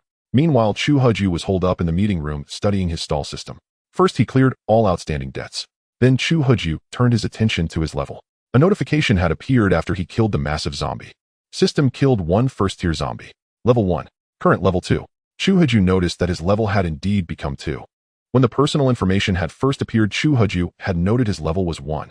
But whether he killed zombies or completed tasks issued by the stall system, the level never changed. Only after slaying that hulking zombie did his level increase to 2. So, I need to kill first-tier zombies. In other words, he had to defeat enemies above his own rank to level up. This was merely Chu Heju's hypothesis. If killing ordinary zombies couldn't raise his level, then he would have to aim higher. For now, it was just speculation. Only by slaying another first-tier zombie could he confirm the leveling mechanism. Today was Chu Heju's first time killing a first-tier zombie. It took 28 bullets. By his calculation, this first-tier zombie had nearly 10,000 health points. That was tough. 10,000 health points meant 50 bolts from a crossbow, and he only had 2 bolts left with just 12 bullets remaining. For now, his only hope was that a new high-damage ranged weapon would appear in the restock. The restock interface had been stuck for a while. Chu Heju purchased all remaining health packs and knowledge scrolls, refreshing the inventory. Restock spring water, 100 remaining mountain spring water flowing from a mysterious range restores a small amount of energy. Purchase price 1 copper coin. White flour steamed buns, 100 remaining, said to contain some kind of bleach to make them look whiter. Restores 100 satiety. Purchase price 1 copper coin. Back when I had no money, everything restocked was stuff I couldn't afford. Now that I'm a multimillionaire, all I get is this cheap junk. It's infuriating. Chu Heju bought everything in sight, refreshing the list several times. The items were all familiar, but to his surprise, the scarecrow equipment appeared again. This time as a full set priced at 1 copper coins. He had 5 million copper coins, and after spending he was left with 29 million. But Chu Heju noticed a problem. All these supplies had appeared before. His warehouse was now overflowing with previously sold out items like energy drinks and band-aids numbering in the hundreds. In other words, at his current restock level, no better goods would appear. Chu Heju stopped restocking. These copper coins were hard-earned, and since he couldn't unlock higher tier items, he decided to hold on to them for now. Still, he categorized the restocked items into 6 Main types: weapons, armor, food, water, medicine, and daily. Bang, bang, bang. Boss, are you in there? I'm here. Boss, open up. I found something great. Chu Haju opened the door to find Su Xingyao staring at him with an excited expression. Boss, look at this. A blood crystal. I was the one who told you about them. Wait, why is this one so big? Boss, this came from that giant zombie's head. Isn't it huge? Huge. Chu Haju nodded emphatically. Boss, let me in first, and then we'll talk. All right, come in. Su Xingyao slipped into the meeting room. But Brother Han happened to catch a glimpse of her sneaking in. Su Xingyao went into Chu Heju's room. Could it be that her energy drinks came from Chu Heju? Brother Han narrowed his eyes. All he had to do was wait for Su Xingyao to come out. If she produced more energy drinks for sale, then Chu Heju was definitely involved. In the conference room, Su Xingyao eagerly closed the door and leaned in front of Chu Heju. Boss, guess how many blood crystals I got? How many? 60. How many? 60 blood crystals. So many. But most of them were sold by me. I sold all 16 bottles of energy drinks, 3 blood crystals, for 1 bottle. How about that? Impressive, right? Impressive, Lao Su. I didn't expect you to have a knack for being a shady dealer. Just average compared to you, boss. Just a small fry. You said before 1 blood crystal for 1 bottle of energy drink. You can't go back on your word. Of course I keep my promises.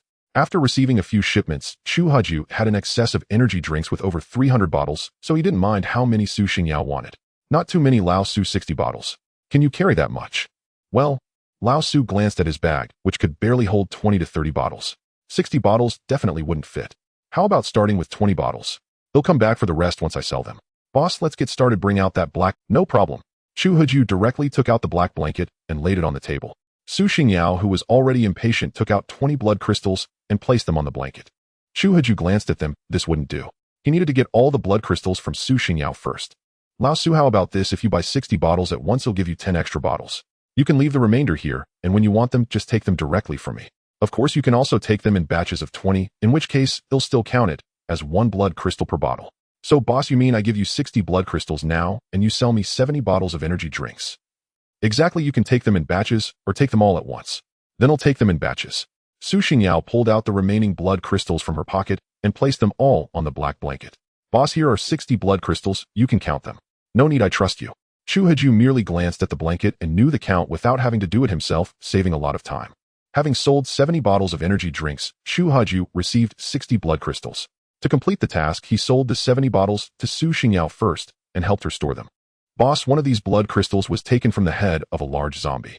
Want to see it? Lao Su, have you learned? You can see it if you take it, but if you don't take it, then you won't see it. I'm not that curious yet. Ding ding ding. This is from the head of that large zombie. How about it? Isn't it bigger than the ones from ordinary zombies? Is this from the head of that large zombie? Yes, if I hadn't been quick, it might have been taken by Han and his crew. System blood crystal recycling price, 10000 copper coins. This blood crystal is a bit larger, and its recycling price has surged tenfold. However, Chu Haju knew that he wouldn't know its true attributes until it was identified. Lao Su, this is a good item. But I remember that I should have been the main force in killing that large zombie. Of course, boss, you just need to give me a labor fee for extracting the blood crystals. I won't cheat you. The value of this blood crystal is 10 times that of the ones from ordinary zombie heads. So I can exchange this one for 10 bottles of energy drinks. Let's say 5 bottles since you did most of the work in killing that large zombie boss. All right, 5 bottles. That leaves me with 55 bottles of energy drinks stored here. Okay, then boss, I'm heading out first to see if I can exchange these 20 bottles of energy drinks for something else. Go. Chu Haju watched Su Xingyao leave excitedly and shook his head. Indeed, developing agents is the most hassle-free route. It not only saves a lot of trouble, but also allows for bulk sales. Chu Haju packed up the street stall, and the task progress refreshed again. System task content: sell 100 items through the street stall. Within 7 days, 117 sold more than 10 new customers. 5 new customers. Task reward: upgrade warehouse to level 2. Failure penalty: level 2 supply channel reduces to level 1 supply channel. The target for sold goods has been met, but now all that's lacking is new customers. However, this posed a challenge for Chu Haju. When he arrived, he had nothing. If he suddenly produced a lot of energy drinks for sale, it would likely attract the attention of those with ulterior motives. Looks like I have to pull Su Xingyao out to act as a shield again. After Su Xingyao left the room, Chu Haju couldn't wait to identify this larger blood crystal. System: ordinary blood crystal, a crystal formed from the coagulated energy of zombies, containing vast energy and serving as the energy source driving the zombies' movements. Consuming it grants 20 to health, limit 20 to attack, 20 to defense, but reduces energy limit by 50. It contains violent energy, which may harm the nervous system. Side effects are considerable. Please use with caution. When energy drops to 0, it will mutate into an undead creature. What the hell? Chu Haju stared blankly at this larger blood crystal.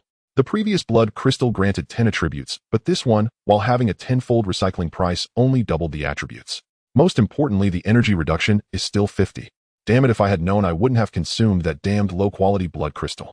Chu Huju felt a wave of regret, but there was nothing to be done. The blood crystal that had been consumed couldn't be regurgitated. Chu Huju wiped the blood crystal and then popped it into his mouth. Thud, thud, thud. Just after consuming the blood crystal, without checking its attributes, someone knocked on the door. Come in. Chu Huju thought it was Su Xingyao returning. Lao Su, did you sell out so quickly? No response. Turning around, he saw that it wasn't Su Xingyao who entered, but that female officer. Is there something wrong? Chu Guai. If there's something to say, just say it directly. I don't like beating around the bush. Chu Gu, thank you for saving me last night. I currently have nothing to offer as thanks, but I graduated from the police academy and know some grappling and combat techniques. I can easily handle ordinary people and zombies. I want to stay by your side, Chu Gu, to repay your life-saving grace. Life-saving grace? No, miss, by you overstated. I just couldn't stand the way that fat dead guy operated. Besides, you were just bullied. It doesn't amount to losing your life, does it? Calling it a life-saving grace is a bit much. No, to me, this is even more important than a life-saving grace. I just hope you can let me stay by your side and allow me to repay you well. Miss Bot. At this moment, Bai Qianqian directly knelt in front of Chu Huju. The female investigator Bai Qianqian unexpectedly wanted to join Chu Huju's team, but Chu Huju had never considered forming a team to venture through the apocalypse. All right. Brother Chu, if you don't agree, I won't get up. Get up first, your kneeling makes me feel like I'm about to die, it's bad luck. Upon hearing that Chu Huju disliked her kneeling, Bai Qianqian directly raised one leg and knelt on one knee. Is this all right? Miss Bai, why put yourself through this? You are an investigator. If you are thinking about those 2 pistols, I can give them to you now, but I must apologize for telling you that when I killed that big zombie, I ran out of bullets, so all I can return to you are the pistols without bullets. Since the pistol was picked up by Brother Chu, then it's Brother Chu's, we won't take it anymore.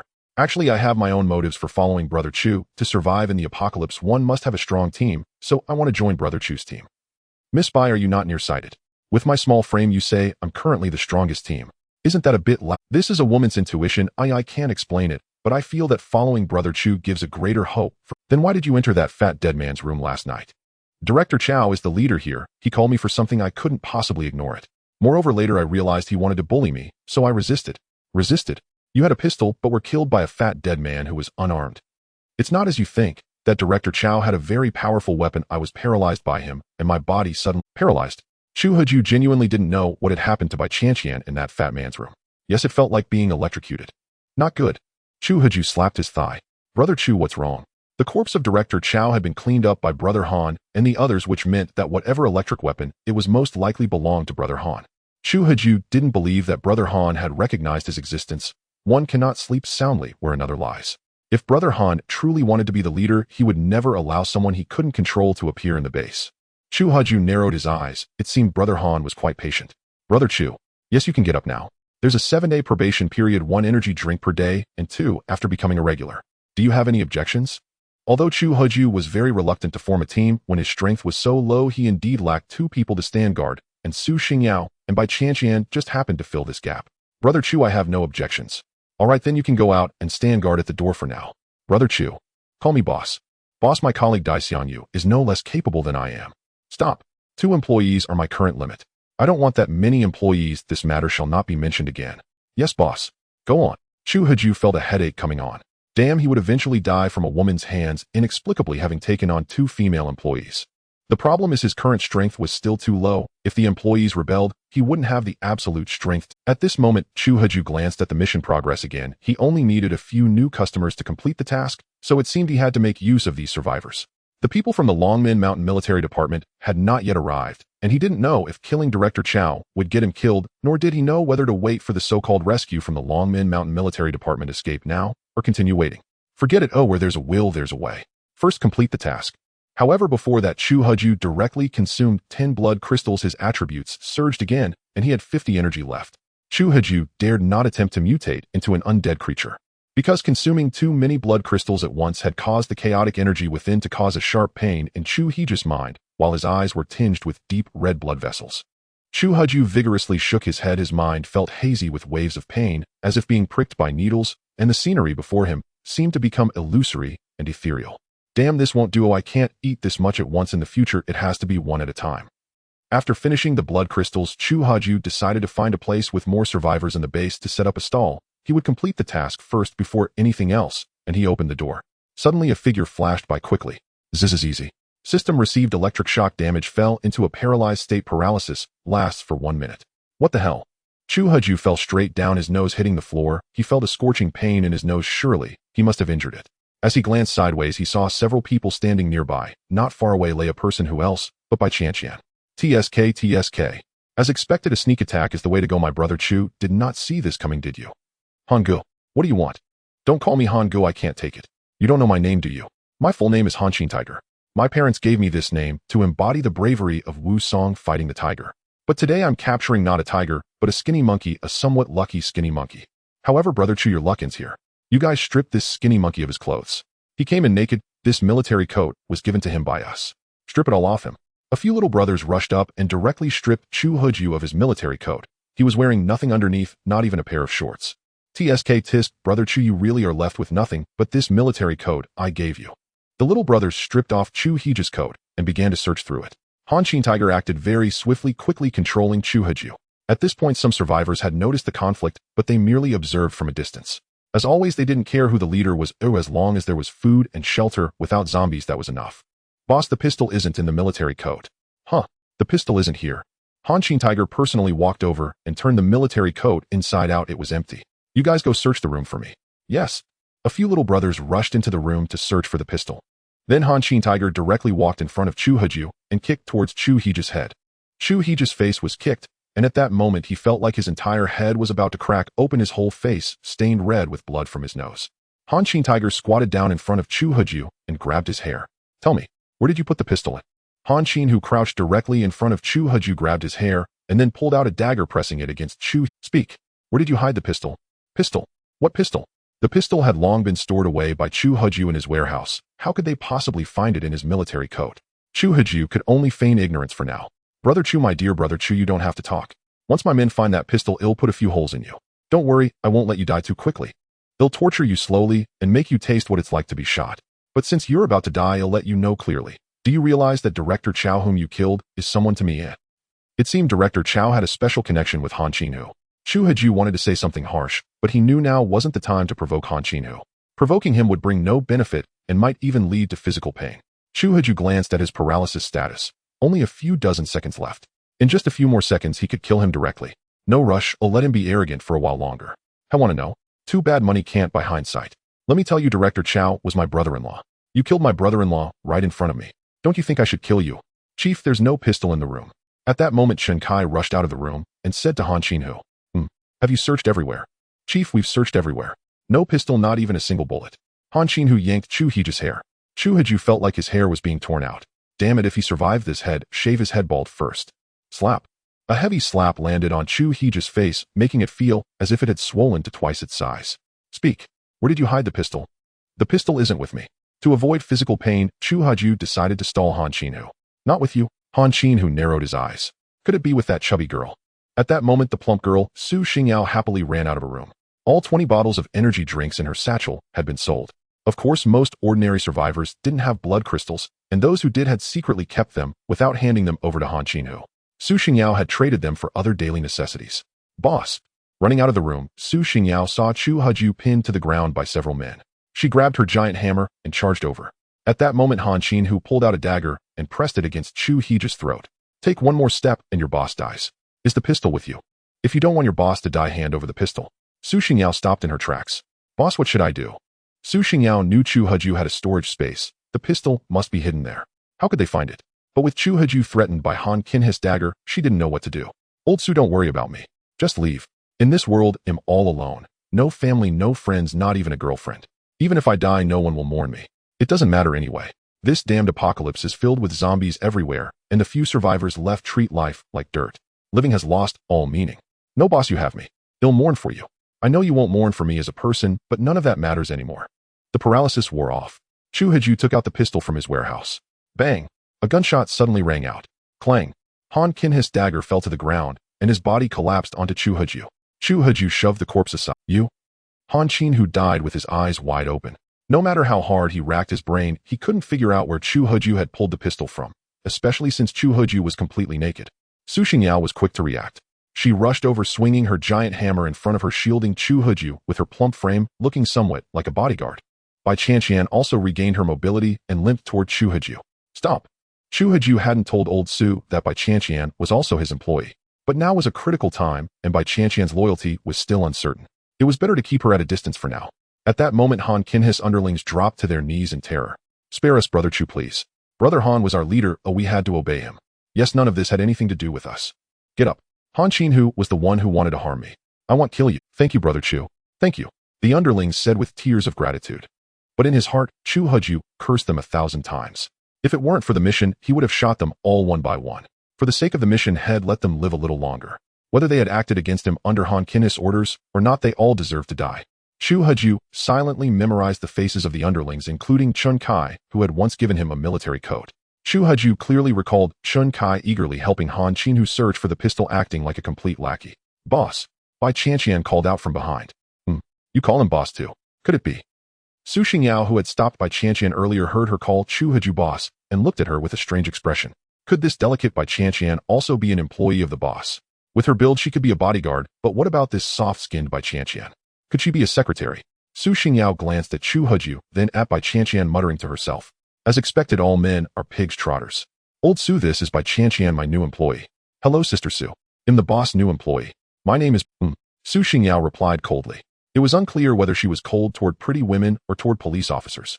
Bai Qianqian, however, was quick on the uptake. She picked up the military coat that had been tossed aside and walked over to Chu Haju. Ahem, boss, could you please put on some clothes first? Got it. Chu Haju didn't bother to hide and simply draped the military coat over himself in the hallway. Bai Qianqian blushed deeply while the survivors watching from a distance pointed and whispered without any embarrassment. Han Qinhu is dead. I'm taking over here. Who agrees and who opposes? Brother Chu I. Bang.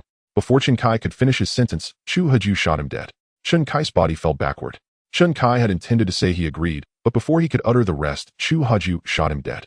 Anyone else? Chu Haju had long desired to eliminate Chun Kai, and seizing this chance to kill him would serve as a warning to others. After all, one more death made little difference. He knew exactly what Chun Kai intended to say, but he would never allow him to utter it, for otherwise how could he justify the execution and cement his authority? A single shot ended Chun Kai's life, and the effect was immediate.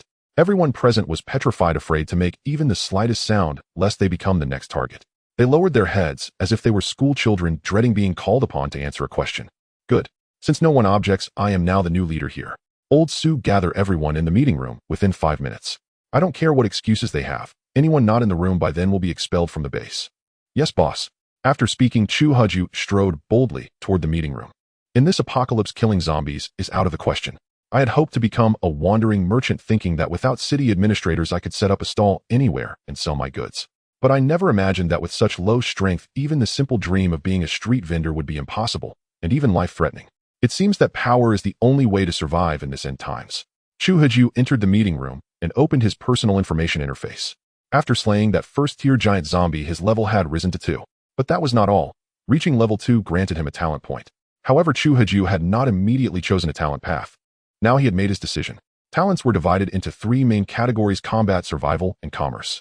Without hesitation, Chu Haju selected the combat category. It was further divided into 5 subcategories. 1. Born for battle, level 0, current attack, bonus 0, a next level attack, bonus 5. 2.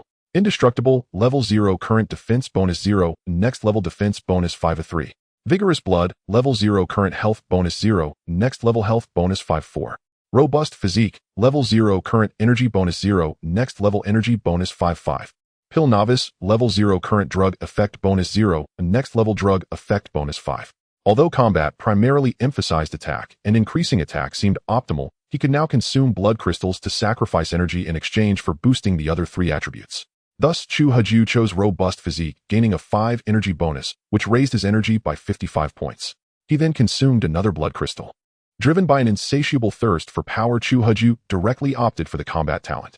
As for commerce, despite his system being a stall-keeping system that seemingly nudged him toward that path, he knew better. The foundation determines the height of the structure. Without strength, even the greatest wealth would only serve others.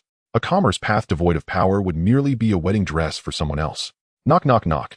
Come in. Su Xingyao pushed open the door and said respectfully to Chu Haju, boss, all the survivors are at the door. Good. Let them all come in. Chu Haju sat at the farthest end of the conference table, directly facing the survivors filed into the meeting room in an orderly manner. Although over a dozen chairs lined the sides of the table, everyone obediently stood along the edges, not daring to sit. They knew that this unremarkable, frail-looking man had upon arrival killed the former leader Director Chow, and then the second-in-command Han Qinhu with a gun. More importantly, that monstrous giant zombie had also fallen to this slender new leader's hand. This filled them with both fear and admiration. Though Chu Huju had used a pistol, even if they had one, they doubted they could act with such ruthless decisiveness. Boss, everyone is here. Chu Huju swept his gaze briefly over the survivors in the room.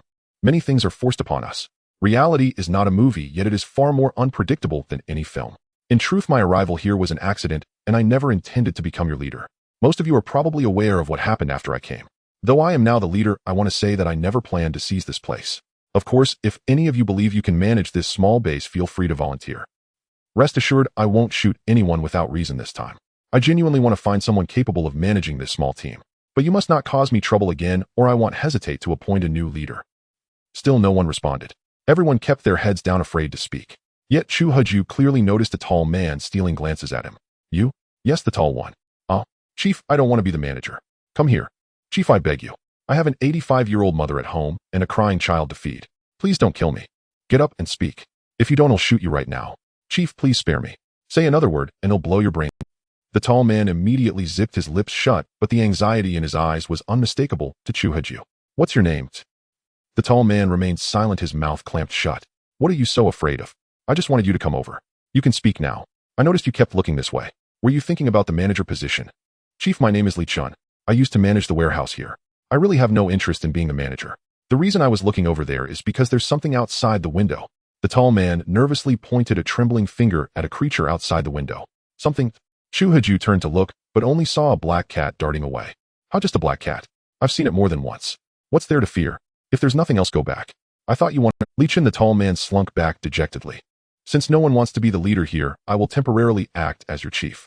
You may also nominate someone, or if you think you're capable, step forward, and I will gladly hand over the position. Seeing that no one showed interest in the leadership role, Chu Huju proceeded directly to his primary objective. That was to complete the mission. However, aside from Su Xingyao, no one else knew about the storage space. Thus, Chu Huju needed to find a suitable place as cover. After much thought, the bank vault seemed the most ideal. None of the people here had ever been there, and the only one who had, Director Chow, was dead. The bank vault would be the perfect camouflage. Although the vault provided the most perfect cover, Chu Huju swept his gaze across the crowd and noticed their deeply dispirited mood, which in turn dampened his own spirits. Chu Huju felt it necessary to first boost everyone's morale. A group of such lifeless survivors gave him a headache just looking at them. Does anyone know where the food storage is? At that moment, the tall Li Chun looked at Chu Huju again. Chief, I know. Oh, you again. Where is it? Chief, I used to manage the warehouse. During holidays, when benefits were distributed, the bank's welfare supplies were always stored in a small warehouse at the western end of the second floor. Good. This is my first time as a leader and I may lack experience, but since I've taken this role, it's to bring benefit. I want to give everyone a treat. All the supplies in that second floor warehouse. Today, eat your fill as much as you want. Chief, are you serious? Many people looked up at Chu Huju with excitement. What, you doubt me? I, Chu Huju, keep my word. But from what you're saying, have you not been eating enough? Chief, you don't understand. Our daily food rations barely keep us alive. We never get full. Exactly. Director Chow probably feared that if he fed us too well, wed rebel, so he only gave us just enough. That Director Chow. Chu Huju tapped his fingers lightly on the table. Although he felt Director Chow deserved to die. When Director Chow was killed, everyone showed indifference. It turned out they had long harbored grievances against him, but lacked the strength to resist. However, this also served as a warning to Chu Huju, these survivors, though pitiable. Yet the pitiable often have their hateful aspects. After all, the warehouse supplies belonged to the bank. Even if Director Chow had given nothing to these outsiders, it would have been understandable. Director Chow had fed them, yet when he was killed, these very survivors showed no concern. Sometimes free benefits only raise a pack of wolves. Don't worry. They'll arrange for the distribution of supplies tonight. Everyone eats their fill. As for the rest, they'll draft a new allocation plan. Any objections? Chief, no objections. Well, follow your orders. The once lifeless atmosphere grew lively at Chu Huju's promise of food. Proof that food is the heaven of the people in any era. Whoever fills their stomachs is heaven, and whoever that is can be their leader. Chief, you don't know? While we barely survived, Director Chow was so fat. He must have eaten the most. He treated us like nothing. If not for Han Qin, his pistol would have revolted long ago. Exactly. Han Qinhu had a special bond with Director Chow. Otherwise, with that pistol head have taken over long ago. Alright, you've all had a tough time. Since I'm the leader now, I won't let you starve. But first we need to set up the base's defense. The food distribution will have to wait a bit. I need 6 people, 3 to guard the first floor, 3 to guard the rooftop. Rest assured, under my command, rewards and punishments are clear. Work gets you paid and more supplies. Any volunteers? Me. Me. Good. You six stay, the rest go back. Once I've arranged the defense, I'll open the warehouse tonight for a feast. Go on now. Long live the chief. Chief, what time tonight? Before dark. Don't worry, I can't run off with the supplies. You've waited days. What's half a day more? Head chief, it's just. The thought of eating our fill seems almost unbelievable. All right, everyone go back. Line up here before dark to get your supplies. Understood. Understood. The crowd departed happily, leaving only the 6 who volunteered as guards. I'm glad you're willing to stay as guards. The guards will be split into 2 teams of 3 each with a squad leader. Becoming a squad leader is quite simple. At this, several men puffed out their chests, trying to look strong, thinking it was about who was bigger or tougher.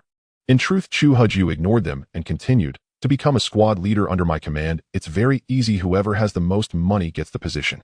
What? Who has the most money? That's selling ranks. Exactly. Money can indeed do anything. Got a problem with that? Chu Huju glanced at the man showing off his physique. The man deflated lowered his head reluctantly, but still echoed, Chief, no problem. Good. Now each of you place on the table whatever supplies you're willing to contribute, and I'll decide who becomes squad leader. The 6 exchanged glances, then began pulling items from their pockets: candy, stale bread, expired drinks, ballpoint pens, crushed cigarette packs. A motley collection of worthless trinkets. Chu Huju walked over, tallying the supplies one by one. They were indeed paupers. Among the 6, the top 2 barely had supplies worth over 1,000 copper coins.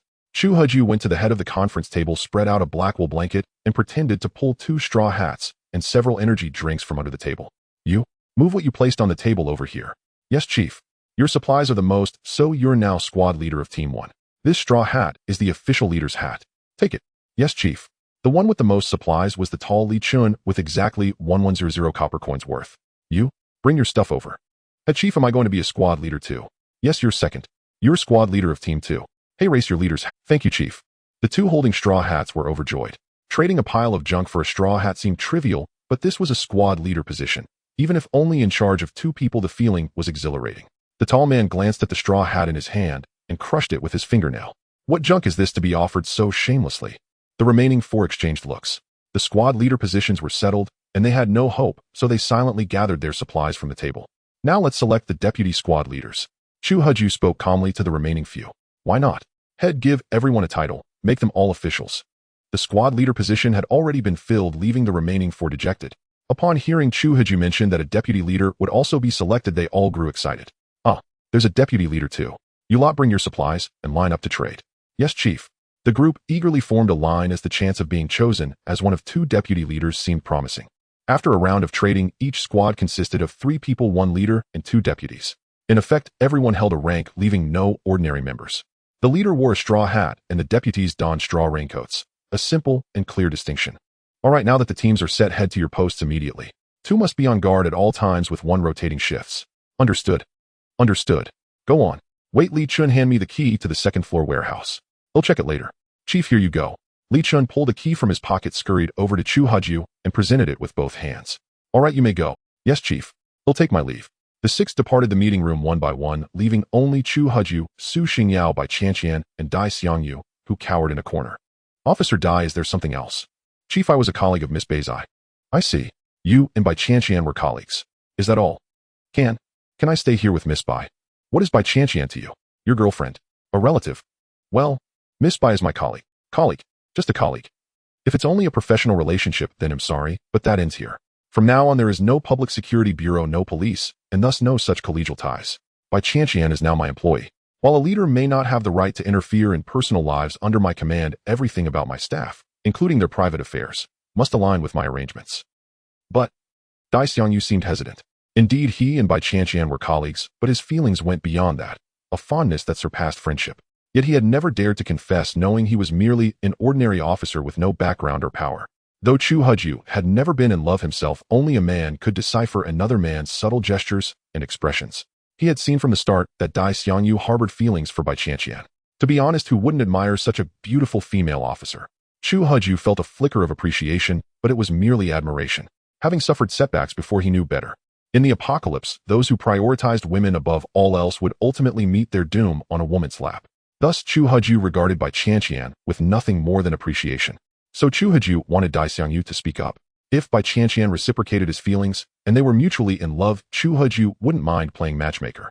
But if she didn't, he would never allow Dai Xiangyu to remain by his side. After all, love's power is both great and terrifying. It can uplift a person or drive them to madness. Dai Xiangyu was a ticking time bomb, and Chu Huju refused to tolerate such instability within his ranks. But what?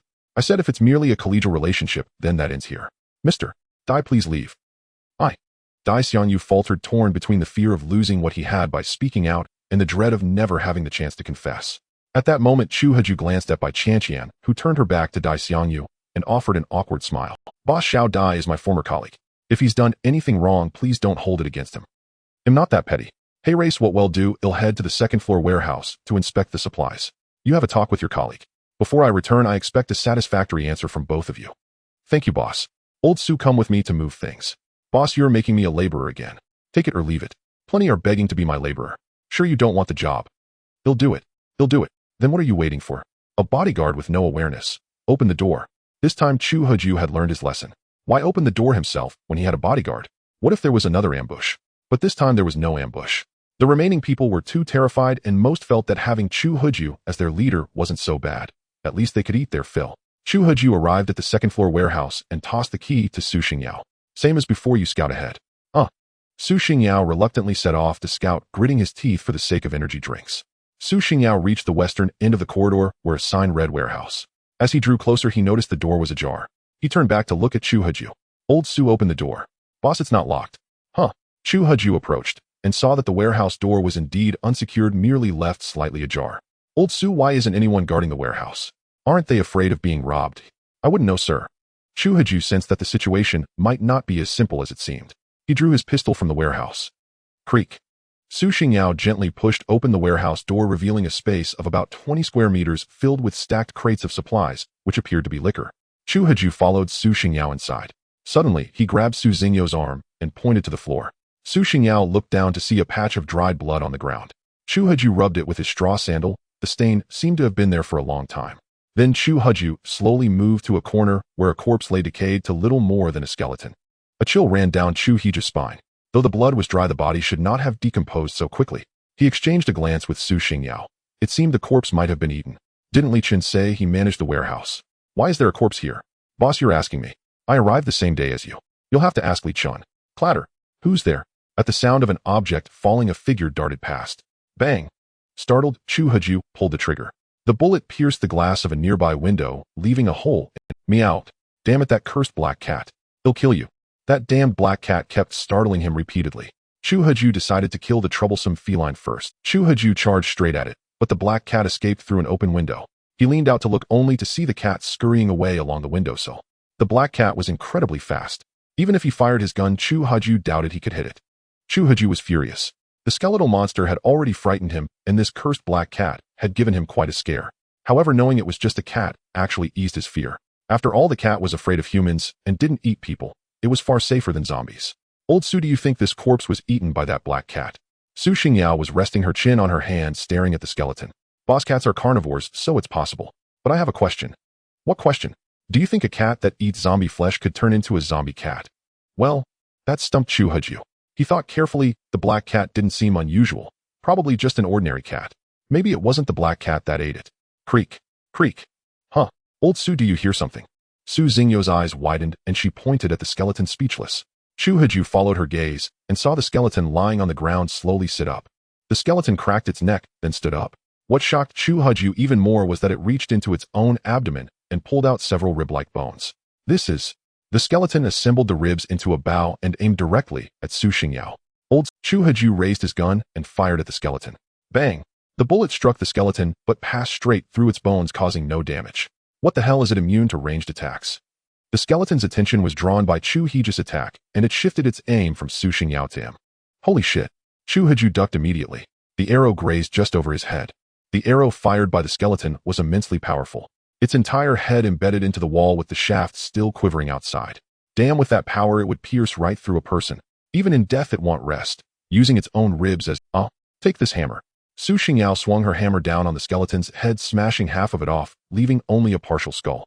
Chu Huju clearly saw a red crystal inside the skull, identical to the one in the large zombie's head. So this skeleton might be a first-tier monster. Su Xingyao pressed her advantage, swinging the giant hammer at the skeleton's head again. Old Su, don't kill it. Let me handle it. If this was a first-tier zombie, Chu Huju had to land the killing blow himself. Opportunities to level up were rare, and he couldn't let someone else steal the kill. Damn it. Su Xingyao forced her hammer to veer mid-swing, smashing into the skeleton's shoulder instead. The skeleton's entire shoulder shattered, bones scattering everywhere. The bone bow it had assembled fell to the ground. Quick as a flash, Su Xingyao kicked the bow toward Chu Haju. Chu Haju picked up the bone bow. System skeleton bow, a bow assembled from the skeleton's own bones possessing considerable power. Recycle price 10,000. While the recycle price is that high, let me appraise it first. System skeleton bow, a bow assembled from the skeleton's own bones possessing considerable power. 200 attack, 10 chance to deal piercing damage. 10 of attack power, ignores defense. Durability 100, 001, 0000. 200 attack. That's double the attack of a simple crossbow plus a piercing effect that ignores defense. It feels even better than the items from the stall system. Chu Haju knocked an arrow and aimed at the crippled skeleton. Whooshed.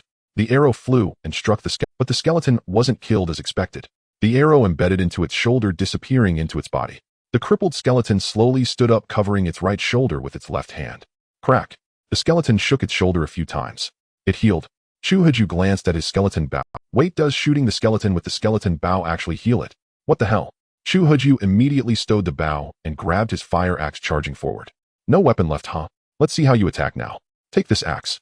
Crack. Chu Haju's axe chopped into the skeleton's newly healed shoulder, severing it instantly. The skeleton's remaining left hand clawed at Chu Haju. He quickly retreated, and the claw struck a pile of stacked liquor bottles nearby. Rip. Crash. The cardboard box shattered, and the bottles inside broke, soaking the box in liquor as it spilled to the ground. Damn, one hit from that claw and I'd be crippled or dead. Crack. Su Xingyao smashed her hammer into the skeleton's waist, sending it crashing to the ground, unable to get up. Chu Haju had told her not to kill it, but he hadn't said not to cripple it. The skeleton lay on the ground, still crawling. Chu Haju raised the fire axe high and brought it down on the skeleton's head. Crack. The skull split in two, and the entire skeleton went still. System first tier skeleton killed. Level 1. Current level 3. Phew. Chu Haju let out a deep breath. So it was indeed a first-tier skeleton, but it didn't seem as strong as a first-tier zombie.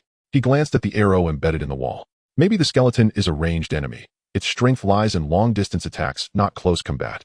With the system prompt confirming the skeleton was thoroughly dead, Chu Haju felt safe enough to extract the blood crystal. The skeleton's blood crystal was easy to retrieve. The skull contained only that single crystal. Smashing the skull open, Chu Haju picked it up. His energy was low, so he decided to keep this crystal for now. Chu Haju narrowed his eyes at the skeleton's remains. First-tier monsters were appearing too frequently. First the large zombie, now this skeleton archer. He feared such creatures would become the norm. The skeleton archer dropped a skeleton bow, but did the large zombie only offer a blood crystal in its head? The skeleton archer's weapon was a skeletal bow, and Chu Haju felt it necessary to check if that large zombie had anything valuable. After all, it was a first-tier zombie. It couldn't possibly only yield a blood crystal.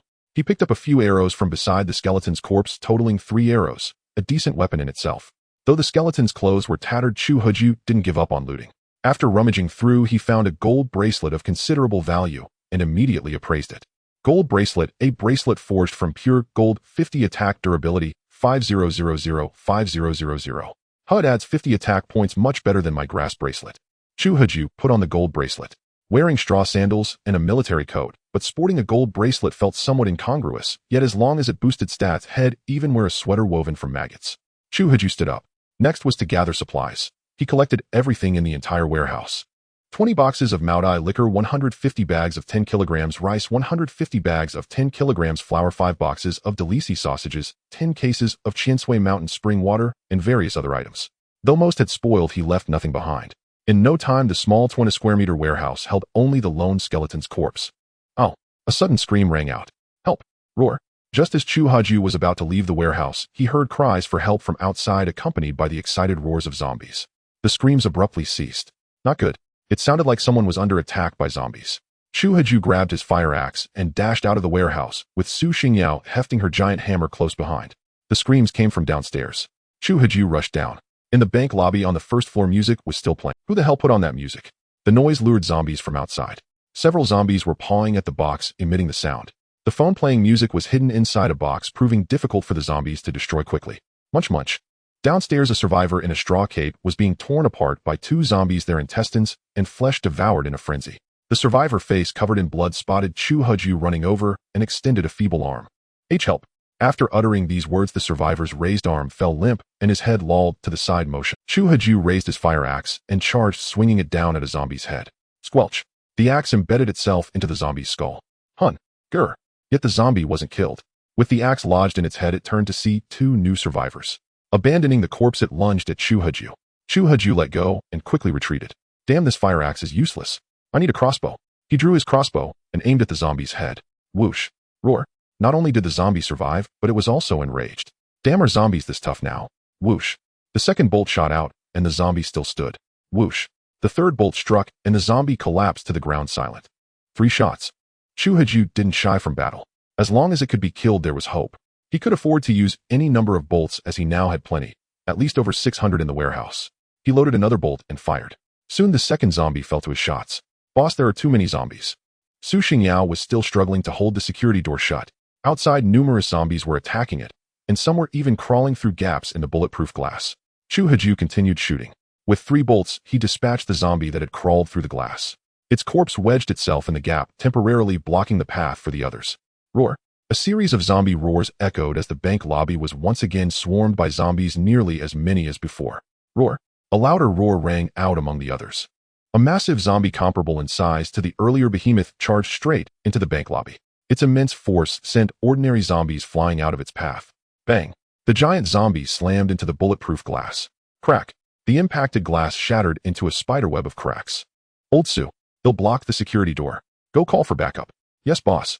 Chu Haju rushed over and braced the door with his shoulder. Bang. With a loud crash, the security door broke free from its frame. Chu Haju quickly retreated as the door fell, leaving only the empty doorway. What the hell? I didn't even push hard.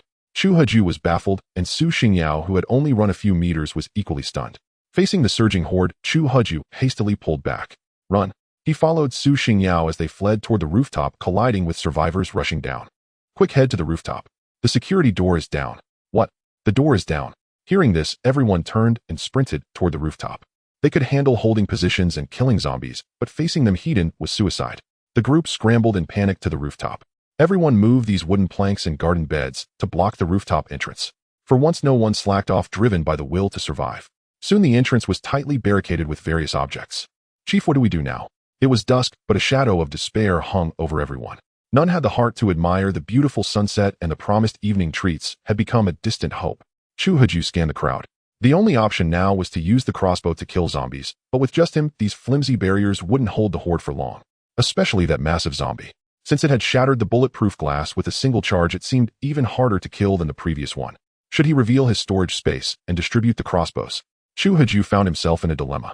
In a building across the street, the tall Li Chun and another survivor in a straw cape watched the zombies swarming. Brotherly, even if the zombies don't kill them, this will give them a hell of a time. Give me a stool. I want to watch the show. Li Chun sat on the stool brought by his underling, watching the corner of the rooftop, where the trapped survivors huddled with no— Indeed, it was Li Chun who had played the music in the bank lobby, using an elderly man's phone with its volume turned up. To prevent the phone from being destroyed by zombies, he had deliberately placed it inside a box. Every action Li Chun took was driven by revenge. He had previously been in charge of the bank's welfare warehouse, a lucrative department filled only with relatives or trusted insiders. Director Chow and Han Qinhu were also distant relatives of Li Chun. The tall man stared coldly at the zombies and survivors opposite him, the squad leader straw hat given by Chu Haju long since torn to shreds. Now he stood with arms crossed, looking as if he were enjoying a show. Suddenly Li Chun sprang to his feet, rushed to the window to peer outside, and then slammed his fist viciously against the wall. Damn it! What rotten luck! At that moment, Chu Haju was still grappling with a dilemma. Equipping everyone with crossbows would inevitably expose his storage space. Once the secret of the storage space was revealed to the public, endless trouble would follow, unless he killed all the witnesses. Whoosh, whoosh, whoosh. A tremendous roar of rotor blades descended from the sky, followed by a fierce gale that left everyone unable to open their eyes. It's a helicopter. The rescue from Longmen Mountain Military Base is here. Great, we're saved. Chu Haju shielded his eyes from the wind and squinted upward, spotting a massive helicopter circling above the rooftop was cluttered with water tanks, air conditioning ducts, and communication towers, leaving no room for the helicopter to land, unless it touched down on the road in front of the bank.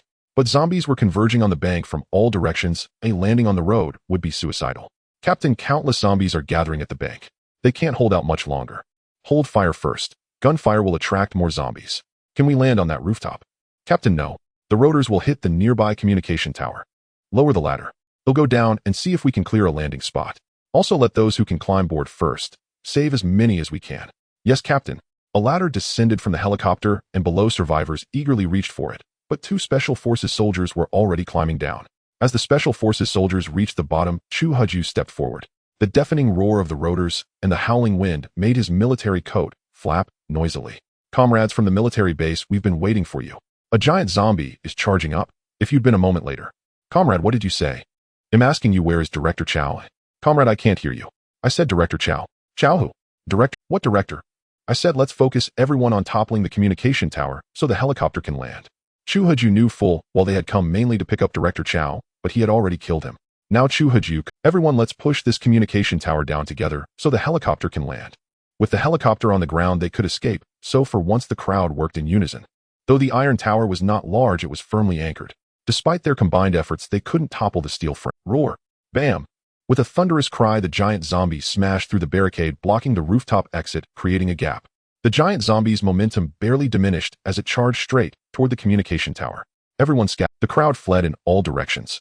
The giant zombie slammed into the communication tower, the very one the group had failed to move, and knocked it askew with a single blow. Rat-a-tat. The helicopter's machine gunner opened fire on the giant zombie, while the two Special Forces soldiers on the rooftop joined in. They had held their fire earlier to avoid attracting more zombies, but now if they didn't shoot, the giant zombie would quickly wipe out the survivors, and possibly kill the two soldiers on the rooftop. Calling Squad 2, calling Squad 2.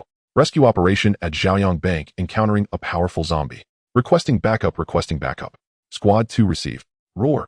The machine gun's fiery tongue peppered the giant zombie, riddling its body with bullet holes like a honeycomb. The giant zombie grabbed a wooden plank from a vegetable patch and hurled it at the helicopter. Ascend quickly. The helicopter climbed sharply, barely dodging the thrown plank. Roar. Like a giant gorilla, the zombie beat its chest, then charged at the communication tower, wrapping its arms around it. Roar. With sheer brute force, the giant zombie ripped the communication tower out of the ground. Whoosh! The giant zombie swung the tower at the helicopter, but the aircraft was too high, and even with the tower in hand it couldn't. Roar! Meanwhile, a flood of zombies poured through the gap the giant zombie had smashed in the rooftop exit. Zombies! Run! Panic erupted as survivors fled in chaos. Some too close to the edge were pushed off the rooftop by others. They didn't even hit the ground before being caught by the waiting zombies below, their bodies instantly torn apart. Don't panic. Grab your weapons, stand back to back. Once that giant zombie is dead, we'll have won. Chu Huju aimed his crossbow at the nearest zombies and began firing. The two Special Forces soldiers also opened fire on the incoming horde. The moment the zombie horde clashed with the survivor group, casualties appeared. But the giant zombie didn't join the fray. Enraged, it hoisted the communication tower and hurled it at the helicopter. Ascend. Ascend quickly. The helicopter shot upward just in time to escape, but the tower snagged the immense weight caused the helicopter to shudder violently. Beep, beep, beep. A piercing alarm. Pull up, pull up. Descent rate too high. Boom. Crash. With a deafening explosion, the helicopter plummeted, crashing into the giant zombie on the rooftop. The tremendous impact sent the creature flying far away. Bang. The crashed helicopter came to a halt, pinning the massive zombie against the rooftop exit, trapping it, while also sealing the breach to the rooftop. Several lightly injured Special Forces soldiers crawled out of the helicopter while the battle between the zombie horde and the survivor group continued. Many zombies turned and charged at the soldiers emerging from the wreckage. Rat-a-tat-tat. Bullets poured forth. In about a quarter of an hour, all zombies on the rooftop were eliminated. Now the entire rooftop was piled high with the corpses of both zombies and survivors. At this moment, including the surviving Special Forces soldiers, there were fewer than 20 people left on the rooftop. The fighting ceased. The Special Forces soldiers began searching for and rescuing the wounded from the helicopter crash site, while Chu Huju led the remaining survivors in joining the rescue efforts. A pool of gasoline had spread beneath the helicopter, creating an imminent danger. The slightest spark could trigger an explosion. Creak. The wreckage of the helicopter began to slowly move. Everyone then noticed that the massive zombie was still alive, strenuously pushing against the aircraft, pinning it down. The leading Special Forces soldier immediately aimed his assault rifle at the massive zombie's head. Wait. Chu Huju directly stopped the soldier from firing. The helicopter is leaking fuel. Firing might cause an explosion. Let me handle it. The soldier stepped aside, and Chu Huju raised his crossbow, aiming at the zombie's eyes. Whoosh. Whoosh. Two bolts shot forth. Chu Huju blinded the massive zombie in both eyes. Roar. With bolts protruding from its eyes, the massive zombie frantically pushed against the helicopter, pinning it. Chu Huju quickly knocked and fired, and soon the massive zombie's head was bristling with bolts. System killed one second-tier zombie. Level 2. Current level 5. Holy crap. Chu Huju stared at the system notification in shock. This was a second-tier zombie. What the hell? If the military's rescue hadn't arrived, this second-tier zombie would have slaughtered these survivors as if it were child's play. Even with his stall system, Chu Huju figured he would have ended up dead. Chu Huju felt no joy in killing a second-tier zombie, Instead, a sense of urgent crisis gripped him. He was only level 5, not even at the first tier of strength. How had a second-tier zombie appeared? Killing a first-tier zombie was already pushing the limits. Killing 1-2 tiers above himself, Chu Huju shuddered to think about it. This world was too insane. First, the mysterious old man in the suit whose strength was unknown, and now a zombie 2 tiers above his own level. Chu Huju suddenly grew anxious about the future. His strength was increasing too slowly. His escape from the old man in the suit last time had been mostly due to luck. In fact, he didn't even know how he had gotten away, only that he had been drugged and woke up on this bank rooftop. It was Shanner. Shanner must have saved me. To have rescued him from such a formidable opponent, Shanner's strength must be immense, at least on par with the old man in the suit. The sound of massive rotor blades came accompanied by a fierce wind. Another helicopter hovered over the bank building's rooftop. Thanks to the massive zombies' violent efforts, a clear area had been cleared for landing. Everyone worked together to clear away the various corpses below. Chu Huju glanced at the massive zombie's corpse bristling with bolts. There was no time to dissect it. He grabbed a fire axe and chopped at the zombie's neck. The neck was tough, but it took several swings to sever it. Hey, let's go. Chu Huju picked up the massive zombie's head still studded with bolts and followed the Special Forces soldier toward the helicopter. The helicopter was crowded with survivors, not only those from Chu Huju's group, but also some unfamiliar faces. Chu Huju and that Special Forces soldier were the last aboard. There were no seats left, so they had to squeeze together near a Gatling-style machine gun. Though they had been rescued, everyone's mood was somber. Those who had been comrades were now separated by life and death. Only when the helicopter lifted into the air and they gazed at the beautiful sunset and the slowly descending sun on the horizon did their spirits begin to lift slightly. On a small building across from the bank, Li Chen, a tall man, pounded the wall in frustration. Brotherly, if we hadn't escaped, we might have been. Shut up. What? Regretting it now? Then go ahead. Maybe they'll see one more person and come to save you. Brotherly, if we're in the same boat now, don't say such disheartening things. I know a place. Stick with me, and it'll make sure you live well. Brotherly, are you serious? Of course. To land a cushy job in the state bank, you think that's easy. It's all about connections, understand. You saw it too. One of the 2 helicopters crashed. Maybe this second one. Isn't it just the Longmen Mountain military base? Maybe we'll get there before them. Brotherly is awesome. We'll rest here tonight.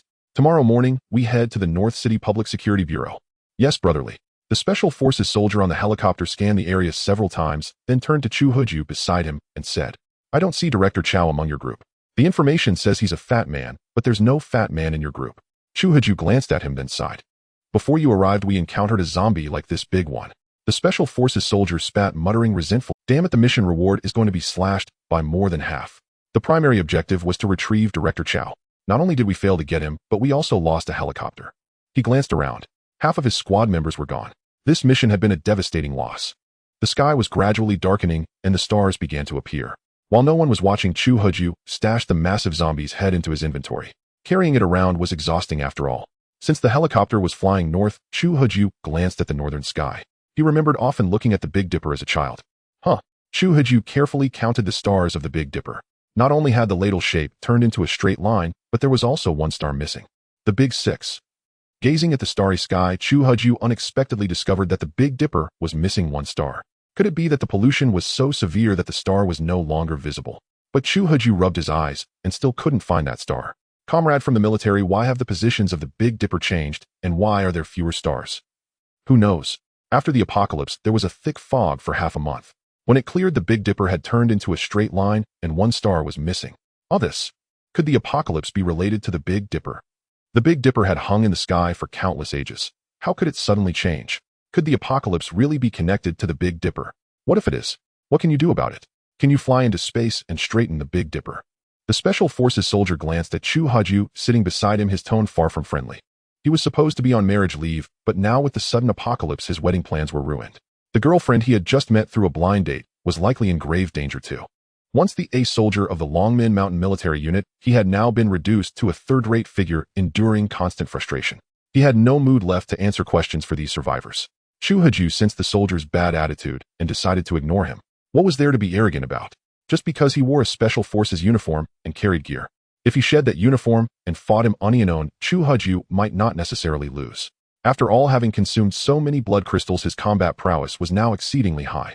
Not wanting to waste his warmth on a cold shoulder, Chu Huju began to survey the city under the night sky. It wasn't pitch black, many places still had electricity. However, Chu Huju knew that these electrified areas wouldn't last long. Without personnel for maintenance, the power generation equipment would soon cease to operate on its own. Bang! In the dark sky, the flying helicopter suddenly emitted a loud crash, followed by violent bird strike. The pilot in front shouted, "No way, right?" On his first helicopter ride, Chu Huju encountered a bird strike. Though he had never flown before, he knew the severity of such an incident in the air. It could easily lead to a crash. Bang, bang, bang. Several consecutive impacts followed. A bird's corpse shredded by the rotor blades fell into Chu Huju's lap. Under the light, he saw it was a magpie. No, damn it was a crow. Chu Huju immediately threw it away and gripped the handle beside him tightly. The rotor is damaged. We might crash. Everyone hold on tight. Beep, beep, beep. Beep, beep, beep. At that moment, the helicopter spiraled downward. Many survivors were thrown out, and a few unlucky ones were sliced into pieces by the spinning rotor blades. More people fell directly from the helicopter. Screams and cries filled the air. Roller coasters were nothing compared to this. The thrill of jumping from a plane without a parachute was something no one would want to experience twice. Of course, that was if they survived. In the pitch-black night, it was impossible to gauge how high the ground was or what it looked like. "Damn it, I'm never flying again," Chu Huju shouted loudly. Splashed. With a huge sound of water, the falling helicopter along with the remaining survivors plunged into the sea. Gurgle. The moment he hit the water, Chu Huju quickly held his breath. Since he was sitting on the outer edge, he swam directly toward the surface. Seconds later, Chu Huju emerged from the water. Fortunately, they had fallen into the sea. If they had hit the ground directly, few would have survived this time. Damn it, if I weren't a good swimmer, I'd have drowned this time. Chu Huju scanned the distance and saw faint lights coming from afar, possibly from lamps. Without a second thought, Chu Huju swam in that direction. "Help! Help!" Not far away, a woman was calling for help. Her voice sounded somewhat familiar. It seemed to be Bai Tianyuan. Bai Tianyuan. Whatever, she's my employee. It's lucky she didn't die this time. Chu Huju swam toward the sound of her cries. As soon as he grabbed Bai Tianyuan, her arms coiled around him like vines. A drowning person clings to you even more tenaciously than cursed creepers. Forced to act, Chu Huju slapped her twice across the face. "Snap out of it. If you keep clinging to me like this, I'll leave you behind." "Boss, I'm scared." "Scared of what? Living by the sea and not knowing how to swim. You have no right to be scared. Listen to my orders, don't grab randomly. Hold on to my clothes and lie on my back. Don't grab my waist, or I won't be able to move." "Got it. Got it, boss." The two slaps made Bai Tianyuan much more obedient and cleared her mind. Chu Huju carried Bai Tianyuan on his back and swam toward the lit shore. As they neared the shore, he stood up, set her aside, and pulled her along as they walked onto the beach. By then, many survivors had gathered on the shore along with nearby residents holding flashlights. Fortunately, those who came to greet Chu Huju and the others were survivors, not zombies. Rescue efforts continued. However, of the survivors who had been on the same helicopter as Chu Huju, only fewer than 10 remained. Some had swum over on their own, while others had been rescued. Chu Huju scanned the area, but didn't see his chief bodyguard, Su Xingyao. Had she met with misfortune?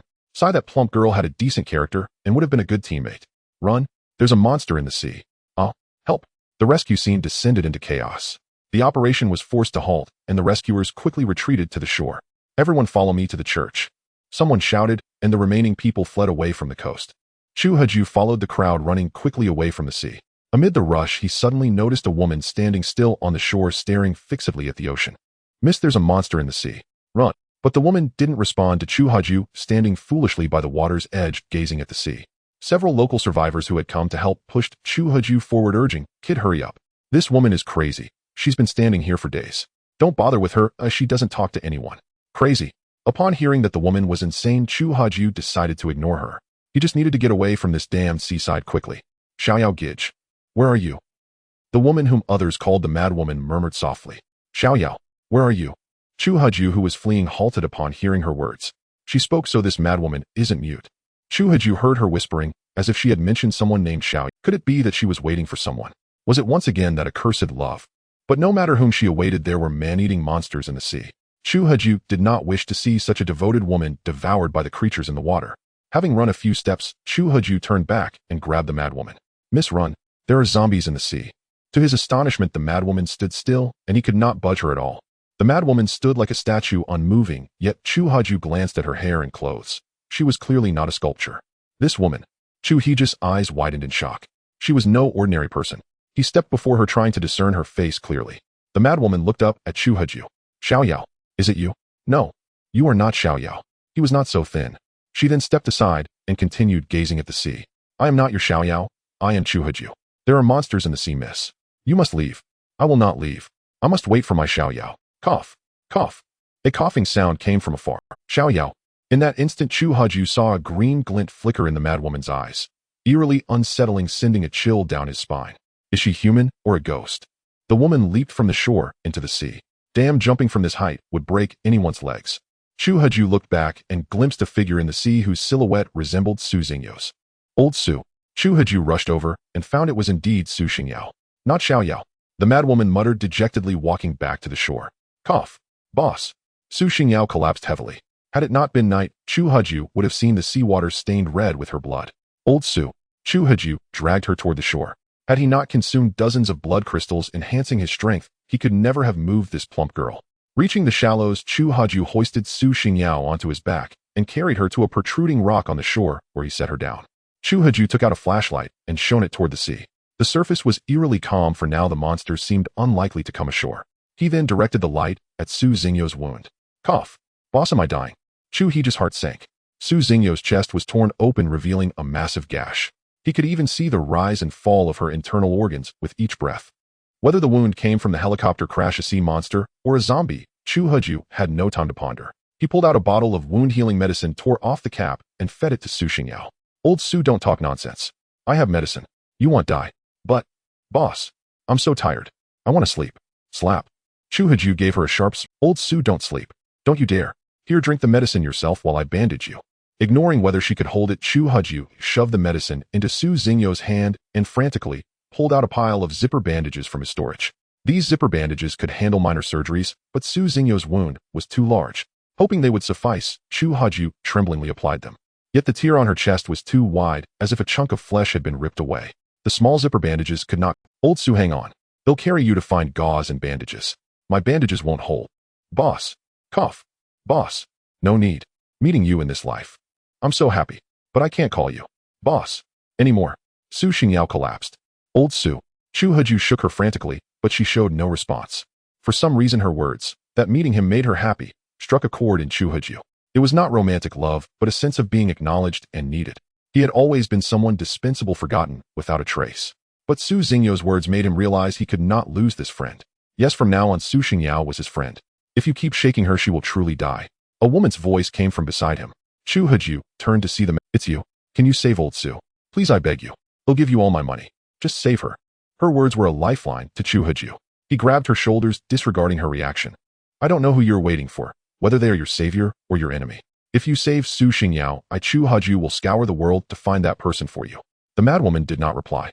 Her face ashen, she glanced at Chu Huju indifferently. If she were dying, would Xiao Yao fight so desperately to save her? Without a word, she walked towards Su Xingyao lying on the ground.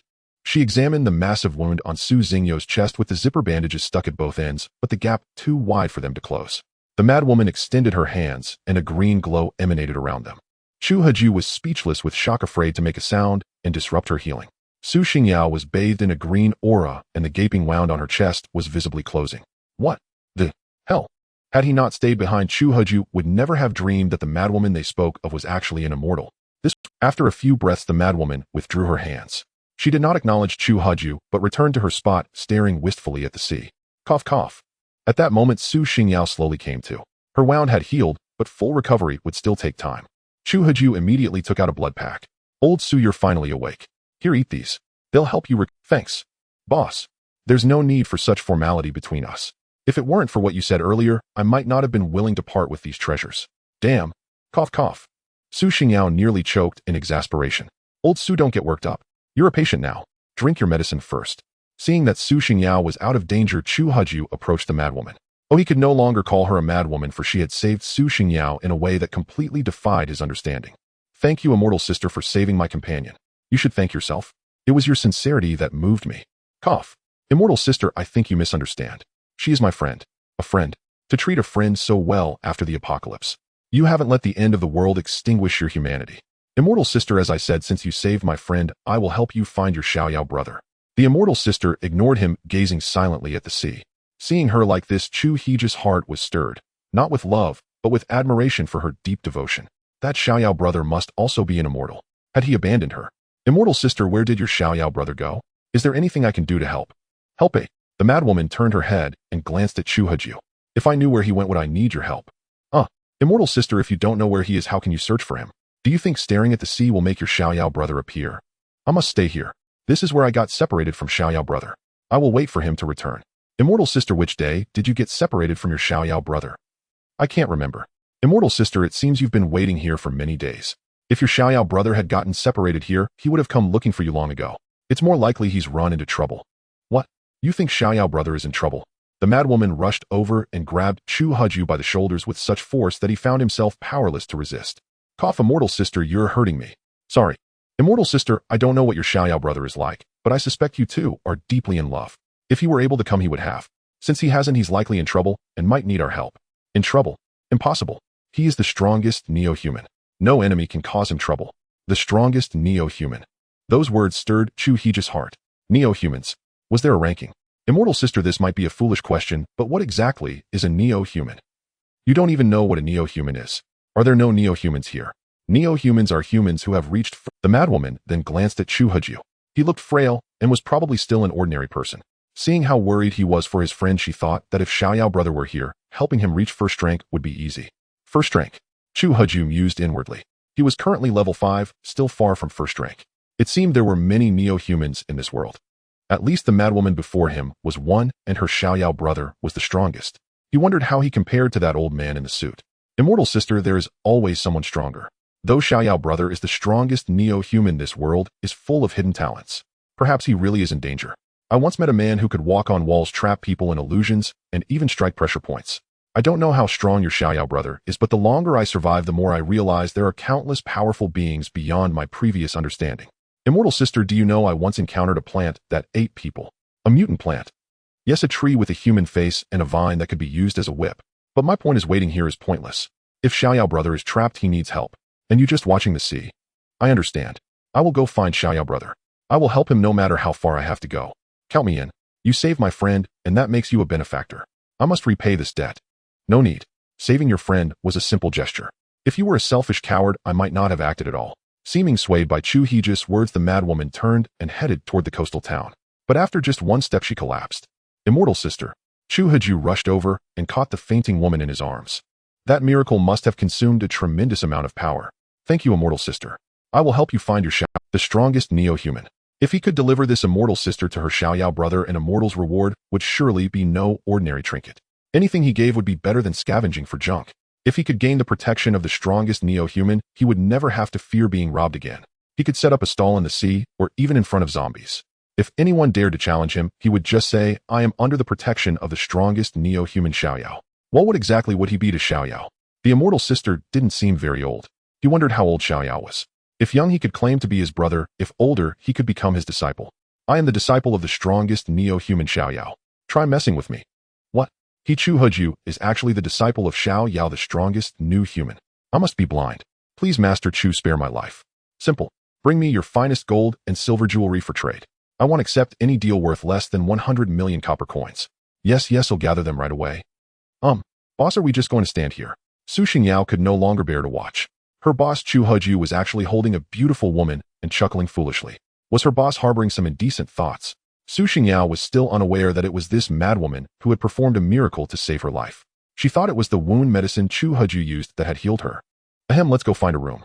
This madwoman might be exhausted and needs a quiet place to rest. Boss, although you are my employer, I won't allow you to mistreat this poor madwoman. What are you thinking? Don't you know it was this madwoman who saved you just now? Without her, you might have died. How could I mistreat your savior? What? She saved me. Yes, this madwoman, no, this celestial sister, is no ordinary person. She exhausted herself saving you. We owe her a debt of gratitude. Chu Huju recounted how the celestial sister had healed her. Su Xingyao's expression turned grave. This was a life-saving grace, and Su Xingyao was determined to repay it. Boss, even though I trust you won't harm my savior, I still need to keep an eye on you. Men are all the same. This girl is so beautiful and powerful, you might do something beastly. Damn it. Don't you know this celestial sister's husband is the strongest new human? I'd have to be out of my mind. Even if I liked you, I wouldn't dare to like her. Our benefactor has a husband. Yes, from what she said, he's the strongest kind. Oh, you said you like me just now? If you like me, why didn't you say so earlier? Why only now? Hearing that the woman had a husband, Su Xingyao felt much more at ease. She covered her face and ran off. I was just making a metaphor. Chu Huju watched Su Xingyao run away, a herd of wild thoughts stampeding through his mind. With a darkened face, Chu Huju carried the sleeping madwoman and followed closely behind Su Xingyao. Soon Su Xingyao returned. Brother Chu, want me to hold her for a while? Call me boss. Chu Heji's face remained dark. Boss. Damn it, don't be so syrupy. You are making me sick. Boss, were you telling the truth just now? About what? You said, you like me. Old Sue, even if I liked you, I wouldn't dare. With your figure, if you pounced on me, I'd probably die on the spot. I was just making a metaphor, okay? Oh. Su Xingyao trudged behind crestfallen. Chu Haju glanced at her, but didn't offer comfort. Wasn't she supposed to be his bodyguard? How did romance come into this? If I were to date, I'd go for a beauty like Bai Qianqian. During the escape earlier, Chu Haju remembered someone shouting about going to some church. A church? That couldn't be an ordinary building. It sounded like a peculiar Western structure.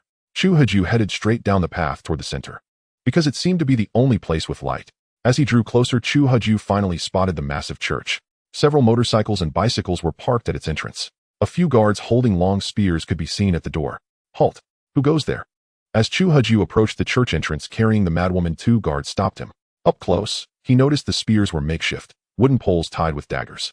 I'm also a crash survivor from the plane. I came from the seaside. Anyone injured? No. No. No. Let me see. A guard walked over and glanced at the woman in Chu Haju's arms. The moment he saw her face, he stumbled back. You? Why did you bring back that madwoman? These men all seemed afraid of her. Had she done something terrible? She's passed out and needs rest. Get lost. Leave now or I won't be polite. The guard aimed his dagger spear directly at Chu Haju. This? Scram, and you too. You've got blood on you, clearly injured. Leave this place immediately. You're not welcome here. Damn it. Su Xingyo's temper flared at being told to leave. Old Su, forget it. This town is big enough. We can find somewhere else. Chu Haju turned and walked away with the madwoman in his arms. Wait. He had only taken 2 steps when another voice called out from behind. My apologies. The guards were rude and neglected you. I am the town mayor. Is this the madwoman who always stood by the seaside? Greetings, mayor. Yes, this woman has fainted. I suspect she collapsed from standing too long. Do you have a room? Yes. Follow me. Wait. You can't come in. I'm the boss bodyguard. Why can't I enter? You're wounded. We can't be sure if it's a zombie bite. What if you turn into a zombie? Damn it. It's fine. Let her in too. If she were going to turn, it would have happened by now. Don't you see her wounds have healed? The guard stepped aside. Oomph. Su Xingyao snorted coldly and followed Chu Haju. Young man, I've heard about your crash. I'm sorry for your misfortune, but thankfully you survived. Over there is the survivors gathering area. Let me take you. Thank you, mayor. Chu Haju hadn't expected to meet such an amicable mayor. Were all those who ran churches merciful by nature? However, Chu Haju wasn't so easily trusting. He would have to observe things slowly. Chu Haju followed the mayor to a side hall of the church. It was about 100 square meters with rows of neatly arranged chairs. He spotted many of his former companions from the helicopter. Boss, great, you're okay.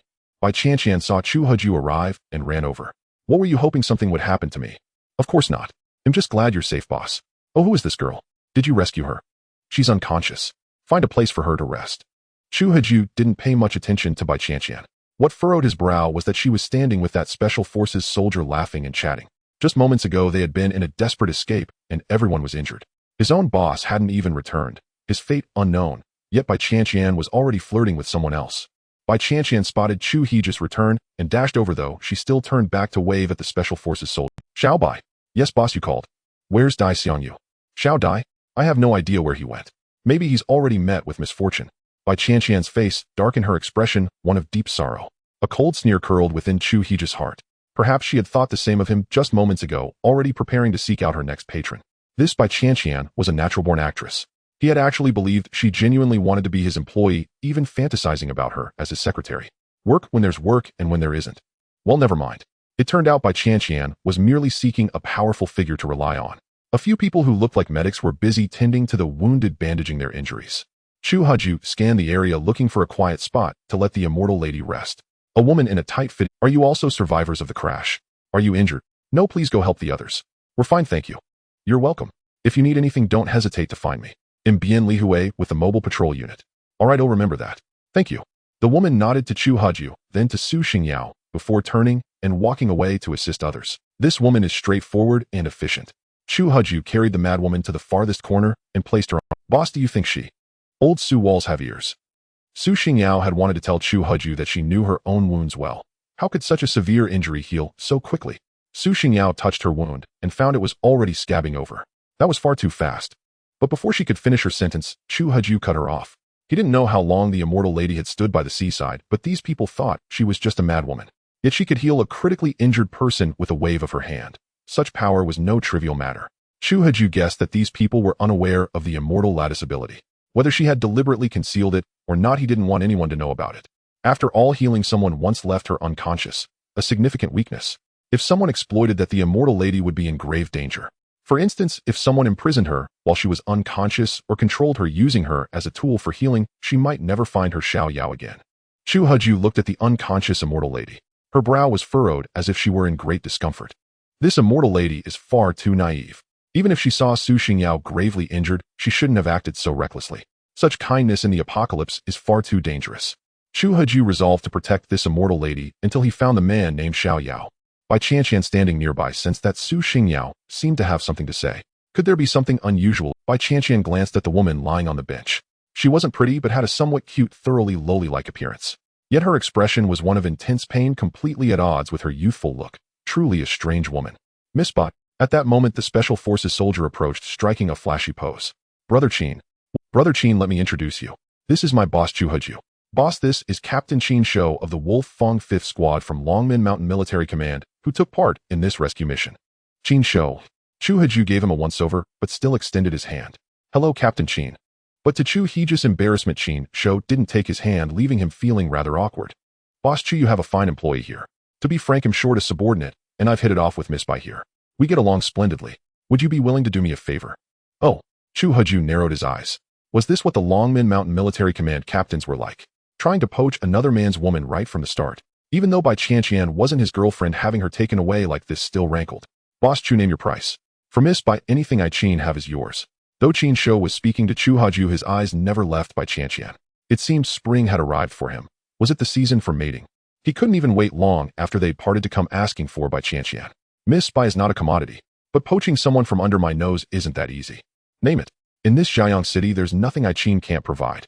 1,000 blood crystals, and I'll grant Bai Qianqian her freedom. Blood crystals? Don't tell me the people from Longmen Mountain Military Command don't know what blood crystals are. The crystals inside zombie heads. Oh, you mean this? Captain Qin pulled a blood crystal from his breast pocket.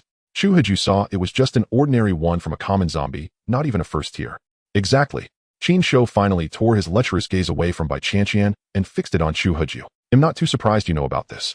After all, it's been over a month someone was bound to discover the crystals in zombie heads. But what intrigues me is how you found out.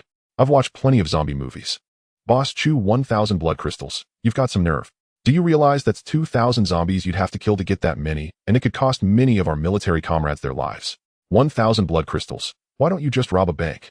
Tisk TSK. So you're saying Bai Qianqian isn't worth 1,000 blood crystals? In my eyes, she's worth every single one. Didn't you say there was nothing in Zhaoyang City you couldn't get your hands on? 1,000 blood crystals aren't impossible, but it would take time. Besides, who carries that many on them? At most, we bring back a few hundred per mission, even with helicopter transport. We've already lost 2 helicopters and 7 Special Forces soldiers on this rescue mission, and you're asking me for blood crystals. Have you no shame? Ahem, Captain Qin, keep your voice down. We're not discussing morality here, we're discussing Bai Qianqian's fate. Do you really want everyone to know? Do you want everyone to know that you Qin Shou are trying to take another man's woman? Captain Qin's expression turned extremely sour. As the leader of the Wolf Fong 5th Squad from the Longmen Mountain Military Headquarters, he couldn't even demand a civilian from someone, which made him lose face, especially in front of Bai Qianqian. Now this Chu Heju dared to ask for his service pistol, a weapon that was his second life. Captain Qin, look at this. I asked for 1,000 blood crystals, and you didn't have them. I already compromised to an assault rifle, and you still say no. That uniform you're wearing, who knows if it's even yours? So tell me, what can you offer? As the saying goes, even a clay figurine has a temper. If Captain Qin still lacks sincerity, then please leave. Boss Chu. Captain Qin narrowed his eyes and reached for his assault rifle only, then realizing he had few bullets left. If he gave it to Chu Heju now, those rounds would be spent on a few zombies, and the rifle would become useless. Meanwhile, Chu Heju pulled a pistol from his damp military coat and toyed with it. Captain Qin, my aim may be poor, but I'm no stranger to killing. You'd better think twice. Qin Shou glanced at the pistol in Chu Heju's hand, then at the alluring Bai Qianqian, and steeled himself. Damn it, I'll enjoy myself first. The assault rifle's ammo is almost gone anyway. Fine deal. The assault rifle is yours, and Bai Qianqian will have nothing to do with you, Boss Chu, from now on. Pleasure doing business. My labor contract with Bai Qianqian ends here. Whether she becomes Captain Qin's woman or someone else's, it's none of my concern. Pleasure doing business. Captain Qin bit his lip hard, scheming inwardly. If not for the crowd, he would have taken it by force. The assault rifle is just temporarily with Chu Heju. He'll find a chance to snatch it back. If that fails, he'll have no choice but to get rough. Haggling with the Wolf Fong 5th Squad. This Chu Heju is courting death. Dear Miss Bai, you see, for you I've traded away my livelihood. Brother Qin, without your assault rifle, how will you kill zombies? Don't worry, I still have a pistol and a dagger. My teammates have guns too. Besides, we're not far from the Longmen Mountain military headquarters. Once I contact them to pick us up, I'll arrange a job for you there. You'll never want for anything. Thank you, Brother Qin. You're welcome. I've sacrificed a lot for you, you know. Oh, stop it. Then Bai Qianqian glanced at Chu Heju. Boss. Miss Bai, please go ahead. I'm tired and need to change out of my wet clothes. With that, Chu Heju turned his back to them. People have their own ambitions. Clinging to the strong is human nature. He didn't blame Bai Qianqian, though it did leave a bitter taste in his heart. This way, please. Su Xingyao then did what a bodyguard should, show them out. We don't need your escort. Miss Bai, come with me to the back courtyard. It's too noisy here for a good rest. Huh. Brother Qin, there's a back courtyard here. For ordinary people, no. But in the captain of the Dragon Fong 5th Squad from the Longmen Mountain military headquarters, they'll grant me that courtesy. Wow, Brother Qin, you're amazing. Wait till you see something even more impressive. Brother Qin, you're so annoying. Ugh. Su Xingyao watched them leave and dry-heaved in their direction. You're so annoying. Old Su, one person being nauseating is enough. Do you have to repeat it? Especially with your build. Acting coy is just awkward. Boss, do you really hate me like this? Old Su, do you even need to ask? What man would want a tank like you? Press F to enter the tank. Su Xingyao remembered someone once saying that to her. Is being fat a crime? Su Xingyao sat on a nearby bench watching the busy survivors and thought. Then Bian Lihui, clad in a black bodysuit, approached carrying some clothes. Men probably prefer the slender type. Su Xingyao stood up to meet her. You too. Chu Heju looked up and saw Bian Lihui in the black bodysuit. Captain Bian, here's some change of clothes for you. Sorry I gave the others away earlier. I just found these for you. Thank you. Su Xingyao took the clothes, placed them on the bench, and handed a security guard uniform to Chu Heju. There was also a very large coat left. Miss, I'm sorry we don't have anything this large. This coat is all I can offer. Please make do. It's fine. It's my fault for being too fat. Thank you. You're welcome. Oh, by the way, is that the crazy woman who was always by the seaside? What happened to her? She might be too exhausted. She fainted, so I carried her back. When she wakes up, you should ask her to leave. Why? I can't really explain. You'll understand when she comes to. I have to go. There are zombies outside the city. I need to patrol. Excuse me. Okay, Captain Bien, go ahead. Chu Heju watched Bian Lihui leave. Old Sushi said there are zombies outside the city. Are we in a small town? Is there a city wall? I don't know. Alright, Old Su, why don't you change first? They'll keep watch. No need. Su Xingyao was straightforward and began changing right in front of Chu Heju. Ahem. Chu Heju turned his head away. Though Su Xingyao was female, her tank-like figure was hardly enticing. Since she was so carefree, had be too much of a prude to act otherwise. Chu Heju turned his back to Su Xingyao, shed his military coat, and put on the security guard uniform. It was a standard size and fit him well. Night had fallen, and the noisy environment gradually quieted down. The wounded, their injuries bandaged, had Chu Heju scanned the area. Captain Qin and Bai Qianqian hadn't returned yet, probably off to sneak into the bush. Thinking of the bushes reminded Chu Heju of the girl named Xian, whose name he barely knew. It had been a long time since he left her, and he couldn't even recall her face. He had once vowed to take responsibility for her, but now he had no idea where she was. Sigh.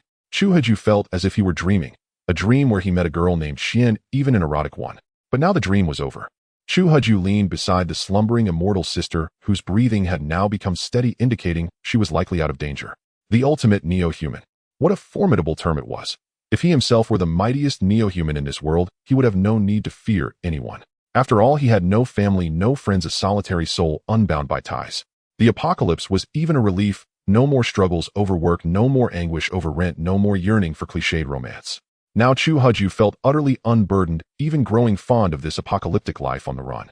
To grow stronger, one must draw ever closer to the strongest. And seeking out this so-called ultimate neo-human, Xiao Yao became his next goal.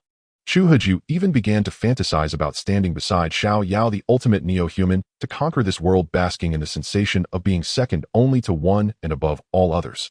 That night, Chu Heju fell into a deep slumber. As he slept, his seated body gradually slumped, collapsing onto the sleeping madwoman. The next day, a piercing shriek rang out beside Chu Heju's ear, followed by the sensation of his entire body being flung into the air.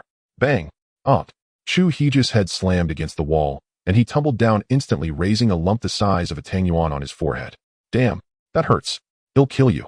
Chu Heju felt a figure rush toward him, and then a pair of hands seized his neck, slowly lifting his entire body off the ground. Chu Heju saw that the one hoisting him up was none other than the immortal sister from last night.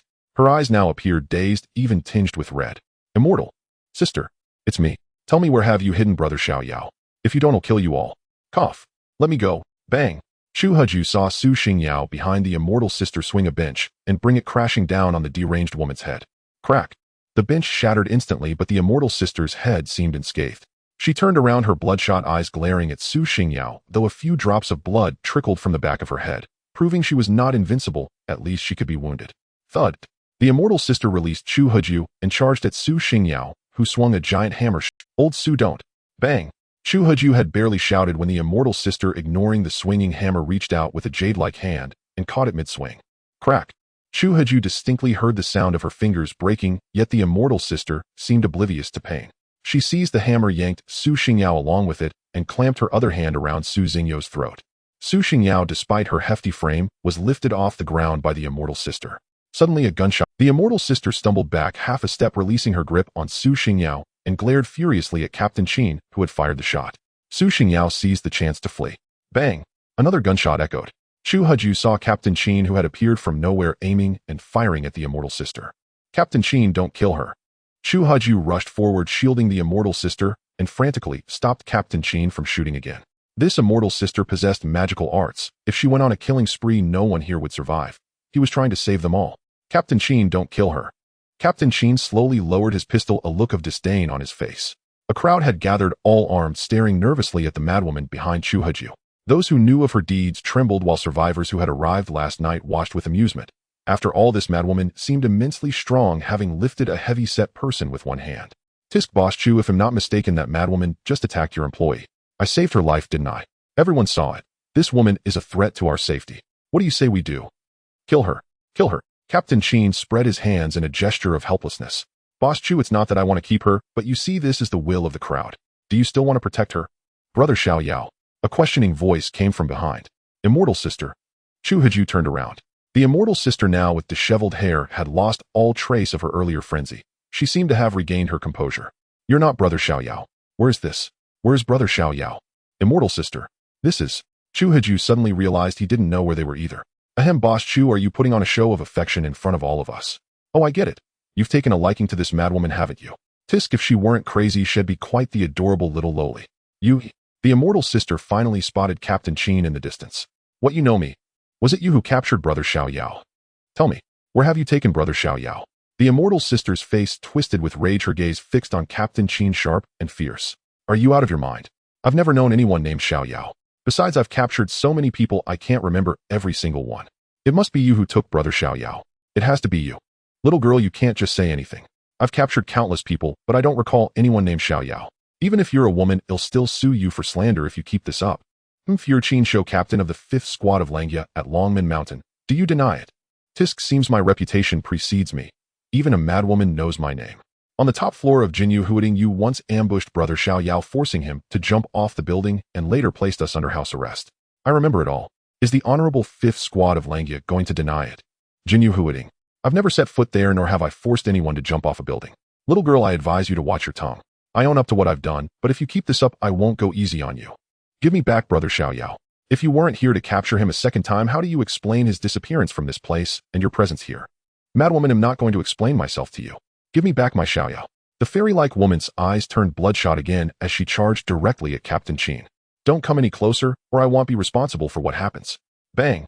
With the sound of a gunshot, Chu Heju collapsed to the ground. At that moment, the fairy-like woman, whose eyes had been crimson, regained clarity and swiftly embraced Chu Heju. Why?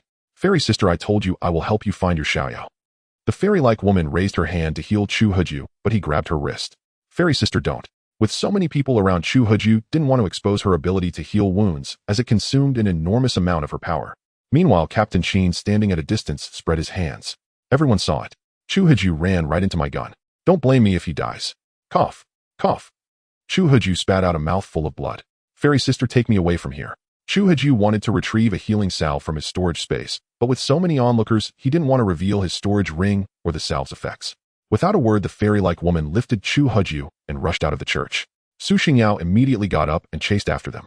Miss? Captain Qin called out to Su Xingyao, who stopped and turned back. Something wrong. That madwoman just tried to kill you. Your boss doesn't seem to care if you live or die.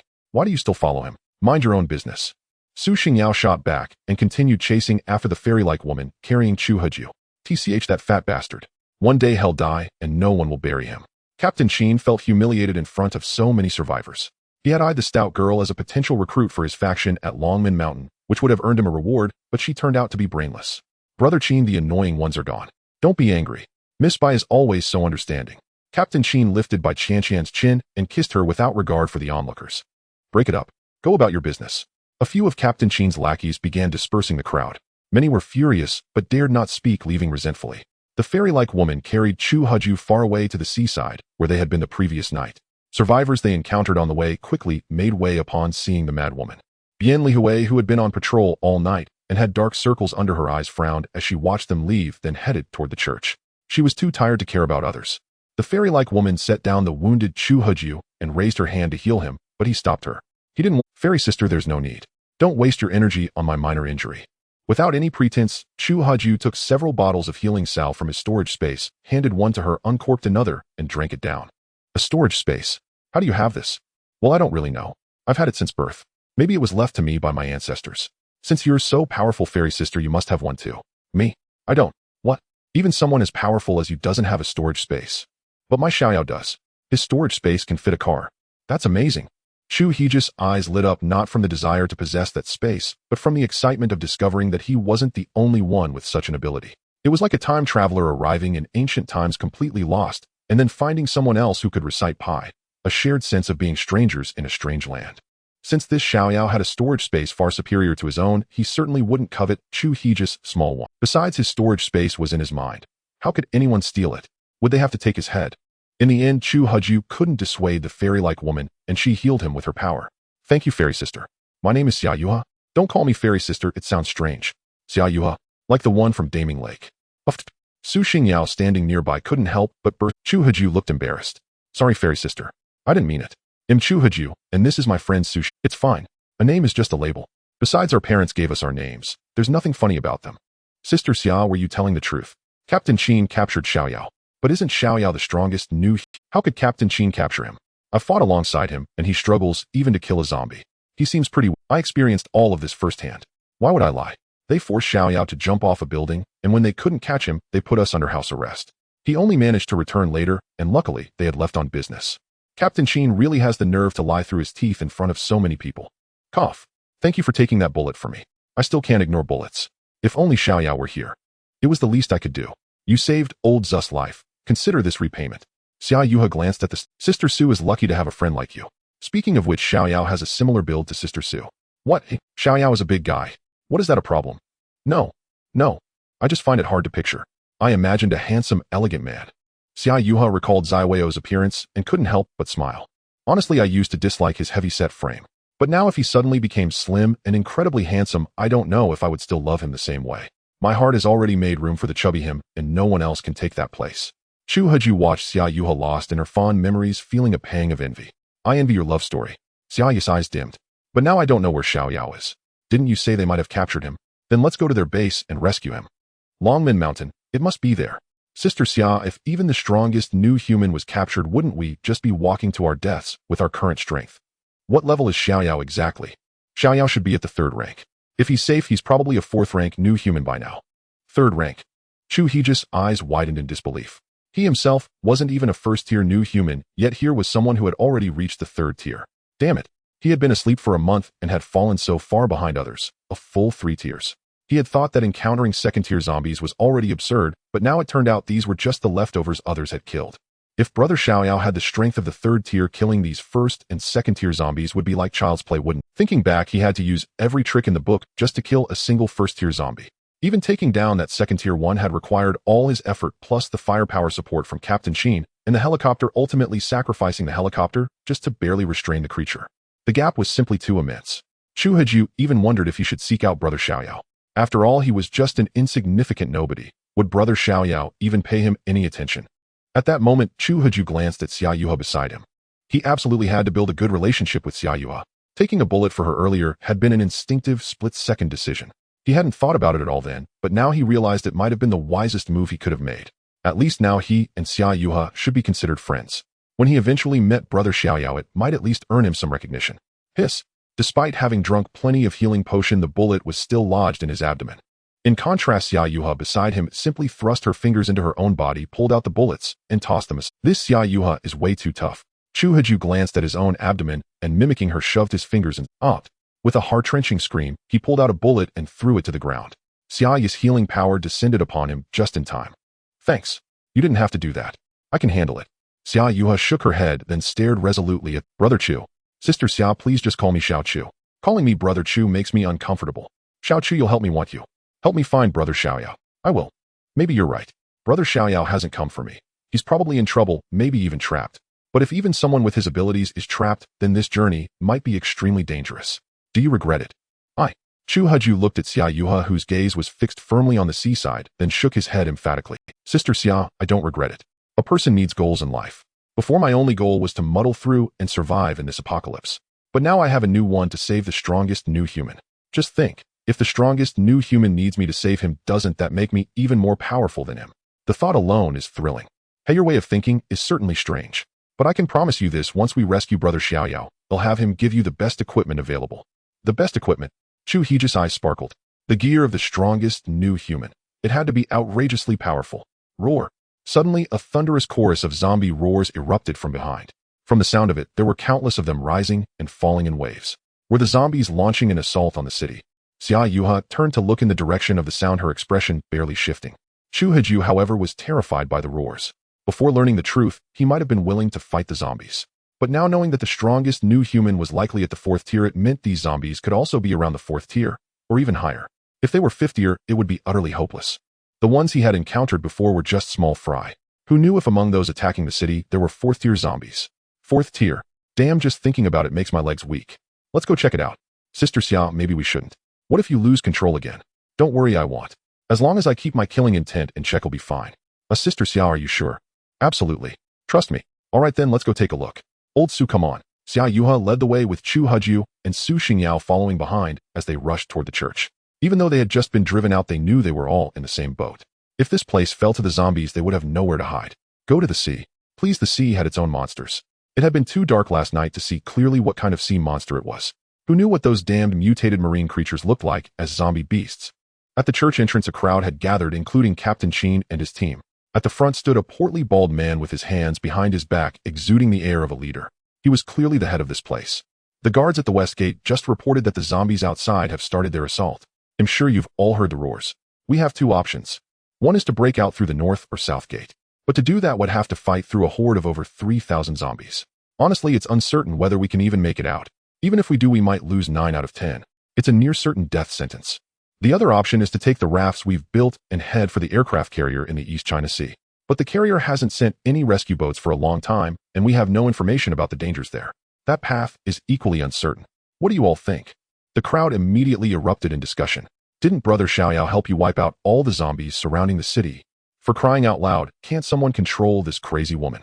Why is she spouting nonsense again? The zombies have had us surrounded for nearly half a month, alright. Half a month. What's today's date? Sister Xia, today is January 4th. January 4th? Didn't the nuclear bomb go off? Weren't we told that Zhaoyang City would be nuked on January 1st? Chu Haju pulled Xia Yuho aside. Sister Xia, please keep your voice down. They already think you're crazy. If you keep talking nonsense like this, we'll get kicked out again. There's no nuclear explosion. No, Brother Xiaoyao said it himself. Zhaoyang City would be leveled by a nuke on January 1st. Why is it January 4th and nothing's happened? Sister Xia, you must be mistaken. If Zhaoyang City had been nuked, would we still be standing here? Would have been vaporized. But there was an earthquake on January 1st, that's true. An earthquake? Yeah, I was in a coma for a month actually. It was that earthquake that woke me up. Otherwise, I don't know how much longer I'd have been out. An earthquake. Xia Yuha murmured softly, then raised her head to gaze at the sky. The sky was blue. At least not a single cloud was in sight. If a nuclear explosion had occurred, the entire city would surely have been leveled. Yet for now, everyone seemed unharmed with only a past earthquake as evidence. Could it be that the blast's epicenter lay elsewhere? At that moment, Xia Yuha began scanning the crowd, hoping to spot someone she recognized. The town chief was indeed Qin Haoyan. Even if Xiao Yao had been captured, wouldn't Sha Jibalang Xiao Yuren Feishua and LVC Yao still be free? And what about Hua Buxi, that chance acquaintance? Had he been taken too? Xia Yuha quietly approached an elderly man at the back of the crowd. Grandpa, huh? Who's there? The old man leaned in, squinting to get a better look at Xia Yuha, though it seemed he still couldn't see clearly. Grandpa, I'd like to ask you something. Has a convoy passed through our town recently? A convoy? No. Since the zombies surrounded this place, no survivors have arrived in half a month. Thank you, Grandpa. You're welcome. Xia Yuha stepped back, her face etched with gravity. If her memory served her right, Xiao Yao had led everyone to Donghua Town on December 27th.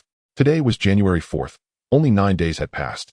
Yet the old man claimed no new survivors had come in half a month. Could it be? Xiaoya's hair stood on end.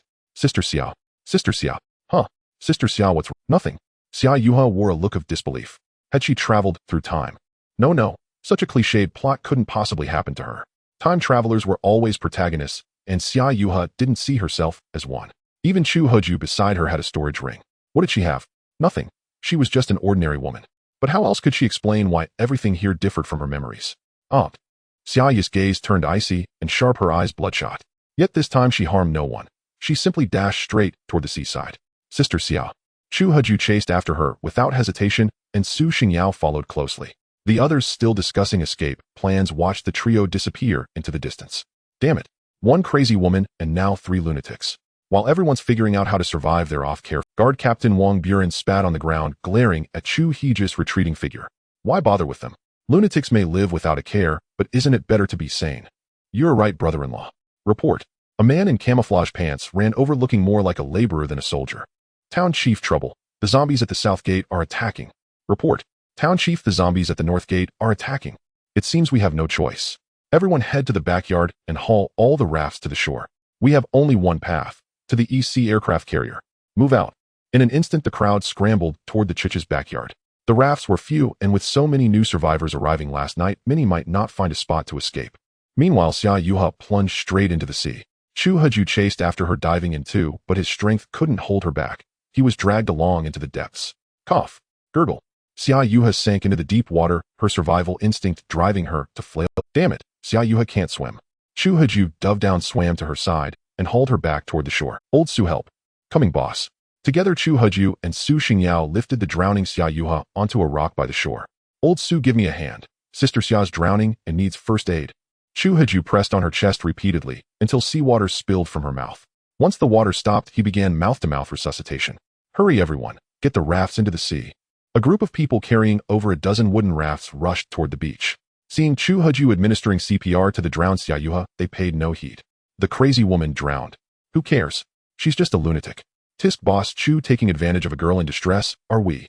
Captain Qin and his crew hauling a small raft passed by and couldn't resist mocking Chu Heju. But Chu Heju, focused on saving her, ignored Qin entirely. Xia Yuha must not die. Otherwise, how would he ever find this Xiao Yao or cling to his coattails? All he knew was Xiao Yao's name, that he was the strongest new human, and that he was fat. He couldn't let Xia Yuha perish. Time passed, and Xia Yuha showed no sign of waking, but Chu Heju persisted with the resuscitation. Cough. Cough. Heaven rewards the diligent. Xia Yuha finally began to breathe. Sister Xia, you're awake. Where am I? Sister Xia, this is the beach. The zombies are coming. We need to get on a raft and leave quick. Zombies. Raft. Xia Yuha looked dazed. Damn, not amnesia again. Chu Heju hoisted her onto his back and sprinted toward the last raft. Wait for us. No room. No room. Find another raft. 100 bottles of energy drinks for— Really, there's no space. Try someone else. Chu Heju pulled out an assault rifle and handed it to Su Xingyao, who aimed it at the people on the raft. The crowd froze. Where had that rifle come from? If they weren't mistaken, it seemed to have been drawn from his chest. A massive assault rifle pulled from a shirt.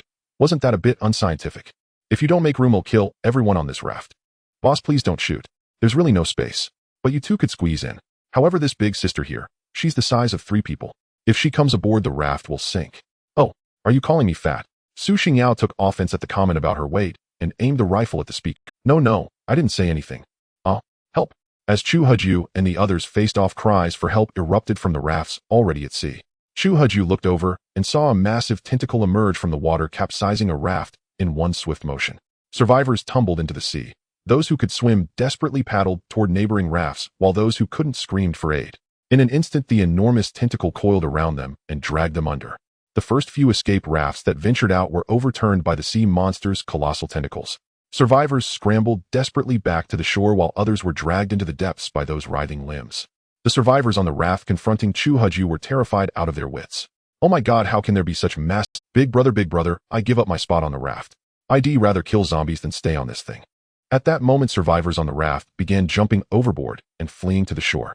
Now they were actually grateful that Chu Heju had delayed them, preventing them from setting sail and saving their lives. No kidding. If the tentacles alone were that enormous, who knew how massive the creature's true body was? In an instant, the survivors who had fled into the sea began paddling frantically back. Chu Heju immediately carried Xia Yuha on his back and ran toward the shore, suspecting that the sea monster from last night was the very same creature.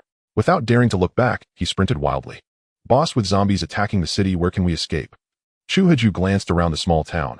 All low rustic houses offered no refuge. The tallest building was a single structure. To the church. At that moment, the church was the only place to hide. All other houses were squat bungalows. If a second-tier giant zombie like the one in the bank appeared, it could leap right onto them, offering no safety at all. The church, however, had 3 towering spires, the highest points in the entire town. Xiao Chu, put me down. I can walk on my own. Sister Xia, are you sure? I'm fine. Chu Haju set Xia Yuha down, and the 3 of them sprinted toward the aunt. From a distance, Chu Haju saw zombies already charging in. The first survivors to reach the church entrance were tackled to the ground. Help! Help! The fallen survivors cried out to Chu Haju and the others, but at a time like this, who had the time to save anyone else? Everyone was fleeing for their lives. Chu Haju and his companions circled far around the zombies, afraid the creatures might abandon their victims and chase them instead. Then he dashed into the church. Everyone this way. At the top of the stairs on the right side of the second floor, a woman in a tight-fitting suit shouted to the survivors rushing in through the church entrance. Chu Haju looked up and recognized Bian Lihui, the woman who had given him clothes earlier. Several survivors had already gathered around her, engaging the scattered zombies that had made it to the second floor. Let's go. To the second floor over there. Chu Haju didn't have time to overthink it. At the moment, only a few zombies had broken in, but once the horde outside flooded the town, even the church might not hold them all. Captain Bian will help. Chu Haju rushed over, raised his crossbow, and fired at the zombies behind him. With Chu Haju taking down a zombie roughly every 3 bolts, the tense battle began to ease. Bian Lihui regarded him with newfound respect. This skinny guy had some skills. Help! I twisted my ankle. More survivors burst through the church door. Chu Haju spotted Bai Qianqian and Captain Qin among them, still holding hands. But Bai Qianqian slipped and fell. Seeing the zombies closing in, Captain Qin immediately let go of her arm. Brother Qin, save me. Get lost. You're on your own. Captain Qin dashed toward the crowded second floor. The survivors nearby stepped around Bai Qianqian, ignoring her completely. It's over. Bai Qianqian closed her eyes as a zombie lunged at her. Rat-a-tat.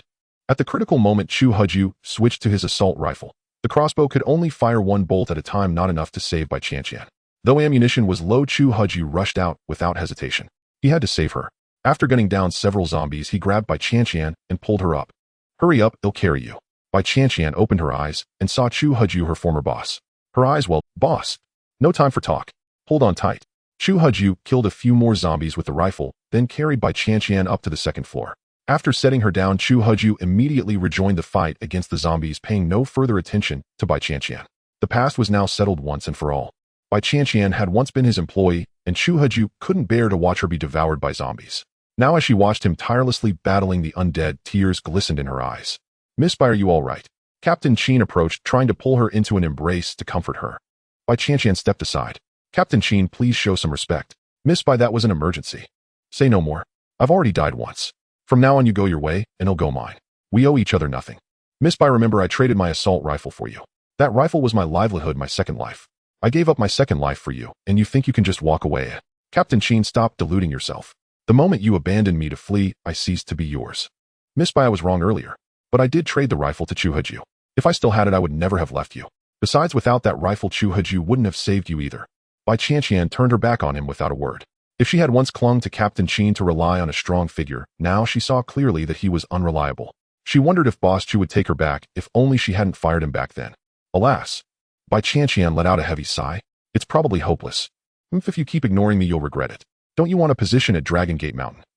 Once we reach Dragon Gate Mountain, arranging a job for you is as easy as a word from me.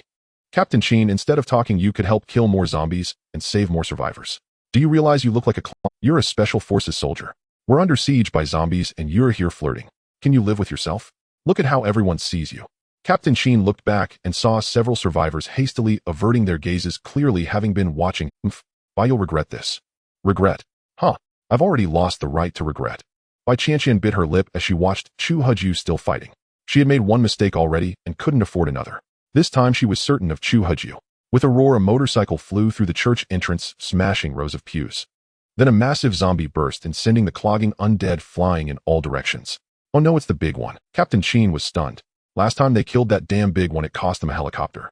Now, without assault rifles, how could they kill it? Captain Qin glanced at Chu Haju, who still had the rifle strapped. Ammunition was already scarce, and Chu Haju had fired a few more rounds. Likely little remained, so there was no point asking for it back. Captain Qin looked at his pistol and slowly moved toward the back of the crowd. Captain Bian, this big one is tough. Let's head to the top floor. Everyone fight and retreat. To the top floor. At this point, regardless of survivors outside, there was no need to stay and provide cover. Whatever happened to them, they fought and retreated to the third floor of the church. There they found the door locked. Captain Bien, it's locked. Break it down. Bang. Several people rammed the door. Stop. This door is expensive. Can you? A voice came from inside. Mayor. Mayor, it's Bien Lihue. Open up. Women can come in. Men stay out and kill zombies. Another voice spoke from within. That damned Wang Buren's still alive. Bien Lihui's face darkened. She recognized Captain Wang Buren's voice instantly. He had pursued her for so long that it was etched into her memory. The door creaked open, revealing Wang Buren, whom Bien Lihue least wanted to see. He held a desert eagle, sweeping it across the doorway. Oh, everyone's here. So many zombies didn't finish you. You're tenacious. Shall Bien come in? If anyone gets... Bien Lihue ignored him, waiting outside for everyone to enter. Wang Buren, enough. Let everyone in. No can do. This is my brother-in-law's private room. He said women enter, men kill zombies. If everyone comes in who fights, let the zombies off themselves. Chu Huju stood at the stairwell between the second and third floors, shooting zombies with a crossbow. Look at that new guy, he's got it. You cowards, not letting women hide inside, hiding behind them to survive. Women come in now? My patience is limited. If you don't want to stay out and kill, hurry, space is tight. Bai Qianqian frowned. This thug was even more despicable than Captain Qin. Everyone knew what would happen if women went in. She'd rather stay outside. A gunshot rang out unexpected, not aimed at zombies, but at... Thud. A bloody hole appeared in Wang Buren's head, and he fell stiffly, his eyes still wide with disbelief. Captain Qin walked slowly to the corpse, bent down, and picked up the Desert Eagle. Tisk, a civilian with such a fine pistol. What a waste. He holstered the gun and scanned the crowd. Everyone stepped back half a pace. Don't look at me like that. I did it for everyone's good. He said only women could enter. Now everyone can. What are you waiting for? Get in. Hearing they could all enter, they scrambled inside. Chu Huju continued shooting zombies. Though they were ordinary, he had killed 2 first-tier ones reaching level 7. 3 more first-tier zombies might level him up. He wondered what becoming a first-tier new human would be like. As formidable as Sister Xia? Boss, stop killing. Let's go. Su Xingyao tugged at Chu Huju. Xia Yuha was a medical-type new human not suited for combat. Besides, Chu Huju wouldn't let her engage in melee. A scratch could turn her into a zombie, a tragic fate. All right. Chu Huju turned and ran toward the third-floor room. Captain Qin watched him with amusement, along with Bai Qianqian hiding beside him, blocking the door with his arm. Captain Qin, what's the meaning of this? Nothing much, just a little something. What little something? If I spell it out, it loses its meaning. I don't like beating around the bush. Say what you mean. Simple. To enter the third floor, each of you pays 1000 blood crystals. Otherwise, I can't help it. Did they pay a? Sorry, I just made the rule. They entered before, so no payment needed. Fine, I understand. Chu Huju turned and headed next door, where another path led to the rooftop. Bai Qianqian shot Captain Qin a disgusted look before following Chu Huju. Bai Qianqian, stop. Apologize and he'll let you in. No need, Captain Qin. Take care of yourself. One day you'll beg me. Without Chu Huju killing them, zombies had reached the third floor. Captain Qin slammed the door shut, blocking the zombies outside. Damn it. That green tea bitch. Inside, everyone gathered near the window. Mayor Qin Haoyan was there, trembling as he pointed at Qin Shou. You killed Buren. What, you want a taste of the bullet too? But since we share the same surname, I'll spare you. If you point at me again, I won't mind taking a finger. Qin Haoyan could still boss ordinary people around, but faced with the former king of soldiers, Qin Shou, he cowered. He dared not draw the pistol hidden in his sleeve, knowing that with his marksmanship, he might not be able to kill this former military king. For now, he had no choice but to endure. The zombies did not pound on the door, but instead chased Chu Huju and the others straight toward the rooftop, saving Qin Shou a great deal of trouble. Still, I have to thank Mayor Qin for installing such a sturdy door. If it were an ordinary wooden one, it would have been smashed to pieces by the zombies long ago. Qin Shou saw that Qin Haoyan did not respond and could not be bothered with him. After all, the man was just a doddering old fellow. Respecting him as Mayor Qin was a courtesy, but if he chose not to, he could take his head at any moment. Qin Shou did not stoop to the old mayor's level. Instead, he swept his gaze across the crowd. From now on, Mayor Qin is stepping down. I'm in charge here. Who's with me? Who's against? The crowd lowered their heads, too afraid to speak. After all, Qin Shou had a gun. Excellent. Unanimously approved. I am your new mayor now. You. Yes, you. Come here. A woman timidly approached Qin Shou. Little girl, what's your name? Why didn't I notice such a beautiful woman among us before? My name is Sun Xiaoli. Good Xiaoli. What did you do before? Your figure is simply perfect. In answer to your question, sir, I studied Latin dance. Latin dance is excellent. Come on, give us a performance. Surviving a narrow escape is something worth celebrating. This? Qin Shou's eyes turned cold. He'll dance. He'll dance.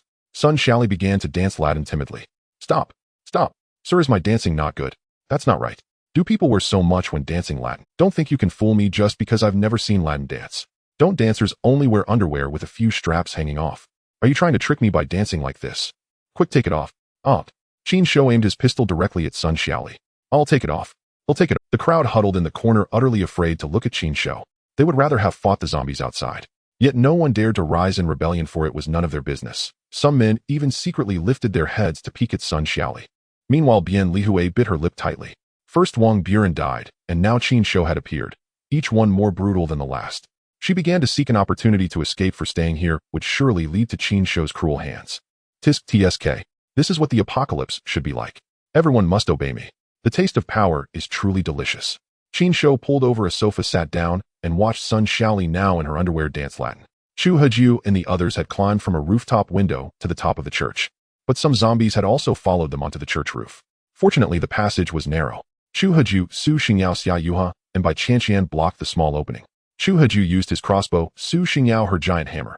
Each zombie that crawled up was killed immediately. Finally, the passage was completely blocked by the corpses of zombies, and no more could climb up. Phew. The group collapsed in exhaustion on the rooftop. We're safe for now. Chu Heju glanced at his mission progress. Since completing the last task, the system had issued a new one. This time it wasn't about selling goods, but about improving his own strength. System foundation of survival: to be a qualified merchant, personal strength is indispensable. Reach the first order new human within 7 days. Current level 7. Remaining time 6 days. Mission reward: unlock the shop function. When a single item has been restocked 999 times, it will no longer appear on the restocking interface, but can be purchased directly from the shop without waiting for refresh time. Mission failure: restocking channel downgraded to level 1. 1 day had passed, and his level had reached 7. Reaching level 10 should make him a first-order new human. The mission reward was quite tempting. Items restocked 999 times could be bought directly from the shop, saving Chu Heju a lot of trouble. Chu Heju scanned the people around him. Xia Yuha was strong, but belonged to the support and rescue type of new human. Moreover, Xia Yuha had no weapon, so he wasn't very effective at killing zombies. Su Xingyo's physique and giant hammer made her a tank-like type. However, the zombies now were much stronger than before, and Chu Heju didn't want to put Su Xingyao at risk. As for Bai Qianqian, who sat not far away, Chu Heju didn't know how to handle her. Although she had essentially defected before, he had traded an assault rifle for her, so it wasn't entirely her choice.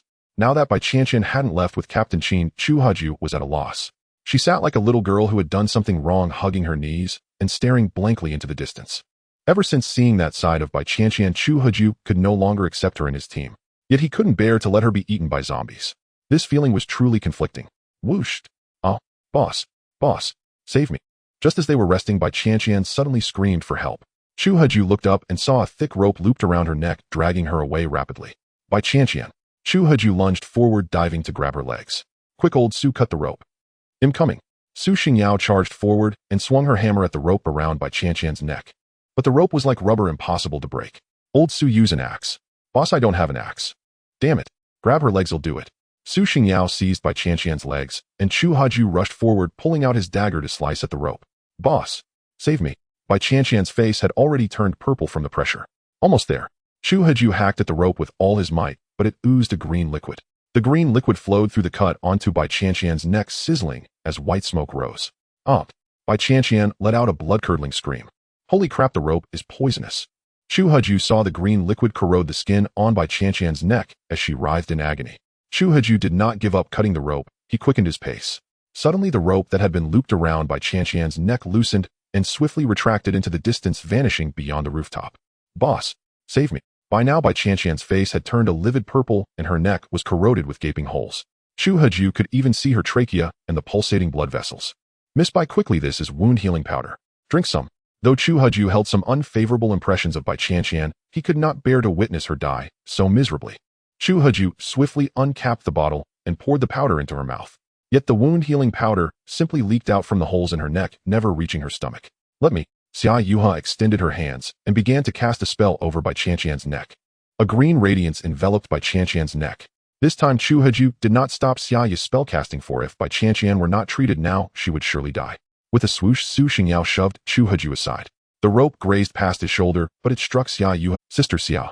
Xia Yuha grunted and was knocked to the ground. The rope then coiled around the unconscious Bai Qianqian and dragged her away with incredible speed. Bai Qianqian. Chu Heju rushed forward, trying to grab Bai Qianqian's legs, but the rope retracted even faster. At the edge of the rooftop, he finally saw the end of the rope. A colossal creature, 3 meters tall. Was that rope its tongue? Chu Heju shuddered. Bai Qianqian was now dangling from the monster's tongue. With a wet tearing sound, the creature's long tongue thrust into her body from below, and then something even more horrifying occurred. The monster's long tongue drilled into her from beneath, and then something that made Chu Heju's blood run cold happened. Bai Qianqian suddenly began to move again. Chu Heju could even see her neck corroded nearly to the bone, slowly regenerating. A strange giggling sound issued from Bai Qianqian's mouth. Chu Heju watched as she began to walk in midair, as if she were normal, though a long tongue still hung beneath her, like a puppet controlled from below. Then the three-turtle monster burrowed into the ground, leaving only Bai Qianqian standing there. Had Chu Heju not witnessed it, he would never have known she had become a puppet. Bai Qianqian turned her head to look at the Chuch's spire, casting a cold, sharp glance at Chu Heju before her eyes turned seductive. The nearby zombies completely ignored Bai Qianqian, as if she did not exist, or as if she were one of them. "Brother Chu, am I beautiful?" Chu Heju crouched down, his heart pounding wildly. What the hell kind of monster is this? Turning survivors into puppets? Isn't this ridiculously powerful? If such a monster lurks among the survivors, we're doomed. Chu Heju slowly rose and looked up. Bai Qianqian was gone, vanished to who knows where. He patted his chest. "Boss. Damn it, old Su, you scared me to death." Boss, is Bai Qianqian still Bai Qianqian now? Of course not. Bai Qianqian is dead. The current Bai Qianqian is a puppet. How terrifying. That long tongue drilling in from below. Just thinking about it is horrifying. Chu Heju glanced at Su Xingyao and stepped back. "Old Su, jump." "Why, oi? Just jump." "Oh." Su Xingyao jumped. "Boss, why did you want me to jump?" "I need to check if you're a puppet. This monster hides underground and controls humans with its tongue. No matter how thin the tongue becomes, there's always a connection. So boss, do I have one? Jump again. Let me test with something. The naked I might not be enough." "All right." Su Xingyao jumped again. This time Chu Heju swept a wooden stick beneath him. "You're not a puppet. Boss, what about you? Are you a puppet?" "Me? How could I be?" Just then Chu Heju noticed that Xia Yuha, who had been beside them, was now 2 meters away. "Sister Xia, what are you doing?" "Nothing. By the way, Sister Xia, could you jump so we can verify if you're a puppet?" "What does it matter if I'm a puppet or not?" Xia Yuha suddenly began to dance. As Chu Heju watched, a wave of dizziness washed over him. Not good. Chu Heju bit his tongue and his vision cleared. "Sister Xia, you're a puppet." "Haha. Since you know my identity, you both must die." Xia Yuha charged at Chu Heju. "Sister Xia Yu." Chu Heju saw her bloodshot eyes and knew she had lost her mind again. Could madness be caused by possession? "Old Su, don't kill her. Subdue her together." "Got it, boss." Su Xingyao raised his giant hammer, bracing for battle. Though Xia Yuha wasn't a combat type, her strength was formidable. With a crash, Su Xingyao was sent flying by a single punch from Xia Yuha, landing heavily on the roof. Then Xia Yuha, eyes blazing red, fixed her gaze on Chu Heju. "You all must die." "No choice." Chu Heju drew his pistol and fired 2 shots at Xia Yuha's legs. Xia Yuha collapsed to the ground, but she crawled toward Chu Heju like a zombie, feeling no pain. Chu Heju fired 2 more shots, this time at Xia Yuha's arms. With all 4 limbs incapacitated, Xia Yuha lay in a pool of blood. Chu Heju looked at her bloodshot eyes, uncertain what to do. Xia Yuha had saved Su Xingyao and himself, but that was the real Xia Yuha. Now she was controlled.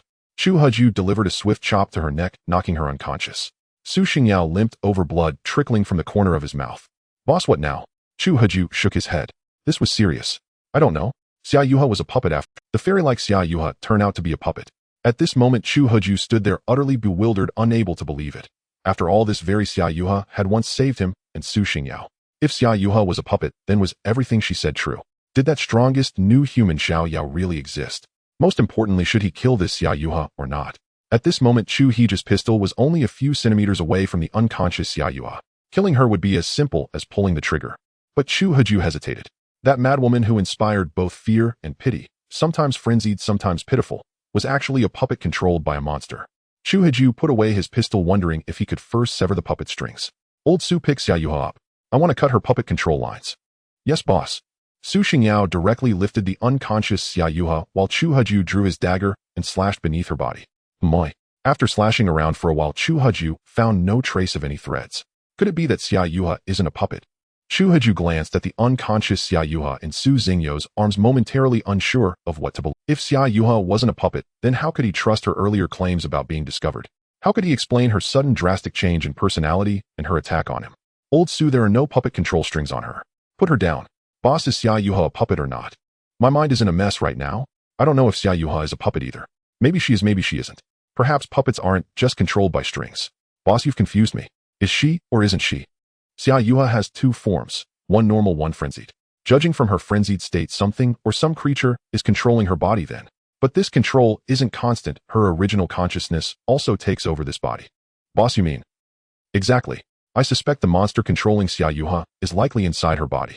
Xia Yuha was once a very powerful new human, so she refuses to be controlled by the monster. Perhaps she's even fighting it within this very body. But since Xia Yuha alternates between normal and frenzied states, it means this monster's strength is comparable to hers, or perhaps slightly greater. Things are serious. We've let Xia Yuha heal us many times, which must have drained her energy considerably. That means she might not be able to resist the monster inside her. Boss, what should we do? How can we help her? I don't know. We've never even heard of this puppet-controlling monster before, let alone how to subdue it. Besides, this is a battle inside Xia Yu's own body. How can we possibly help? So we just stand by and watch. We have to find the Xiao Yao that Xia Yuha mentioned. Only brother Xiao Yao can help. What do we do with Xia Yuha then? Tie her up. Tie her up for now. Chu Haju scanned the area and spotted some electrical wires not far from the church's top floor. He walked over and cut them. Fortunately, the church had lost power, or cutting live wires would have electrocuted him. Then Chu Haju approached Xia Yuha and bound her ankles and knees, leaving only her hands free. He had fired 4 shots earlier, wounding all 4 of Xia Yu's limbs. Fortunately, her health was high enough that Chu Haju didn't know that Xia Yu's entire equipment set had been prepared by Xiao Yao, gear with high health regeneration. As long as she didn't die, she would slowly recover, though it would take time. After tying Xia Yuha up, Chu Haju pinched her philtrum. A few seconds later, the unconscious Xia Yuha, Xiao Chu, where is this? What happened to me? Sister Xia, how do you feel? Hiss. My limbs hurt so much. Who tied me up? Untie me now. Sister Xia, I have to be honest with you. There's another you living inside your body. Or rather, another monster. Xiao Chu, have you lost your mind? I don't understand what you're saying. Untie me. Sister Xia, I'm sorry. I don't know how to explain this or what to do, but I can't untie you right now because there's another monster inside your body. There's something I need to confirm with you. Sister Xia, what is your actual strength level? Me, I don't know my exact level either. But I took a pill given by brother Xiao Yao, which directly elevated me to a first-tier new human. It's been a long time since then, so I'm probably above first tier now, but not yet at second tier. A first-tier new human. Chu Haju stared intently at Xia Yuha, noting the clarity in her eyes. She didn't seem to be lying. Then Chu Haju glanced at Xia Yu's equipment. Sister Xia, I have an impertinent request. You once said that if I helped you find brother Xiao Yao, you'd ask him to give me a top-tier set of gear. Of course. As long as you help me find brother Xiao Yao, I can definitely mention it to him. Don't worry. Chu Haju looked over the clothes on Xia Yu's body. Sister Xia, if I'm not mistaken, this outfit you're wearing was also given to you by Xiao Yao, wasn't it? Of course. Xiao Chu, what are you planning? Huff. Chu Haju let out a deep breath. Sister Xia, I can untie you, but I need you to give me this outfit you're wearing. Because there's another monster living inside you. Once that monster takes over your body, it will be very difficult for us to subdue it. We might even have to harm your body to control it. So I need you to take off this equipment, which will make it much easier for us to restrain you when you transform into the monster. This? Xia Yuha was taken aback. Chu Haju actually wanted her equipment, the set that brother Xiao Yao had given her. As long as she wore it, no matter how severely she was injured, she would gradually recover. But if I give this equipment to someone else, how can I guarantee my own safety? Besides, I have no idea what Chu Haju's true intentions are. Sister Xia, please think it over. I don't have many bullets left. I can't always use my pistol to subdue you when you lose control. Once I run out of bullets, it will be very difficult for me to restrain you. I'm going to kill some zombies now. Chu Haju said no more and directly took out several bottles of golden moon powder, handing them to Su Xingyao. Old Su, give Sister Xia some of this powder. Don't let her heal herself unless absolutely necessary. It would drain her energy. The more she consumes, the more advantageous it might be for the other monster within her body. Though Xia Yuha was skeptical of Chu Haju's words, she found no recollection of the gunshot wound on her body. Could it be that there really is another person, or a monster, living inside me? Then Chu Haju strode to the edge of the rooftop, placing the simple crossbow on the parapet and aiming at the zombies below. This was the church rooftop, roughly 4 stories high. Chu Haju had no fear of the zombies charging up as long as those damned puppet monsters didn't show up. More and more zombies gathered at the church entrance, which was now so overcrowded that no more could squeeze in. The horde clustered around the door. The church entrance resembled a concert venue packed with countless zombies. Yet lacking any target, they wandered aimlessly back and forth. Xia Yu's level was above first rank, but below second rank. If he could also ascend to a first-rank new human, he wouldn't need to fear her losing control, nor would he have to kill her. Xia Yuha was the only clue to finding Xiao Yao, and Chu Haju didn't want to be the one to destroy it. Most importantly, in her normal state, Xia Yuha had saved both him and Su Xingyao. Killing his benefactor was something Chu Haju simply couldn't bring himself to do. Chu Haju aimed at a massive zombie among the horde, one that stood twice as tall as the others. From this height, he could fire indiscriminately, but his goal was to level up. Killing zombies below first rank was meaningless and would waste crossbow bolts. That giant zombie should be at least first rank, right? Whooshed. The bolt shot straight toward the massive zombie. The bolt struck the giant zombie squarely in the belly. Roar. Perhaps because of the distance, the giant zombie realized it was under attack but couldn't locate its assailant. It swung a massive spiked club, sweeping down several unfortunate zombies nearby. Whooshed! A second bolt flew toward the giant zombie. Roar! This time the giant zombie spotted its attacker on the church rooftop. With a furious roar, the giant zombie hurled a small zombie from its shoulder. Squeak! The small zombie shrieked as it flew toward Chu Huju. What the hell is that? The small zombie traced a graceful parabola and landed right at the church entrance. Several zombies trampled over it, crushing its head underfoot. As they moved on, the small zombie scrambled up only to be stepped on again by those behind. This cycle repeated until the small zombie's head was flattened like a photograph against the ground. Roar! Seeing the small zombie had failed to reach the rooftop, the giant zombie swung its club, clearing the path of obstructing zombies. It finally reached the church entrance, where the small zombie's entire body, not just its head, had become a full-body portrait on the ground. Roar! The giant zombie bellowed at the sky and swung its club. Crack! A pillar beside the church snapped, and the ceiling above began to rain down stones. Chu Huju, lying at the rooftop edge, suddenly felt the rooftop sink slightly. Damn, is this church going to collapse? The giant zombie had vanished from his sight, presumably entering the church. My attacks are too weak. Killing these zombies is exhausting. Scanning the area, he spotted dozens of such giant zombies. He aimed at another one. Boss, Sister Xiao wants. Just as he was about to fire, Su Xingyao interrupted him. Chu Huju turned to look at Xia Yuha, who was tied up in the distance. She nodded at him. Chu Huju walked over. Sister Xiao. Xiao Chu, all the gear Xiao Yao gave me. I can give it to you. But I can't give you my pants. You can take everything else, but you must promise me one thing. Sister Xia, just tell me what it is. If I die one day, please find brother Xiao Yao and tell him. I love Sister Xia, don't say that. I won't let you die. He'll deliver you safe and sound to brother Xiao Yao's side. Xia Yuha shook her head frantically. Xiao Chu, you must promise me. I don't know what's happening to me, but lately I've been so sleepy. I'm terrified that one day I'll fall asleep and never wake up. So please promise me. If that day comes, you can take all my clothes. But you must find brother Xiao Yao and tell him I... Sister Xia. Chu Huju looked at Xia Yuha, her eyes brimming with tears, and nodded firmly. Sister Xia, I will help you find brother Xiao Yao. But I will also deliver a whole and complete Xia Yuha and... Thank you. Her eyelids drooped, and she fell asleep again. Sister Xia. Sister Xia. Chu Huju rushed over and checked her breath. Still alive. It seems the battle between Xia Yuha and the monster inside her has reached a fever pitch. What do we do now? First, take off all of Xia Yu's clothes. I need to know the attributes of every piece of equipment. Huh. Old Su, this task is yours. Chu Huju couldn't bring himself to undress a woman, so he turned and went back to the rooftop edge. Now he didn't bother aiming. He fired indiscriminately into the zombie horde below the church, reloading after each, but due to his low attack power after shooting for a while, he hadn't killed a single zombie, just wasted hundreds of bolts. Damn, this won't work. The zombies are too dense. Killing one requires at least 2 shots, but most of my bolts hit different zombies. Boss, it's done. Chu Huju turned back. Xia Yuha had been untied by Su Xingyao and was covered with one of Zu's jackets. Neatly arranged beside Xia Yuha were the clothes she had been wearing. Chu Huju knew these items were given to her by the strongest new human Xiao Yao. Without even checking their salvage value, he began to appraise them.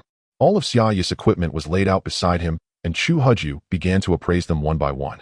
System: Ordinary Military Badge, 25 Attack, 5 Health, Regeneration and Durability, 150250. Rare Baseball Cap, 803 Attack, 125 Defense Durability, 581-27812. Rare Hoodie, 803 Health 2. 5 Spirit Recovery Speedman Durability, 581-27812. Rare Sweatpants, 803 Health 2. 5 Health Recovery Speedman Durability, 581-27812. Rare Sneakers, 803 Health 50 Agility Movement Speed 25, Durability, 581-27812. This. Chu Huju's mouth grew wider with each piece he appraised. These seemingly ordinary sportswear pieces had such incredible stats, especially since the equipment names were actually yellow. Chu Huju had never seen equipment with a yellow name before. Could it be that equipment had grades? Were white items the lowest tier? A hoodie with 803 health equivalent to 8 lives. Xia Yuha was wearing 3 pieces of equipment with 803 health, each meaning a total of 24 lives. Add to that the 5 health regeneration per minute, and it was practically immortality as long as he wasn't killed instantly. And then there was the baseball cap with 803 attack and 125 defense. Without appraisal, who would have thought a baseball cap's attack stat could completely overpower a pistol? Even an ordinary military badge had 25 attack and 5 health regeneration. Every piece was a masterpiece, so much so that Chu Huju coveted each one. But he knew this was the gentleman's agreement between him and Sister Xia. Now Chu Huju felt a lingering fear. The few times he had been attacked by Xia Yuha, if she had used her full strength, his meager health would have been instantly obliterated. Having narrowly escaped death, Chu Huju directly placed the baseball cap on his head. With this powerful cap, killing zombies would be a breeze from now on. As for the remaining equipment, Chu Huju wasn't greedy. They belonged to Xia Yuha and Xiao Yao. Since the rest provided health and health regeneration, he left them all for Xia Yuha, increasing her chances of survival. Old Su ID trouble you to put this equipment back on Xia Yuha. Oh, sure. At this moment Su Xingyao was also stunned. After Chu Heji's appraisal, the tags became visible to everyone, and she naturally saw the attributes marked on them. She was not only shocked by Chu Heji's advanced technology, but also by the fact that Xia Yuha possessed so many top-tier items. What kind of extraordinary people were these? Chu Heju, now wearing the rare baseball cap, glanced at his stats. His attack power had directly surpassed 1,000 off the charts. Personal info: name Chu Heju. Level 7. Combat power 1475. Combat power: attack, defense, health 10, spirit 10. Attack 1095. Defense 265. Health 300,300. Spirit 850, 1450, 600 locked. Spirit recovery 60 minutes. Low-grade blood crystals consumed 10100. Normal blood crystals consumed 2,100. Stall system level 1. Basic stall 1. Intermediate stall 0. Although his spirit was still at 850, Chu Heju no longer consumed low-grade blood crystals, as their side effects, a 50-point spirit reduction, were the same as normal blood crystals, but the stat boosts were halved. Now he only consumed normal blood crystals, which dropped from first-tier zombies. Apart from his health still being too low, his attack had increased several times. With his explosive attack power, Chu Heju went straight to the edge of the rooftop and began shooting at the zombies gathered at the church entrance. Whooshed! A crossbow bolt shot out, directly hitting a zombie's head. The zombie collapsed without even a one shot, one kill. This is amazing. Chu Heju knocked another bolt and fired each one, claiming a zombie's. Damn, I feel like I've ascended to heaven. Killing ordinary zombies with a single arrow had lost its challenge for Chu Heju. After all, killing common zombies didn't grant experience. Chu Heju aimed a crossbow at several large fat zombies. You're next. He targeted one's head directly. Whooshed! The bolt shot swiftly, hitting the large zombie right in the eye. Roar! The zombie let out a furious bellow, and several nearby large zombies joined in the roar. Damn, I have a bad feeling about this. Chu Heju knocked another bolt and fired. By now 5 bolts were embedded in the large zombie's body. Shit, so much health. At this rate I've dealt over 5,000 damage, and it's still not dead. The large zombie charged straight at the church. Boom! A massive crashing sound followed as another pillar on the opposite side of the church collapsed. With a tremendous noise, the entire church entrance caved in. Chu Heju, lying on the rooftop and shooting, felt his body tremble as the rooftop sank another fraction. Not good, this place is about to collapse. Chu Heju quickly retreated. Old Su, carry Sister Xia. We need to move. Alright. They swiftly moved north. Just seconds after they left, one side of the rooftop completely gave way. Chu Heju and the others barely escaped the collapse, now huddled with the unconscious Xia Yuha on the remaining northern half of the rooftop. Downstairs screams erupted one after another. Damn, this church is such a piece of junk. From Chu Heji's vantage point, half the church had collapsed. Only the side where they stood remained intact. The survivors on the 3rd floor, who had been hiding in rooms, were now cowering in corners. With half the roof gone, some survivors had been buried in the rubble, and the room doors had vanished. Fortunately, the zombies that had been blocking the room doors were also buried in the debris. Now the 3rd floor survivors were like birds perched on a cliff edge with nowhere left to hide. Help me. A young girl wearing only underwear desperately clung to the edge of a protruding piece of the building. Her arms were covered in cuts, blood streaming down her body. Below on the rubble, zombies had already gathered their mouths open, lapping up the blood dripping from the girl. Help me. The will to survive made the girl grip the edge tightly, but a woman's strength was limited. It seemed she couldn't hold on much longer. Hold on. I'm coming to save you. A voice suddenly rang out. Chu Heju looked over and saw it was Bian Lihui in the tight-fitting clothes. She was carefully edging her way along the rim toward the girl. In this scene, Bian Lihui's path resembled walking along the cliffside of Washan's plank road. Bian Lihui crept toward Sun Xiaoli, who stood in her undergarments, as if treading the edge of a precipice. A sharp crack split the air. A sudden thunderous roar echoed as several unfortunate survivors plunged with the collapsing floor. The huddled survivors by the wall erupted into fresh screams. Damn it! Don't move, or we'll all fall. Someone cursed. A gunshot rang out, and a hefty man plummeted from the 3rd floor. That fat bastard was too heavy. Now shut up and stay still. Anyone who moves gets a bullet. Poor Mayor Qin Haotian tumbled down to feed the zombies, but his death was painless. Qin Shou had shot him. Captain, this won't work. Zombies are everywhere below, and we've got no food. Waiting here means starving to death. Shao Sun, any contact with Longmen Mountain? Captain, I'm trying, but the signal's too weak. Keep trying. Once we reach Longmen Mountain, we're saved. But everyone must obey me. Anyone who pisses me off gets left behind, or a bullet. Captain, I've got a signal. Quick, tell them we're trapped in Donghua Town with tens of thousands of zombies. Send ZZZ. Can't you do anything right? Captain, give me a moment to fix it. Hurry up, you useless waste.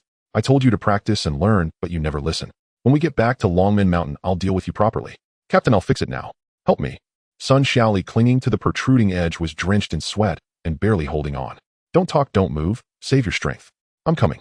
Bian Lihui finally reached the ledge, gripping a nearby frame with one hand and stretching the other to grasp Sun Xiaoli's arm. Sister, I've got no strength left. Don't worry, I'll hold you. Bian Lihui crouched, slowly gripping both of Sun Xiaoli's arms tightly and pulled her upward. At that moment, the survivors huddled in the corner, and even the zombies on the church's first floor watched Bian Lihui's rescue effort.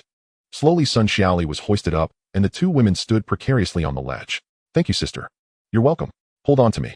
Bian Lihui exhaled in relief, while Sun Xiaoli's legs trembled and her arms ached from the strain. With a thunderous crash, the rubble of the collapsed church was pushed aside, as if something stirred beneath. The debris was flung open and a massive zombie crawled out. Its head was twisted backward, craned skyward.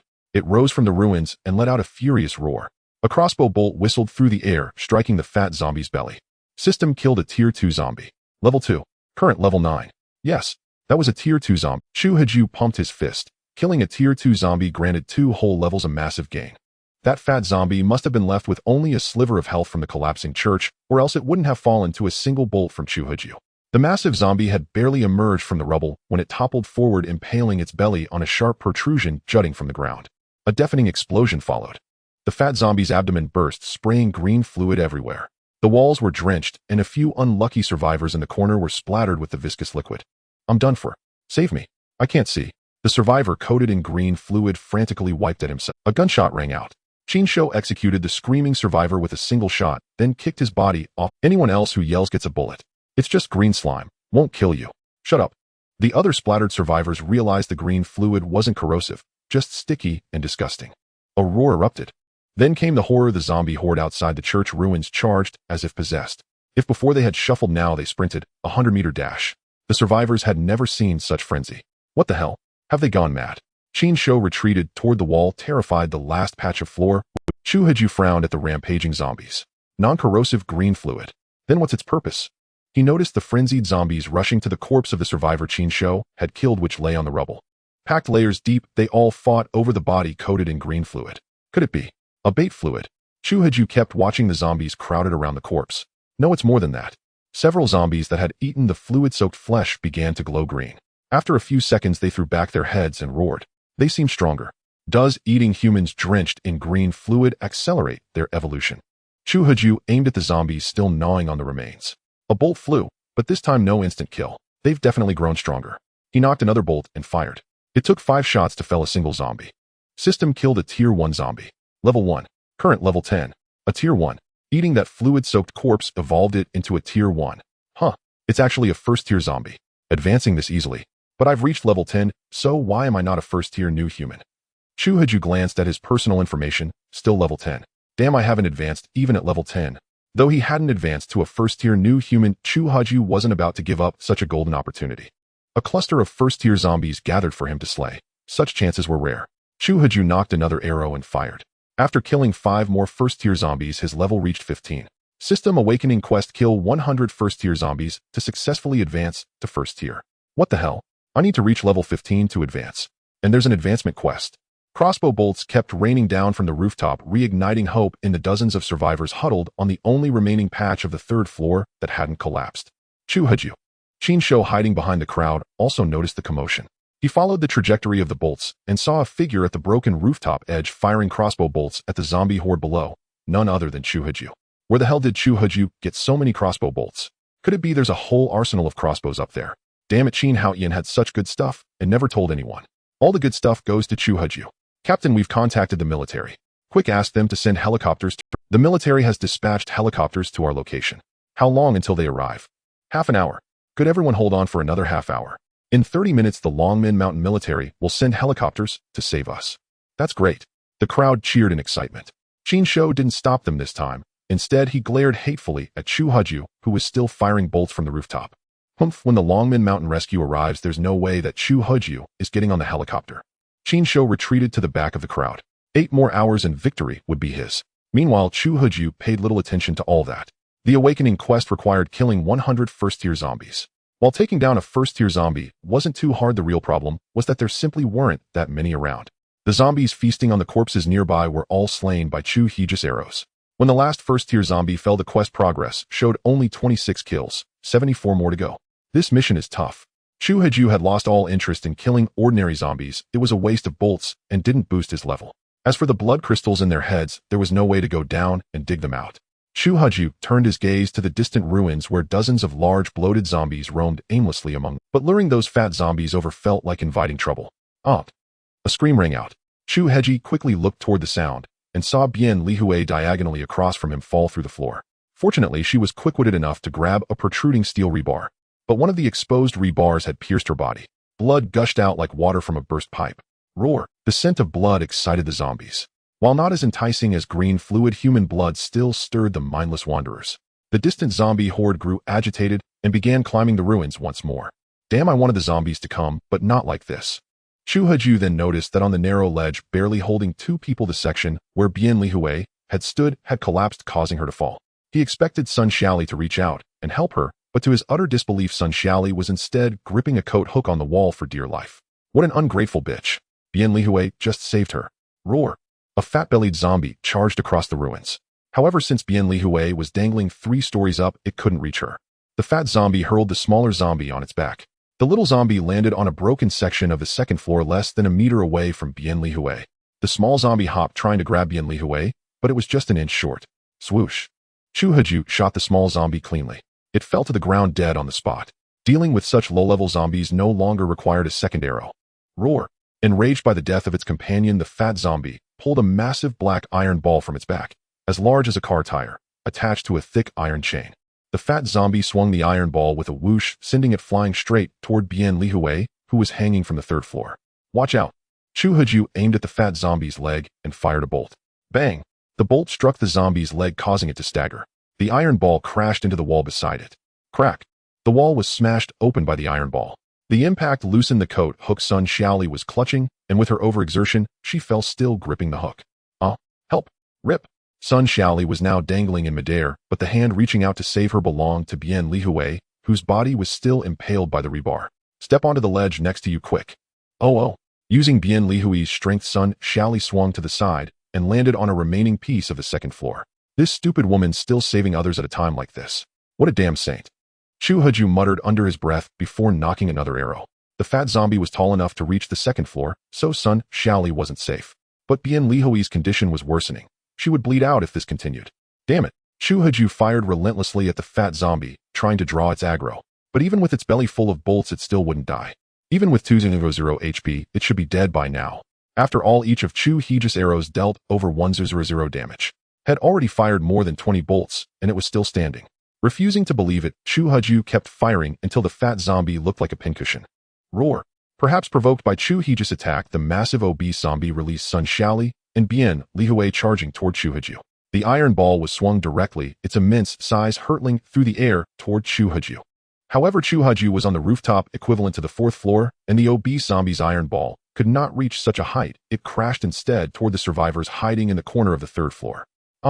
A panicked cry erupted as the iron ball struck, pinning an unfortunate survivor against the wall. The obese zombie retracted the iron ball, leaving the unlucky survivor's remains plastered against the wall, blood streaming down like a river, which incited another frenzy of excited roars from the zombies beneath the rubble. Damn it, that lunatic on the rooftop. Don't lure this damn zombie over here. Qin Shou let out a hysterical roar, but Chu Haju paid no heed, continuing to shoot. I've already dealt 500 damage. This damn obese zombie should be dead by now. Roar. With a thunderous explosion, the obese zombie's health depleted, triggering a self-destruct, and green fluid mixed with flesh and blood sprayed across the ruins once more. Damn it, it's that cursed green fluid again. Everyone don't make a sound. I can't see. On the 2nd floor, Sun Xiali was drenched in green fluid, and Bian Lihui, hanging on the 3rd floor, was also splattered with it. Don't move. Bian Lihui was already exhausted. If not for the steel bar piercing her body, she would have fallen out. But Sun Xiali ignored Bian Lihui's warning, her body swaying as if drunk, and with a misstep she fell into the rubble. Roar! The zombies, which had been waiting impatiently, swarmed over, tearing Sun Xiali apart in an instant. Chu Haju's gaze was fixed on Bian Lihui. Her black tight-fitting suit was now covered in green fluid, but fortunately, she was hanging on the 3rd floor beyond the zombies' reach. Please don't fall. As if hearing Chu Haju's prayer, Bian Lihui began to climb upward with effort. It was not just a matter of strength. She had to pull her body free from the protruding steel bar, which was fixed in the concrete. She could only extract herself, not the bar. Bian Lihui braced her feet against the wall, forcibly pulling her body off the steel bar Then, with a powerful tug, she stepped onto the protruding bar and climbed back to the ledge. Phew. Seeing Bian Lihui safe again, Chu Haju let out a deep breath, then retrieved a health pack from his. Chu Haju attached the health pack to a crossbow bolt and aimed it near Bian Lihui. Swish. The bolt shot forth carrying the health pack and embedded itself into the wall beside her. The sudden appearance of the crossbow bolt startled Bian Lihui, who thought a zombie was attacking her. When she saw the cloth pouch hanging from the bolt, she realized someone was helping her. Then Bian Lihui noticed Chu Haju at the rooftop edge waving at her. "Eat it to restore health," he shouted. "Thank you." Bian Lihui opened the health pack to reveal a red bean paste-like substance. She sniffed it, catching a hint of herbal scent, and then consumed the contents. A surge of warmth flowed through her body. Bian Lihui opened her eyes, staring at the herbal medicine. "It feels like all my fatigue is gone. What kind of medicine is this?" Bian Lihui fixed her gaze on Chu Haju at the rooftop edge, who had already started shooting zombies. The number of zombies on the ruins was dwindling one by one. She now realized that nearly 100 zombie corpses lay scattered across the ruins, and the people hiding in the third-floor corner could barely protect themselves. Could it be that this frail-looking young man on the rooftop had killed all these zombies? What's his name? It seems Chu Haju. The zombies were cleared again, and this time Chu Haju's mission progress reached 68,100. He needed only 32 more zombies. With luck, another round of killing would trigger an awakening. But Chu Haju suddenly hesitated about whether to lure more zombies. To do so, he would have to sacrifice a survivor. Although Chu Haju had no connection to these people, he couldn't bring himself to do it. "Hey, you on the rooftop." Qin Shou, hiding on the third floor, called out to Chu Haju. Chu Haju leaned over to look. It was none other than Qin Shou. "Captain Qin, any orders?" "Boss Chu, you must have plenty of crossbows up there. Toss some down, so we can all kill zombies together. Many hands make light work." "Sorry, Captain Qin, I have plenty of bolts, but only one crossbow. I can't give you one." "Boss Chu, you must understand that if we don't kill all the zombies, none of us will escape." "Escape? Who said anything about escaping? Do you see the hundreds of zombie corpses on the ruins? If I wanted to, it's only a matter of time before I kill them all." "You're boasting. There are tens of thousands of zombies here, and with the city gates breached, their numbers will only grow. Without food, we'll all starve." Slurp. Chu Haju opened a can of energy drink and gulped it down. The sound of his drinking was clearly audible to the survivors hiding on the third floor. "I really have to thank Captain Qin for not letting me into that shabby office on the third floor. Otherwise, I wouldn't have found a small weapons cache and a supply depot on the rooftop. Let's see. A strategic material reserve. I guess I'm just lucky." There was no supply depot on the rooftop. Everything was from Chu Haju's stall system storage. He said this merely to provoke Qin Shou. Qin Shou was furious, but he knew anger was useless. His eyes darted and his angry expression turned into a "Boss Chu, how about a deal?" "A deal? Captain Qin, what do you have left to trade with me?" "We've contacted the Longmen Mountain military headquarters. A helicopter will be sent to rescue us within half an hour." "Rescue is coming." Chu Haju hadn't been paying attention to their conversation on the third floor. If rescue was on its way, that damned Captain Qin would surely try to prevent him from boarding the helicopter, just like before. "So, Boss Chu, do you want to ride that helicopter?" "Captain Qin, just tell me your terms. The condition is simple. You see, there are so many of us here still starving. I won't ask for much. Just share a portion of the supplies on the rooftop with us. How about it?" Qin Shou looked up toward Chu Haju on the rooftop. Although the words seemed unobjectionable, Chu Haju couldn't shake the feeling that he was being manipulated. "What do you say, Boss Chu? If you give us survivors some food when the Longmen Mountain military rescue arrives, I can get you a spot on the rescue helicopter." "Captain Qin, it's not that I don't want to give you supplies, but honestly, there isn't much left here. There are only 5 bottles of energy drinks on the entire rooftop. I already drank one, and my 2 companions need to drink 2. So now I can only spare 2 bottles for you." "Fine, 2 bottles it is. Who should I give these 2 to?" "Give them to me, of course." "Tisk, Captain Qin, that's not right. As they say, respect the elderly and cherish the young. You should give one to the old man." Roar. Just then, another massive zombie converged on the ruins of the church. Chu Haju glanced at the colossal zombie. It was no different from the previous ones except for its weapon. The common traits were a smaller zombie clinging to its body and an exceedingly round belly. This wasn't Chu Haju's first encounter with these giant zombies. Their shared characteristic was the mysterious green liquid within their stomachs. It seems there's another opportunity. If I play this well, I can complete the awakening mission this time. Chu Haju scanned the survivors on the third floor's corner. There were only 2 bottles of energy drinks, but nearly 20 survivors, too many mouths, and too little to go around. Old man catch. Chu Haju tossed 1 bottle of energy drink downward. It landed directly in a trash can beside the elderly man. But just as the old man reached for it, a skinny young man snatched it away. Crack. Gulp gulp. The scrawny thief showed no respect for the elderly, opening the drink and chugging it down. "Mine, that was mine." The elderly man had been closest to the drink, but now he was shoved into a corner by several people. The skinny young man who grabbed it was soon overwhelmed by others, and half the bottle became a free-for-all. "Captain Qin, catch. This one's for you. If you can't protect it, then I can't help you. Don't worry. If you give it to me, I'd like to see who dares to take it." Captain Sheen raised his pistol, the message clear. Anyone who tried to take his energy drink would be shot. Given the terrified looks on the others' faces, it seemed no one dared to challenge him. Without another word, Chu Haju tossed the second bottle down. Captain Sheen, catch. As Chu Haju spoke, he threw it, but not toward Captain Sheen. Instead, it landed at the farthest point from him. Oops, sorry, Captain Sheen. I threw it too hard. Captain Sheen shot a glance at Chu Haju, then shouted to the people, nobody touch it. Whoever does'll kill them. Captain Sheen began walking toward where the drink had fallen. Chu Haju smirked coldly, then knocked an arrow and aimed at the giant zombie. The ruins were now swarming with zombies, but Chu Haju only needed the first tier ones. He didn't waste his bolts on the ordinary zombies. Arrow after arrow, Chu Haju turned the giant zombie into a pincushion. Who hid my energy drink? A furious roar erupted from the crowd of survivors on the third floor. Chu Haju looked over. It was none other than Captain Sheen, raging like an angry lion. Who hid my energy drink? Speak. Captain Sheen grabbed a skinny young man. Tell me, did you take it? You stole the old man's drink earlier. Did you take mine too? Boss, I swear I didn't. Search me if you don't believe me. Bang. Damn it, stealing right under my nose. You're no good. Xiao-sun, search him. Yes, Captain. A soldier in Special Forces gear began searching the body. After a moment, Xiao-sun looked up and shook his head at Captain Sheen. Not him. Then who? Captain Sheen scanned the crowd. Don't make me do this. I'm going to search every single one of you. If I find it on anyone, I'll kill them. Hand it over now, and I'll spare your life. The crowd fell silent. Very well. Looks like the thief doesn't want to come forward. Everyone line up. Xiao-sun, Xiao-li, search them one by one. If you find it, shoot them on the spot. Yes, Captain. What a sin. An elderly woman in the crowd wet herself in fear. Auntie, did you? No, I didn't. Then why are you wetting yourself? I really didn't. Xiao-li, search this old woman first. Xiao-li approached, undeterred by the urine, and began searching. After a moment, he shook his head. Auntie, if you didn't steal it, why are you so scared? I just never thought we'd die not from zombies, but from killing each other over an energy drink. Young man, it's just a drink. Is it worth this slaughter? You're soldiers. Couldn't you just give it to the people? Slap. A sharp slap echoed, and the old woman's face swelled. Are you telling me what to do? Then shut up and keep searching. If I find who hit it, I'll shoot them myself. Bian Lihui, sitting in the distance, had recovered somewhat after consuming the blood and chi pack Chu Haju had given her. She had bandaged her wounds with cloth, temporarily stopping the bleeding.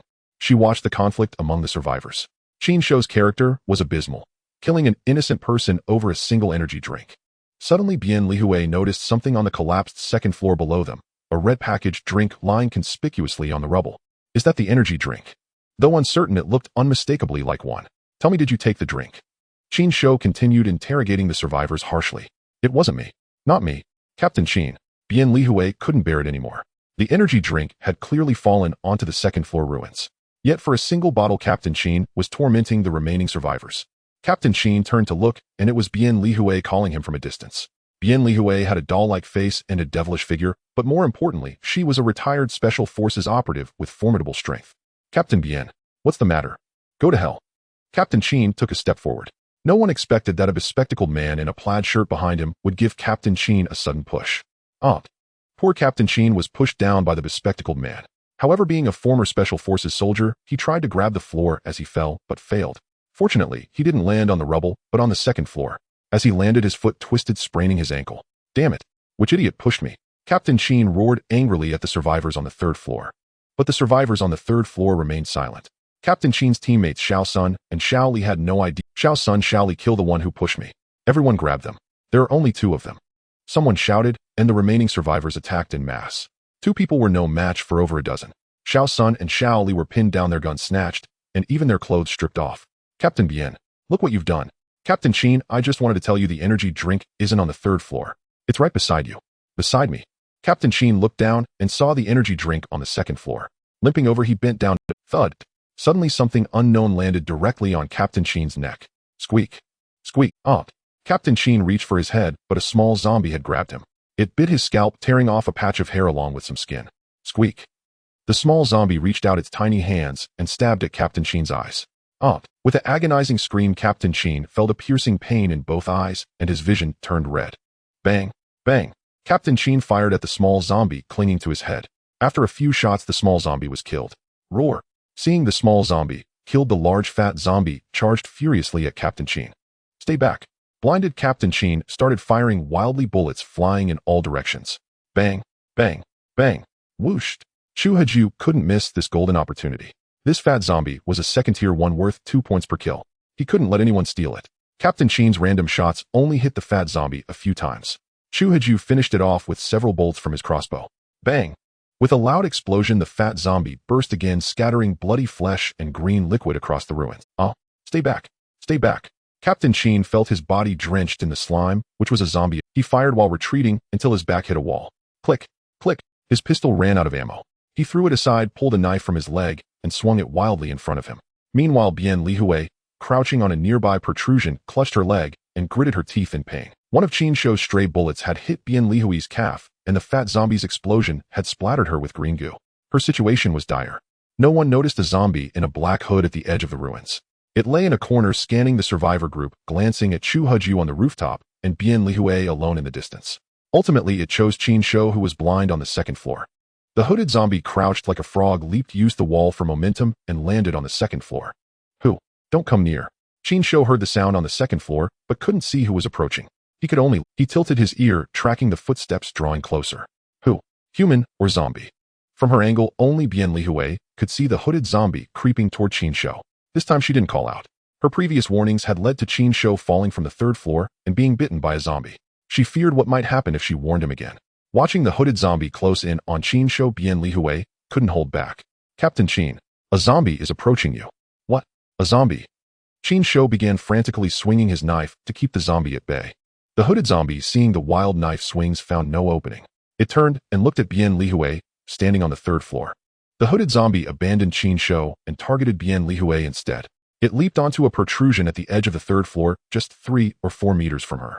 The sudden appearance of the hooded zombie made the survivors on the third floor scream. The commotion drew the zombie, which jumped into their midst. The crowd scattered, but an elderly man slow on his feet couldn't escape. The hooded zombie pounced on him, biting down on his head. A chunk of the old man's skull was torn off, revealing white brain matter. Screams erupted. The close-range bloodbath sent hearts racing as everyone fled in panic. But in such a confined space, shoot! Several survivors who had grabbed assault rifles had never fired one. After fumbling, they couldn't get off a single shot. Xiao Sun rushed over, snatched a rifle, and fired at the hooded zombie, still feasting on the old man's brain. Bullets poured out like they cost nothing. Roar! Hit by bullets, the hooded zombie seemed to feel pain. It leaped away, heading toward the ruins below the third floor. With a few bounds, the hooded zombie vanished from sight. The head-suited zombie fled, and Xiao Sun also stopped shooting. The head-suited zombie jumped into the crowd of zombies and disappeared like a fish. Chu Haju, lying on the rooftop, saw everything. The speed of the head-suited zombie was too fast. Before he could aim with his crossbow, it had already vanished. This made Chu Haju sense a crisis. Dealing with slow-moving zombies like the fat man was manageable with a kite-flying tactic. However, handling such fast-moving zombies was truly challenging. With his current health, he couldn't engage in close combat. The head-suited zombie's attack was extremely swift, leaping and attacking, then feasting on the survivors' brains. Chu Haju believed that if it were him, he would likely only have the option to flee. Cough, cough. Water. At this moment, Xia Yuhua had already awakened. It seemed that this time she was not the uncontrollable Xia Yuhua. Chu Haju directly took out a bottle of energy drink and fed it to Xia Yuhua. Sister Xia, how do you feel? Much better. Can you let me go now? Yes. Chu Haju used his dagger to untie Xia Yuhua. Sorry, Sister Xia, about the bullets in your limbs. I can't get them out myself right now. I need you to help me. Sister Xia, bear with it. Chu Haju began to extract the bullets from Xia Yuhua with his dagger. Although this wasn't Xia Yuhua's first time having bullets removed from her body, Chu Haju was still very impressed by her. She seemed like a delicate young girl, but her spirit of enduring pain was admirable. After removing the bullets, Chu Haju also used adhesive bandages to dress her wounds.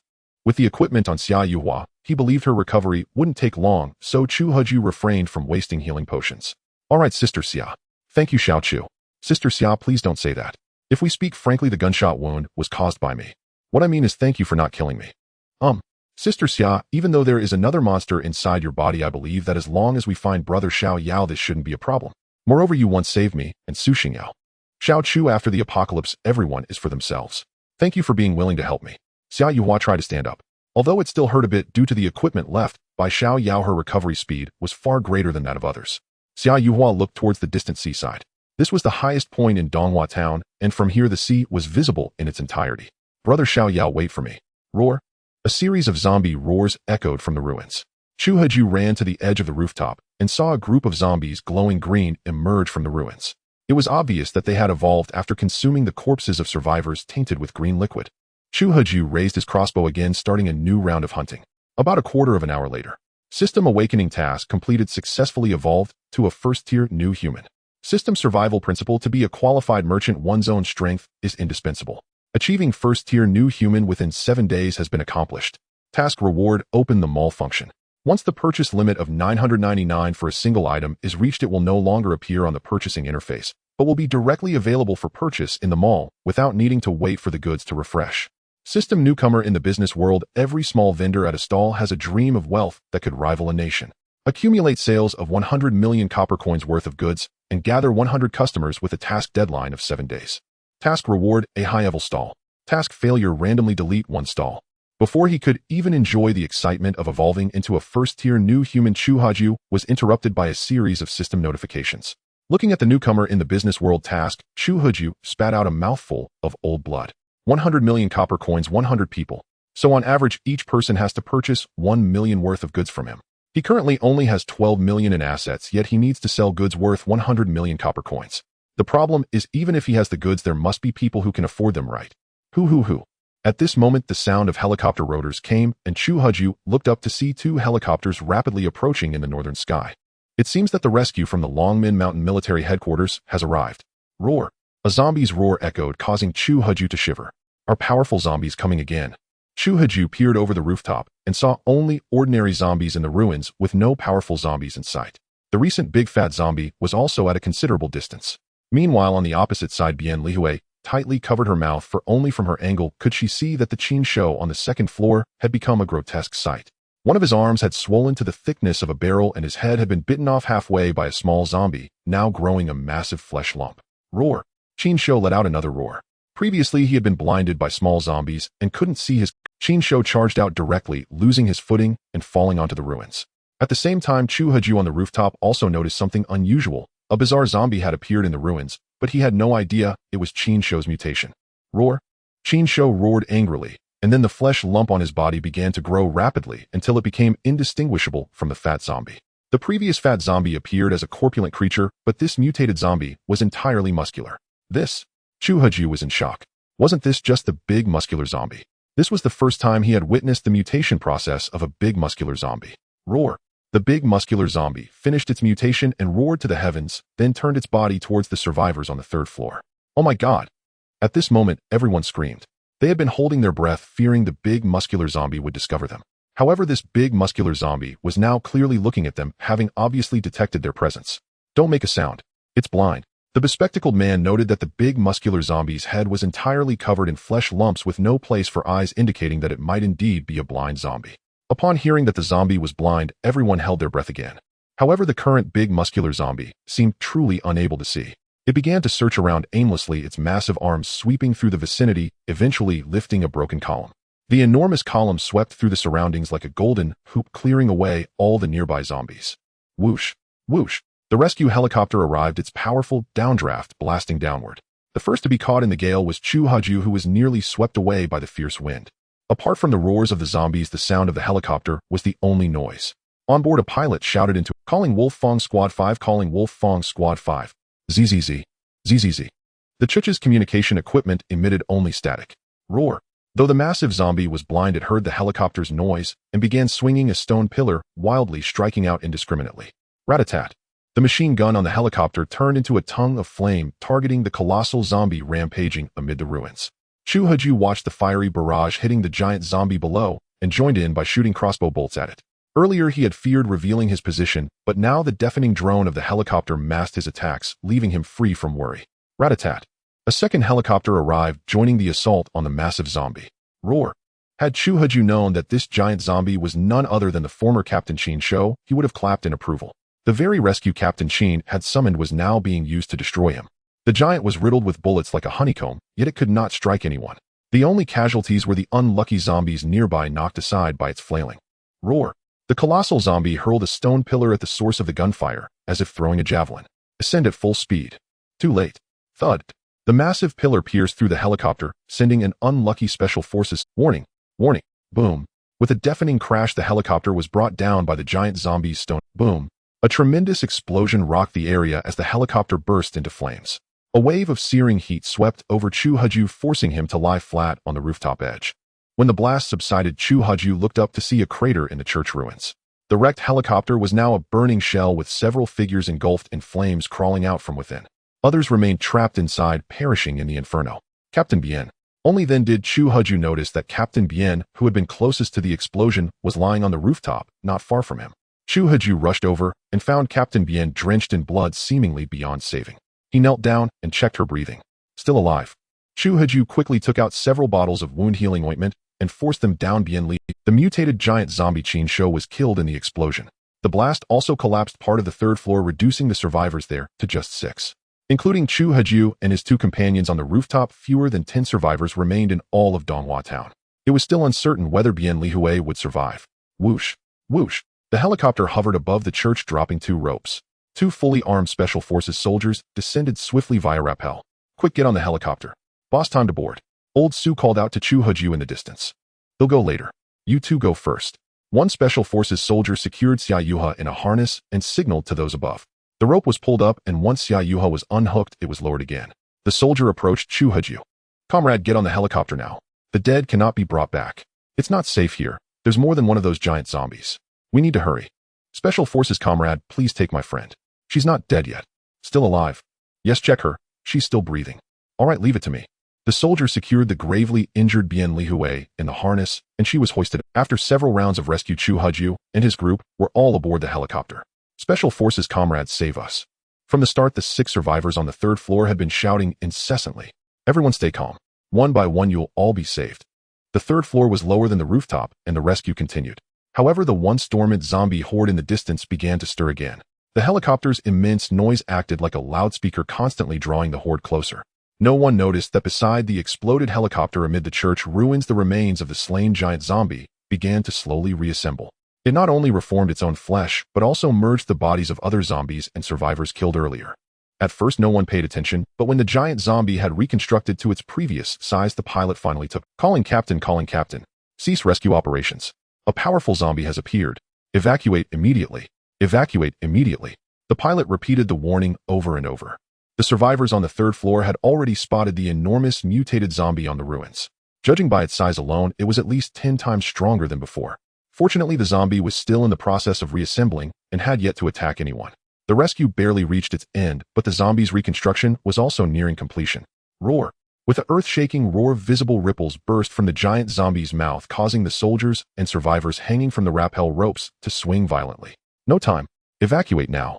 The helicopter ascended sharply, speeding away from the church rooftop. The last soldier and survivor were just barely pulled aboard. The rescue was over. Whether a success or failure remained ambiguous. Success meant all survivors were saved. Failure meant only 10 had been rescued from all of Donghua Town. One of the 2 rescue helicopters had also crashed. The group stared at the colossal zombie on the church ruins. Though they had escaped death, a shadow of dread hung over their hearts.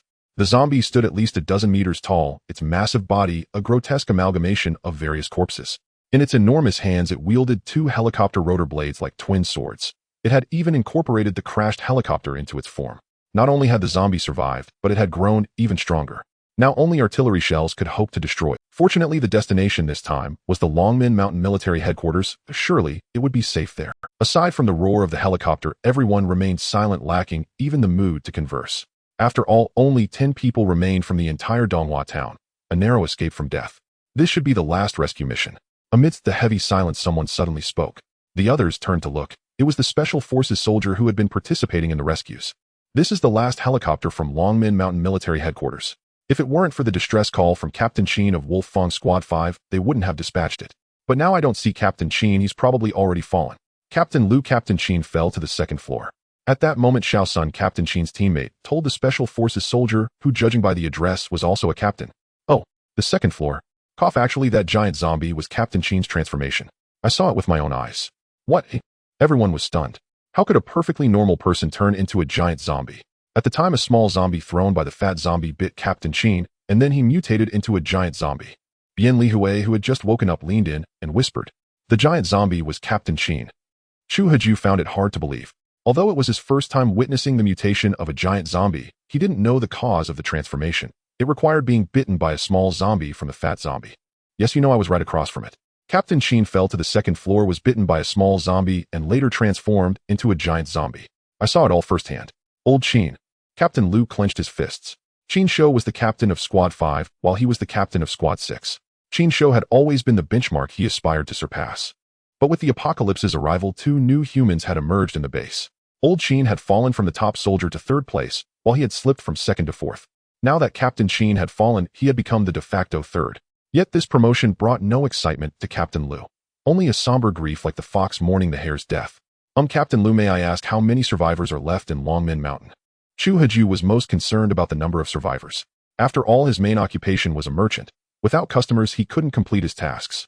In total, fewer than 2,000. Captain Lu, do you mean that survivors and military personnel combined number less than 2,000?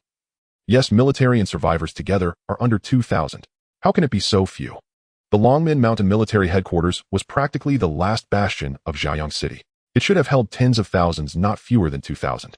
Not only Chu Haju found it hard to believe, but the others on the helicopter were equally incredulous. What do you think? If we weren't so short-handed, the zombies in Zhaoyang City would have been wiped out long ago. Then where are the people? 4/5 of the military have turned into zombies. Even in Longmen Mountain, most areas are no longer under our control. I don't quite understand. You mean most of Longmen Mountain is still in zombie hands? Yes, you could say that. And those zombies were once our comrades. What the? Chu Haju felt like jumping out of the helicopter.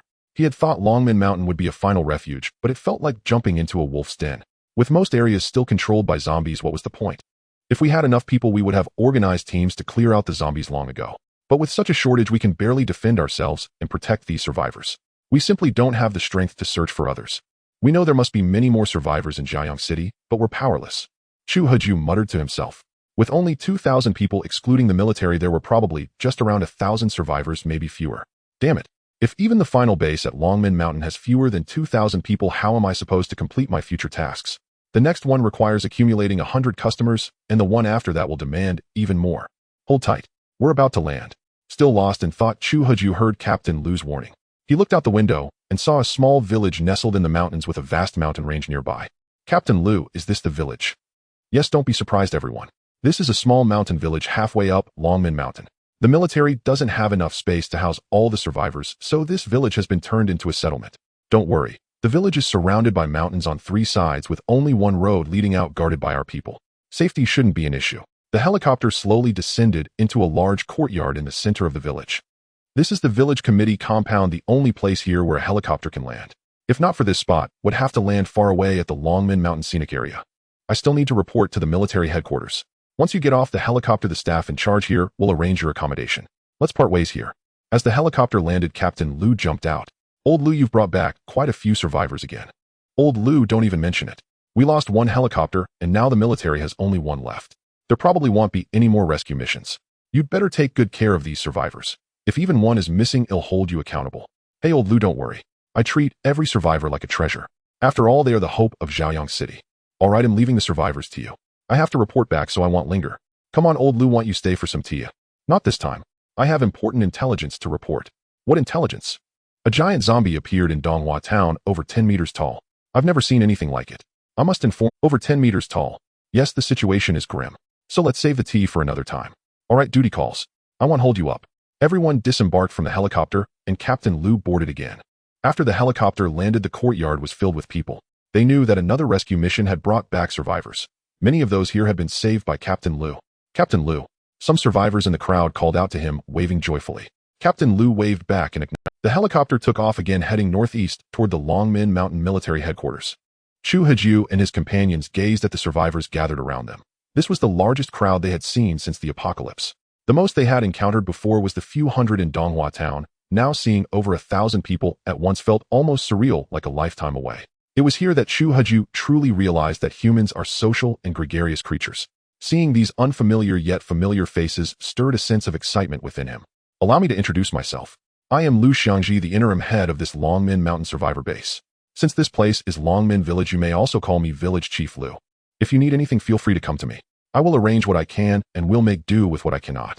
After all, it's the apocalypse now, and I cannot cover every detail. For safety's sake, do not leave the village lightly. Handle all matters within the village if possible. If there are no more questions, I will arrange your accommodations. No questions. Everyone shook their heads exhausted. Hearing about accommodations, all they wanted was a bed for good. Since there are no doubts, I assume you are all tired. I will now arrange your lodgings. Follow me. Thank you, village chief. The surrounding survivors began murmuring softly. This batch of survivors has a few. I like that little loli, but she's adorable. What do you know? That woman in the black tight outfit is the best. Curvy and shapely, but a pity, she seems to be limping. They were referring to Bian Lihui, who hadn't fully recovered from her injury and walked with a slight limp. Even if she's limping, you have no chance. You'd better settle for that chubby girl. Get lost. I'd rather use my own hand than go for that fatty. Come on, at least that old lady inside is female. Get lost. The onlookers began gossiping about the women among Chu Heju's group, but due to the distance, Chu Heju and his team only heard the buzz without catching the specifics. Chu Heju followed village chief Lu through winding paths to a house at the northern edge of the village. Folks, this village has 300 households, but most are occupied.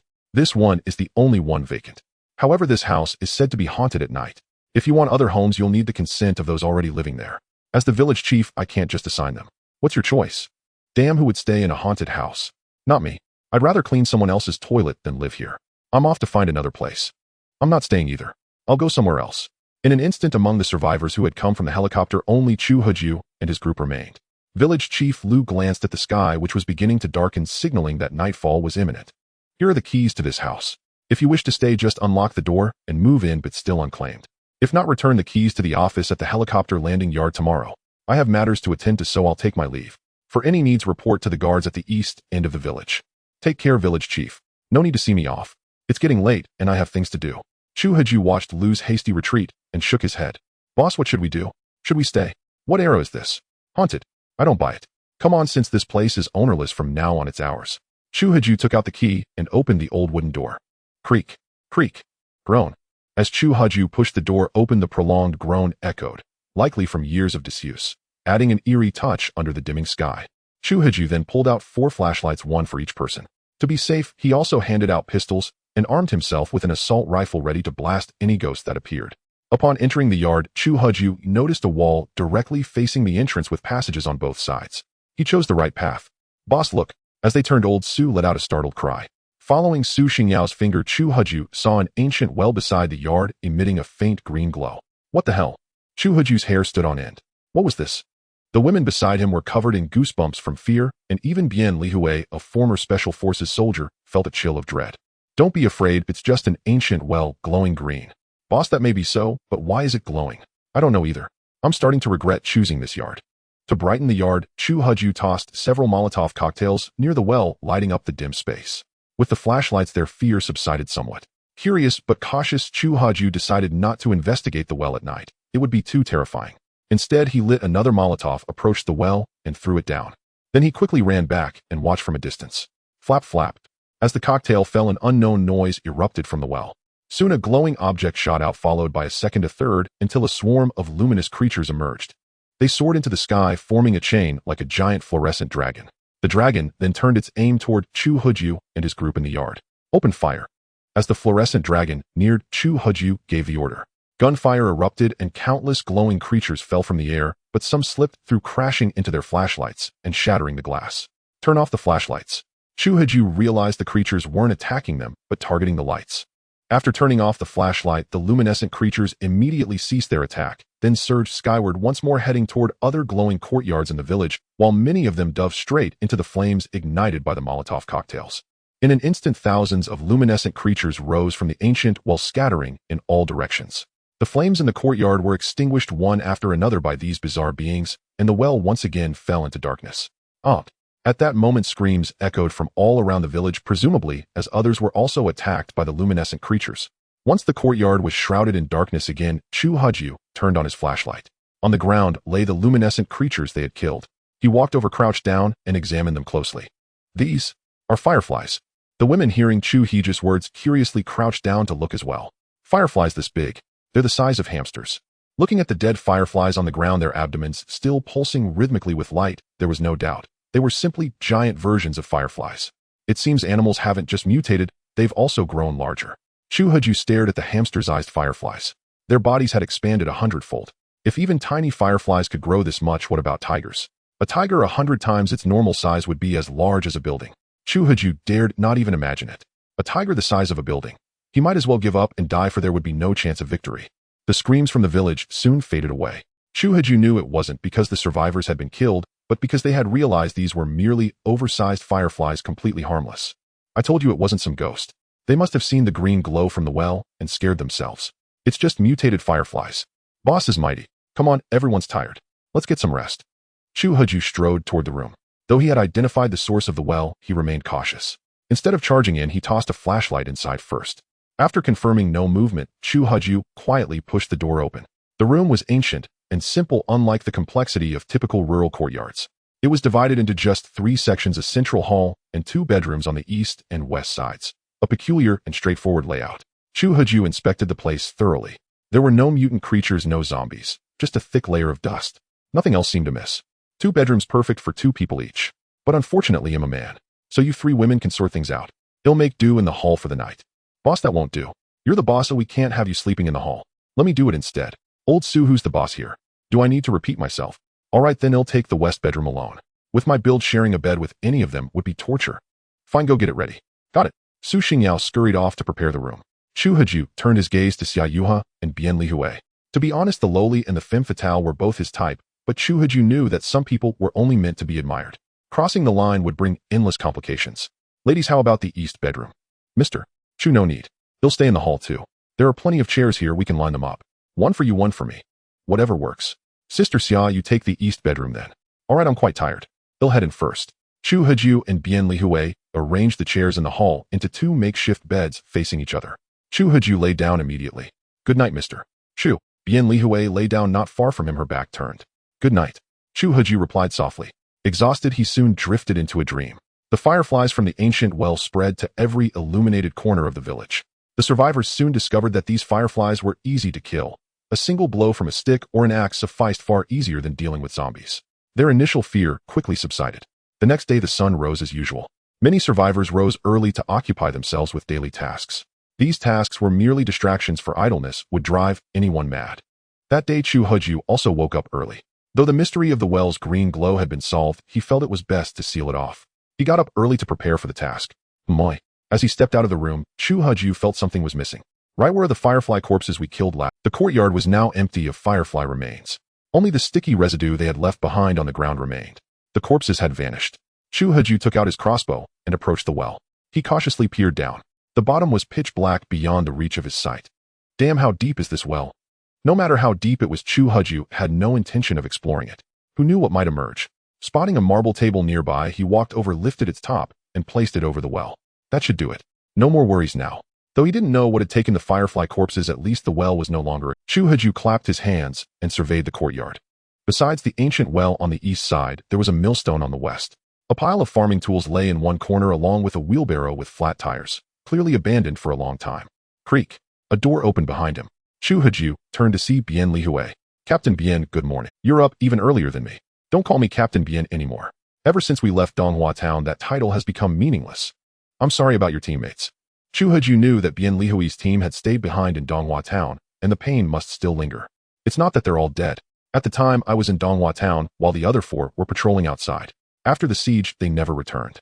You mean all your teammates are alive? At least they didn't die before my eyes, leaving me with something to hold on to. Captain Bian, what are your plans now? Just call me Lihui from now on. I don't have any plans for now. We'll see how things go. Maybe you'll stick to my old trade. If I'm needed here, I'll continue as a guard or patrol. I'm a retired special forces soldier after all, and am good at it. Lihui, I have an unusual request. Would you consider being my bodyguard? Bodyguard? Yes, a bodyguard. Hiju, you're just an ordinary person. Why would you need a bodyguard? I'm afraid of dying. Alright, that actually makes sense. I'm speechless. But I'm expensive. Can you afford me? Name your price. It sounds like some kind of shady deal. You're overthinking it. I'm serious. Name your price. I already have 1 bodyguard. With another ID, have exactly 2. Imagine having 2 beautiful female bodyguards flanking me wherever I go. It would be quite the spectacle. You're not talking about that chubby girl, are you? Who's calling me chubby behind my back? At that moment, Su Xingyao strode out of the room with an air of authority. Ahem. Even for Bian Lihui, who had a thick skin, being caught gossiping was incredibly awkward. Old Su being fat isn't something you can deny. What's wrong with being fat? Did I eat your rice? Enough, Old Su. Being fat has its perks, and being thin has its troubles. Don't dwell on it. I like you just the way you are, plump. Boss, are you serious? I mean, with your build, just standing there as a bodyguard would be intimidating enough. Hiju, then why did you ask me to be your bodyguard? I'm not fat, you know. You're a retired special forces soldier. I can make exceptions. Hiju, so you're saying I got the job through connections? You could put it that way. And what about Su Xingyao? Her. She practically begged to be my bodyguard, didn't you, Old Su? Boss, can we not bring up the past? Fine, I'll be your bodyguard. but I'm a retired Special Forces soldier and the patrol captain of Donghua Town. With my credentials, I should get double Su Xingyo's salary. No way. Boss, listen to me. Pay should be based on body size. Her so-called credentials are worthless compared. Salaries will be the same for now. If someone shows exceptional skill or outstanding performance, they'll consider a raise. Deal. Bian Lihui agreed without hesitation. When it came to skill and performance, she was confident she could outdo some untrained chubby girl. Otherwise, all her grueling training would have been for nothing. Quite the lively gathering. What are you all discussing? Xia Jie, you're awake. Yes, I finally had a good sleep. I didn't expect to be the last one up. What were you all talking about? Nothing much. I just hired Bian Lihui as my bodyguard. Little Chu, you've become quite the big shot hiring. It's okay. It's the apocalypse now. You can't even step outside without a few bodyguards. Boss, look over there. At that moment, Su Xingyao suddenly stared at the distant sky, her eyes wide with shock. Everyone quickly looked up. In the distant sky, a massive dark silhouette was rapidly approaching. Not good. Everyone get inside. Although Chu Haju didn't know what the massive dark shape was, he was certain it meant trouble. The group hurried into the house, and the enormous creature landed directly in the courtyard. Chu Haju peered through the crack in the door. A bizarre creature had landed in the yard. Isn't that a bat? Why is it out in broad daylight? A bat. Chu Haju looked again and confirmed it was indeed a bat. The creature was as tall as a man, dragging itself toward the ancient well. But Chu Haju had covered the well with a marble slab. The mutated bat flew up, its claws pushing the slab aside, and then dove straight into the well. What the hell? Is this well a bat cave now?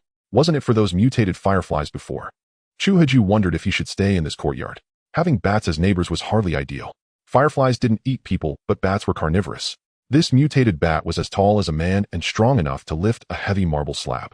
Catching a person would be no problem. Boss, what do we do? First, let's seal the well. With no other choice, Chu Haju decided to block the well. If the marble slab was too light, he planned to bring over the millstone from the west side. Let's go. Chu Haju dashed out of the courtyard first. He quietly placed the marble slab back over the well's opening, then together with the others carried the millstone from the west and set it on top of the marble slab. Bang, bang, bang. After their efforts, a knock came at the door. Old Su, go see who it is. Yes, boss. Su Xingyao went to open the door. What can I do for you? She opened the door to find 5 or 6 men, all of them, but they didn't look like good people. Big sis, were your neighbors from next door? We heard someone moved into this haunted courtyard, so we came to check if you were okay. Who are you calling big sis? What are you hoping something happened to us? Miss, could you let us into the courtyard? We're curious about this haunted place. They say strange sounds come from here at night, and there's an ancient well that glows green. Su Xingyao turned and called out, Boss, some people want to come in for a look. Let them in. Please come in. Thank you, miss. The leader exchanged a glance with his men, then turned to Su Xingyao with a sly smile. Please lead the way, miss. Su Xingyao shot him a look and walked into the courtyard. Boss, these are the ones who say they... And this is our boss Chu. Boss Chu, we live next door. This courtyard is haunted. Didn't you know? The well glows green at night, and strange noises come from it. Didn't you hear anything last night? I'm sure you know what the green light is by now. It's just mutated fireflies. As for the sounds, they're probably from the firefly. So you've sealed the well, boss Chu? Yes. To prevent anything else from coming out, sealing it once and for all. You're quite brave, boss Chu. This courtyard is in a good location, but no one dared to live here because of the haunting. You've gotten a bargain. Perhaps it was meant for me. Is there anything else? If you just came to see how we were doing, we're fine. We slept soundly. The haunting was just mutated animals. If there's nothing else, I have things to attend to, so I won't be able to entertain you. Boss Chu, actually, we have another favor to ask. Oh, go ahead. May I ask, what is the relationship between these two beauties and you? The leader's lecherous eyes swept over Xia Yuha and Bian Lihui. Oh, Chu Heji's interest was piqued. So they weren't here to sightsee after all. They had ill intentions. These are all my friends. May I ask what business you have with them? Chu Haju squinted his eyes this time, carefully scanning the crowd before him. Although he claimed to be visiting his new neighbors, judging by their expressions, it seemed most of them had never truly looked him in the eye. Their gazes were far more often fixed on Xia Yuha and Bian Lihui. Since they are friends, that makes things easier. Boss Chu, I have taken a fancy to the beauties by your side. Would you be willing to... I can, but there is a condition. To the astonishment of the group, Chu Haju agreed, without hesitation, almost without a second thought. What condition? As long as it exists in this village, my brothers, and I can get it for you.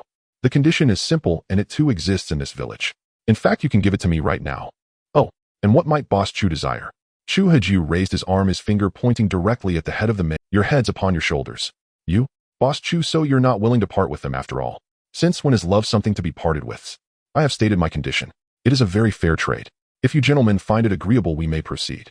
If not, you are free to leave now, and I shall pretend you were never here. It seems there's nothing more to discuss. Brothers, draw your weapons. Swish, swish, swish.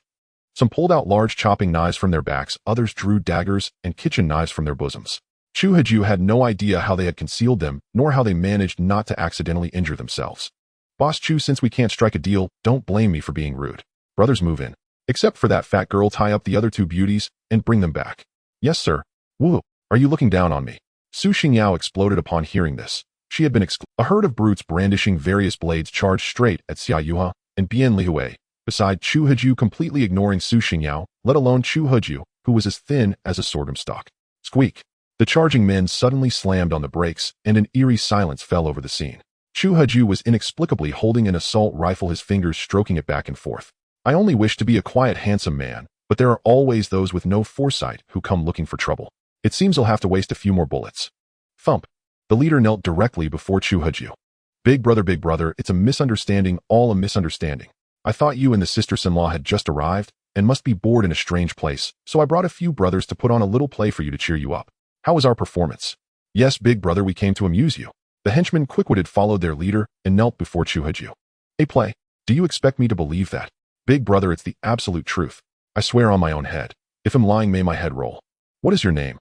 Big brother, my name is Wang Fuguwei. Just call me Xiao Wang. Uffed. Xia Yuha light-hearted spat out a mouthful of water. Little turtle. Yes, sister-in-law, your orders. Don't talk nonsense. This is my sister Xia, not your sister-in-law. Watch your tongue.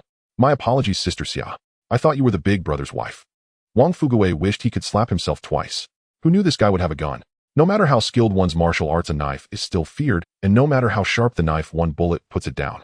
Their cleavers and daggers were nothing before an assault rifle. Wang Fuguwei, is it? Your humble servant is here. I don't care if what you said just now was true or false. All of you remember this, I have claimed your heads, but I will let you keep them for now. From this moment on, your lives belong to me. You must obey my orders unconditionally. Should any one of you dare to defy me, I will personally retrieve that person's head. Do I make myself clear? Yes, sir. The kneeling men shouted loudly, thinking that as long as their lives were spared for now, once they escaped, who would know who they were? One more thing. I despise betrayal above all. If anyone tries to sneak away, I will make them understand what it means to die with rhythm. Unless they are no longer in this world, no matter how far they flee, I will find them and tear them limb from limb. That is the least of their punishments. At this, a few hearts in the crowd skipped a beat. Though they had entertained thoughts of luck, no one now dared to be the first to try, for everyone understood the principle of the bird that sticks its neck out. Your humble servants dare not. All of you get up. Here is your first task, clean the entire courtyard until it is spotless by noon. Fail, and I will show you what it means to beg for death in vain. Yes, big brother. What are you kneeling for? Get to it. The men scrambled to their feet, ready to begin cleaning. Wait. Big brother, your orders. Do you need knives and guns to clean? Drop all your weapons right now. If I find anyone still carrying a weapon, I'll tie you up and feed you to the zombies. Clang clatter. With a metallic crash, the men scrambled to throw their weapons on the ground. Good heavens. It wasn't just the obvious ones: kitchen knives, daggers, butterfly knives, brass knuckles, box cutters. Having dropped so many weapons, the lackeys began vying to clean the yard. Logically, these men were of unknown origin and ill intent. A Chu Haju could have easily put a bullet in each of them. Killing is simple, just a matter of a bullet. But conquering a person, making them submit wholeheartedly, without a trace of rebellion, is infinitely more difficult than simple murder. For instance, if he had simply shot these 6 men dead, it would have been satisfying, clearing his mind and soothing his mood. But then he'd have to deal with the bodies and the blood himself, wasting the entire morning. The scent of blood might even attract all sorts of mutated creatures, leading to another fierce battle. But now, not only did he avoid dealing with corpses, but he also saved 6 bullets. More importantly, he gained 6 free laborers to clean the yard, which had been abandoned for a long time. This saved the ladies the trouble of cleaning it themselves. I am a genius. Chu Heji put away the assault rifle directly. In truth, the rifle had long been out of bullets, and he had only brandished it as a bluff to intimidate others. Go back and pack up. We'll take a stroll later. Chu Heji instructed the women to tidy up and dismissed them. Seizing the moment while the others were cleaning the yard, he discreetly collected the blades from the ground. The fewer who knew about the warehouse's function, the better. Little Wang, our boss, your humble servant, is here. You lot stay here and clean the yard properly. We're newcomers and need to explore. When I return, I'll inspect your work. Do well, and you'll be handsomely rewarded.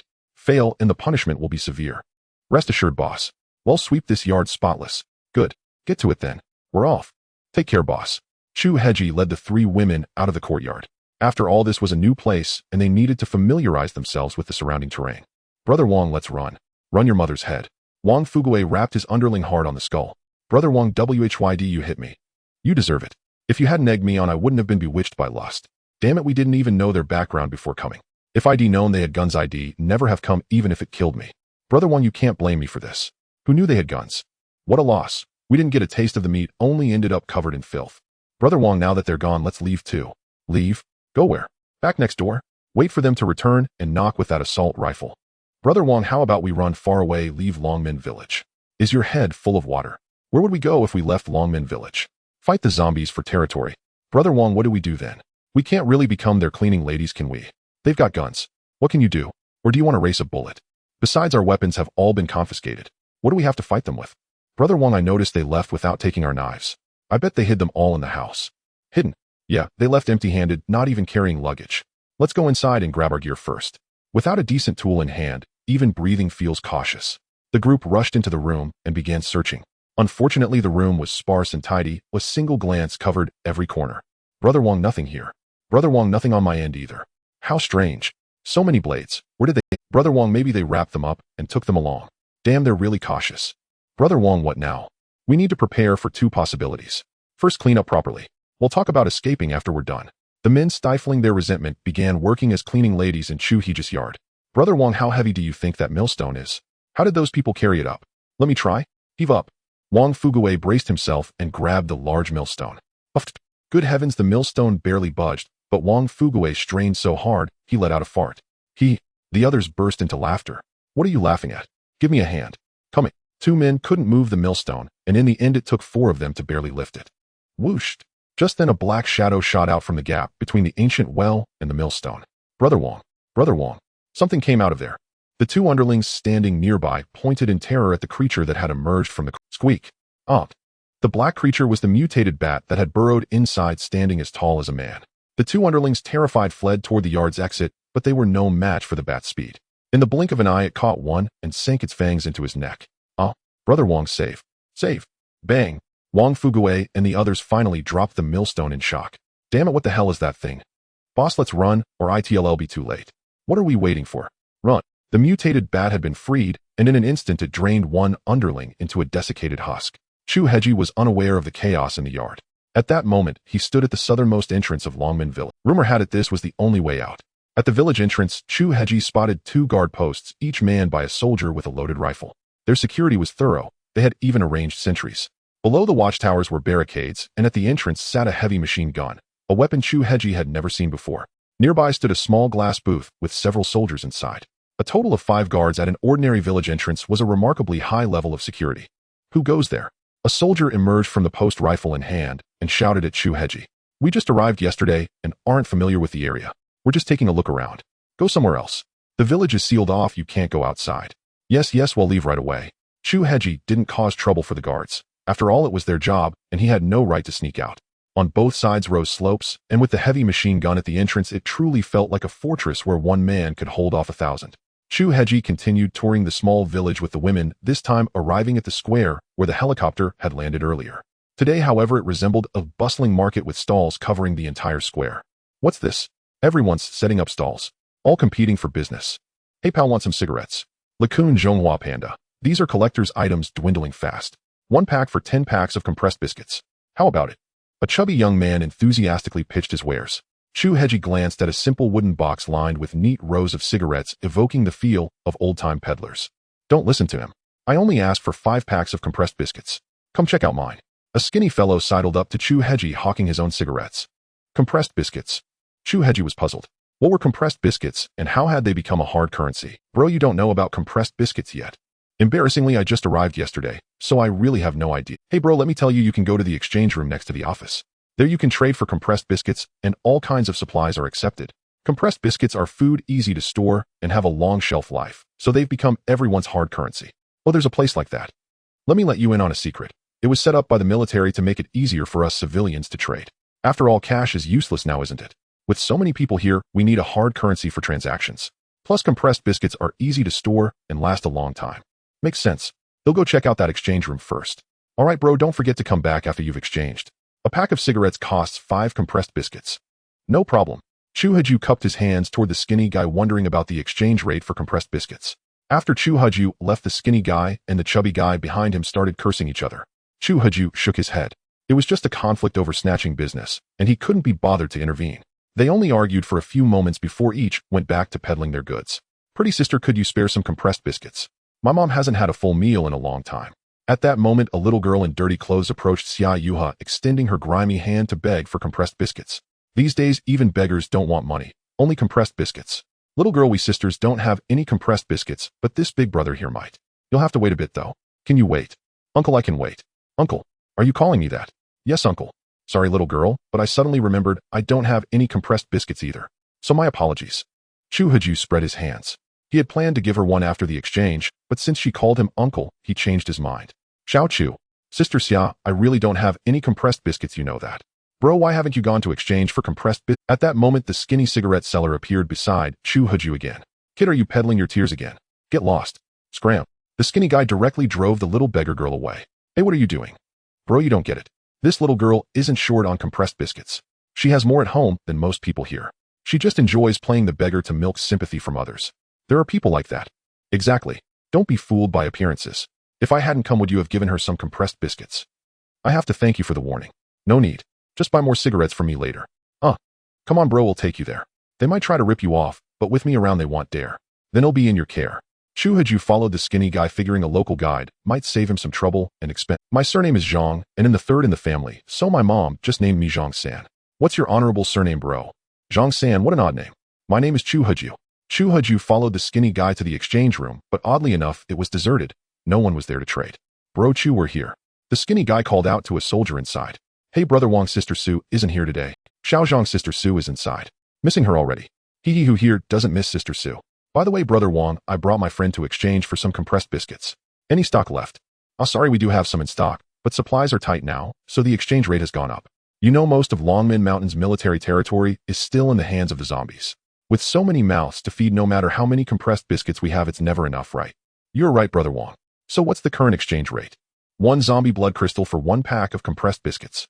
1 ordinary weapon for 1 pack. Other items need to be inspected first. That's so little. Wasn't it 5 packs before? Xiaozhang, I told you supplies are tight. It's not like before. We have to be thrifty now. Then Xiaozhang turned to Chu Haju. Bro Chu, what do you think? Do you have any weapons?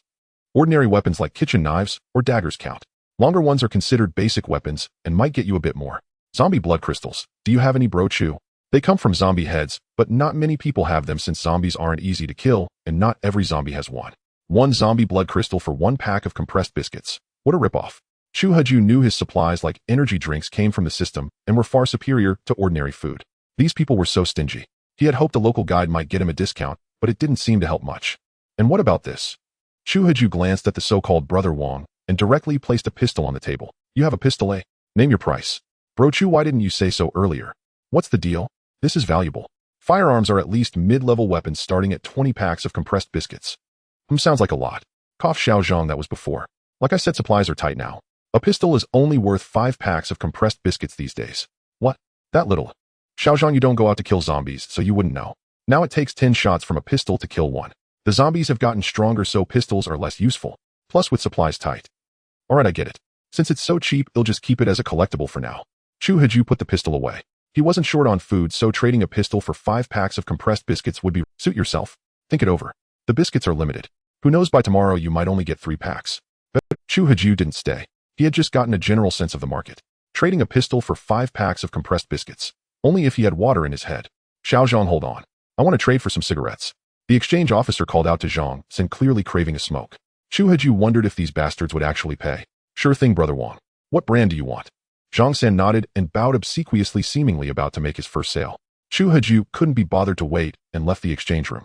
Chu Haju was too lazy to wait for Xiaozhang. This was their transaction, and he didn't want to hover nearby. However, after Chu Haju left, the two didn't actually trade the cigarettes. Xiaozhang, is this guy you brought reliable? Does he still want his commission? Brother Wang, he had 3 women with him, so I thought he was a big spender. Who knew he'd be so stingy, not even trading for supplies? Alright, go on. Bring me suitable marks, and your cut won't be missed. Then thanks in advance, brother Wang. Sure thing. Chu Haju walked toward the square. Just then several people rushed onto the square in a panic. Chu Haju looked over. Wasn't that Wang Fuguei and his crew? Had they finished cleaning? Boss, something terrible has happened. From a distance, Wang Fuguei spotted Chu Haju at once. It wasn't that Chu Haju was particularly distinctive, but the beauties beside him were too eye-catching, especially with many nearby already staring at them. Xiao Wang, what's wrong? Why the panic? Boss, it's bad. A giant bat flew out of the ancient well and bit one of my underlings to death. What? Didn't I use a millstone to seal the well? Well, this. Wang Fuguei's eyes darted and he stammered. Clearly they were the ones who caused this mess. You're more trouble than you're worth. Chu Haju dashed straight toward his courtyard. Of course, this was his home. If it was littered with corpses and stank of blood, how could he live there? The assault rifle was useless now since he had no bullets. All Chu Haju had left was a simple crossbow. Before he even reached the courtyard gate, he saw a huge mutated bat attacking survivors in the street. Help! Cries for help mingled with screams. In the blink of an eye, the unfortunate survivor was drained into a desiccated corpse. Damn, is this a bat or a vampire? Chu Haju knocked an arrow and aimed at the bat, still feeding on blood. The bolt shot straight at the mutated bat. Though it was just one arrow, unlike usual, this one froze the bat solid on impact. Yes, this. The beauties who arrived late along with Wang Fugui and his underlings were stunned by the sight. What did this mean? A new human. Xia Yuha frowned. Chu Haju had been an ordinary human before. How had he suddenly advanced to a new human? This wasn't just ordinary ice. It had frozen the entire mutated bat solid. Xia Yuha had witnessed Xiao Yao's awakening, which involved fire. Was Chu Heji's power ice? A new human. The boss is a new human. Wang Fugui was utterly shocked. If before he had feared Chu Heji's assault rifle, now he feared Chu Haju himself. In the entire village there was only one new human. Sister Su, who guarded the exchange house. But now there was another, and he was their leader. Wang Fugui's eyes brimmed with tears. With a new human as their boss, wouldn't they be able to walk around with their noses in the air in this village? Crack. But their joy was short-lived. The ice encasing the frozen mutated bat shattered. Squeak. A piercing screech rang out as the bat's hatred was successfully drawn to Chu Haju. Only 1 second. Chu Haju hadn't attacked while the bat was frozen because he wanted to see how long his awakening skill could immobilize an enemy. Unfortunately, it was a mere second. But that's enough. Chu Haju fired again at the lunging bat. Whoosh, whoosh, whoosh. 3 bolts in a row, but none triggered the freezing effect. Watch out. Bian Lihui warned just in time, but Chu Haju calmly knocked another arrow and fired. The 4th bolt froze the bat once more. Chu Haju quickly widened the distance, but this time he didn't idle. He kept shooting. The ensuing battle was neither brutal nor spectacular. By now a crowd had gathered. Vendors from the square surrounded the area. What they saw was a scrawny weirdo in a baseball cap and straw sandals using a crossbow to walk a dog. Yes, it was the legendary walking the dog tactic. Initially, everyone was terrified of the mutated bat, but as they watched it freeze mid-flight and crash to the ground repeatedly until it could no longer rise, they almost felt an illusion. Was killing a mutated bat this easy? Though this was the first mutated bat they had ever seen, it seemed far harder to kill than zombies. System killed a second-tier mutated animal. Level 1. Current level Tier 1, Level 1. Damn, killing a second-tier enemy only raises me by 1 level. That meant even killing first-tier enemies wouldn't grant level ups now. Hell, it seemed he was destined to be the brightest star in this dimension. He'd have to slay enemies above his rank to live up to his identity. After killing the bat, Chu Haju ignored the onlookers, drew his dagger, and began dissecting its head. Soon he extracted a blood crystal the size of a pigeon egg. Oh my god, that's a huge blood crystal. Damn, how can it be that big? How many compressed biscuits could that fetch? I bet a pack of spicy sticks. Definitely more than 20 packs of biscuits. Just then a valiant woman strode over and stopped right beside Chu Haju, who was still dissecting the bat. Hello, I'm Su Liangliang, the officer in charge of resource exchange in Longmen Village. Are you willing to trade that blood crystal? I can offer you 100 packs of compressed biscuits. Before Chu Haju could respond, the crowd erupted. What? Did I hear that right? 100 packs? That's insane. Damn, that kid struck it rich. I just asked. Right now a blood crystal only gets you 1 pack of biscuits. That's like 100 blood crystals. What do you know? Rarity makes value. Have you ever seen a blood crystal this big? 100 packs of biscuits. I could get myself a few women with that. Women, you'll die between a woman's legs one day. Sorry, not for trade. Chu Haju replied calmly, his soft words piercing the hearts of the onlookers. What? The crowd gasped again. 100 packs of biscuits for 1 blood crystal, and he refused. Was this guy out of his mind? No problem. If you change your mind, feel free to come find me. Alright, if I want to look you up. Make way, make way. At this moment the crowd parted once more, and several armed guards arrived. When the mutated bats had attacked the survivors earlier, someone reported the appearance of blood-sucking bats, prompting the temporary reassignment of 2 guards to eliminate the creature. However, upon seeing the massive mutated bat in their midst, they were astounded. They had assumed the blood-sucking bats were not particularly large, yet the carcass before them was as big as a full-grown adult. But it appeared the mutated bat had already been slain. Their gazes turned to Officer Su in the center, for only she possessed the capability to kill such a colossal mutant. Officer Su. The 2 guards saluted Su Liangliang directly. It's under control here. A mutated bat was attacking the villagers, but it has been neutralized. Proceed to the village entrance and stand guard. Understood. The 2 guards turned and left. Though intensely curious about the enormous mutated bat they knew, then Su Liangliang turned to Chu Haju and said, I haven't yet had the honor of asking your esteemed name, young friend. Chu Haju. Brother Chu, I wonder if you would allow us to take the carcass of this mutated bat. Rest assured we won't take it for nothing. Name your price in compressed biscuits. The carcass is of no use to me. If you wish to take it, go ahead. As for the biscuits, give me whatever you see fit. Excellent. Brother Chu is straightforward. In that case, he'll give you 100 packs of compressed biscuits for the bat's remains. What? A mere carcass is worth 100 packs of biscuits. I'm so jealous. The onlookers burst into exclamations of astonishment once more. Could a mutated bat's corpse really fetch 100 packs of compressed biscuits? After all, this was merely a remnant corpse from which the blood crystal had already been extracted, utterly worthless. Tisk tisk, I think I see a circle of green-eyed monsters. Su Xingyao hoisted her massive hammer onto her shoulder, looking as if she were watching a show. 100 packs of compressed biscuits were no small matter. Previously, someone would surely have coveted such a bounty. But now that the boss had revealed his power, as a new human, no one would be foolish enough to try and rob him. All right, as Officer Su says. Chu Haju didn't stand on ceremony. Why refuse free compressed biscuits? He knew Officer Su was probably doing him a favor. Sister Su, this isn't appropriate, is it? 100 packs of biscuits when our supplies are scarce. If I recall correctly, I'm the head of the exchange office. Yes, Sister Su is right. Then what are you waiting for? Go fetch the biscuits. Yes, Sister Su. Wang Xiangwei turned to get the compressed biscuits, but his eyes were cold and his teeth ground audibly. He had toiled and schemed just to scrape together a little extra income, yet Su Liangliang casually gave away 100 packs for a blood crystalless corpse. Damn it, if not for the fact that Su Liangliang was a new human, he wouldn't have to swallow this insult. What's going on here?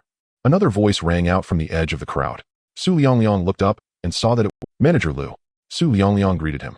I didn't sleep well last night, and just as I catch up on rest, a big mess erupts. It seems nothing goes right without me. Manager Lu put on an air of self-importance, acting superior in this tiny village. Manager Lu, the problem has already been resolved. Sorry to have disturbed your slumber. No matter, since I'm awake anyway. What happened just now to cause such a commotion? Hey, what's that carcass on the ground? A bat. How is it so huge? Where did this monster come from? The drowsy Manager Lu finally snapped, fully awake. This was his first time seeing such an enormous mutated. Well, Su Liangliang was momentarily at a loss for words, for she truly didn't know where the mutated bat. She had been so focused on asking Chu Huju for the blood crystal and the bat's carcass that she hadn't bothered to inquire about its origin. Brother Chu, do you know where this mutated bat came from? As for its origin, I'm not entirely sure either. However, this morning, I saw it flying in from the back mountain. Is there perhaps a cave or something there? The back mountain. Manager Lu tensed up.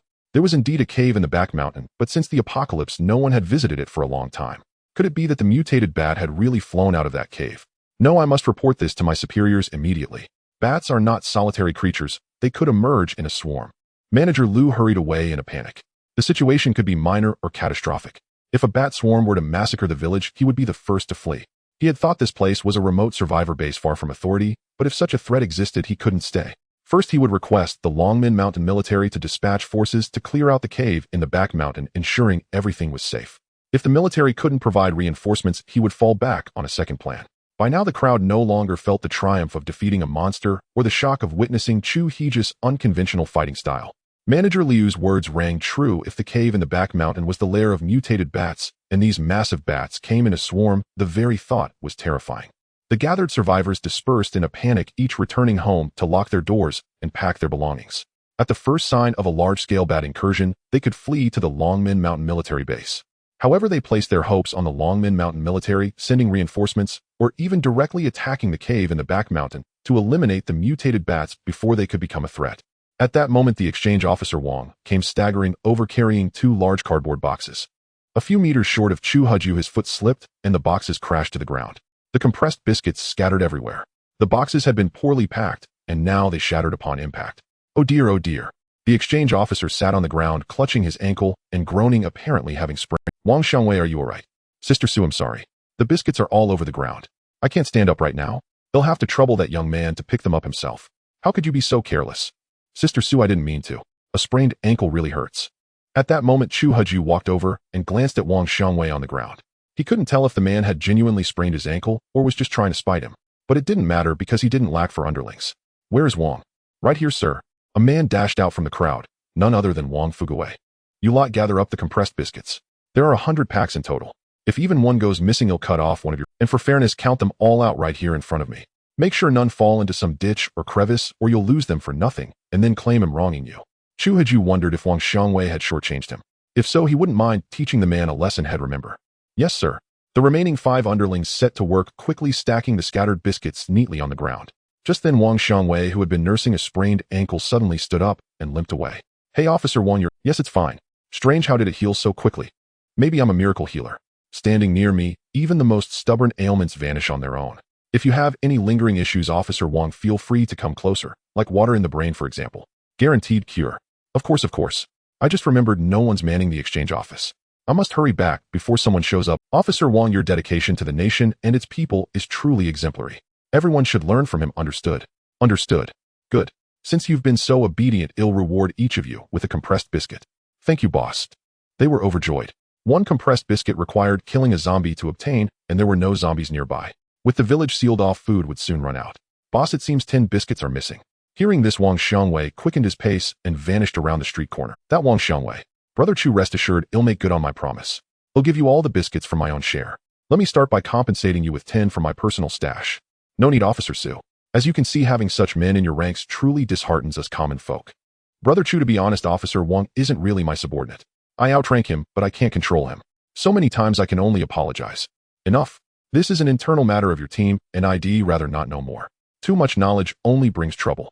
Everyone's tired, so we'll take my leave. You can handle the bat carcass yourself, right? No problem. Leave it to me. Then farewell. Farewell. Chu Haju led his group back to their courtyard, while Su Liangliang stared after him, lost in thought. A new human has appeared in Longmen Village.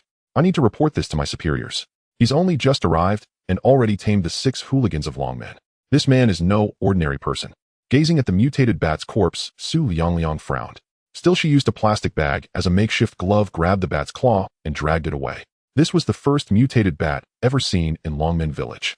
To alert her superiors, she had to bring the carcass with her. She hauled it to the wall of the exchange office and lifted it onto a pickup truck. Officer Su, where are you going? Wang Xiangwei, you are in charge here for now. I need to report to the military headquarters at Longmen Mountain. Take care, Sister Su. Virum. Virum. The pickup kicked up a cloud of dust as it sped away. The guards at the village entrance recognized Su Liangliang's vehicle and waved her through. To reach the military HQ at Longmen Mountain, she had to take a detour past the scenic area. Chu Haju and his companions returned to the courtyard. The gate had been destroyed, the spirit wall collapsed, and half of a dried corpse was still pinned beneath the rubble. Damn that mutated bat. It's wrecked my nice yard. The door's shattered. What now? Maybe you could move to the neighboring courtyard, boss. We could give up ours. Yeah, boss. We can make do here. That's thoughtful of you, but a boss doesn't take his underlings' courtyard. Hey Race, what well do you lot? Go remove your gate and install it here. Yes, that's the plan. Get to it. Huh. Boss, take the gate. A herd of wild animals stampeded through their minds. Wasn't a boss supposed to not take his underlings' courtyard? Now he was taking their gate instead. But then again, he had only promised not to take the courtyard, not the gate. The underlings neatly stacked the biscuits on the millstone and headed off to remove their own gates. Hey, just 2 of you go. The rest clean up the yard. The spirit walls toppled, and there's a dried corpse on the ground. Get rid of it all. You're more trouble than help. If you just swept the yard properly, you wouldn't have unleashed that mutated bat. Boss, how were we supposed to know there was a mutated bat in that ancient well? We thought it was just fireflies. When we tried to lift the millstone, that huge bat flew out. The fireflies are long gone. If that bat hadn't flown in this morning, do you think I'd have bothered covering the well with such a heavy stone? Enough. Get to work. I'm tired and need to rest. Chu Haju had the women bring the biscuits inside. 85 biscuits. Let's split them equally. Boss, I can't accept a reward without earning it. I'm your bodyguard, but I did nothing. I can't take these. Yeah, boss. I just stood around too. Just take them when I say so. Stop with the nonsense. Remember, follow my orders unconditionally. No objections. I don't need them. But, alright boss. They'll take them. Each took 20 biscuits. By the way, Sister Xia, you should take some too. Food is the staff of life. Think of this as an early ration distribution. Then I won't be polite. Chu Haju pocketed the remaining 25. Some might say he didn't need to share food with them, but consider this, they were all following him. When mealtime came, would he eat while they watched? Sooner or later, he'd have to share. So he did it up front, giving them the biscuits now so they could trade at the squares market for supplies they needed. Having done all this, Chu Haju opened the procurement interface and purchased another 1,000,000 copper coins worth of. The system chimed functional drinks have been purchased over 999 times.